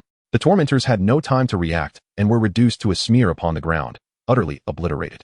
Having commanded the thorn spirit to dispatch the tormentors, Chen Yu dashed toward the cross in the center of the courtyard. The fallen ones guarding it had been watching the battle with keen interest, only to be taken aback as their fellow torturers were suddenly vanquished. Soon enough, they too vanished. These guards, comparable in strength to the tormentors, fell just as swiftly to the thorn spirit's might. With the guards eliminated, Chen Yu approached the cross. The little girl gazed at him impassively. He lifted his head to meet her gaze. Beneath her disheveled black hair lay a pair of exquisite eyes, deep and starry, filled with calmness, yet seemingly harboring boundless warmth, capable of striking at one's very soul. Beautiful eyes, Chen Yu mused internally. He had encountered countless beauties before, from the filtered images of the internet in his past life to the stunning professionals in this life. Even among the beings of the supreme holy land, any humanoid entity was invariably a standard of beauty. However, none possessed such ethereal charm and soul-stirring eyes. Undoubtedly, he would remember this little girl long after, or rather, her mesmerizing gaze. Alas, the characters within this instance could not be taken away. The supreme holy land allowed for characters to be extracted from instances, as evidenced by Delia. In the trial task world, even plant life could not be summoned, thus precluding any notion of carrying items or beings out. This extinguished Chen Yu's thoughts of abducting anyone from the instance. The little girl suddenly displayed a fleeting look of surprise, followed by a slight frown. Before regaining her composure and inquiring, "Who are you?" "The one who came to rescue you," Chen Yu replied with a gentle smile. "Thank you," the little girl said softly. "May I ask you to release me first?" Seemingly sensing Chen Yu's admiration, she added, "If you like me, I permit you to do anything you wish. As long as I remain alive, I will cooperate with you wholeheartedly." "Not at all. I came solely to rescue you," Chen Yu replied. A twitch at the corner of his mouth. His inclinations were perfectly normal, devoid of any perverse thoughts. Barring the peculiar forms that the beings of the world tree could take, which might accurately gauge his preferences. "Then, please," the little girl nodded. "Bear with the pain." Chen Yu placed his hand on the iron nail embedded in her foot. "Please do not worry, my tolerance for pain is quite high," she assured him. "However, do be careful with your technique. I do not wish to lose my ability to move, as it would greatly impede our escape. Rest assured, it won't happen, Chen Yu said, yanking the nail out. With a squelch, blood splattered from the gaps between her toes. Chen Yu raised his finger and touched the wound on her foot. A faint green light enveloping it, quickly halting the bleeding. How do you feel? He asked, looking up. Very well, thank you, the little girl replied, devoid of any expression of pain. What a brave child, Chen Yu praised, giving her a thumbs up. He then used the same method to pull out the remaining 3 nails, severed the ropes binding her, and cradled her in his arms. At that moment, other fallen ones had taken notice of Chen Yu. Someone has intruded.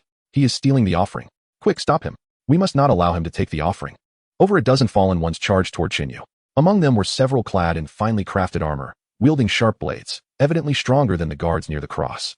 Chen Yu had no desire to linger. He commanded the thorn spirit to advance as a shield, while he leaped away with the girl in his arms, escaping the courtyard. The streets of the town were densely populated with fallen ones, and Chen Yu wished to conserve his life energy, opting to flee down a less traveled path. Go right. There is a gathering of higher fallen ones at the station ahead, the little saintess quickly advised. Understood. Chen Yu immediately altered his course, sprinting down a narrow path. Someone is stealing the offering. Kill him. The fallen ones behind him shouted.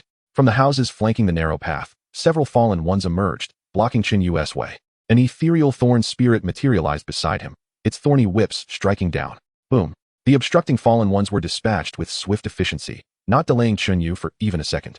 Upon hearing the guards' cries, more fallen ones flocked toward them, obstructing Chen Yu's escape route. Chen Yu summoned the heart-formed thorn demon spirit to shield himself, then brandished a heart-formed yun vine. This vine, thick enough for 2 individuals to embrace, extended several hundred meters down the path, effectively clearing a swath of fallen beings in its wake. Take the left at the second fork ahead, the little girl instructed once more.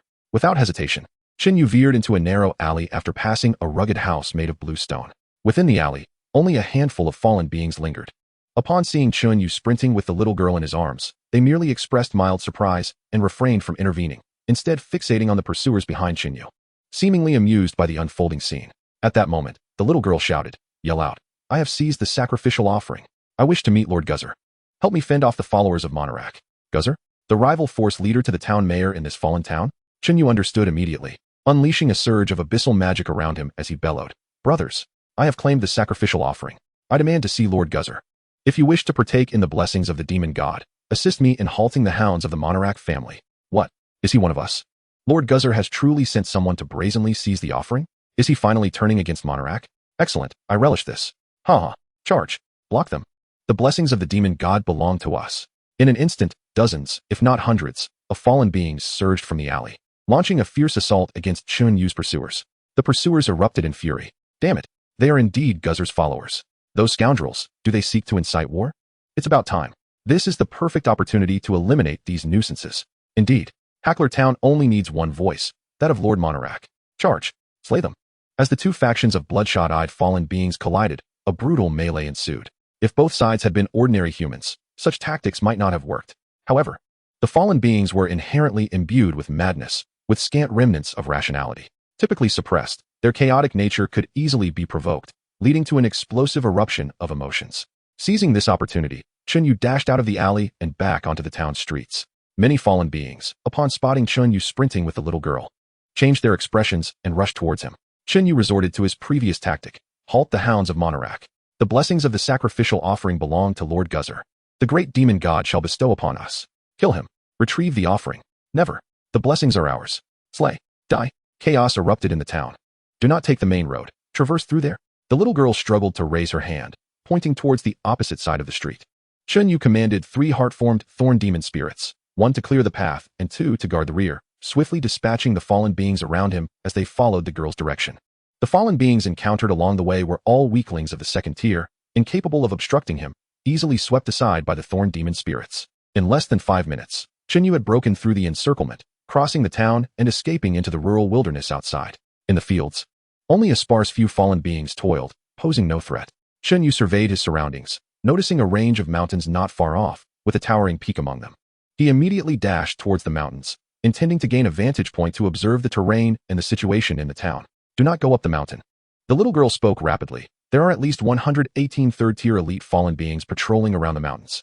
Where then? Chen Yu inquired. In the woods beside the main road at the town's entrance. That is the garbage dump for the fallen of Hackler Town, nearly devoid of high-tier fallen beings patrolling. The little girl explained. In the forest, we can easily conceal ourselves and quickly leave the bounds of Hackler Town by following the main road. A garbage dump? Chen Yu recalled the path taken before entering the town, flanked by forests piled high with bones and remnants. The stench had polluted the road leading to the town for quite some distance. Even demons would shun such an environment. All right, Chen Yu nodded, lifting the little girl and sprinting towards the woods. Before long, they entered the foul-smelling forest. Chapter 155, The Template of the Wise, A Dangerous Trial. With the town engulfed in infighting, the pursuers did not follow, rendering the environment temporarily safe. It must be said that the escape route indicated by the little saintess was remarkably astute. Up until now, Chen Yu's vitality attribute remained nearly at full capacity. Having largely avoided intense battles. Put me down. Rest for a while to regain your strength. I also need to tend to my wounds, the little girl said to Chen Yu. This time, however, Chen Yu declined her suggestion. You are an important figure. The fallen in the town will undoubtedly search everywhere and will soon find this place. It is best we leave quickly. Do not worry, the little girl replied. The emotions of the fallen are difficult to control, especially those of the lower tier. The fallen leaders of Hackler Town are preoccupied with resolving their internal strife. Until a victor emerges, they lack the time to organize any actions. They do not yet know my identity. To them, I am merely a somewhat better offering, to be exchanged for the blessings of the abyssal demon god. But the town is their foundation, more important than I. Very well. Chen Yu removed 2 layers of his clothing and spread them on the ground before gently placing the little girl down. Thank you. The little girl sat cross-legged on the ground, her hands emanating a faint white light. The bloodied wounds in her palms, punctured by iron nails, gradually healed under the white glow. It was a pity that Chen Yu's virtual body had been replaced. Otherwise, with the skills of a third-tier cleric, he could have been of aid to the little girl. Your divine power is quite feeble. Chen Yu furrowed his brow. Is it sufficient for your healing? When I was captured, I was gravely injured and on the brink of death. The fallen forced me to ingest abyssal magic crystals, depleting most of my divine power. Now, I can only heal external wounds, ensuring that my condition does not worsen to the point of death, the little girl replied in a flat tone, as if recounting a minor detail unrelated to her. She appeared indifferent to everything, even her own body and life, yet exhibited a strong will to survive. Perhaps it was not indifference, but rather rationality. Earlier, when she had been nailed to the cross, she did not cry out or struggle. She was not surrendering her life, but conserving her strength and energy, waiting for an opportunity to escape. She possessed an intimate knowledge of the town, aware not only of the conflict between the 2 factions, but also accurately guiding Chen Yu on the route to escape, clearly indicating she had long been planning. All the routes you indicated for me are correct. How do you know the intel about the town? Chen Yu inquired curiously. From what I have seen, heard, and analyzed after being brought to the town, the little girl answered. It was hard to imagine that a girl not yet 10 years old, enduring immense suffering and on the verge of death, could maintain absolute rationality at all times, extracting favorable intelligence from the complex environment surrounding her. Are you a cleric? The little girl asked. Did you receive a mission from the temple to rescue me? Yes, Chen Yu nodded. Although he had not received a temple mission, he was indeed on a trial mission. His identity as a cleric was genuine, yet his virtual body had dissipated, preventing him from utilizing the cleric's class attributes and skills. You carry the scent of abyssal magic, the little girl frowned. Did you deliberately fall into corruption to infiltrate the town? Indeed, you are quite the astute child. Chen Yu chuckled, ruffling the little girl's hair. You are deceiving me, the little girl abruptly stated. The abyssal magic within you is very pure. Your body exhibits no signs of erosion, or perhaps your mastery over the abyssal magic is remarkably strong, even surpassing that of high-ranking abyssal demons. You guessed correctly. Chen Yu revealed a bizarre and maniacal smile, reminiscent of a Unisifus. Those foolish fallen beings only know how to brutally sacrifice their lives. They will never comprehend that enticing a saintess to fall completely brings far greater delight to my deity. The little saintess seemed to embody a template of wisdom, consistently behaving like an emotionless automaton. He found himself somewhat anticipating whether the little saintess would unveil a different emotion as a result. However, the outcome left him disappointed. The little saintess merely cast a cool glance at him and remarked, illogical lies. If your intent was merely to seduce me into falling, you need not have gone to such lengths to rescue me. Oh, how do you know that my act of seizing you is merely because I wish to keep the spoils to myself rather than share them with those townsfolk? Chen Yu retorted defiantly. Quite simply, the little girl replied, my perceptive abilities are quite keen. You are neither a fallen being nor an abyssal demon. The abyssal magic to you is merely a usable energy. Your foundation does not lie within abyssal magic, but rather in a form of life force. Most importantly, you do not fear the demon gods, nor do you even fear the abyss. You possess no faith whatsoever. However, the little girl furrowed her brow and continued. You claim to wish to entice me into falling. There is a grain of truth in that, but it is not to please the abyssal demon god.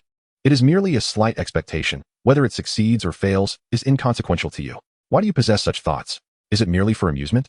Does manipulating my faith bring you greater pleasure than toying with my body? Cough, cough, cough. Just a jest. Do not take it to heart. The fact that a little girl had dissected his wicked thoughts so clearly made Chen Yu feel a twinge of embarrassment. In truth, you may regard me as a holy servant. I shall ensure your safety without compelling you to relinquish your faith. Clang. Suddenly, the little saintess unsheathed the crossed sword from Chen Yu's waist. What are you doing? Chen Yu asked, finding amusement in her actions. Are you here to punish me? A minion of the abyss? It was inconceivable that even in her weakened state, the little saintess could not possibly be Chen Yu's match. The little saintess remained silent, gripping the sword tightly as she drew it harshly across her own neck.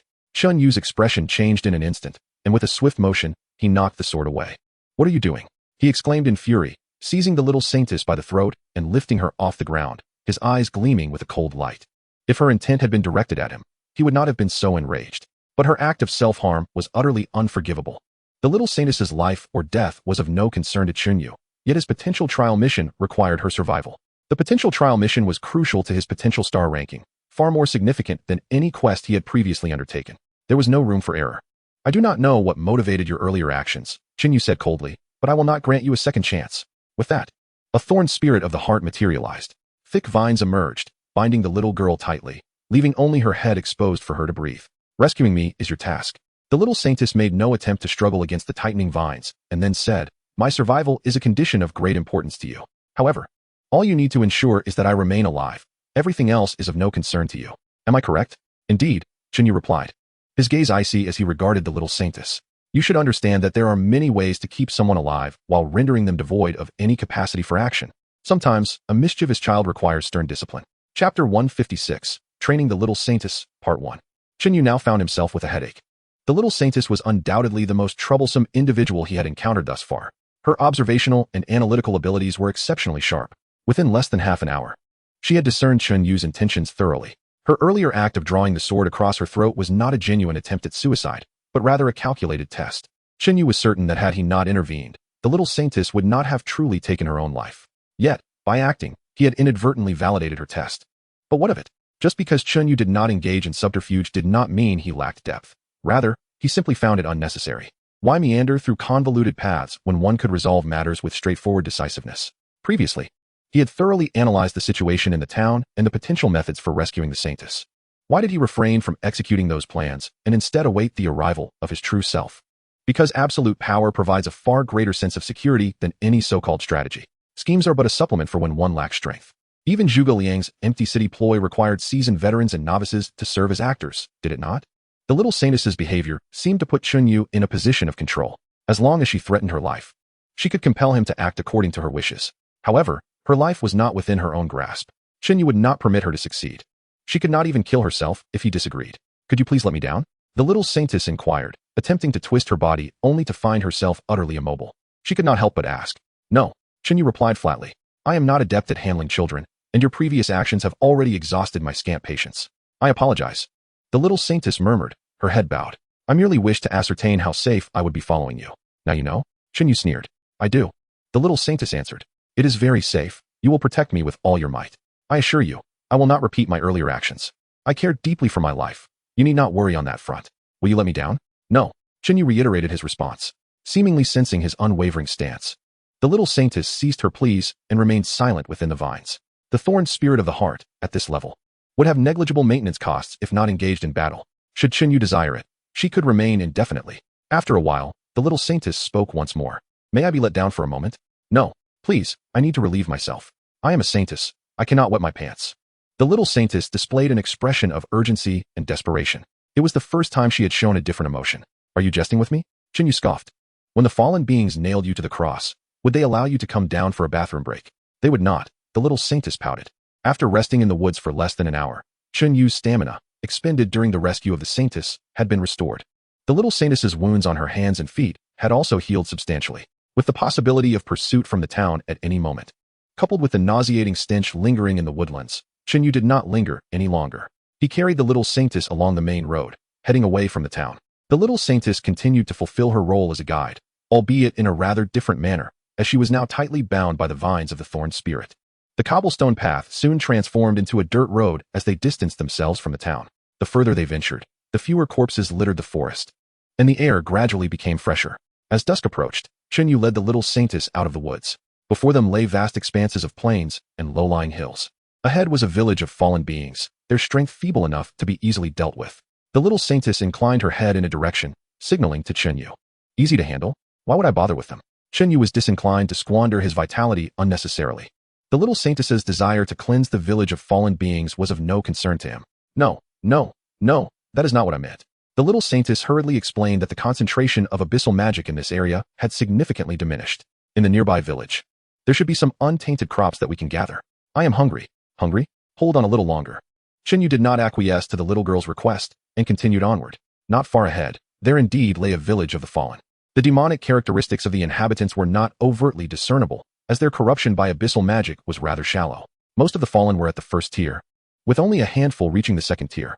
Additionally, some villagers had not even attained the first tier, but were merely ordinary people infected by the magic. The fallen in the village still retained a semblance of rationality. Chen Yu was reluctant to engage with them, fearing that it might expose their whereabouts. Moreover, with the little saintess, a veritable beacon of light, any appearance would undoubtedly provoke an onslaught. It sufficed to procure a bit of food from the periphery. The little saintess spoke in a calm tone. I am truly very hungry. My reserve of holy power is low, insufficient to sustain my actions, and my physical injuries remain unhealed, leaving me exceedingly weak. I require sustenance to regain my strength. Chen Yu casually plucked an apple from the terraced fields at the village's outskirts. Can I eat this? Yes. The little saintess nodded. Can you gather a few more? No. Without delay, Chen Yu led the little saintess away from the village. The road to Hakuru town was severed here. Beyond lay the vast wilderness. Shall we proceed that way? Chen Yu inquired of the little saintess, who resembled a human map. I do not know. The little saintess replied. When I was captured, I was unconscious. And when I awoke, I found myself in this location. The concentration of abyssal magic in this area shows little variation. I cannot discern which direction leads to an untainted zone. Then let us wait here.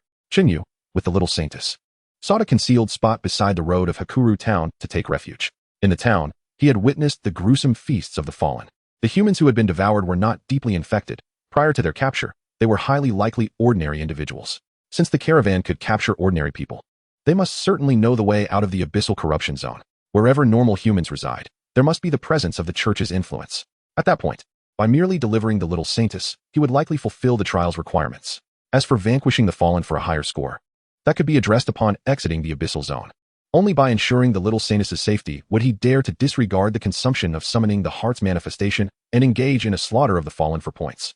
The church's forces would likely be powerless in that scenario. However, if he could stir the waters, he would not shy away from the periphery of the abyss, waiting for the opportune moment to summon the primordial spirit of the heart's manifestation, unleashing a devastating spell to reap a bounty of gold coins. Chapter 157, Training the Little Saintess, Part 2. On the hillside adjacent to the end of the road in Hakuru town, Chen Yu utilized his heart's manifestation, the thorny spirit, to excavate a cave for the little saintess to take refuge. Could you give me the food? The little saintess nestled deep within the cave, gazing at the apple in Chen Yu's hand. Do you wish to eat? Chen Yu tossed the apple lightly in his hand. I do. The little saintess nodded. Chen Yu chuckled as he ruffled her hair, then brought the apple to his mouth. Crunch. He took a bite, savoring the fruit. The apple was not large, and its taste was rather tart, not particularly enjoyable. Yet, to the little saintess, who was enveloped by hunger and fatigue, it was a culinary delight of the highest order. Gulp. The little saintess watched Chen Yu chew the apple, unable to suppress her own saliva. Crunch, crunch. Before the little saintess, Chen Yu consumed the apple entirely. She stared, momentarily stunned, her expression one of disbelief and confusion. You do not require sustenance, do you? Indeed. Chen Yu nodded. Then why did you pick this fruit and not allow me to eat? Chen Yu smiled. I gathered this fruit solely to consume it before you. Taming a brat requires the crucial step of making them aware that events will not unfold as they anticipate, regardless of their tantrums. The little saintess, although she was now free, unbound, she did not feel any lighter. The person before her was far more fearsome than the abyssal demons. In the face of those demons, she could gauge their emotions and types, predicting their subsequent actions. Yet, she could not fathom what this person would do next. The only certainty was his intent to ensure her survival. All other actions and words of his were devoid of logic. Temptation, coercion, submission, and feigned pity. She had employed all tactics at her disposal, yet none bore fruit. I am now even more convinced that you are not a demon. How so? Chen Yu laughed as he buried the apple core in the soil, stamping it down with his foot. The actions of demons are predictable, yet yours are not. As night fell, a biting wind swept across the plains. The low hills offered little protection against the cold currents. In her weakened state, the little saintess trembled violently, incessantly sneezing. If this continues, I shall fall ill. How peculiar. As a fourth-tier saint, I find myself threatened by illness. That person seems so warm. I long to lean against him. He protects me, yet shows no regard for my feelings. The little saintess pouted, observing Chen Yu, who was leaning against the rock wall. Wrapped snugly in a thick coat, a strange sentiment bubbling within her that she could not articulate. I detest this person, yet he does not seem so detestable after all. It was an emotion she had never experienced before. In truth, she had seldom encountered feelings that truly belonged to her. From the moment she could remember, she had been the saintess of the church, endowed with a divine gift that inspired awe and fear. Her destiny was to become a leader of the church and, in due time, shed her human form to ascend to the heavens. Consequently, she had undergone rigorous training and cultivation from a young age. She was taught how to respond to the emotions of others while suppressing her own.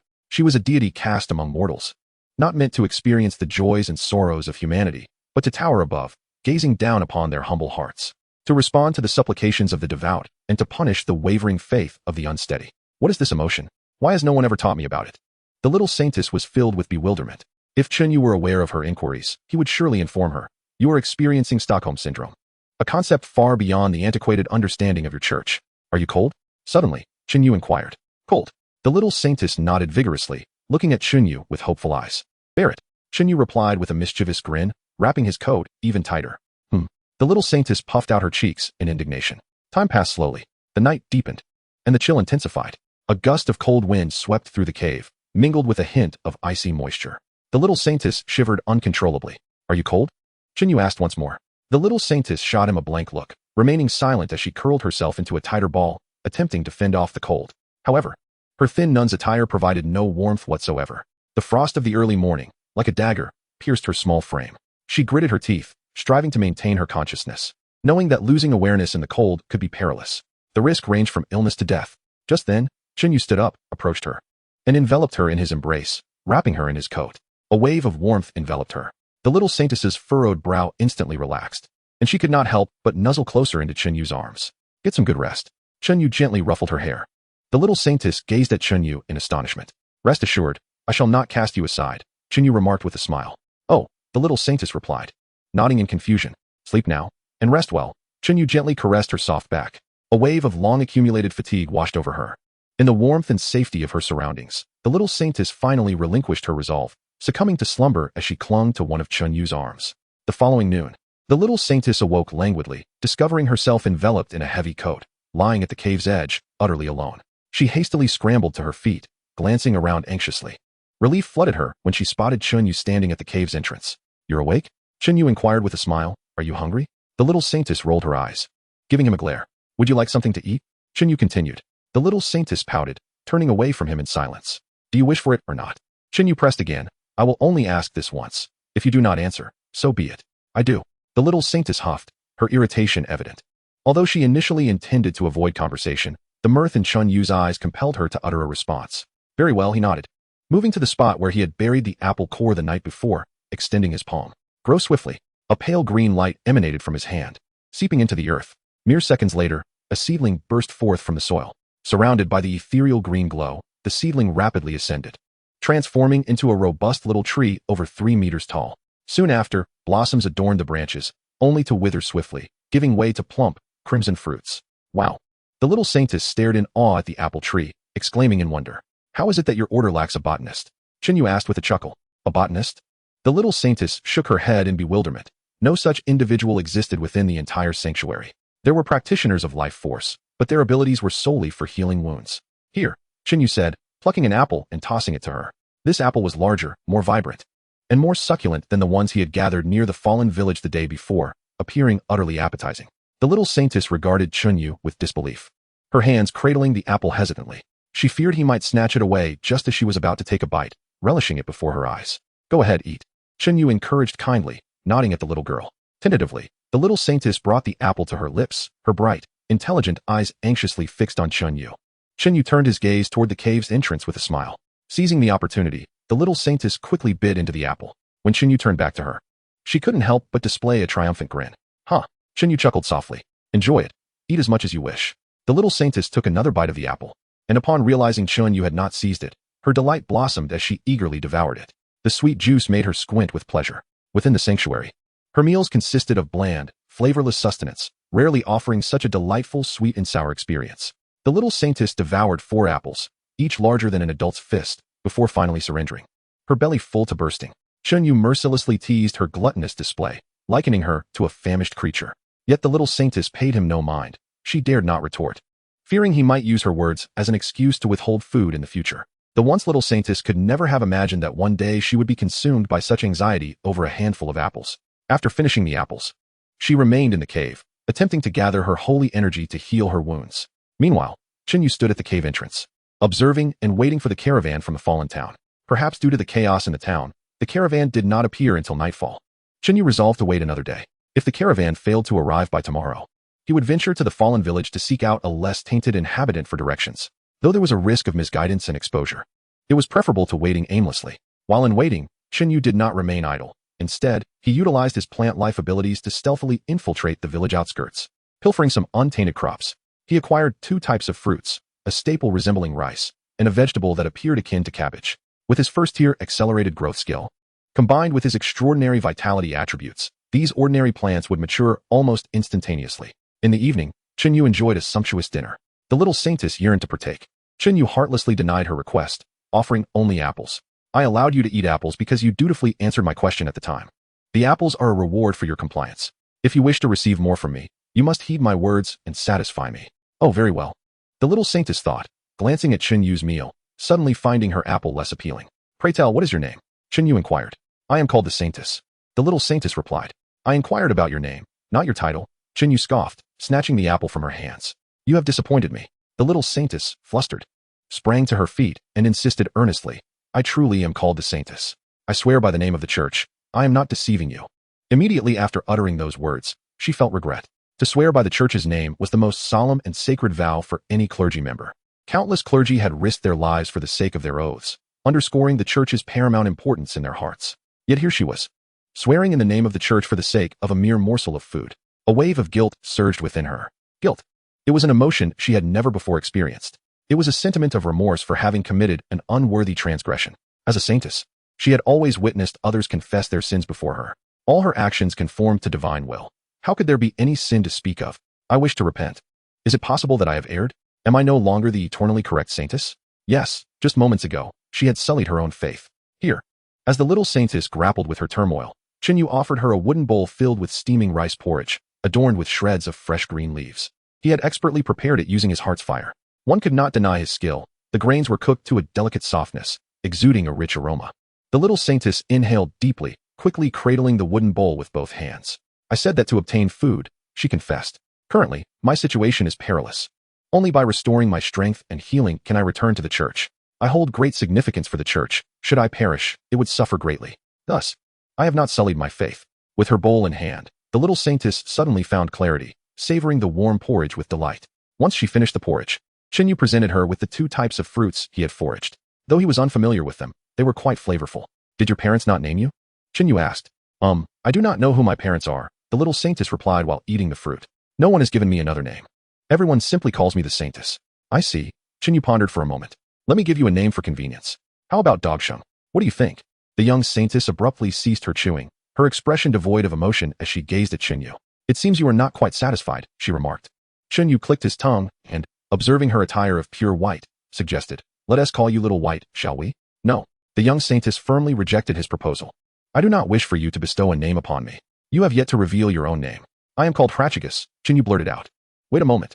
Prachigus is likely the virtual identity assigned by the trial mission. It was a slip of the tongue. My name is. Chen Yu suddenly sensed as though the entire universe conspired to prevent him from uttering his true name.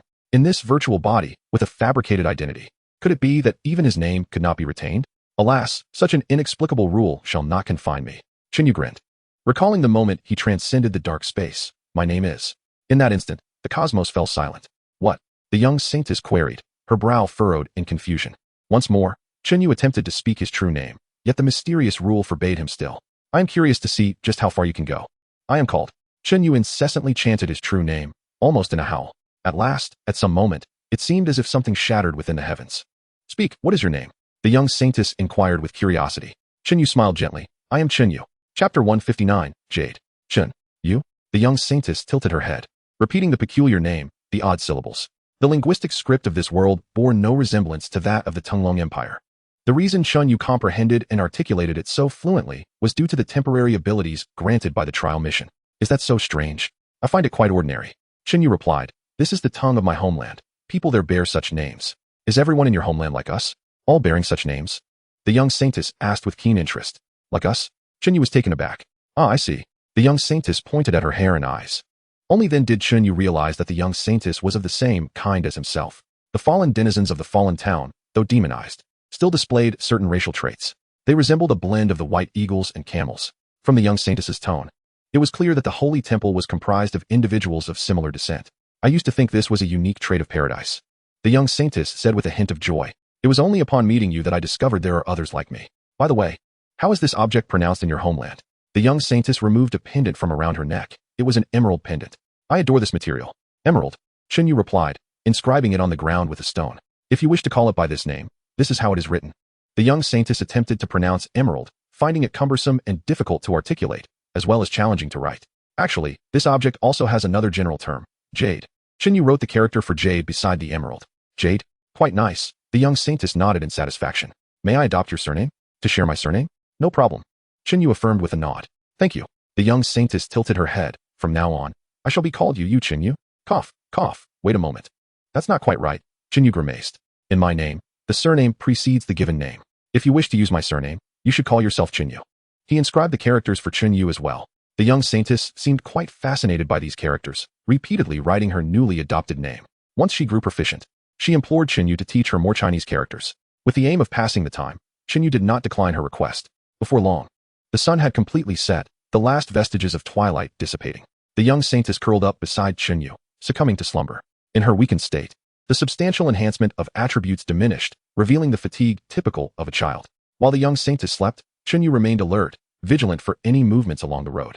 It was not impossible that the fallen denizens would take advantage of the night to act. The following morning, having not awaited the caravan from the fallen town, Chen Yu commanded the thorn demon spirit to capture 2 solitary fallen denizens from the village, pressing them for the directions to the areas untouched by the abyss. The 2 fallen denizens responded with surprising ease. However, the directions they provided were contradictory, leading in entirely opposite directions.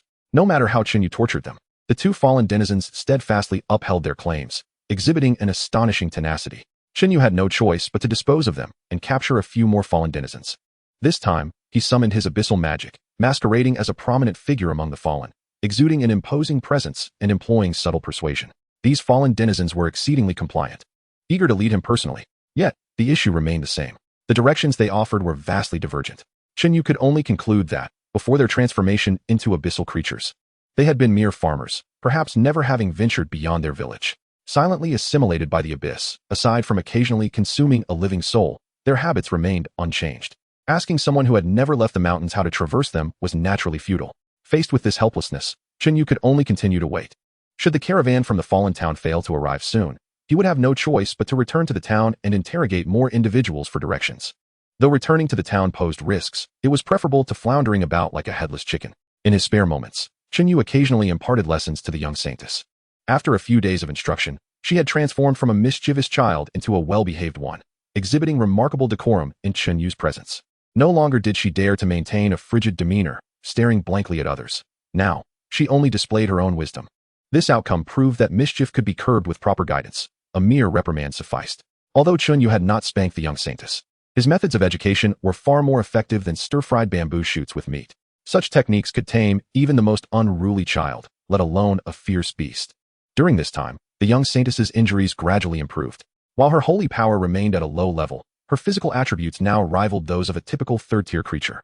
At noon, the sun's radiant beams pierced through the gray clouds, bestowing a hint of color upon the desolate earth. The young saintess grasped a rabbit leg in one hand, savoring it with delight, a culinary experience she had seldom encountered before. The Holy See did not prohibit the consumption of meat, yet as a saintess, she was compelled to restrain her desires. Gluttony, one of the 7 deadly sins, had to be renounced. Thus, she had not indulged in many delicacies throughout her childhood. Your physical condition is now capable of sustaining a certain degree of combat. We must depart at once, Chen Yu declared, filling a bowl with meat soup for the young saintess. Very well, she nodded without hesitation. Subsequently, she glanced around the cave, feeling a tinge of reluctance. All wilderness survivalists share a common trait, the relentless pursuit of an improved standard of living. The young saintess was no exception. At this moment, the cave had been transformed into a makeshift abode, with a bed fashioned from hay and leaves. Scattered stones adorned the floor, inscribed with Chinese characters that varied from crooked to perfectly straight. Additionally, numerous pots, bowls, and utensils filled the space. A few fruit trees grew unexpectedly in the center of the cave. In terms of living conditions, it was inferior to an ordinary cottage. Yet it was a creation born of the young saintess's own hands, imbued with a profound sense of participation and accomplishment. After finishing her lunch, the young saintess used a piece of clothing as a makeshift pouch, collecting the ripest fruits from the trees, and then shattered all the slates used for her writing practice. Where are we headed? She pondered.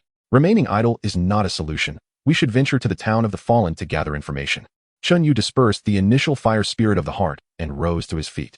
Just then, a sudden clamor of galloping hooves echoed from afar. Chen Yu's spirit jolted, and he stepped out of the cave, scanning the horizon for the source of the noise. Indeed, a convoy of empty horse-drawn carriages was racing towards them along the road from the town of the fallen. Chapter 160, Abyssal Marauders. Ambush. The hunting caravan from Hakuru town? They have finally arrived. The young saintess peered out, squinting at the speeding convoy. As a saintess of the church, do you not have even a faint recollection of the map? Chen Yu inquired. If you possessed even a modicum of directional sense, we wouldn't have to wait for so long. I have a general sense of direction, the young saintess replied softly, but wandering in the abyss-infected areas is perilous. This place is teeming with the fallen and the abyssal demons that have descended. If we rashly enter the territory of the abyssal demons, we are doomed. True enough. Chen Yu nodded in agreement. Down the mountain, the convoy from Hakuru town reached the end of the road. In the wilderness, the ground was uneven and no longer suitable for swift travel. The fallen driving the carriages reined in their horses, slowing their pace. Let us proceed, Chen Yu declared. Preparing to follow the convoy, the young saintess tugged at the hem of his garment. What is it? Chen Yu turned back. A hug. She opened her arms wide, gazing up at him with her big, watery eyes filled with anticipation. Without a word, Chen Yu scooped her up, tucking her under his arm as he hurried after the convoy. After a considerable time, the Hakuru town convoy entered another town of the fallen. This town was somewhat larger than Hakuru. Chen Yu and the young saintess waited outside the town. Shortly thereafter, the convoy set off again. The number of carriages had increased from a little over 10 to more than 30. The caravan continued its journey. At midnight, they entered yet another town of the fallen, swelling to over 50 carriages. Chen Yu and the young saintess trailed behind the convoy at a distance. For 3 consecutive days, they traversed a total of 8 towns of the fallen. By this point, the number of carriages had exceeded 200. On the morning of the 4th day, the vast convoy halted before a city of the fallen. Outside the city walls, 4 additional caravans were stationed, totaling over 1,000. Do you recognize this city? Chen Yu asked, looking back at the young saintess, who was nestled on his back, nibbling on fruit and mumbling indistinctly. There are many areas corroded by the abyss, and countless cities of the fallen. Only those marked on the church's map are of the grand city caliber. I cannot identify a city of this scale without any distinguishing features. What use are you if all you do is eat? Chen Yu lightly flicked her forehead. Hee hee. The young saintess replied with a silly grin, discarding the fruit pit and stealthily wiping her juice-stained face on Chen Yu's clothing. These convoys are clearly summoned by the city, Chen Yu observed. Their movements must be coordinated by the higher-ranking fallen within the city. The pressing question is, if we find ourselves in the rear of the fallen's forces, with them using the teleportation array to reach the front lines, what should we do? You actually know about the teleportation array? The young saintess exclaimed in surprise. Isn't it common knowledge? Why wouldn't I know? Chen Yu replied, slightly exasperated. Even a small, ramshackle town must have a teleportation array. Do all small towns really have teleportation arrays? The young saintess looked astonished. Is your homeland an incredibly powerful wizarding kingdom? Chen Yu suddenly realized that the young saintess was merely a character within the trial mission. Perhaps, in this task world, teleportation arrays were indeed considered a high-end luxury. Wait, why would having a teleportation array imply a wizarding kingdom? Wizards are a profession encompassing various individual vocations, such as potion wizards, shape-shifting wizards, spellcasting wizards, and so forth. Each profession specializes in different areas. Regardless, wizards have no direct connection to the teleportation arrays. Because teleportation arrays are set up by wizards, the young saintess asserted. As if it were obvious, wizards wield the power of magic. The church does not welcome wizards, as they do not believe in the divine. Yet, the church requires the strength of wizards and must reluctantly employ some powerful ones. Very few wizards can set up teleportation arrays. There are hardly any within the church. I understand now, Chen Yu nodded. The young saintess's reference to wizards likely referred to those in the magical professions. In the medieval Western church, individuals who could potentially undermine faith were labeled as witches, promoting their malevolence. The church in the trial mission operated under a similar paradigm. However, the wizards here genuinely possessed formidable magical powers. The church had no choice but to collaborate, fearful of openly declaring that all wizards should be burned at the stake. Since teleportation arrays are a high-end commodity in the task world, the likelihood of this small city possessing one is rather slim. The assembly of the convoy suggests they may be preparing to engage non-abyssal forces in battle or perhaps to embark on a raid. By simply following behind, We should be able to exit the abyss-infected region. The convoy that departed from Hakuru town arrived at the city of the fallen in the morning, around noon. Another convoy comprising over 100 carriages arrived. After the convoy settled, a battalion of over 1,000 fallen emerged from the city, merging into the caravan. Subsequently, a massive procession of over 1,000 carriages finally set off. They are the abyssal marauders, the young saintess suddenly remarked. Though I have never seen them in person, I have encountered related written descriptions. The abyssal marauders are not particularly powerful, yet their crimes are heinous. They typically refrain from attacking fortified checkpoints and cities, instead targeting the surrounding villages and towns to slaughter and plunder civilians, spreading fear and death. So, if we follow them, we will surely be able to leave the abyssal region, correct? Chen Yu queried. Indeed, the young saintess affirmed. The gathering of abyssal marauders indicates that we are close to the front lines. Excellent. The abyssal marauders traveled at a leisurely pace in the wilderness. For 5 entire days, they did not exit the abyss-corrupted area. On the 6th day, the convoy began to disperse. Small groups of abyssal marauders detached from the majority, heading in various directions.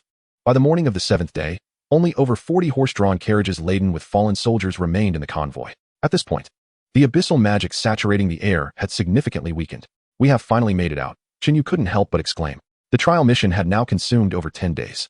At last, they were nearing completion. Be careful. The young saintess, perched beside Chen Yu, leaped and collided with his shoulder. Although her strength was minimal, Chen Yu's attention was elsewhere, leaving him unprepared, and he tumbled to the ground. In the next instant, a scarlet streak of light shot forth, striking the ground where he had just stood. Boom. Dust and debris erupted from the site. Chapter 161, Leader of the Fallen. A 4th-tier demon boss. Countless crystalline red shards scattered from the cloud of dust. The young saintess, who had been sprawled atop Chen Yu, was instantly pierced by dozens of these crystal fragments. Part of the plant. Several plant spirits materialized, forming a barrier of countless vines that sheltered Chen Yu and the young saintess within. Chen Yu hurriedly lifted the young saintess, channeling life energy into her. The little saintess had blood trickling from the corner of her mouth, her breath becoming exceedingly faint. Fortunately, the feeble holy power within her body automatically operated, exerting every effort to resist the encroachment of the abyssal magic. The infusion of vital energy also alleviated her injuries, ensuring that her life was not in peril. Who is it? Chen Yu seethed with rage, directing his gaze towards the source of the crimson glow not far away. 2 demons, adorned with bat-like wings, were flapping their wings, hovering in the air. It was indeed a rare sight to witness a fallen one and a holy practitioner protecting each other. One demon displayed a cold demeanor. Perhaps this is what human emotions are like, remarked the other demon. Abyssal demons? It is indeed not so simple. Chen Yu furrowed his brow. After Chen Yu and the little saintess escaped from the small town, they encountered not a single pursuer. He had presumed that the challenge of the trial task lay solely in rescuing the little saintess and finding a way to return to the Holy See. From the perspective of a 3rd-tier holy practitioner, this task seemed nearly impossible, truly deserving of the abyssal difficulty. Yet, unexpectedly, before they could flee the encroaching abyss, genuine demons awaited them. These 2 abyssal demons exuded a formidable aura, undoubtedly exceeding level 200 as boss entities. They are the abyssal sentinels, the little saintess weakly articulated. The abyss, a realm of lowly demons. Most of them are transformed fallen beings. Ha ha ha, as expected of the Holy See saintess, she seems quite familiar with us abyssal demons. The 2 demons retracted their wings and descended to the ground, advancing towards Chen Yu and the little saintess. I never anticipated that the holy practitioner we casually captured would turn out to be the Holy See's saintess. If it weren't for that group of holy practitioners frantically searching for her, we would have found it exceedingly difficult to uncover such intelligence within the vast abyssal realm. The other demon revealed a greedy grin. Sacrificing a saintess garners far greater attention from the demon gods than sacrificing an ordinary holy practitioner. Let us act, Gyuzel. Other demons may already be on their way. Capture her and make the sacrifice soon, the cold-faced demon stated indifferently. Indeed, Monarch, she is destined to be ours. Hurry, seize them, and do not allow anyone else to claim our divine gift. The scheming demon exclaimed exaggeratedly. Gyuzel Monarch? Chen Yu immediately realized. Aren't these the 2 leaders from Hakla Town? He and the little saintess had been in the abyssal encroachment area for quite some time, without being pursued. Now, just as they had escaped to the border, they encountered these 2 demons. This indicated that the demons had likely been waiting for them at the border for quite some time. Moreover, from their conversation, it could be inferred that other powerful abyssal demons had already learned of the little saintess's true identity.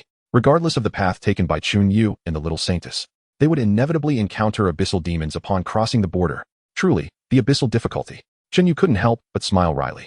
Having rescued the saintess and escaped to the border, the true intensity of the task was only just beginning to manifest. If he were an ordinary trial participant, possessing only the virtual form of a 3rd-tier holy practitioner, the recent onslaught of abyssal magic could have easily claimed his life.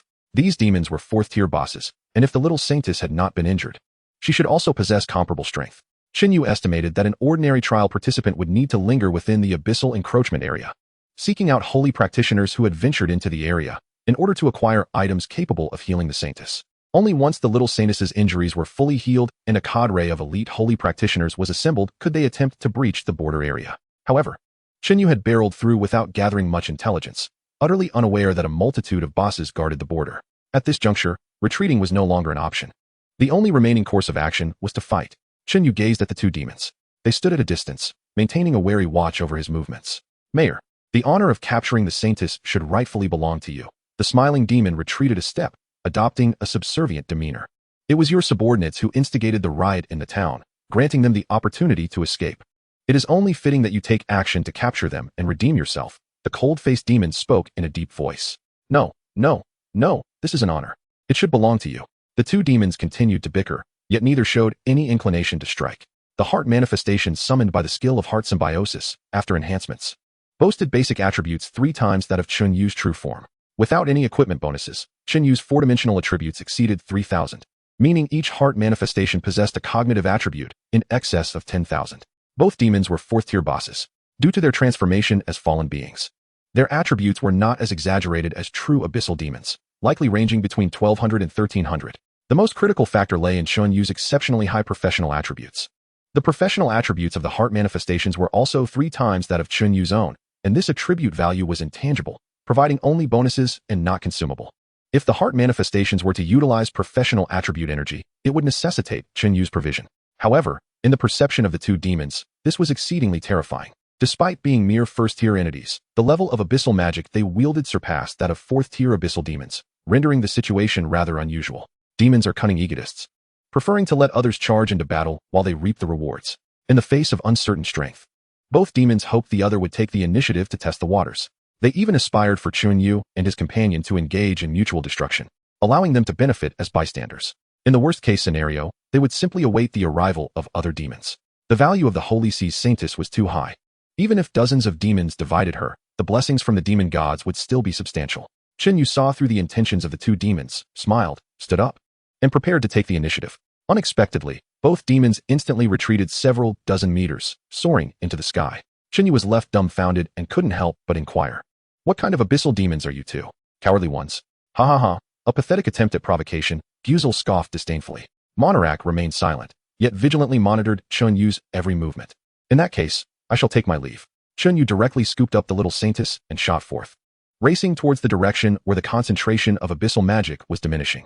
Several heart manifestations closely followed Chen Yu, remaining alert to the two demons above. The two demons maintained their distance, closely trailing Chen Yu from behind. Chapter 162. With the Tao fruit of great perfection in hand, I am immortal and indestructible. Chen Yu's explosive speed was astonishingly swift. Before long, the two demons found it increasingly difficult to restrain themselves. If they did not intervene, they would soon be left behind by Chen Yu. However, the question remained, who would strike first? Chen Yu's strength was formidable. If he focused on one demon, that demon could potentially suffer severe injuries.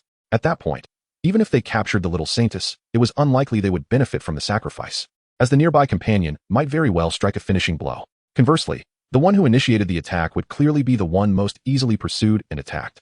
Ultimately, they begrudgingly reached an agreement. They would attack together. The two demons suddenly surged forth with great speed. From over 100 meters behind Chen Yu, they swiftly surpassed him. Subsequently, several crimson light spears shot towards Chen Yu. His running speed slightly diminished. One heart manifestation, the thorn spirit, wielded its vine whip, scattering the light arrows. Simultaneously, the two demons charged towards Chen Yu's true form. Compared to the ineffective and magic-wasting ranged attacks, most abyssal demons excelled in close combat. The two heart manifestations of the thorn spirit surged forward, unleashing a barrage of vine whips. Such an attack, however, was clearly insufficient to inflict damage on fourth-tier demon bosses. Nonetheless, the two demons refrained from recklessness, opting to engage with the thorn spirits while also keeping a watchful eye on Chen Yu and his companions. As long as Chen Yu refrains from fleeing, he shall not initiate the battle. In fact, upon sensing the gaze of his companions, the two demons commenced a fierce struggle, appearing utterly overwhelmed and beleaguered. I've kept you waiting for quite some time. Chen Yu's lips curled into a smile. He retreated, summoning 3 heart resonance abyss spirits, 2 abyss thorn spirits, and 1 abyss lily spirit. Succubus? The 2 abyss demons were suddenly taken aback. A gentle aura, a toxic, Dark fragrance. Countless pristine flowers bloomed around the abyss lily spirit, releasing a silent, fragrant essence. In an instant, the two demon bosses felt their bodies weaken significantly, their strength and speed plummeting by over 30%. Almost immediately, a wave of dizziness washed over them, impairing their reaction times. The thorn spirits, engaged in combat with them, lashed out with their vines, striking them until they coughed up blood. Alarmed, the two demon bosses hastily retreated. Yet, two expressionless succubi awaited them behind. Demonization.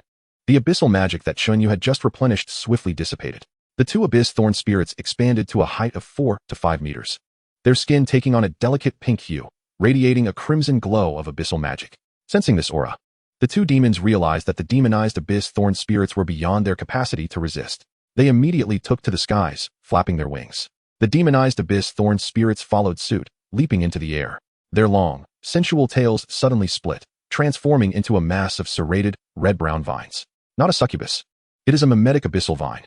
The two demons were seized by terror. In the blink of an eye, before they could react, they found themselves ensnared by the thorny tendrils. The two demon bosses unleashed a surge of abyssal magic, their bodies swelling as they attempted to break free from the vines.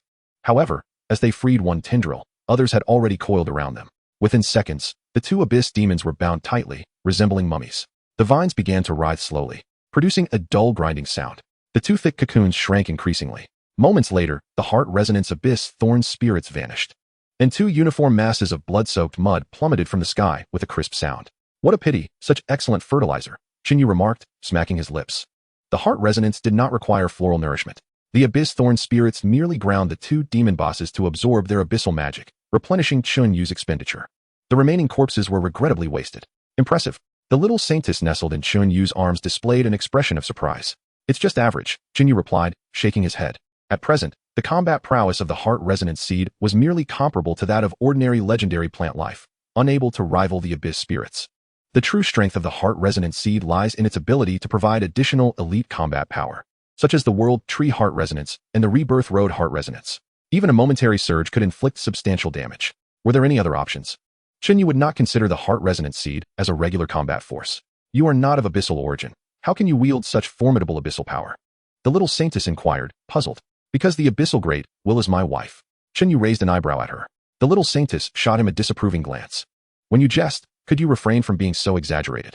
If the abyss demons were to learn of your words, they would pursue you relentlessly. Even if the Holy Hall and the abyss are sworn enemies, they would not dare to insult the abyssal will as you do. See, when I speak the truth. You do not believe me, Chen Yu teased, pinching her cheek.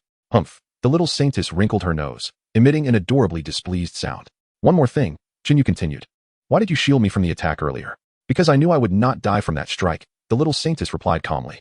If you were hit directly, there would be a risk of death. Without your protection, I would not escape.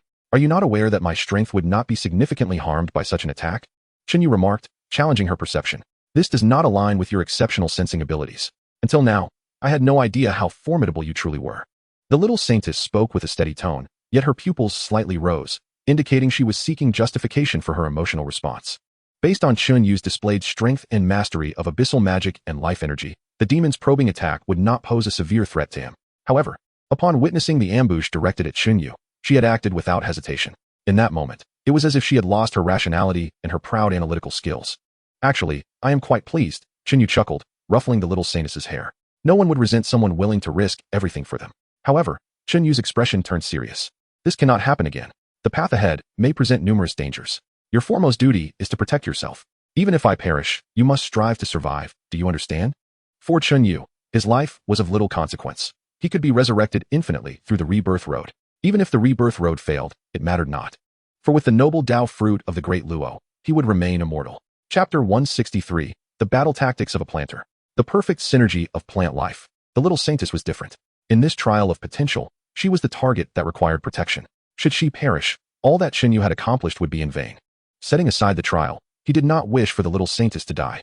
After all, a beloved child is always endearing, especially one he had painstakingly nurtured from a mischievous youth. The little saintess glanced at Chen Yu, biting her lip, and buried her head in his arm, murmuring, understood. Good. Chen Yu gently stroked her back. A stream of tender life energy flowed into her, mending the scars on her back. A few minutes later, the wounds on her back had completely healed. However, the internal injuries and the corrosion from abyssal magic were beyond Chen Yu's capacity to remedy. The little saintess had barely regained a modicum of combat strength. After this encounter, she returned to a state nearing zero. In this borderland, they could encounter demon bosses at any moment, leaving no time for leisurely recuperation. Once the little saintess's condition had improved slightly, Chen Yu pressed on. In the wilderness, overgrown with weeds, there were no landmarks, only the occasional low mountains standing starkly, indicating they were making progress rather than circling in place. After advancing for about half an hour, the little saintess suddenly lifted her head, pointing towards the right. There was an aura of holy power emanating from that direction. Chen Yu followed her gesture and beheld a sparse grove of trees. Are there holy practitioners? Chen Yu inquired. There should be, the little saintess nodded. Such places do not experience bursts of holy power without reason. Then let us investigate, Chen Yu declared, changing course and racing towards the grove with the little saintess in his arms. If they were holy practitioners also seeking the saintess, they could guide them. Shortly after entering the grove, Chen Yu sensed the fluctuations of power. However, it was not only holy power, there was also a formidable surge of abyssal magic. The holy practitioners are battling demons. The little saintess murmured, her brow furrowing. The disparity is vast. They may not hold out for long. If we wish to gather information from them, we must act swiftly. Understood, Chen Yu acknowledged, quickening his pace while simultaneously summoning an abyss lily spirit and an abyss thorn spirit. Moments later, he pinpointed the source of the fluctuations. Within the forest ahead, it appeared as if a tempest had swept through, leaving fallen trees scattered in disarray. The bodies of several armored clergy lay sprawled across the ground, their forms marred by ghastly wounds. Some of these holy warriors bore dried blood, indicating they had perished some time ago, while others still bled, suggesting their demise had only just occurred. The battle between the clergy and the demons was far from concluded. Two priests, wielding cruciform swords, engaged in fierce combat, with a demon brandishing a scythe. Their bodies were likewise adorned with injuries. One had lost his left arm, blood gushing forth, while the other bore multiple grievous wounds on his leg, severely hampering his mobility, forcing him to rely on a single leg to continue the struggle against the demon. The countenance of the two priests was pallid, their breath shallow, relying solely on sheer willpower for their final stand. The demon moved with an unhurried grace, a sneer of derision playing upon its lips, occasionally inflicting new wounds upon the two with its scythe. Cease your resistance, rasped the scythe-wielding demon. You are naught but inconsequential pawns. When the church dispatched you to seek the saintess, your fates were sealed, your lives forsaken. Oh, and I must inform you, there is no fallen one holding your so-called saintess captive. Your noble sacrifice is merely a ruse orchestrated by the higher-ups to eliminate dissenters. You are valiant warriors who should not become victims of political strife. Embrace the abyss. All your desires shall be fulfilled here. Silence, vile demon, the one-armed priest retorted, his eyes ablaze with fury as he raised his cruciform sword to strike at the demon. Clang. The demon effortlessly deflected the priest's sword with its scythe. Foolish faith will ultimately lead you to your demise. Seemingly weary of the sport, a glint of cold malice flickered in the demon's eyes as it swung its scythe mercilessly toward the priest's head. Yet, undaunted, the priest summoned his last reserves of strength, thrusting his sword toward the demon's chest. In that instant, a vine as thick as a bowl suddenly lashed out, striking the demon's side and sending it hurtling several meters away. Who dares? Roared the demon, seething with rage as it turned to the source of the vine. There. A lithe succubus approached gracefully, her body slightly translucent, as if a mere apparition. Dozens of sharp, serrated vines emerged from behind her. Is that abyssal magic vines? Such a high level of mimicry? The demon recoiled in horror. How did such a creature come to be here? Outforging. What ill fortune? At that moment, a multitude of vines surged toward it once more. The demon hastily retreated, bellowing, Stop. I have no quarrel with you. These priests are yours to take. However, the succubus disregarded its pleas and continued her relentless assault. Curse these mindless, foolish creatures. Though furious, the demon understood the wisdom of retreat and turned to flee, only to discover another succubus had appeared not far ahead. The succubus flashed a beguiling smile, and an unusual fragrance wafted through the air. Instantly, the demon felt its strength sapped away, its mind spinning. Unbeknownst to it, pure white flowers had begun to bloom all around. The abundant abyssal magic poured forth like a deluge, devoured by the blossoms. Meanwhile, the vines coiled around it, tightening their grip. Indeed, this was the combat style of a planter, Chen Yu mused with satisfaction. In perfect harmony with the abyssal lily spirits and the abyssal thorn spirits, the demon was effortlessly subdued, without even resorting to transformation. Although this scythe demon was somewhat weaker than the previous two, it was still a formidable fourth-tier boss. Ever since learning the planter's combat strategy from Zhou Bowen, this was the first time Chen Yu had applied it in actual combat to vanquish a powerful foe. Such a formidable demon. The two priests were plunged into despair. At that moment, the young saintess, witnessing the battle's conclusion, rushed toward the two priests. Your Highness.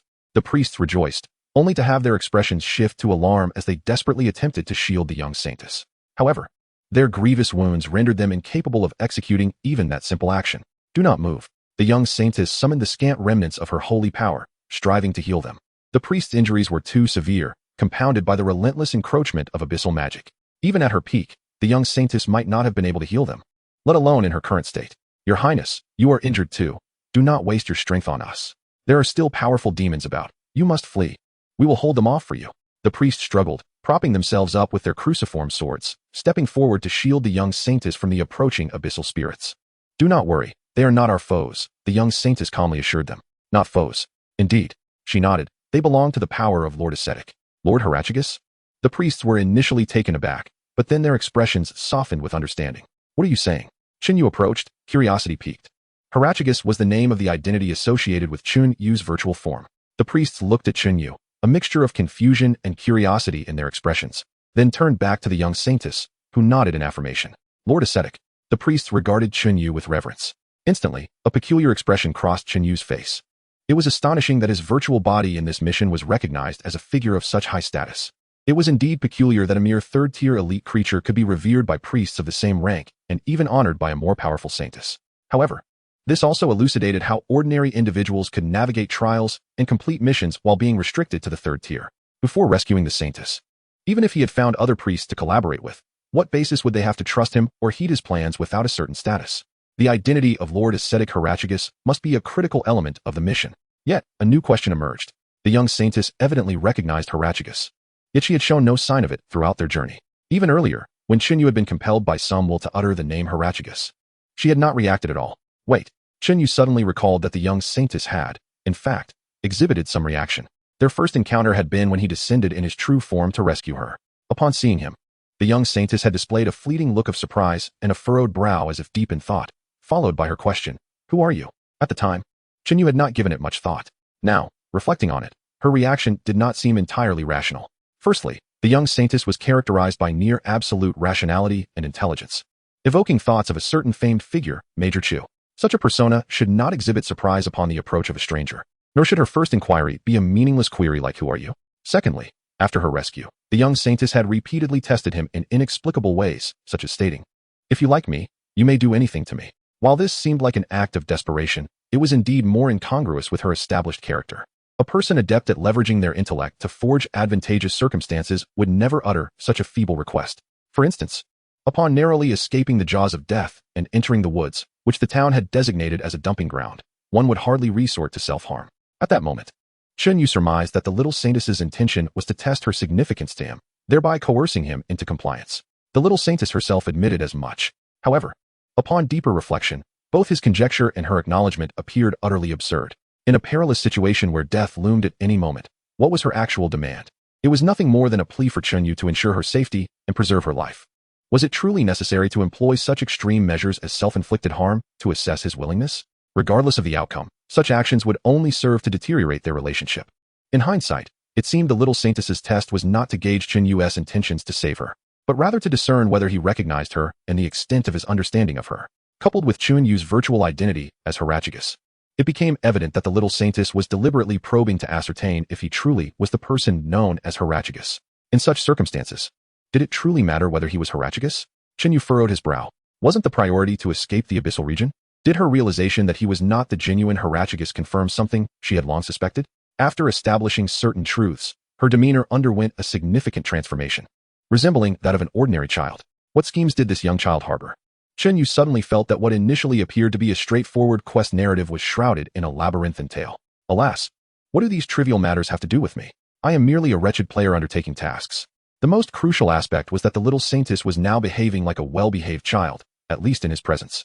As long as her whims did not interfere with the mission, she could harbor 1,000 secret thoughts without concern. Resolving to cease further exploration of the narrative, Chen Yu adopted a stern demeanor and inquired of the two half-conscious clergy. "I have rescued the saintess. In which direction can we most swiftly exit the borderlands?" "My lord, you need not fully escort her highness out of the borderlands," one of the clergy interjected. "Given the density of demon patrols, it would be exceedingly difficult for even you to achieve that. And if it cannot be done," Chen Yu retorted, "shall we simply await our demise here?" "No, that is not our intent," the clergy member quickly replied. "Commander Dahlia has already led the holy knights into the borderlands, actively hunting demons in search of her highness. You need only reach a designated area and then release a signal flare. The commander will rally the knights to your location. With that, The clergy member produced several colored balls and a parchment map. This indicates our current position. He pointed to a spot on the map, then to a red circle. This is the patrol area of the Holy Knights. At the center of this area lies an abyssal rock pillar, surrounded by potent abyssal magic. As long as you can see the rock pillar, you may release the signal flare. Understood, Chen Yu acknowledged, accepting the signal flares and the map. This, it seemed, was the final hurdle of the trial, to escort the Saintess to the specified location and ignite the flare for assistance. While reinforcements would be able to see the signal, so too would the demons. Before the reinforcements arrived, he would face the harrowing challenge of ensuring the little Saintess remained unharmed amidst the demon onslaught. Upon obtaining the map, Chen Yu realized the sheer vastness of the borderlands. Even after exiting, it would still require considerable time to reach the fortified sanctuary city. Moreover, the further they ventured, the denser the demon patrols became. Should he attempt to escort her alone, it was inevitable that any demon spotting him would trigger a signal, attracting hordes of others. In that case, it would be more prudent to simply set off the flare and confront the situation head-on. Chapter 165, Annihilating the Demon Boss. In light of the uncertainty surrounding their situation, Chen Yu had been diligently avoiding combat to prevent excessive exhaustion leading to failure. Now that he was largely assured of impending reinforcements, he no longer needed to fret over resource depletion. After bidding farewell to the two clergy members, Chen Yu set forth with the little Saintess, who made no request for the clergy to accompany them. The two clergy even vehemently refused even the slightest assistance, solely to conserve strength for Chen Yu and the Saintess. Can you comprehend the map? How far are we from the abyssal rock pillar? Chen Yu inquired, handing the map to the little Saintess. She nodded eagerly. At our current pace, we should reach that location in less than half a day. What is the strength of Commander Dahlia? How formidable is the Holy Knights Order? Can they truly ensure your safety? Chen Yu pressed, feeling it imperative to confirm such matters with the little Saintess. Should the Holy Knights prove inadequate, their efforts would be in vain. Commander Dahlia is one of the 8 great sanctum powerhouses, the little Saintess replied. Even the weakest among the Holy Knights is a high-ranking knight. Sanctum powerhouse? What tier? Chen Yu asked. And what tier constitutes a high-ranking knight? The sanctum powerhouses are of the 7th tier, she explained, representing the pinnacle of strength. High-ranking knights correspond to the 5th and 6th tiers. Within the church, there exists no military force stronger than the Holy Knights. A 7th-tier powerhouse, by Blue Star's classification, equated to a 7th transcendence super-strong entity. With a 7th-tier leader at the helm, the protection provided would undoubtedly surpass that of Chen Yu acting alone, comprised as it would be of elite creatures from the 5th and 6th tiers. Additionally, Chen Yu glanced back at the woods, his voice low as he asked, is there any possibility that those two could deceive us, or that they themselves have been misled? What if the Holy Knights do not exist at all, and igniting the signal flares merely leads us into a trap? That won't happen, the little Saintess assured him. The map and signal flares are exclusive to the Holy Knights, distributed solely during missions. Then it stands to reason that we can be relatively certain the Holy Knights truly exist and will respond upon seeing the flare, correct?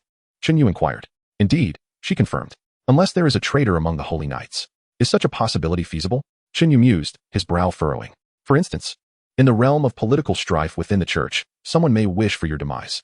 To venture into the area marked on the map to release a signal would be akin to gambling everything. Should they be deceived and the Holy Knights not exist, Chen Yu would be unable to extricate the little Saintess from the throngs of demons. The probability is exceedingly low, the little Saintess replied. The Holy Knights operate almost independently from the church. Commander Dahlia is himself a sanctum powerhouse. As one of the world's strongest beings, he is largely unaffected by political strife. Furthermore, within the church, I hold greater importance than even the sanctum powerhouses. No one would desire my death. Unless, of course, all 8 sanctum powerhouses wished for their own demise. You are that significant? Chen Yu cast a nonchalant glance at the little Saintess. Indeed, she affirmed with a serious nod. Then how were you captured by several lowly fallen beings? Chen Yu questioned with a hint of derision. My apologies, the little Saintess lowered her head, anxiety evident in her voice. I can share everything I know with you. It is as follows, within the church. Shoo. Chen Yu raised a finger to his lips, signaling her to remain silent. Moments later, a boisterous laugh echoed through the air. Ha! Indeed, here you are. The church's Saintess. I found you. A towering, muscular red-skinned demon, standing over 3 meters tall, charged toward Chen Yu and the little Saintess, sending up clouds of dust with each heavy footfall that resonated dully against the overgrown ground. You belong to me now. This was also a 4th-tier demon boss. However, it lacked wings and appeared to be a melee-specialized creature. With a wave of his hand, Chen Yu summoned 2 abyssal thorn spirits to block the path of the demonic boss. The toad, aspiring to dine on swan meat, appeared grotesque, yet harbored lofty ambitions. A vast sea of lilies bloomed instantaneously, causing the attributes of the demonic boss to diminish significantly, ensnaring it in a state of dizziness and sluggishness. The abyssal thorn spirits unleashed their magical transformation, their forms swelling to a size even greater than that of the demon boss. Their fingertips and tail tips split open, releasing dozens of brown serrated vine whips. Die, Chen Yu commanded, intensifying the output of abyssal magic. The abyssal thorn spirits expanded further, their attributes soaring. Within mere seconds, the muscular demon boss was reduced to fragments. Let us go. Without even absorbing all the abyssal magic released by the boss, Chen Yu hastily prepared to leave. Wait. The little saintess retrieved a glimmering white shard from her nun's attire and tossed it into the air. The white shard sped away into the distance. All right, let's go. Good. Chen Yu scooped up the little saintess and soared towards the red circle on the map. In less than a minute, several differently shaped abyssal demons arrived at the site of the muscular demon's demise, which had occurred only moments prior. The holy maiden must be nearby. I can scent the essence of holiness. Pursue. The 3 demon bosses transformed into afterimages and shot forth. Alas, they were headed in an entirely different direction from Chen Yu. On the way to the abyssal rock pillar, the frequency of demon appearances increased noticeably. On average, encounters with demons occurred once every half hour, sometimes singularly, other times in swarms. Thanks to these demon bosses, Chen Yu's skills in manipulating his heart in battle grew increasingly refined. After each encounter, the little saintess would release a white shard to mislead the pursuing demons. As they continued to run and fight, the sky gradually darkened. After facing over 10 waves of demons, a colossal black-red rock pillar emerged within Chen Yu's line of sight. He did not halt, but pressed on for another 10 minutes until the pillar's outline became distinctly clear before stopping. One last question. Chen Yu gazed at the pillar, lifting a signal flare. The Knight Templars operate in this area, correct? Why must we release a signal instead of directly seeking out the knights? Can't you sense their holy power? I can't find them. The little saintess shook her head. The patrol range of the Knight Templars is vast, and they move with great speed. If we were to actively search for them, even with my sensing range, unless we were extraordinarily lucky, we would never encounter them. Those demons would ultimately pinpoint our location. Wandering aimlessly would be exceedingly perilous. In that case, Chen Yu inhaled deeply and raised the signal flare. Wait. The little saintess suddenly tugged at Chen Yu's hand, her expression wavering. What is it? Do you have other concerns? Chen Yu inquired. The little saintess, possessing greater knowledge of this world, surely contemplated matters more comprehensively than he. No, it's not that. She bit her lip, murmuring softly, about Harachagus. It doesn't concern me. Chen Yu smiled faintly. I am a task-oriented individual, not one invested in the narrative. I'm sorry, No need to apologize. Chen Yu gently ruffled her hair. Regardless of what the name Harachagus represented or the entanglements with the little saintess and the church, it was of no consequence to him. The little saintess, who held a transcendent status within the church, had been captured by mere fallen beings. There lay an untold story behind this. These matters held no relevance for Chen Yu. Perhaps understanding the background story was the most crucial aspect for ordinary trial takers to complete their tasks. But it was unnecessary for him. Now, as the trial approached its final moments, all he needed to do was fulfill the last protective task. Will you hate me? The little saintess asked, a hint of anxiety in her demeanor. Not at all, Chen Yu replied, shaking his head. Their interactions during the task had been pleasant. Most narrative quests in games often feature enigmatic figures that obscure the storyline, but the little saintess was a commendable NPC. At least she was obedient and didn't create trouble like a mischievous husky. This trial world bore no difference from game narratives. Ignoring it was the simplest approach. Are you about to leave? The little saintess tugged at Chen Yu's clothing, her lips forming a slight pout, tears welling in her eyes. Chen Yu paused, smiling as he reassured her. Rest assured, I shall not depart until you are completely safe. The little saintess opened her arms towards Chen Yu. He bent down to lift her up, and she wrapped her arms around his neck, resting her chin on his shoulder. Oh, by the way, Chen Yu patted her back, handing her a signal flare. How do you use this? It's triggered by holy power. The little saintess feigned a calm voice. Do you still possess holy power? Chen Yu asked, a hint of trepidation in his tone. He himself lacked holy power. If the little saintess could not activate the signal flare either, it would be troublesome. I do. The little saintess accepted the signal flare and tossed it into the air. The colorful orb ignited, transforming into a white line that soared skyward. Boom.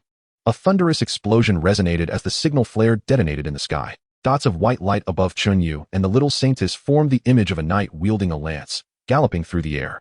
On a desolate hill, a heavily armored holy warrior wielding a great sword was locked in combat with 3 demons. The holy power enveloping the great sword unleashed fierce gusts with each swing. The 3 demons could only rely on agile movements to evade. Suddenly, the holy warrior swung his great sword, sending the 3 demons sprawling. Before turning to gaze at the sky behind him, the signal flare from the Knight Templars.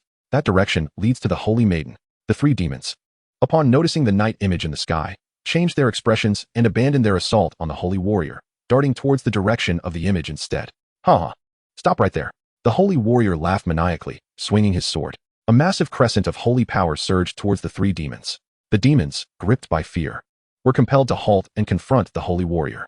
In an uninhabited wilderness, 5 grotesque demons cackled as they relentlessly assaulted over 10 holy warriors.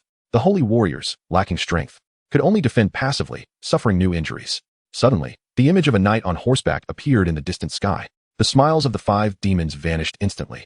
They abandoned the battered holy warriors and hastened towards the image. Meanwhile, the 10 holy warriors surged forth, launching a fearless counterattack against the demons. Across the plains, countless elite holy warriors and formidable demons raced towards the knight image. Along the way, holy warriors clashed with demons, engaging in life-and-death battles. Among all the holy warriors racing towards the image, there was a legion composed of over 500 heavily armored knights. They were well-equipped, their steeds magnificent, all enveloped in a radiant aura of holy power. Along their path, every demon in sight met the fate of being scorched into blackened remnants by holy energy. Everyone, ignore the lesser demons. Rescue the holy maiden. Full speed ahead charge. The leading knight, exuding a formidable presence and clad in gleaming silver armor, raised his lance and roared, his voice nearly shattering the dark clouds above. This fearsome legion of holy knight warriors instantly surged forward, transforming into a streak of white lightning as they raced ahead. In the vicinity of the abyssal rock pillar, as the signal flare erupted, Chen Yu promptly summoned forth over a dozen plant life manifestations, all of which were abyssal thorn spirits, gluttonous spirits, and lily spirits. Within less than a minute, 2 demons arrived, their wings flapping as they soared through the air, emitting mournful howls accompanied by waves of spreading abyssal magical energy. These 2 demons were merely Tier 3 elite creatures, stronger than their fallen counterparts of the same level, yet utterly incomparable to the numerous Tier 4 bosses Chen Yu had previously vanquished. The demons did not fly at a great height, and a single abyssal thorn spirit suddenly shot forth 2 tendrils, bringing both demons crashing down from the sky. However, their cries provided precise coordinates for other demons. Before Chen Yu could absorb the abyssal magical energy from the 2 Tier 3 elite demons, another pair of Tier 4 demon bosses, accompanied by over a dozen Tier 3 elite demons, arrived. Upon seeing Chen Yu and the little saintess, the 2 Tier 4 demon bosses led their minions in a direct assault against him. Gentle aura, toxic dark fragrance. Chen Yu swiftly commanded the abyssal lily spirit to unleash its debilitation skills. Subsequently, the abyssal thorn spirits and gluttonous spirits moved forward to engage in battle. In an instant, countless serrated tendrils danced through the air, while a massive crimson carnivorous plant overshadowed the battlefield. One demon boss, in its reckless zeal, was swiftly consumed by the abyssal gluttonous spirit's maw. The other demon boss dashed through the tendrils, evading capture. At that moment, 3 ground-type demon bosses made their entrance. They arrived without minions, yet their combat prowess surpassed that of the previous 2 bosses and their entourage of lesser demons, causing Chen Yu to feel an overwhelming surge of pressure. The consumption of vitality was not merely physical, his mental fortitude was also significantly strained. The manifestations did not attack autonomously. Every movement was dictated by Chen Yu's will. Suddenly, he recalled the initial challenges of the endless mode during his college entrance examinations, where the emphasis was on the swiftness of exterminating foes. Allowing monsters to accumulate would lead to dire consequences. A swift resolution was imperative. He could not permit the enemy's numbers to swell. The 2 abyssal thorn spirits and a single abyssal gluttonous spirit suddenly surged in size, their forms glowing crimson as they entered a state of demonic transformation. Chapter 167, Final Defense. The arrival of the Holy Knights. With the substantial consumption of abyssal magical energy, the attributes of the abyssal thorn spirits and gluttonous spirits multiplied. The demons that had arrived were led by the most formidable Tier 4 boss, whose attributes were overwhelmed by the enhanced plant life manifestations. Several demon bosses, realizing their opponents had significantly strengthened, attempted to retreat, but it was too late. Chen Yu denied them any chance of survival, commanding the plant life manifestations to swiftly eliminate them. In less than 2 minutes, the previous batch of demons was dispatched, only for 3 additional waves of demon bosses to emerge from 3 distinct directions. In the distance, more demon figures could be faintly perceived. The abyssal lily spirit continued to unleash its debilitation skills, weakening the enemies even before they could close the distance. Soon after, the relentless assault of the abyssal thorn spirits and gluttonous spirits commenced. Chen Yu's proficiency in controlling the plant life manifestations grew ever more refined. Initially, he had to approach the Tier 4 demons with utmost caution, and even the little saintess had sustained grievous injuries. Yet now, he executed a series of seamless attacks without the need for explanation. The demon bosses came in relentless waves. Initially, there were brief intervals between their assaults, but soon they arrived in a continuous stream. Frequently, the previous batch had yet to be dealt with before the next arrived. The number of plant life manifestations in battle escalated from a mere dozen to over 100. Thanks to the continuous slaying of demons, the abyssal magical energy remained sufficient, but the vitality and mental strength were rapidly dwindling. even with the support of the river of rebirth and the world tree endlessly channeling power to him. It could not compensate for such substantial consumption. Chen Yu clenched his eyes shut, his complexion pale, and beads of sweat cascaded down his brow. Every ounce of his focus was dedicated to controlling the manifestations, leaving him unable to maintain control over his own body. The manifestations were akin to extensions of his own being. Managing one or a few was manageable, but overseeing hundreds proved to be overwhelming. Had it not been for the abundant abyssal magical energy sustaining their demonic attributes, the front lines would have surely collapsed by now. Most critically, the viewpoints from the hundreds of manifestations fragmented the images in his mind. For a few seconds, it was bearable, but as time stretched on, a profound sense of disorientation and severe dizziness began to engulf him. Chen Yu could only rely on sheer willpower to endure. Before long, the dizziness transformed into a piercing agony, as if a sharp blade were incessantly stabbing into his brain. This was a clear sign of excessive depletion of his mental strength. For Chen Yu, every second felt like a torturous ordeal. He collapsed to the ground, his face contorted in pain. The little saintess, feeling helpless, clutched his head tightly, desperately seeking to tap into her remaining holy power in an attempt to heal him. Yet, her efforts proved futile. The damage Chen Yu suffered was spiritual, not physical. On the battlefield, manifestations shattered and disappeared as they fell beyond his control. The number of abyssal demons continued to swell, making quick extermination an impossibility. Reluctantly, Chen Yu retracted the majority of his manifestations, relying on nearly 30 abyssal thorn vines to form a defensive barrier, struggling to hold his ground. What should he do? Must he resort to that ultimate move? Chen Yu exerted his remaining consciousness to ponder. In truth, he possessed one final trump card, the world tree manifestation. Even if he could not materialize the entire world tree, a single branch would suffice to effortlessly resolve the current predicament. However, the energy consumption of the world tree manifestation was exorbitant. During his time within the sacred land, he had attempted it before. The lowest tier attack from the world tree manifestation would consume nearly half of his vitality attributes. At present, his vitality had already dwindled to below 50%, primarily due to the support provided by the abyssal magical energy in battle. Utilizing the world tree manifestation could resolve the immediate crisis, but the subsequent waves of demons would undoubtedly overwhelm him. Conversely, if he refrained from using it, the moment his mental fortitude crumbled, this batch of demons would seize the little saintess. He could not hold on much longer. He had to kill them. Kill! Kill! Hundreds of abyssal demons let out ear-piercing roars. Boom! Countless scarlet beams of light descended, directly obliterating 7 plant life manifestations. Chen Yu let out a muffled groan, blood seeping from the corners of his eyes and nostrils. Are you all right? The little saintess exclaimed in alarm, mustering the last vestiges of her holy power to cast a healing spell upon him. I'm fine, Chen Yu forced a smile, pushing the little saintess aside as he struggled to rise. I can still protect you. At that moment, outside the protective barrier formed by the abyssal thorn spirits, over 200 Tier 4 abyssal demon bosses had gathered.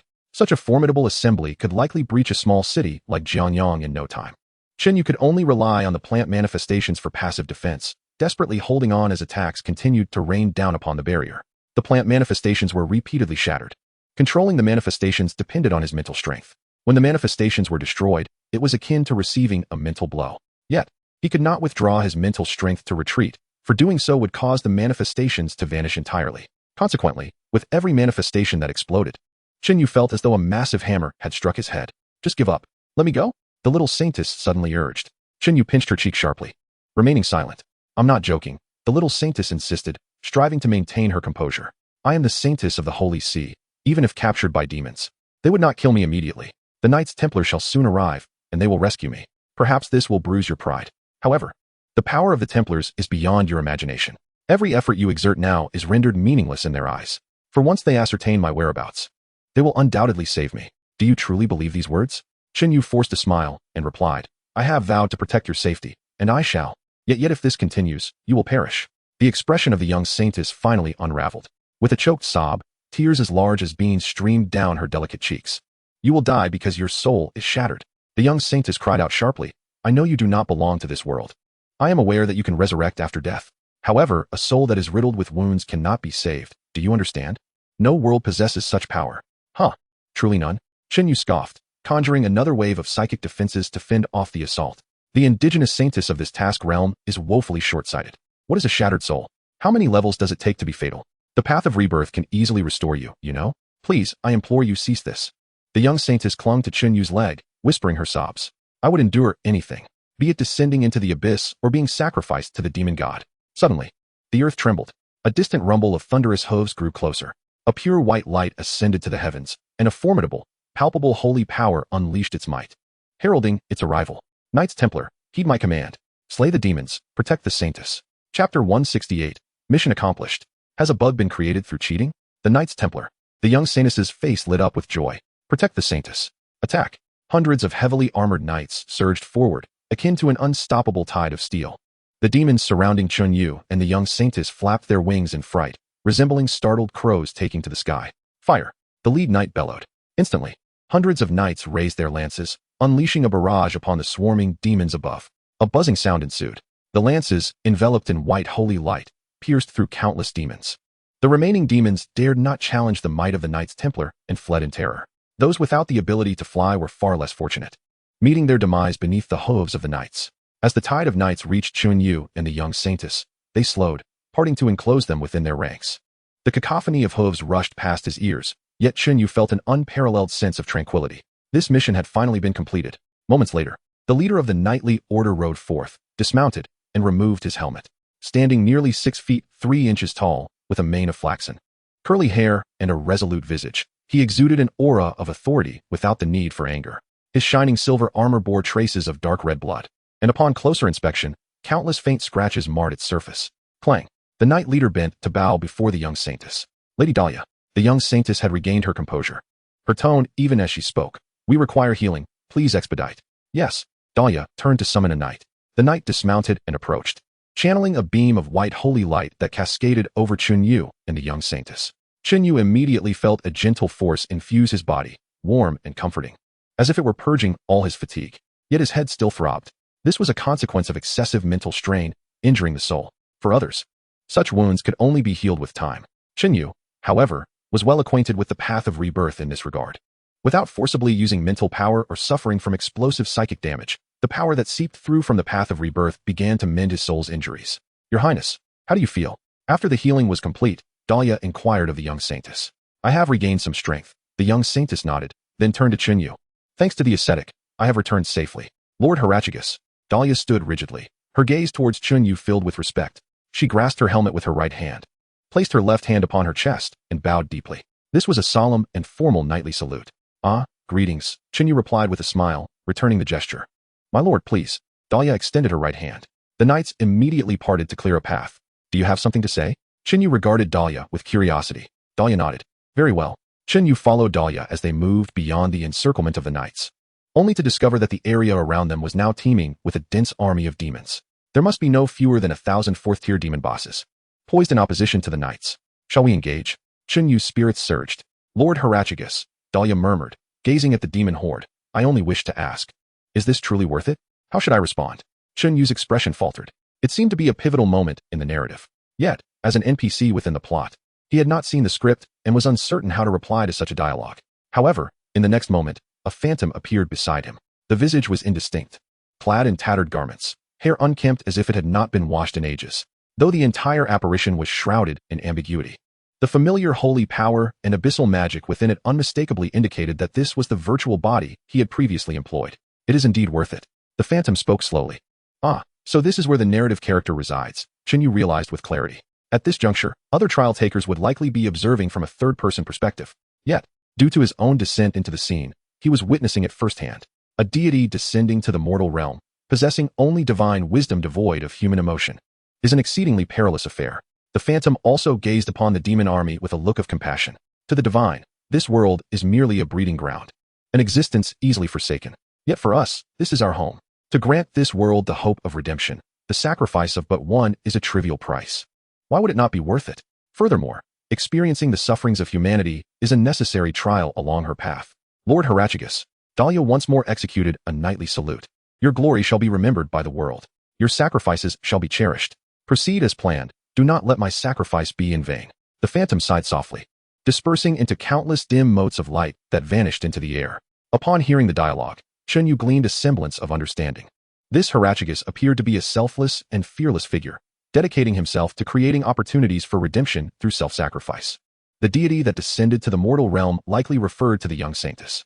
Herachigus was presumably attempting to awaken the young Saintus's attachment to this world in some manner, preventing her from fleeing in times of peril.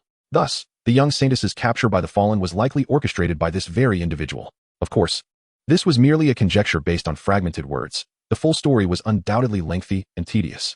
This segment of the narrative unraveled many mysteries. Yet, Chen Yu could not shake the feeling that Harachigus possessed a profound sense of incongruity. Firstly, why was a figure of considerable esteem within the sanctuary merely a third-tier weakling?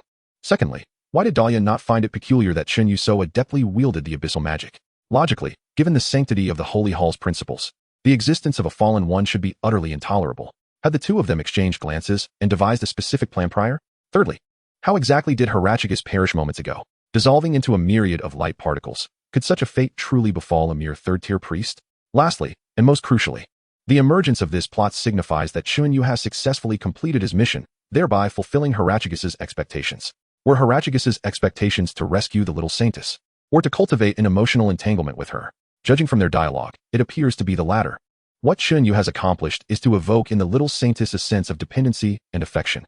If the little saintess had not discerned that Chen Yu was merely an impersonator, the source of such emotions would undoubtedly belong to Harachigus. To engender the little saintess's attachment to this world, thereby motivating her to protect it in the future. Would it not be more prudent to send other priests to share in her struggles, even to the point of sacrificing themselves for her, to stir her emotions? Why must he personally engage? TSK, this is quite intricate, most likely a cunning old fox. Chen Yu mused, realizing he ought to caution the little one to avoid being ensnared by this sly character in the future. At that moment, a sudden tugging sensation enveloped Chen Yu. It was the same force that had previously drawn at his soul within the dark space. The conclusion of Harachigus's narrative implied that Chen Yu's mission had also reached its end, and it was time to return. However, a rather absurd situation had arisen. In the realm of potential trials, Chen Yu's body was his true form. If his soul were to be drawn away while his body remained, it would be quite the farce. It was likely that the next day, Tunglong Academy would release a sensational headline. Shocking. The strongest scholar arrives at Tunglong University, only to transform into a ghost overnight. Helplessly, Chen Yu could only rely on the powers of the road to rebirth to stabilize his own soul. Who are you? At that moment, Dahlia abruptly drew her knight's sword, eyeing Chen Yu with suspicion. Have you forgotten? Chen Yu felt an overwhelming urge to curse. Is this the power wielded by the ascetic lord just now? Dahlia, with a puzzled expression, sheathed her sword. Are you the ascetic lord? But wait, did he not already sacrifice himself? Great, the cheat has caused a bug. Chen Yu's face twitched. To the others, Chen Yu was undoubtedly the ascetic Harachigus. However, Harachigus had just exploded in front of everyone's eyes. Logically, the trial taker should have completed the task and returned to their original world. Yet, with Chen Yu's true form still here, it led to a cognitive dissonance among the NPCs. What they beheld was no longer the ascetic Harachigus, but Chen Yu himself. What to do now? Chen Yu felt a wave of panic. Chapter 169. The Power of the World Tree, the Might of Annihilation. Not only was Chen Yu flustered, but Dahlia, the Knight Commander of the Holy Knights, was equally taken aback. Harachigus had just vanished, yet this figure before her was unmistakably him. Although there were some differences in appearance, the aura and power were unmistakably identical. Could it be that Harachigus had unfinished business that required him to return? My lord, what is the situation? Knight Commander Dahlia inquired cautiously. Ahem, well, there are still many demons about, and I cannot assure the safety of the saintess yet. Chen Yu replied awkwardly. At this moment, he had no choice but to continue adopting the identity of Harachigus. After all, how else could he explain this? To simply state that he was a player here on a mission, and that a system glitch caused him to remain after completing his task? Is that so? Dahlia displayed an expression of disbelief. Clear the way. Make way. Quickly. Behind them, the knights parted to form a path. The little saintess stumbled out. And upon seeing Chen Yu, her eyes widened in astonishment, her shock evident. What are you doing out here? Hurry back. Chen Yu urged her to retreat. His mission had been completed, yet he remained, uncertain if the outcome had been finalized. What if, at such a critical moment, the little saintess tripped and negatively impacted his score? Hug. The little saintess opened her arms towards Chen Yu. What are you hugging for? Hurry back and hide. Chen Yu gently patted her back, pushing her back toward the knight formation. Hug. The little saintess turned, pouting, and opened her arms wide again. Her large eyes shimmering with unshed tears, as if to say that if he did not embrace her, she would cry. Dahlia was momentarily dumbfounded. Ascetic lord. Since the saintess has made such a request, you should acquiesce to her, he hastily suggested. Chen Yu took a deep breath and lifted the little saintess into his arms. The little saintess looked at Dahlia and softly declared, I want to talk to the ascetic lord. You must not eavesdrop. Oh, very well. I shall not eavesdrop, I promise. Dahlia quickly ushered the knights away, creating a private space. Did you see? The little saintess whispered, biting Chen Yu's ear. Chen Yu held her and leaned closer. See what? What are you talking about? Surely Harachigus must have disappeared. The little saintess said, her face lighting up with joy. I thought you would vanish with him, but you remained. How wonderful. The little saintess squinted her eyes in a smile, then eagerly inquired, "Are you going to stay here?" "That's not possible. Although I remain for now. My time is limited." The pull that had drawn Chen Yu was growing stronger, while the road to rebirth kept his soul anchored. He could not guarantee that this pull would persist. If it were to suddenly cease, he would be trapped in this trial world. "Is that so?" The little saintess's spirits dampened. "Cheer up. I haven't left yet." Chen Yu reassured her with a smile. "By the way, I have a question. What did you perceive me as before?" From Dahlia's reaction, it was evident that his appearance differed from that of Harachagus. Yet, prior to the conclusion of the narrative, he had been seen as Harachagus by the NPCs. However, the little saintess had not exhibited any surprise. How had she been able to see through his true visage? "You appeared just as you do now," the little saintess replied. "Initially, you were like Harachagus, but once you told me your name, you transformed into your current form." "I see," Chen Yu nodded. No wonder, back in the cave, when he revealed his name, the little saintess had remarked that they belonged to the same race. It turned out she had seen his true form at that moment. But why had others failed to perceive his real appearance? Was it because they had not heard his name? This was likely another topic linked to the Tao fruit of the Great Luo. "By the way," Chen Yu continued, "I sense that there is something peculiar about Harachagus. Do you know anything about him?" "I was unaware before." The little saintess smirked coldly, "But thanks to you, I am now well informed. I was just about to discuss this person with you. Just knowing is enough. No need for further elaboration." Chen Yu's expression suddenly shifted. The concern he had harbored had materialized. The pull drawing him was weakening. The little saintess looked confused. My time here is running short," Chen Yu stated. "Before I depart, allow me to resolve one last issue for you." "Resolve an issue?" The little saintess was taken aback. Chen Yu swiftly exited the night formation while holding her. "Ascetic Lord, Saintess, have you reached an understanding?" Dahlia asked with a beaming smile. Chen Yu disregarded him and walked past without a word. At this moment, the number of demons confronting the Night Order had increased significantly, with the 4th-tier bosses reaching at least 1,000, alongside sporadic 5th-tier bosses. This combat strength was nearly on par with that of the Holy Night Order. Holding the little saintess in one arm, Chen Yu extended his other hand towards the gathering of demons. "With the remaining strength I possess, I shall obliterate these monstrosities." Seed of the Heart.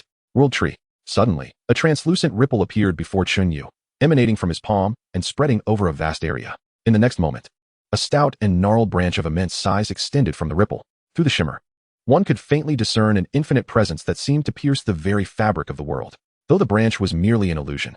The overwhelming pressure and aura it exuded rendered all living beings within a 10-mile radius incapable of standing upright. "What is this?" Daria knelt on the ground. Fear etched across her face, beads of cold sweat trickling down her brow. The other knights fared even worse, toppling over in disarray. As for the targeted demons, their plight was even more tragic. Some of the weaker beings were instantly reduced to a mass of flesh and blood. Those who did not perish on the spot were left prostrate, utterly immobilized. "Oh, the little saintess," cradled in Chen Yu's embrace and shielded from the pressure of the world tree's illusion, suddenly became animated. With excitement, she reached out her tiny hands to touch the branches of the Heart World tree through the ripple, her expression brimming with longing. So powerful, so perfect, as if all things belong within it. "This is true nobility. This is true sanctity," the little saintess murmured, trembling slightly. "Shameless creatures, perish." Chen Yu waved his hand, and the sprawling branches of the world tree came crashing down. Crack, crack, crack. The space was marred by fissures resembling spider webs. Where the branches swept, all things were obliterated. Even 5th-tier demon bosses were rendered no different from ants. Mountains and the very earth swiftly succumbed to oblivion. In that moment, every living soul in this world trembled before this transcendent force of terror. This power surged rapidly, only to vanish just as swiftly, lasting but a fleeting instant.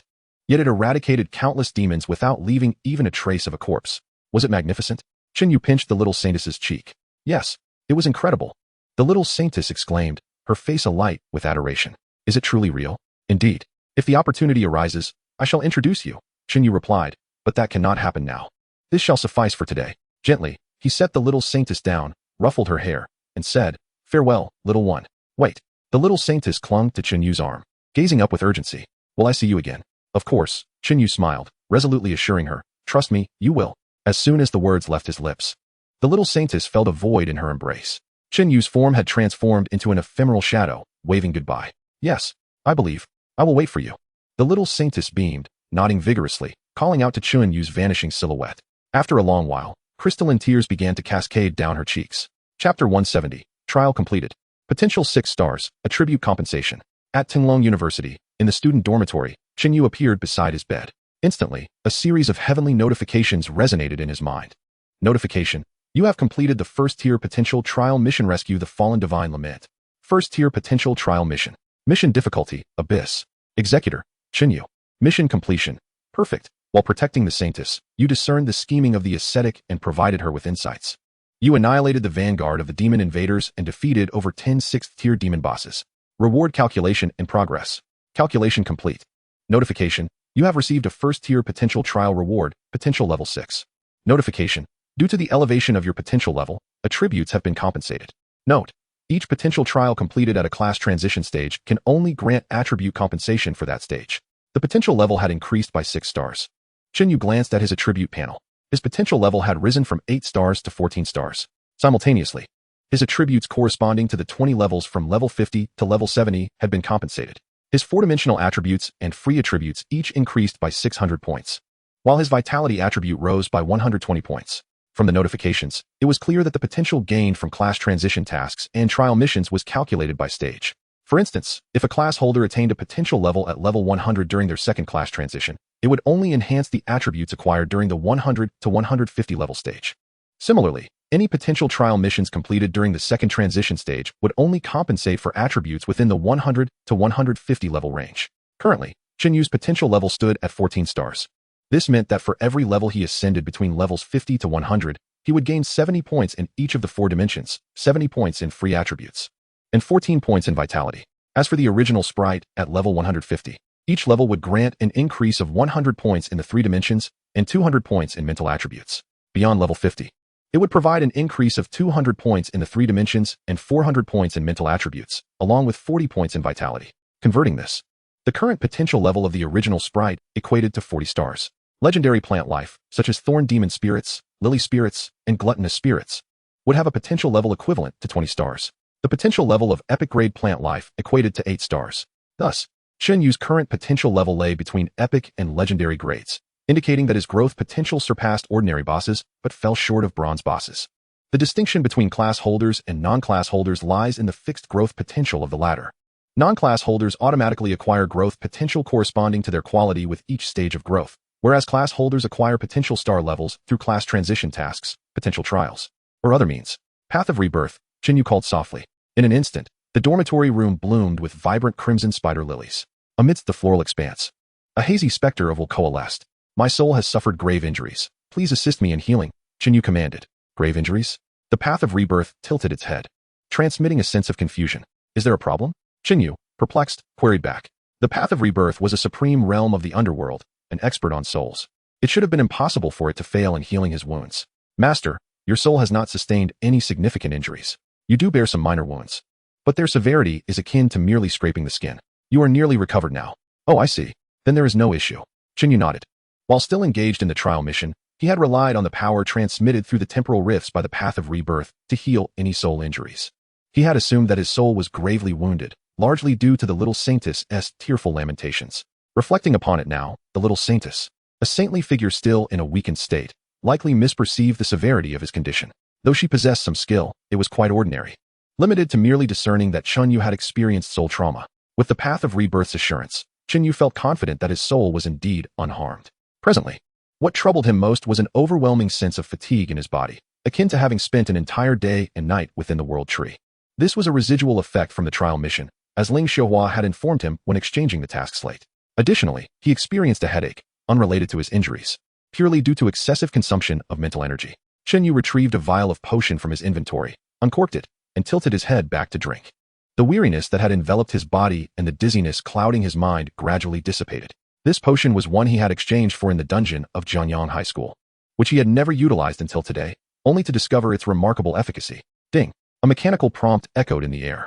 Chen Yu, someone is requesting to enter your dormitory. Would you like to initiate a conversation? This was the intelligent control system of the dormitory, capable of recognizing relatively simple commands. At this moment, a visitor had arrived. Connect. Chen Yu commanded. The video call connected, and a virtual screen materialized before him, displaying the entrance to the dormitory courtyard. A woman, clad in a black dress with a white apron and possessing an attractive countenance, stood at the door holding a food container. Hello. May I inquire about the reason for your visit? Chen Yu asked. Chen Yu, she responded with a warm smile. I am the dormitory administrator. You're the dorm manager? Chen Yu was taken aback. In his mind, dorm managers were typically middle-aged men and women. Indeed, she nodded. Is it a convenient time for me to intrude? Not a problem. Please come in. Chen Yu instructed the intelligent control system to open the courtyard door, while he himself transitioned from the bedroom to the living room. He silently lamented the fact that had he encountered such a dorm manager in his previous life, he would not have had to spend nights away from home. Moments later, the woman in the white apron entered, placing the food container on the dining table. She then clasped her hands at her abdomen and slightly bowed to Chen Yu. Hello, Chen Yu. My name is Lin Ruoyu. It is a pleasure to meet you. Hello. No need for formality. Please have a seat, Chen Yu offered, pulling out a chair for her. Thank you, Lin Ruoyu said as she sat down. Chen Yu took a seat opposite her and inquired. Is there something work-related that requires your attention at this hour? Of course, Lin Ruoyu replied with a charming smile. I am on a 24-hour work schedule. Very well. Please proceed, and I shall do my utmost to assist you. Chen Yu nodded, acknowledging that the role of a dorm manager was indeed not an easy one. Are you here to conduct inspections, or is there something else? He asked, aware that the dormitory area of Tunglong University was vast, and traversing it all would require considerable time. The dorm manager appeared to be a lifestyle professional, with a remarkably low attribute score. Completing a round would likely leave her utterly exhausted.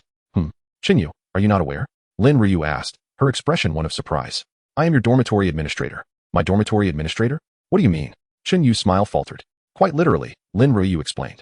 My jurisdiction encompasses your dormitory, and I am responsible for resolving any issues you may encounter in your daily life. Furthermore, you may inquire about any conventional information regarding Tunglong University. You can think of me as your personal life secretary, or maid if you prefer. Chen Yu scrutinized Lin Ruoyu, noting that her attire indeed resembled that of a maid, albeit a more conventional one rather than the exaggerated versions often depicted in anime. A dormitory administrator solely tasked with managing my accommodations? He recalled that Ling Xiuhua had informed him that maids would be present in the dormitory, but he did not expect to have one assigned on his very first day. Are you specifically here to serve me? Will you be residing here as well? Yes, Lin Ruoyu confirmed with a nod. But I am just an ordinary man. Chen Yu couldn't help but jest. Is Tunglong University not concerned that sending maids like you might impact students' academic performance? Lin Ruoyu chuckled, covering her mouth. Those who rank among the top at Tunglong University are unlikely to be swayed by such matters. In fact, a judicious release of desires can serve to fortify against detrimental temptations. Chen Yu pondered her words, realizing the logic behind them. Considering the male students at Tunglong University, it was evident they would not lack female companionship. Thus, the presence of a maid would likely have minimal effect. Even those who had previously suppressed their instincts could find a healthy outlet in the company of a maid, who would likely have undergone relevant training to guide the talented individuals they served. Lin Ruoyu continued. The exclusive attendants recruited by Tunglong University all hail from the Academy of Lifestyle Professionals. Each academic year, the top 100 entrants are assigned a personal attendant. Additionally, those who earn a place among the top 100 in their cohort after enrollment will also receive one. Each attendant serves only one individual. Whether accompanying them until graduation or being dismissed midway, they shall not serve a second party. Attendants, by virtue of their close proximity to geniuses, will inevitably become privy to some of their secrets. Upon graduation, a genius may choose to retain their attendant. Those who are not retained, along with those dismissed midway, will have their memories wiped and receive an astonishingly generous reward, allowing them to pursue the lives they desire. In addition to exclusive attendants, there are also regular attendants available in every villa, though they do not reside with the geniuses and only provide basic services such as cleaning and errands. Chen Yu nodded inwardly, recognizing the thoughtfulness behind this arrangement. As a newcomer to Tunglong University, he indeed required someone familiar with the surroundings. If you wish to employ my services, please sign this contract. Lin Ruoyu presented a sheet of golden parchment before Chen Yu. As he examined the contract, he discerned that it was a master-servant agreement. The master bore no obligations beyond refraining from unjustly harming the servant, while the servant was required to fulfill the master's requests within their capabilities. Most importantly, the servant was prohibited from disclosing any personal information about the master. This contract was sanctioned by celestial authority. Any breach would incur direct consequences from the heavens. The mere existence of such a contract was of considerable value. Who would refuse a free gift? Without hesitation, Chen Yu inscribed his name upon the parchment. Upon signing, the contract transformed into shimmering golden particles that merged with both Chen Yu and Lin Ruoyu. Prompt. You have established a master-servant contract with Lin Ruoyu. You may view her attributes on the attribute panel and issue commands to her. Chen Yu opened the attribute panel. Beside his own main panel, a new contract servant panel appeared. Servant, Lin Ruoyu. Occupation, maid. Level, 128. Skills, housekeeping, beginner. Cooking, intermediate. Sleep assistance, beginner. Dance, beginner. Inspiration, intermediate. Experience booster, intermediate. Romantic entertainment, beginner. Indeed, she was a maid by profession. Chen Yu eagerly examined Lin Ruoyu's skills, intrigued. Housekeeping and cooking were standard service skills, nothing extraordinary. Sleep assistance, however, was a valuable skill that could swiftly induce high-quality sleep, allowing for rapid recovery of mental and physical energy. Inspiration could temporarily boost the recipient's attributes. Experience booster, aptly named. would allow Lin Ruoyu to siphon 20 of the experience Chen Yu earned from defeating monsters, yet his own gains would actually increase by 10. As for dance and romantic entertainment, they surprisingly constituted entertainment skills that could provide high-quality amusement, enabling the recipient to maintain a state of contentment for extended periods without the need for further entertainment. Truly, the world is full of wonders.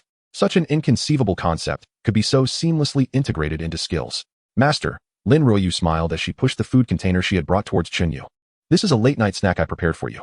If you have any dietary preferences or restrictions, please let me know. Food. Thank you.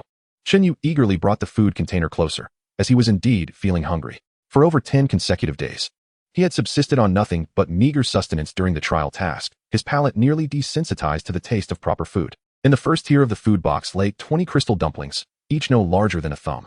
The wrappers were as thin as parchment, translucent and glistening, yet not greasy, infused with a subtle herbal fragrance. Chen Yu picked one up and placed it in his mouth. Upon biting into it, an indescribable, delightful flavor unfurled within, characterized by a savory essence tinged with a hint of sweetness. Though Chen Yu typically eschewed the sweet-savory combination, this crystal dumpling ensnared his taste buds with a flawless fusion, akin to the seamless transition of the world tree between a lowly and a mature woman. How is it?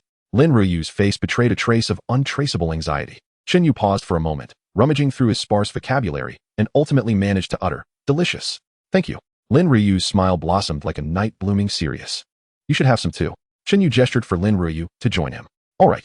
Lin Ruoyu rose and settled beside Chen Yu, taking a dumpling for herself and savoring it slowly. However, her gaze remained fixed on Chen Yu, scrutinizing his every subtle movement and expression. Understanding her master's emotions and discerning his preferences was a fundamental quality of a servant. Chen Yu swiftly communicated with the supreme sacred land, summoning 6 little spirits. After all, fine food is best enjoyed when shared with those close to you, adding to its allure. Chapter 172, Exclusive VIP Service? Xiaoyan yawned, languidly perched atop Chen Yu's head, sleepily inquiring, "Master, shall we engage in battle?" "It's not about fighting," Chen Yu replied, gently removing Xiao Yan from his head. "I'm inviting you to enjoy some delicacies." At that moment, Xiao Feng had already instinctively flown into the food box, clutching a dumpling and taking a bite. The dumpling's wrapper was so thin that even the little spirit could easily break through it. Juices flowed forth, and Xiao Feng took a delicate sip, her eyes lighting up as she dove into the feast. "Wow, so fragrant," Xiao Yan exclaimed, flitting over to Xiao Feng and seizing a dumpling to relish. "So this is what the elemental spirits are like." Lin Ruoyu marveled quietly. It was no secret that Chen Yu possessed elemental spirits. Anyone who had seen the college entrance examination rankings would know. However, opportunities to interact closely with elemental spirits were not afforded to everyone. How adorable. Lin Ruoyu gawked at Xiao Feng and Xiao Yan, her face breaking into a silly grin, her pupils nearly transforming into heart shapes. A delicate little figure, devouring a dumpling larger than her own head, truly struck a chord with her sense of cuteness. Xiao Feng, sensing her gaze, tilted its head to glance at Lin Ruoyu before returning to its meal. That fleeting glance felt like a bullet shattering Lin Ruoyu's defenses. Oh, how utterly charming. Lin Ruoyu felt her heart melting, barely suppressing the urge to squeal. "I wish I could have won." Do. Chen Yu tapped on the table. The little spirits turned to him, while Xiao Feng and Xiao Yan continued their culinary pursuits. Chen Yu promptly lifted the 2 little gluttons from the food box.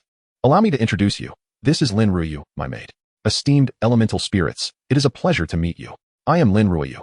Should you require anything, please do not hesitate to command me." Lin Ruoyu quickly stood and offered an elegant bow to the little spirits. Oh, I'm Wuxi Duck. And this is Mud Monkey. I'm Xiao Feng." Xiao Yan and Xiao Feng acknowledged her introduction before returning to their dumplings. "Greetings, Miss Maid. I am Ho Tuesday." Ho Tu nodded at Lin Ruoyu, her hand resting on her sword hilt. "Welcome, Miss Maid. I am Xiao Guang." Xiao Guang curtsied gracefully, holding her skirt. At that moment, Lin Ruoyu suddenly felt a chill at her back. She turned to see a small spirit with ice blue hair perched on Chen Yu's shoulder, observing her coldly. "Hello, humble maid. I am Xiao Miao." Xiao Miao greeted her with a smile. Perhaps sensing the contractual bond between Lin Ruoyu and Chen Yu, Xiao Miao refrained from being acerbic. In Xiao Miao's hierarchy, apart from Chen Yu, the world tree held the highest status, followed by other elemental spirits and the path of reincarnation, with all other plant life relegated to the lowest tier. Now, a new level had emerged, Lin Ruoyu. Below that, there were only worms, livestock, and even bacteria. Hello? Lin Ruoyu picked up 3 dumplings and distributed them to Xiao Miao, Ho Tu, and Xiao Guang. "Esteemed elemental spirits, please enjoy. If there's any food you favor, feel free to ask. What about me? Aren't you giving me one?" A playful voice chimed in. Lin Ruoyu turned to find a transparent little spirit floating beside her. "I'm Xiaoan," Xiaoan announced, adorning itself with colors, grinning widely. Lin Ruoyu promptly offered a crystal dumpling to Xiaoan. Ah, yum. Xiaoan took a bite, its eyes widening. So delicious. Truly, it's worthy of advanced culinary skills. Aside from Xiao Miao and Xiao Guang, the other four little spirits were immersed in the joy of the feast.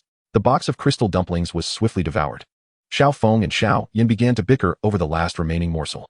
To prevent them from causing a ruckus that could upend his dormitory, Chen Yu reluctantly snatched the final dumpling from their grasp and consumed it himself. Xiao Feng and Xiao Yin could only sit in the food box, dumbfounded. Uffed. Lin Ruoyu couldn't help but chuckle. She quickly removed the first tier of the food box, along with the two little spirits, revealing the second tier. The second tier contained an assortment of fresh fruits, artfully sliced and arranged, covered with a layer of cling film sprinkled with crushed ice. Xiao Feng and Xiao Yin leaned over the edge of the food box, instantly captivated by the vivid colors. The two little spirits exchanged glances before hastily diving in. Lin Ruoyu brought not only food, but also a list. Tomorrow marked the day for new students at Tunglong University to select mentors. She had compiled all the pertinent information about the mentors who would be present to receive students for Chen Yu's consideration. While mentors were not responsible for teaching theoretical courses, they played a crucial role in helping students establish growth plans, possessing ample resources such as dungeon slots and school tasks. A responsible mentor could significantly aid a student's development. For someone as formidable as me, it's surprising that there aren't more deans vying to take me as a disciple, Chen Yu mused while perusing the materials.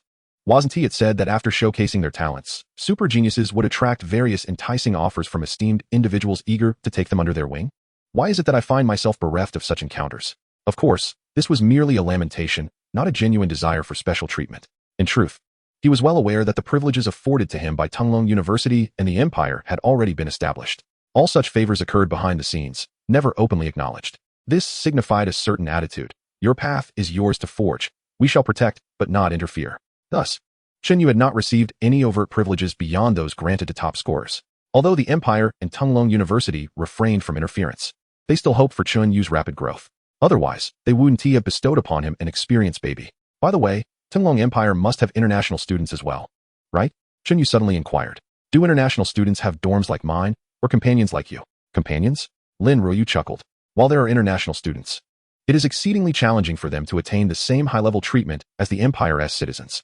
As the most powerful force on Blue Star, there are countless foreigners eager to gain entry. Yet, wouldn't it be more beneficial to cultivate our own people? To acquire the resources, talents, and wealth of the Empire, outsiders must offer something in return.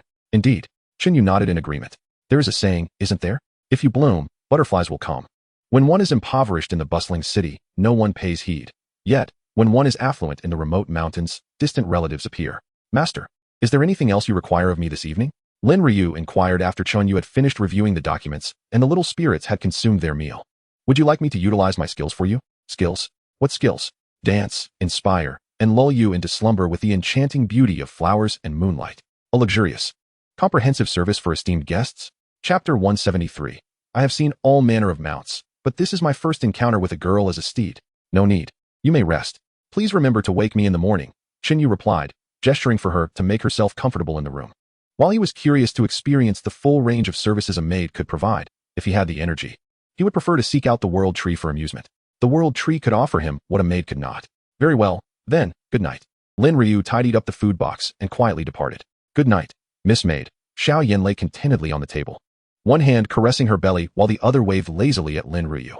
In her heart, the maid who could prepare delightful dishes and remained loyal to her master was undoubtedly a wonderful person. Upon seeing Xiao Yan's adorable demeanor, Lin Ruoyu's heart fluttered. With great effort, she suppressed the urge to rush over and shower Xiao Yan with kisses, hastily retreating instead. Chen Yu chuckled and shook his head as he gathered the four stuffed little spirits in his arms, rising to head toward his bedroom. That night, he did not return to the sacred land. After more than 10 days without sleep during the trial, he needed a proper rest. The following morning, Chen Yu was awakened by Lin Ruoyu. For little spirits were busy surfing the internet on the virtual screen equipped in his bedroom. Xiao Feng and Xiao Yin were tightly curled together, soundly asleep. Chen Yu gently separated them, discovering a chocolate the size of a mung bean nestled between their intertwined arms. The chocolate had melted, leaving both little spirits smeared with its remnants. With a sigh, Chen Yu carried the two little spirits into the attached bathroom, turning on the faucet to rinse them off.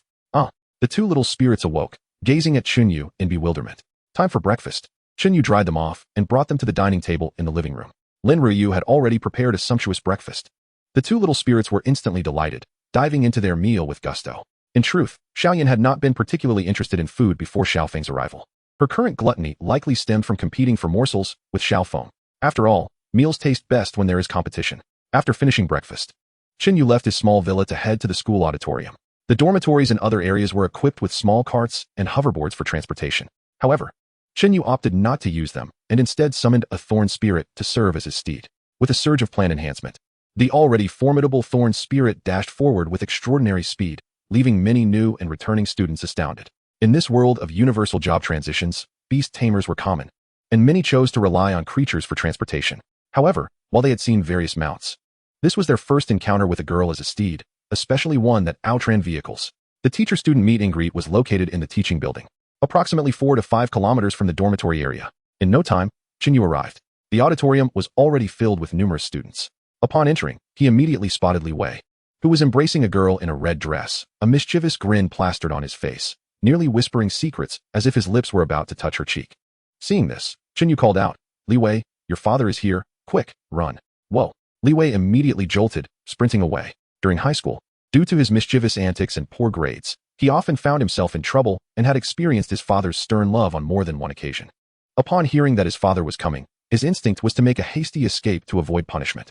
It was only after he had sprinted over 10 meters that he realized, "I'm in Kyoto at Tinglong University. Even if my dad had the greatest ability, he couldn't possibly come in here. Wait a minute, even if my dad did show up, so what? I am now a proud student of Tinglong University, the pride of my family. Who dares spread false information?"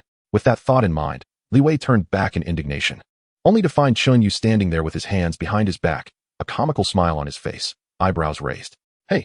Li Wei scowled as he approached Chen Yu, making a universally recognized gesture of ta-ha-ha. The girl in the red dress couldn't contain her laughter, her cheeks quivering until she burst into laughter.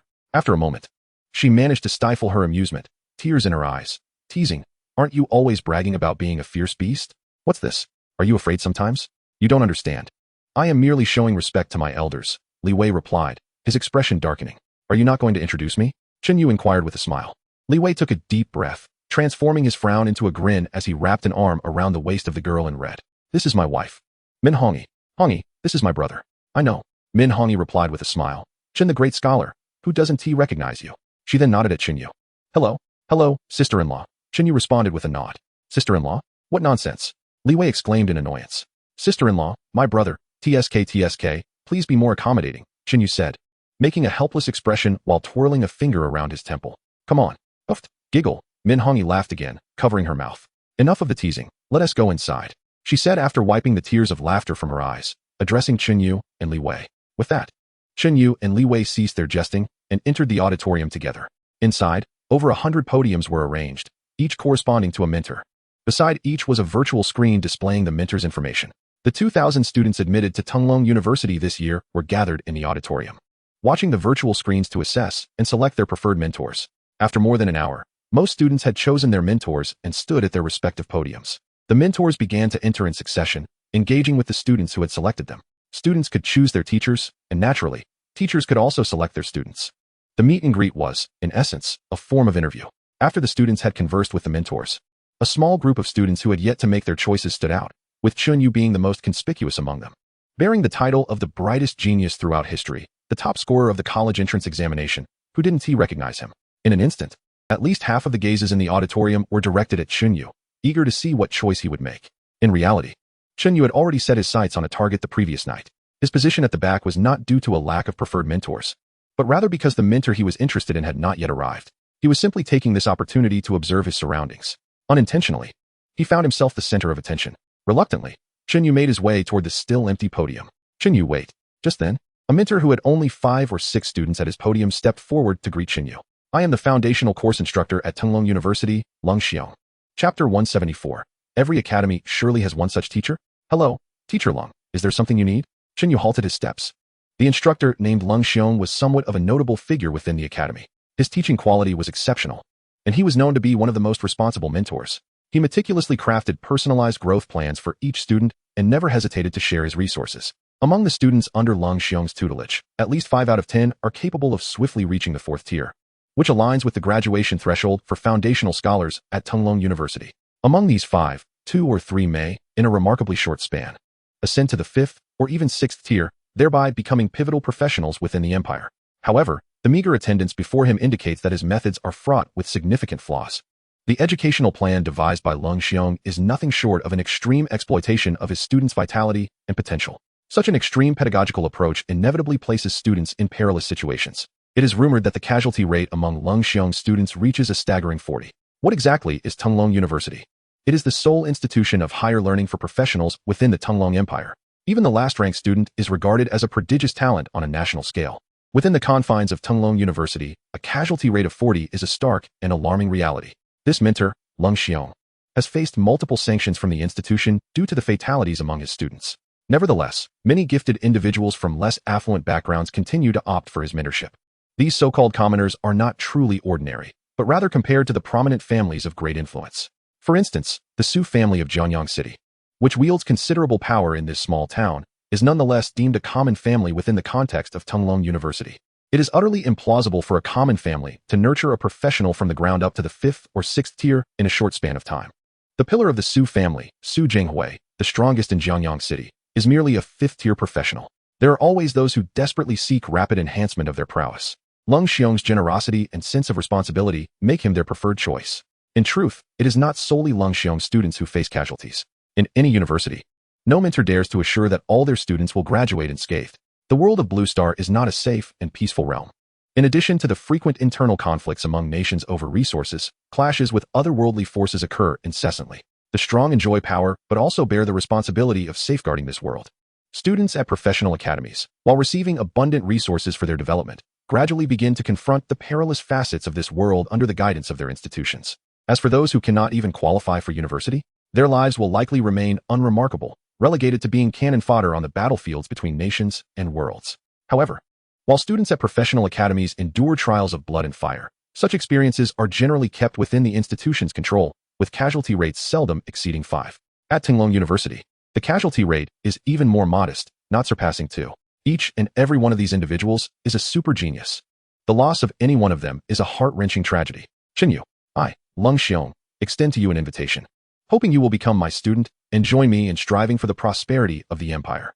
Lung Xiong's visage was resolute, exuding an aura of authority without anger. His voice resonant and compelling. The new students and mentors present, who were already attentive to Chen Yu, now found their interest piqued even further. Is that the mentor Lung Xiong? How audacious to personally extend an invitation, exclaimed a student. Chen Yu had shattered the rankings, emerging as the top scorer in the entrance examinations, garnering immense attention. Should a mentor directly extend an invitation, it would be fortunate if Chen Yu acquiesced. If he declined, it would undoubtedly have a significant impact on his reputation. I have perused Lung Xiong's credentials. Everything seems commendable, except for his ruthlessness towards his students, remarked another student. That casualty rate is alarmingly high. Being under Lung Xiong's tutelage feels like a daily gamble with one's life. Do you believe the big boss will accept Lung Xiong's invitation? I think it's possible. While Lung Xiong is indeed harsh, his teaching ability is formidable. Besides, he is renowned for his generosity. A strong teaching capability? Are you jesting? What level does Chen Yu possess? Does he truly need that level of instruction? Wouldn't a steady progression suffice? Why take on that risk? Your argument is flawed. Would Lung Xiong allow Chen Yu to be in danger? Is that even conceivable? Lung Xiong's students have historically been a motley crew, with few true geniuses among them. Genuine talents wouldn't regard him. I suspect he is merely gambling, hoping to enhance his reputation significantly. If he loses, it wouldn't matter much. His name is already tarnished. The betting has begun. Will Chen Yu accept Lung Xiong's invitation?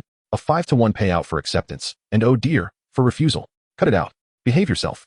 A mentor, dark-faced, descended from the podium and delivered a sharp slap to the student's head. While spectatorship is acceptable, opening bets in front of the person involved is rather excessive. The students were unaware of Chen Yu's true significance, while the mentors had some understanding. This top scorer, along with the 2 girls who accompanied him, had already been branded as individuals not to be trifled with by the mentors. In the waiting area, Chen Yu was momentarily taken aback by Lung Xiong's sudden invitation, but he quickly responded with a smile. Thank you for your kind offer, Mentor Lung, but I have already chosen my mentor and do not wish to impose on you. The choice of mentor held little significance for Chen Yu. He could easily embark on a path of rapid growth by merely engaging in a few side quests, entirely bypassing the need for any upgrade plans. The intense focus Lung Xiong placed on his students, in fact, seemed more detrimental than beneficial to him. Moreover, Chen Yu found himself at odds with Lung Xiong's teaching methods. While he could indeed facilitate rapid advancement for his students, the cost was simply too steep. Every student at Tunglong University is a top-tier genius. It was unconscionable that so many had perished under his watch. Chen Yu even felt justified in suspecting that this man might be a spy sent by rival factions. Of course, this was merely a fleeting thought. Most of the time, The casualty numbers among Lung Xiong students do not exceed the academy's stipulated limits. There are numerous mentors with higher casualty rates than Lung Xiong. This boils down to the issue of scale. In the auditorium, some mentors had long lines of students queued beneath their platforms, with at least 100 students present. In contrast, only 4 individuals stood confirmed before Lung Xiong. A mentor with 100 students could lose 2, resulting in a casualty rate of 2. Conversely, if just 1 student under Lung Xiong's guidance were to die, that would yield a terrifying rate of 25. Chen Yu resolutely declined, yet Lung Xiong did not relent. Instead, he spoke with an undeniable tone. Chen Yu, I implore you to reconsider, for I am undoubtedly the most suitable mentor for you present here. Chapter 175. I can't help but say you're not even as good as a dog. Lung Xiong, you surely overestimate your own worth, a mentor retorted scornfully. Are you unaware of your own capabilities? Many mentors at Tunglong University harbored grievances against Lung Xiong, sharing sentiments akin to Chen Yu's, disapproving of his ruthless methods that disregard student safety. Typically, Lung Xiong kept to himself, rarely interacting with other mentors, resulting in minimal friction. However, in this moment, his words had inadvertently alienated all the mentors, prompting discontent. If you are the most suitable, what does that make us? Are you implying our teaching standards pale in comparison to yours? I dare assert this statement with good reason. Lung Xiong's gaze, sharp as an eagle's, swept across the auditorium. I can assure you, should Chen Yu select me as his mentor, he will undoubtedly ascend to the 2nd tier within a year, the 4th tier within 3 years, and the 5th tier within 5 years. Furthermore, he will maintain combat prowess at the pinnacle of Tunglong University for each respective tier.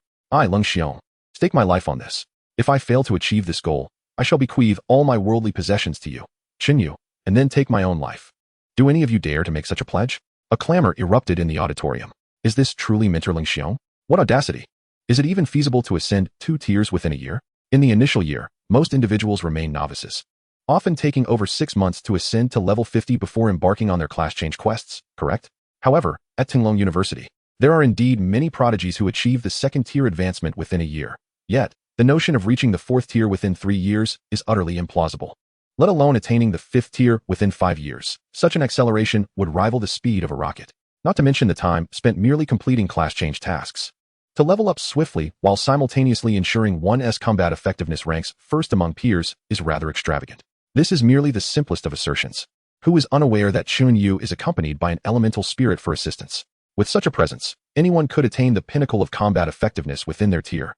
It's a formidable commitment to make such a vow. Isn't it akin to surrendering one's fate into the hands of others? Do you actually listen to his grandiose claims? It's already the year 8020. Does anyone still believe in such blatant posturing?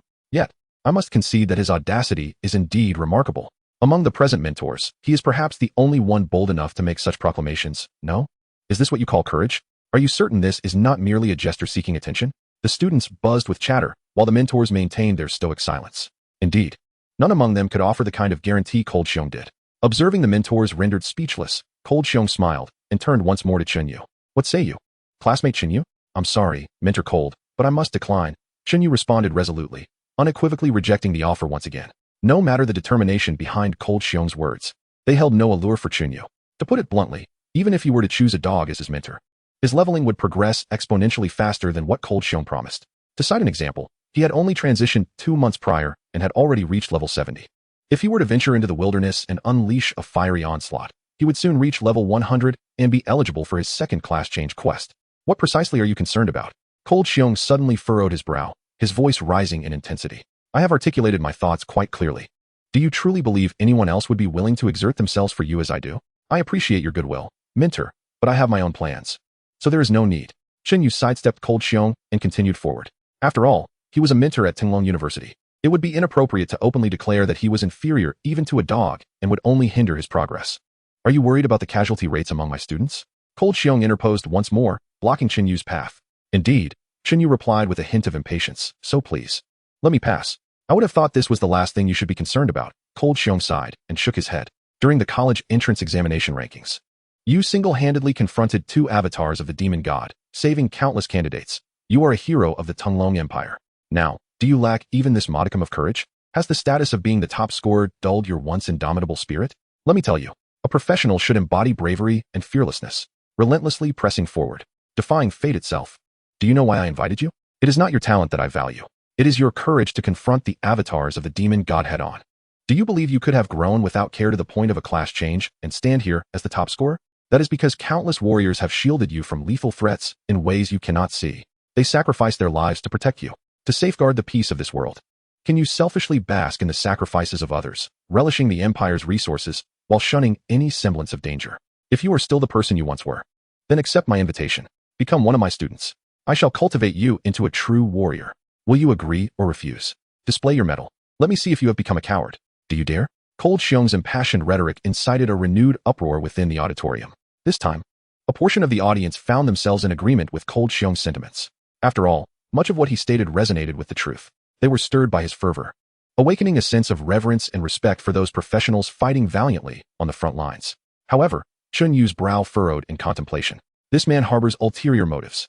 As a mentor, it is utterly unreasonable for him to persistently press after a clear rejection. If the first two instances were merely manifestations of Cold Xiong's character and his genuine regard for Chen Yu, the third instance crosses into excessive territory. Seizing upon Chen Yu's impatient refusals, he employed grandiloquent rhetoric. Each word seemed to pulse with fervor, yet they covertly distorted the concepts at play, equating Chen Yu's refusal with cowardice. In doing so, he incited the emotions of the audience under the guise of invoking the valor of frontline warriors. As for Chen Yu himself, he was first exalted for single-handedly confronting the two avatars of the demon god, then belittled with concerns over the casualty rates of his students. By elevating and degrading him in tandem, Cold Xiong sought to manipulate the collective emotions of the audience, wielding public pressure to coerce Chen Yu into compliance. Were it another arrogant young genius, brimming with passion, they might have succumbed to such tactics. But Chen Yu was no impetuous youth. His emotions remained steadfast, allowing him to dissect the opponent's maneuvers. From the initial invitation to the disparagement of all present mentors, culminating in the final emotional manipulation. The sophistication of his tactics was evident. Cold Xiong's persona is that of a stern, no-nonsense mentor, typically reticent in social interactions. Cold towards students, yet deeply committed to nurturing combat talents for the Empire. Such a figure would undoubtedly be a pragmatist. How could he possess such refined skills in emotional manipulation? Cold Xiong's intentions are glaringly evident. Despite the finesse of his methods, Chen Yu could not help but recall another figure, a notorious anomaly he encountered during the novice dungeon guarding the village at Jianyang No. 1. The heavy cavalry commander, Cast, had appeared as an ally. Upon arriving at the task site, he sought various excuses to undermine Chen Yu and dismantle the village's defenses. It turned out Cast was a traitor. At this moment, Cold Xiong began to resemble Cast in Chen Yu's eyes. What was Cold Xiong's true aim? To persuade Chen Yu to select him as a mentor. And then what? Rapidly cultivating Chen Yu into a talent? Serving the Empire? Battling for the world? Such aspirations seemed noble, aligning with his persona. Yet, compared to his previous display, there was a jarring dissonance. Moreover, what is his status? An ordinary mentor. And what is Chen Yu's status? The top scorer in the history of the college entrance examination rankings, having single-handedly vanquished two avatars of the demon god. Even if Cold Xiong were utterly oblivious, he should realize that Chen Yu's future accomplishments are beyond his reach. Regardless of the path Chen Yu takes to grow, he is destined to become a pillar of the Empire. Thus, does Chen Yu truly require his mentorship? Is Cold Xiong's educational approach genuinely significant to him? Is he unaware that his methods are perilous, potentially leading to unforeseen consequences? In comparison to any potential mishaps, how trivial is the growth time he fancies he could save Chen Yu? Consequently, the incongruity between Cold Xiong's actions and his persona becomes even more pronounced. Even if he is, at his core, a jester seeking to elevate his own prestige by leeching off Chen Yu, such behavior is still unwarranted. The adage strange occurrences indicate foul play rings true. One might speculate. What if he did not wish to cultivate Chen Yu, but rather sought to harm him in secret? Suppose Cold Xiong is an assassin dispatched by a rival faction to infiltrate the Tunglong Empire. They do not wish to see a super genius like Chen Yu rise. Thus, they send Cold Xiong to eliminate him. First, Chen Yu was lured into the fold, and then, leveraging his persona, he was assigned to undertake missions of high value, yet perilous nature. Gradually, as Chen Yu became accustomed to the high-risk, high-reward paradigm, the dangers escalated incrementally. Ultimately, during what appeared to be a plausible incident, information was leaked, colluding with other factions to eradicate the substantial threat posed by Chen Yu. Upon contemplating this strategy, all feelings of dissonance dissipated. The so-called military decree issued by Lung Xiong was merely a facade, serving as a convenient pretext for the frequent perilous assignments given to Chen Yu. However, these were merely speculations from Chen Yu and should not be hastily concluded. Chen Yu, please answer my question. Lung Xiong commanded in a voice brimming with authority. The mentors present furrowed their brows in concern. Chen Yu was not a paragon of intellect. What he could conceive, others could too. However, due to their status, others dared not voice their suspicions as boldly as Chen Yu, who directly questioned the loyalty of a mentor from the esteemed academy of the Tunglong Empire. While the mentors remained impervious to Lung Xiong's provocations, many young, talented students lacking worldly experience, were easily swayed. I believe Mentor Lung has a point. A genius like Chen Yu ought to maintain an invincible and resolute demeanor, one student remarked. Perhaps Lung Xiong is indeed the most suitable mentor for Chen Yu. Let us see how Chen Yu responds. After all, Lung Xiong has made his intentions quite clear. Mentor Lung, I have stated my refusal, Chen Yu replied with an impassive expression. I recall that Tunglong University does not grant mentors the authority to forcibly select their students. At these words, the other mentors in the auditorium chuckled, particularly those who doubted Lung Xiong, who felt a sense of relief.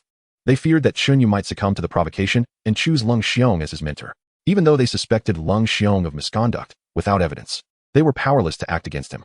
Though there was an undeniable sense of dissonance in Lung Xiong's demeanor today, dissonance alone was not sufficient grounds for accusations or denunciations.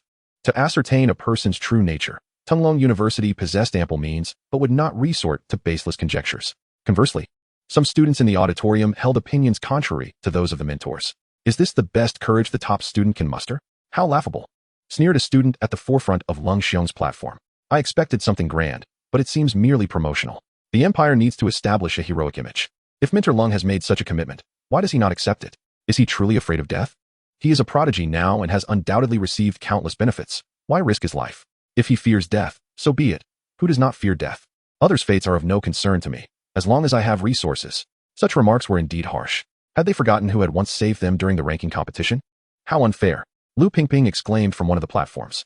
In this world, the majority are devoid of reason, and Tunglong University is no exception. Su Miaoyue remarked with a scornful shake of her head. Miaoyue, there is something amiss with that Lung fellow, Lu Pingping said, her face flushed with anger. Look at his elaborate schemes. He is just like the one who deceived me into buying ritual items. We must warn Chen Yu. With that, Lu Pingping began to stride toward Chen Yu. Wait. Su Miaoyue quickly grabbed her. Do not go and create chaos. Have you considered that if you can see through Lung Xiong's facade, Chen Yu certainly can as well? Has he not already declined? All right. Lu Pingping halted in her tracks. Indeed, Chen Yu must have realized it too. Wait, what do you mean by if you can see through? Lu Pingping retorted.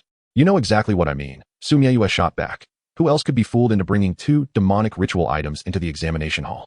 Lu Pingping's expression fell at that moment. Meanwhile, at another podium, Li Wei and Min Hongyi were also observing Chen Yu. Your brother seems to be in trouble. Are you not going to help him? Min Hongyi nudged Li Wei excitedly, eager to stir up chaos. Let us go confront Lung Xiong. Li Wei, ever composed, replied. What is there to this? Just watch. If Chen Yu does not make Lung Xiong regret it, I will change my surname. Sighing, Lung Xiong lamented, shaking his head. Chen Yu, you have truly disappointed me. I have misjudged you. He turned away, his expression one of despondency, slowly making his exit. To those unaware of the truth, it seemed as though Lung Xiong was fervently dedicated to nurturing talent for the empire. In contrast, Chen Yu, having rejected Lung Xiong after such an impassioned speech, would inevitably be labeled as timid and cowardly. Although, in the aftermath, such claims would quickly lose their credibility. In the heat of the moment, few could withstand the pressure of public scrutiny.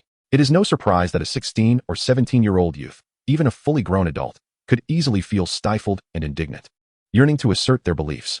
One cannot help but acknowledge that Lung Xiong had mastered the art of shifting concepts more adeptly than an entity known as XXN. Yet, unbeknownst to him, Chen Yu remained entirely unaffected by his manipulations. In fact, he found it somewhat amusing. In Chen Yu's eyes, Lung Xiong's entire performance could only be described with 2 words, cringeworthy. Chapter 177. I have never encountered such shamelessness. Chen Yu stood rooted in place, watching Lung Xiong's reluctant retreat, silently counting. 1, 2, 3, turn. TSK, incorrect guess. It is expected, one cannot perform such a show without possessing a modicum of composure. 4, 5, 6, turn. TSK, another miscalculation. How unfortunate. If only there were wine, I would self-punish with 3 cups. By the time Chen Yu reached the 8th count, Lung Xiong abruptly turned back, his eyes filled with a hopeful and encouraging glint directed at Chen Yu. Chen Yu, the teacher believes in you. You are not one to cower in fear. I will grant you one more opportunity to prove your courage. Show that I have not misjudged you. As he spoke, Lung Xiong extended his right hand toward Chen Yu. Chen Yu stepped forward slowly, approaching Lung Xiong. Observing Chen Yu's approach, a flicker of barely perceptible delight crossed Lung Xiong's gaze, though he revealed nothing outwardly. His expression shifted from disappointment and frustration to one of relief. He quickly reached Chen Yu's side, saying, Congratulations, Chen Yu. You have made the wisest choice. I knew I could not be mistaken about you. Mentor Lung. Chen Yu replied with a wry smile. The facts have proven that you have indeed misjudged me. You must have hidden your true self quite diligently, haven't you? This insatiable need for attention and sophistry you display, while you feign a demeanor of solemnity, warmth, and patriotism, is quite the act. Lung Xiong's brow furrowed. What do you mean, Chen Yu? Everyone, Chen Yu suddenly proclaimed, raising his voice. I, Chen Yu, hail from the small town of Jianyang in Yinchuan. Born into poverty. I lost my parents at an early age. Grateful for the empire's protection, I have grown to adulthood. Though lacking in talent, I am eternally mindful of the empire's grace and the sacrifices made by countless individuals who have selflessly protected our peace. I yearn to repay their kindness day and night. It is precisely for this reason that during the ranking competition, I unhesitatingly embraced the role of a novice to confront two demonic entities. Fortunately, I triumphed, vanquishing their avatars and ensuring the safety of countless candidates, thereby preserving the empire's honor. I, Chen Yu, asked myself, am I not true to the heavens above? True to my conscience, and ungrateful to the empire's nurturing? And you, Minter Long, what have you accomplished? I have perused your record. You were born into affluence, possessing extraordinary talent, and were specially recruited by Tunglong University as a provincial champion after your transition. After 15 years of resource allocation, you completed your 4th transition and graduated from the academy. 5 years hence, having ascended to the 5th tier and successfully passed the recruitment examination for mentors at the academy, you became a mentor. Subsequently, instead of expressing gratitude towards the academy for its nurturing or acknowledging the benevolence of the empire, you became fixated on dubious practices, resorting to unscrupulous means for fame, disregarding the lives of your students in your pursuit of what you term the ultimate training regimen. Chen Yu, Cold Xiong exclaimed with fury. My teaching methods are evident for all to see. Though they carry some risks, the results are undeniably remarkable. Over the years, I have diligently cultivated numerous talents for the empire. Remember your position. You may be the top scholar, but you are merely a new student. As a mentor of Tunglong University, I will not tolerate your questioning. I had intended to silence. Chen Yu suddenly bellowed, Cold Xiong, you scoundrel, a lackey of privilege. You incessantly reference the frontline warriors. I ask you, while these soldiers spill their blood for the empire, what are you doing? Cold Xiong was about to respond when Chen Yu interrupted him sharply. Allow me to answer for you. You exploit your status as a mentor at Tunglong University, masquerading as a cultivator of practical geniuses, while callously disregarding lives, harming the empire's prodigies. I inquire again, how many 7th-tier elites have you truly nurtured? How many forbidden ones? Let me answer that for you, none. Your so-called cultivation merely extracts the potential of your students, disregarding their very lives. Your so-called generosity is but a facade, utilizing the resources granted by Tunglong University where they ought to be applied. Your rapid growth is merely an illusion born from your notoriety. Few are willing to join your ranks, creating a mirage of abundance due to scarce talent. What kind of institution is Tunglong University? What caliber of students does it produce? Given a stable environment, their accomplishments would undoubtedly surpass your so-called extreme training. Yet today, you dare to set your sights on me, attempting to recruit me to your side, leveraging my reputation to deceive more passionate young talents into your fold, leading them to their doom to satisfy your nefarious ambitions. Utter nonsense. Cold Xiong's eyes widened in anger. You insolent wretch.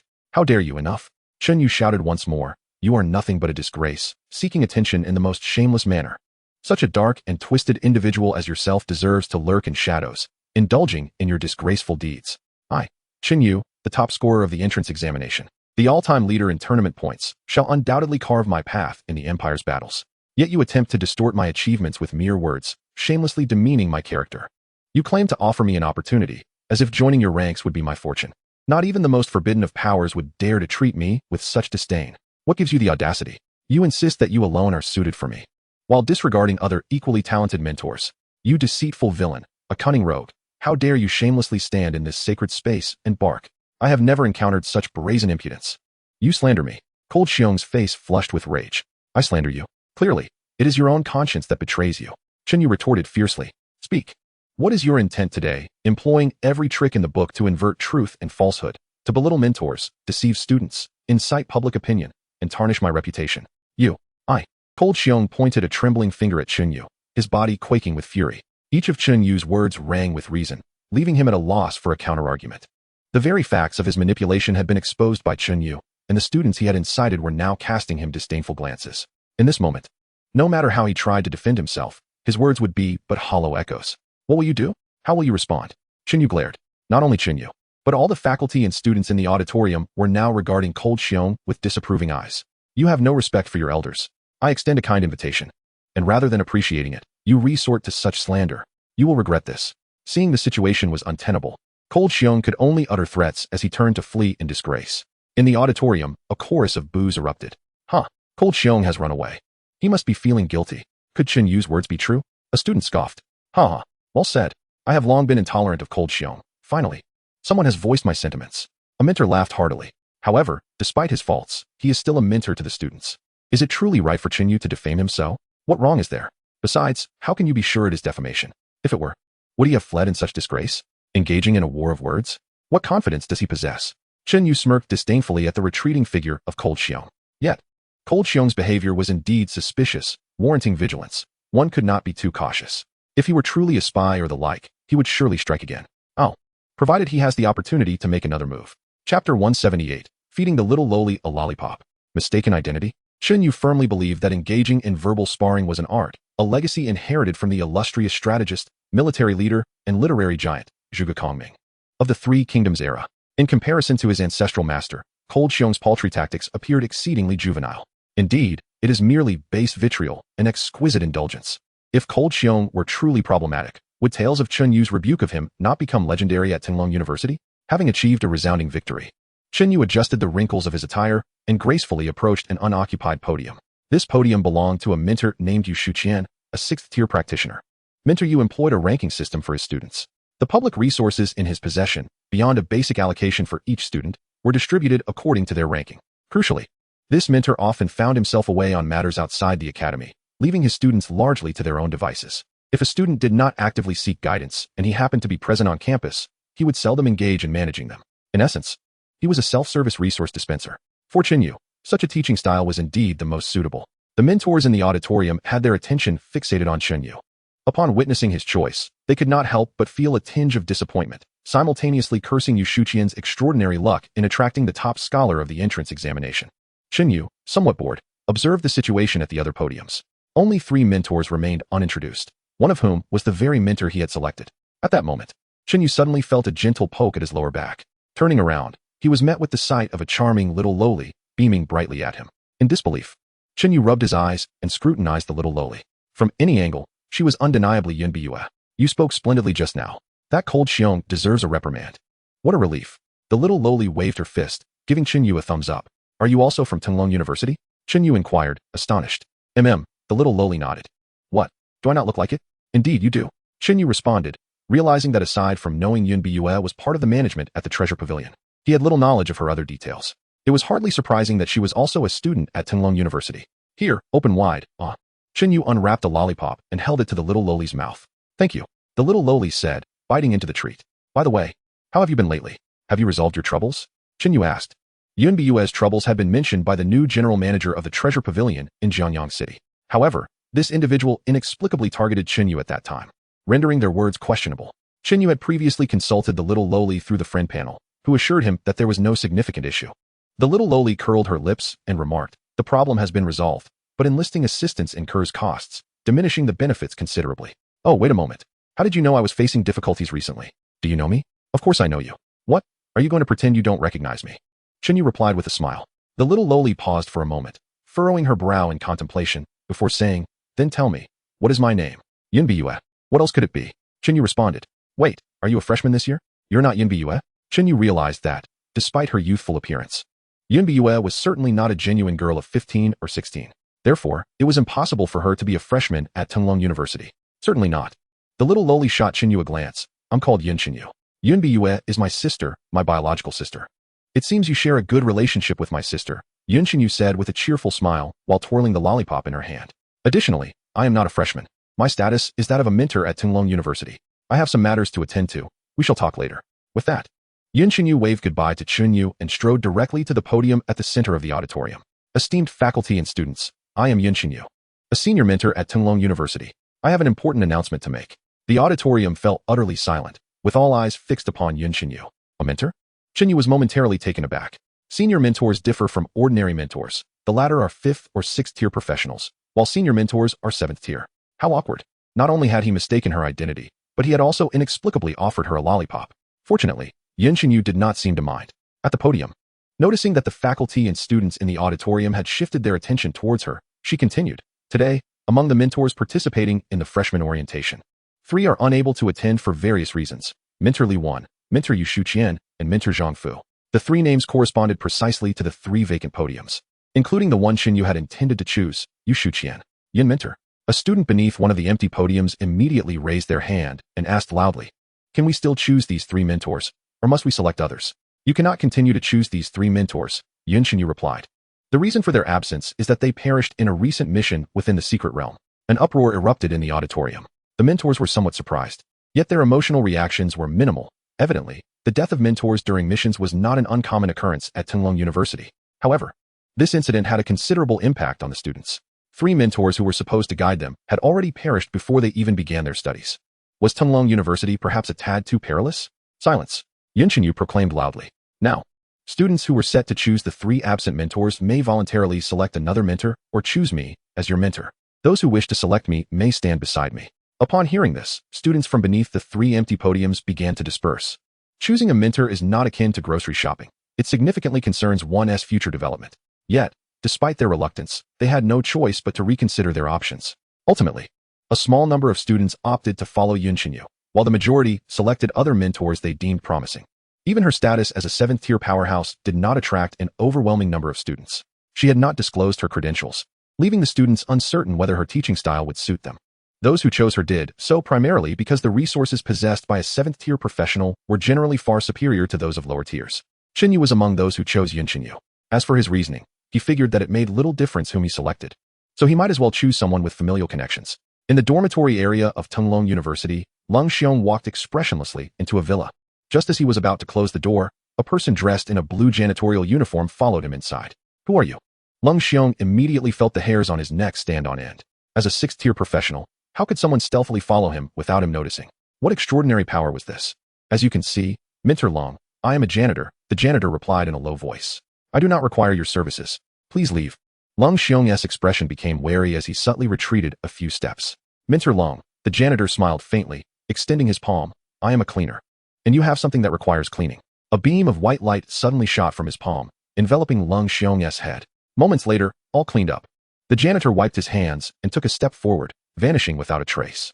Chapter 179, Development Rights to the Secret Realm Instance. Tier the Church's Divine Revelation Archbishop. In the teaching area, each mentor at Tenlong University possesses their own dedicated classroom. As Chen Yu led the freshmen into the classroom, over 20 students were already waiting inside. These students varied in strength, with the weakest being 1st tier and the strongest reaching 4th tier. Upon entering the classroom, Chen Yu was met with the collective gaze of the older students. New students, please take your seats. Chen Yu instructed as she arranged for the newcomers to sit down before stepping up to the podium. I believe you have all guessed the reason for my gathering you here today. Mentor, is it about the new secret realm?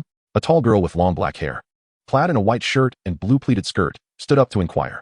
The girl had a curvaceous figure, and her long, smooth legs were adorned with white stockings, which left a faint indentation on her supple skin. The sight was almost irresistible. Chen Yu couldn't help but recall the enchanting allure of the elegant, long-legged figure in white stockings, reminiscent of a goddess. This girl bore a similar charm. Indeed, that is precisely the reason, Chen Yu affirmed. Secret realm? What is that? A bewildered freshman asked softly. Feel free to voice any questions, Chen Yu said, looking at the inquiring student. As your mentor, I am responsible for providing answers. The so-called secret realm is essentially a miniature space. It is said to originate from the remnants of an ancient, decaying world or a nascent little world. Within the secret realm, there may lie boundless treasures, but there are also lethal dangers. Moreover, most secret realms contain instances, which, in the long run, constitute their greatest value. Some secret realms connect different worlds. Thus, the secret realm serves as a bridge for otherworldly invasions into Blue Star or Blue Star's incursions into other realms. There will be specialized cultural courses dedicated to explaining secret realms in the future, so I shall not elaborate further here. Are there any other questions, dear new students? The students in the classroom remained silent. After a moment, Chen Yu continued. This new secret realm is a fragment of an ancient world. The temporal structure of the secret realm is unstable, and it can only accommodate professionals below the 7th tier.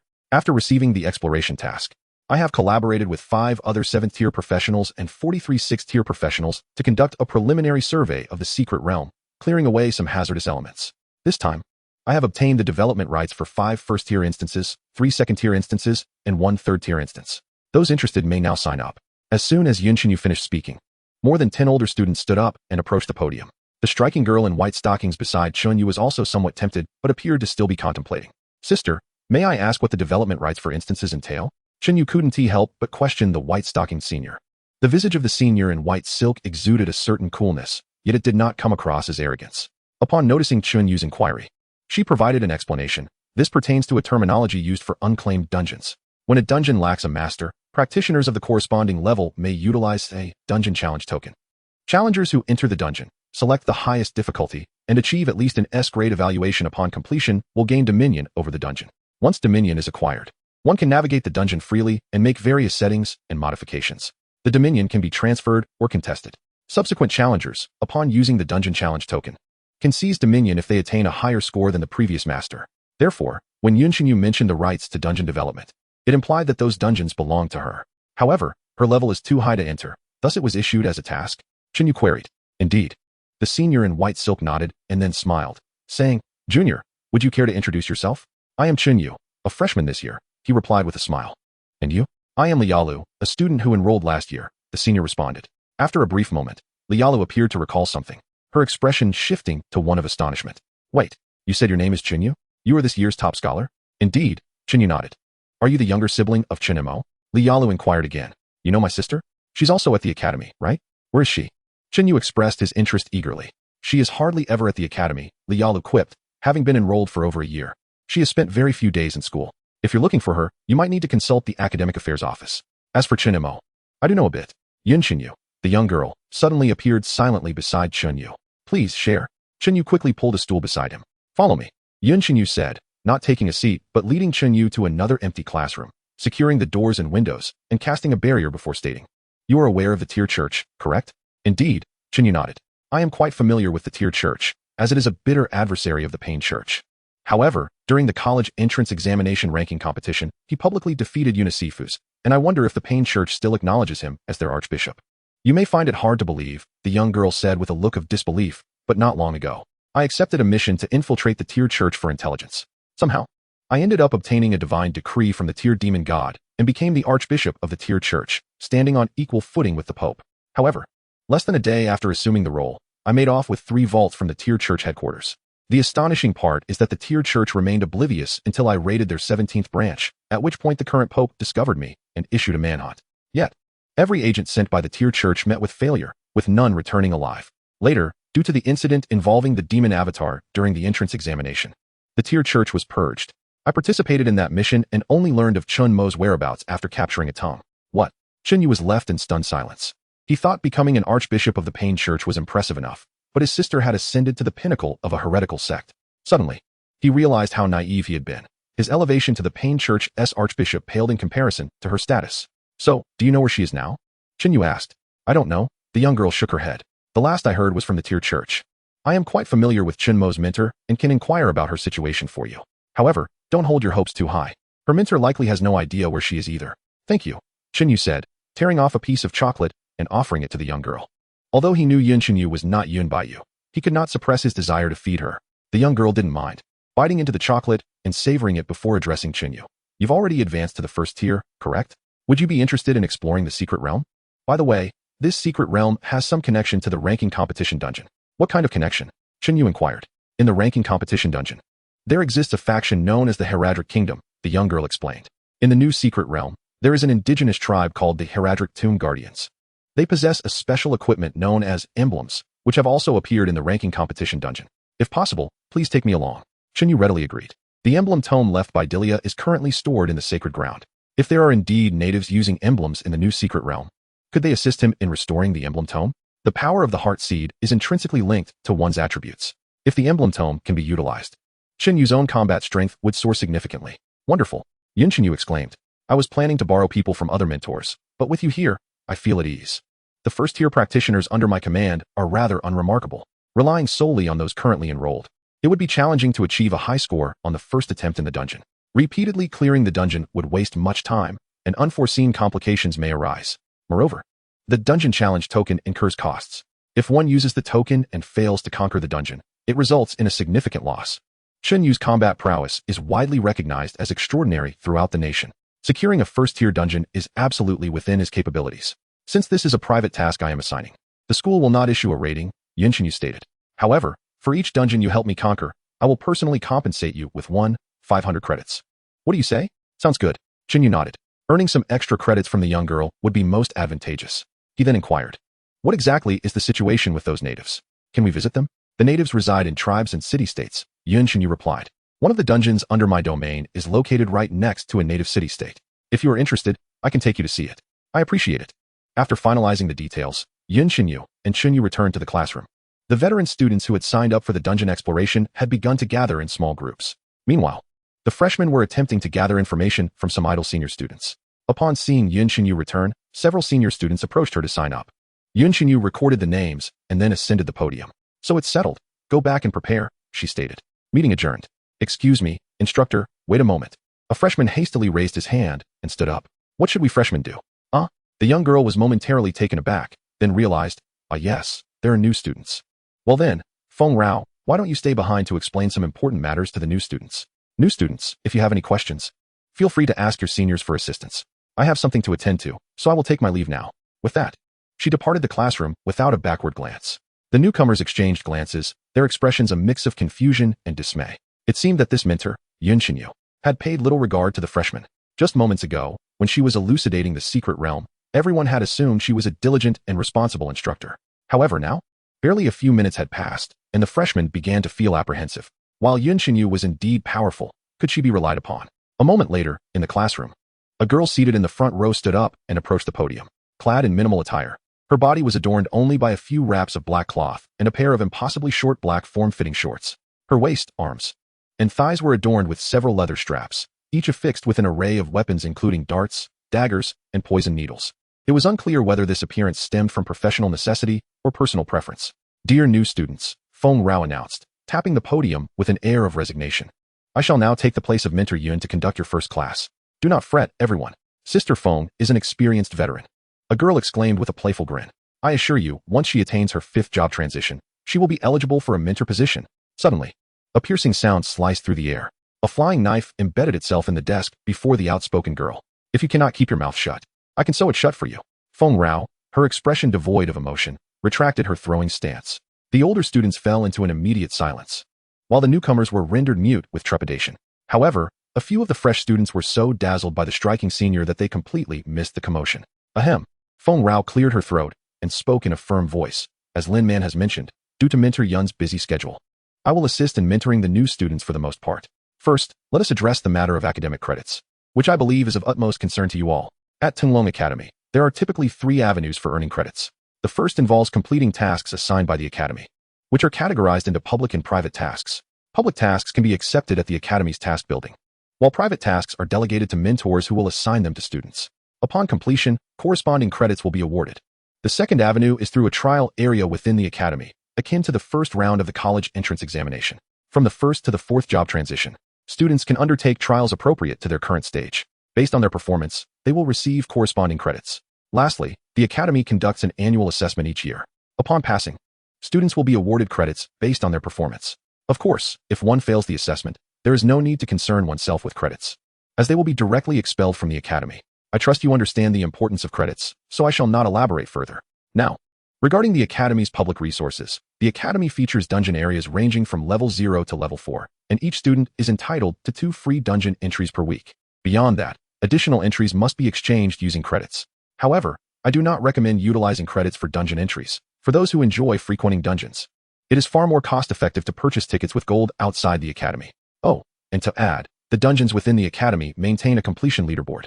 Refreshing the leaderboard record can also yield credits, though I personally advise against obsessing over rankings. It is simply not worth the effort.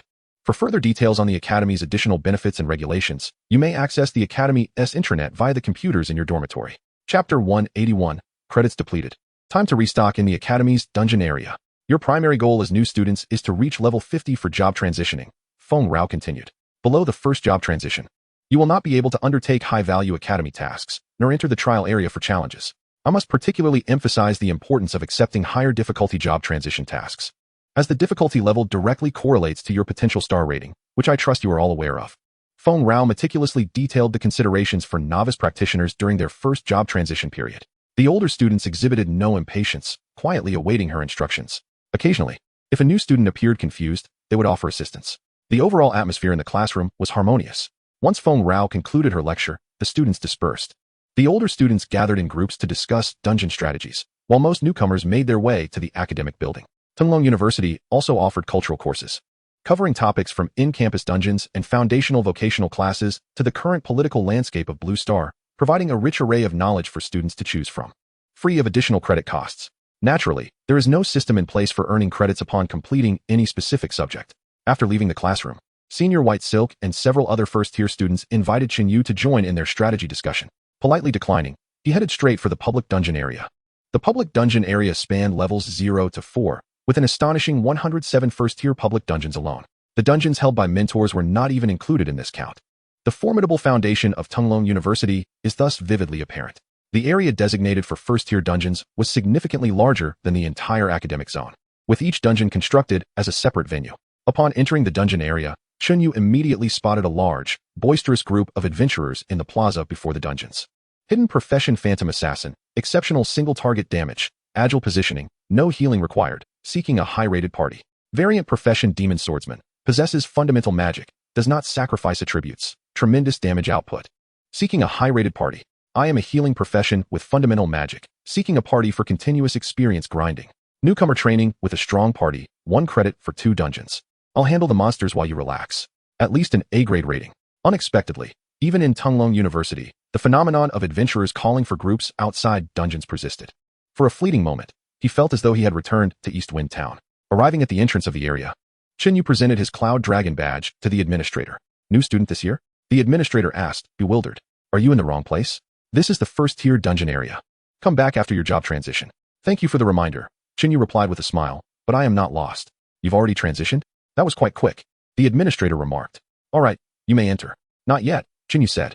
I wish to purchase additional dungeon entries. How do I proceed? Each credit can be exchanged for 5 entries, the administrator explained, but I must caution you. The Academy provides 2 free entries each week, which is generally sufficient. The intensity of first-tier dungeons is markedly different from that of novice dungeons. Typically, first-tier dungeons require considerably more time to complete.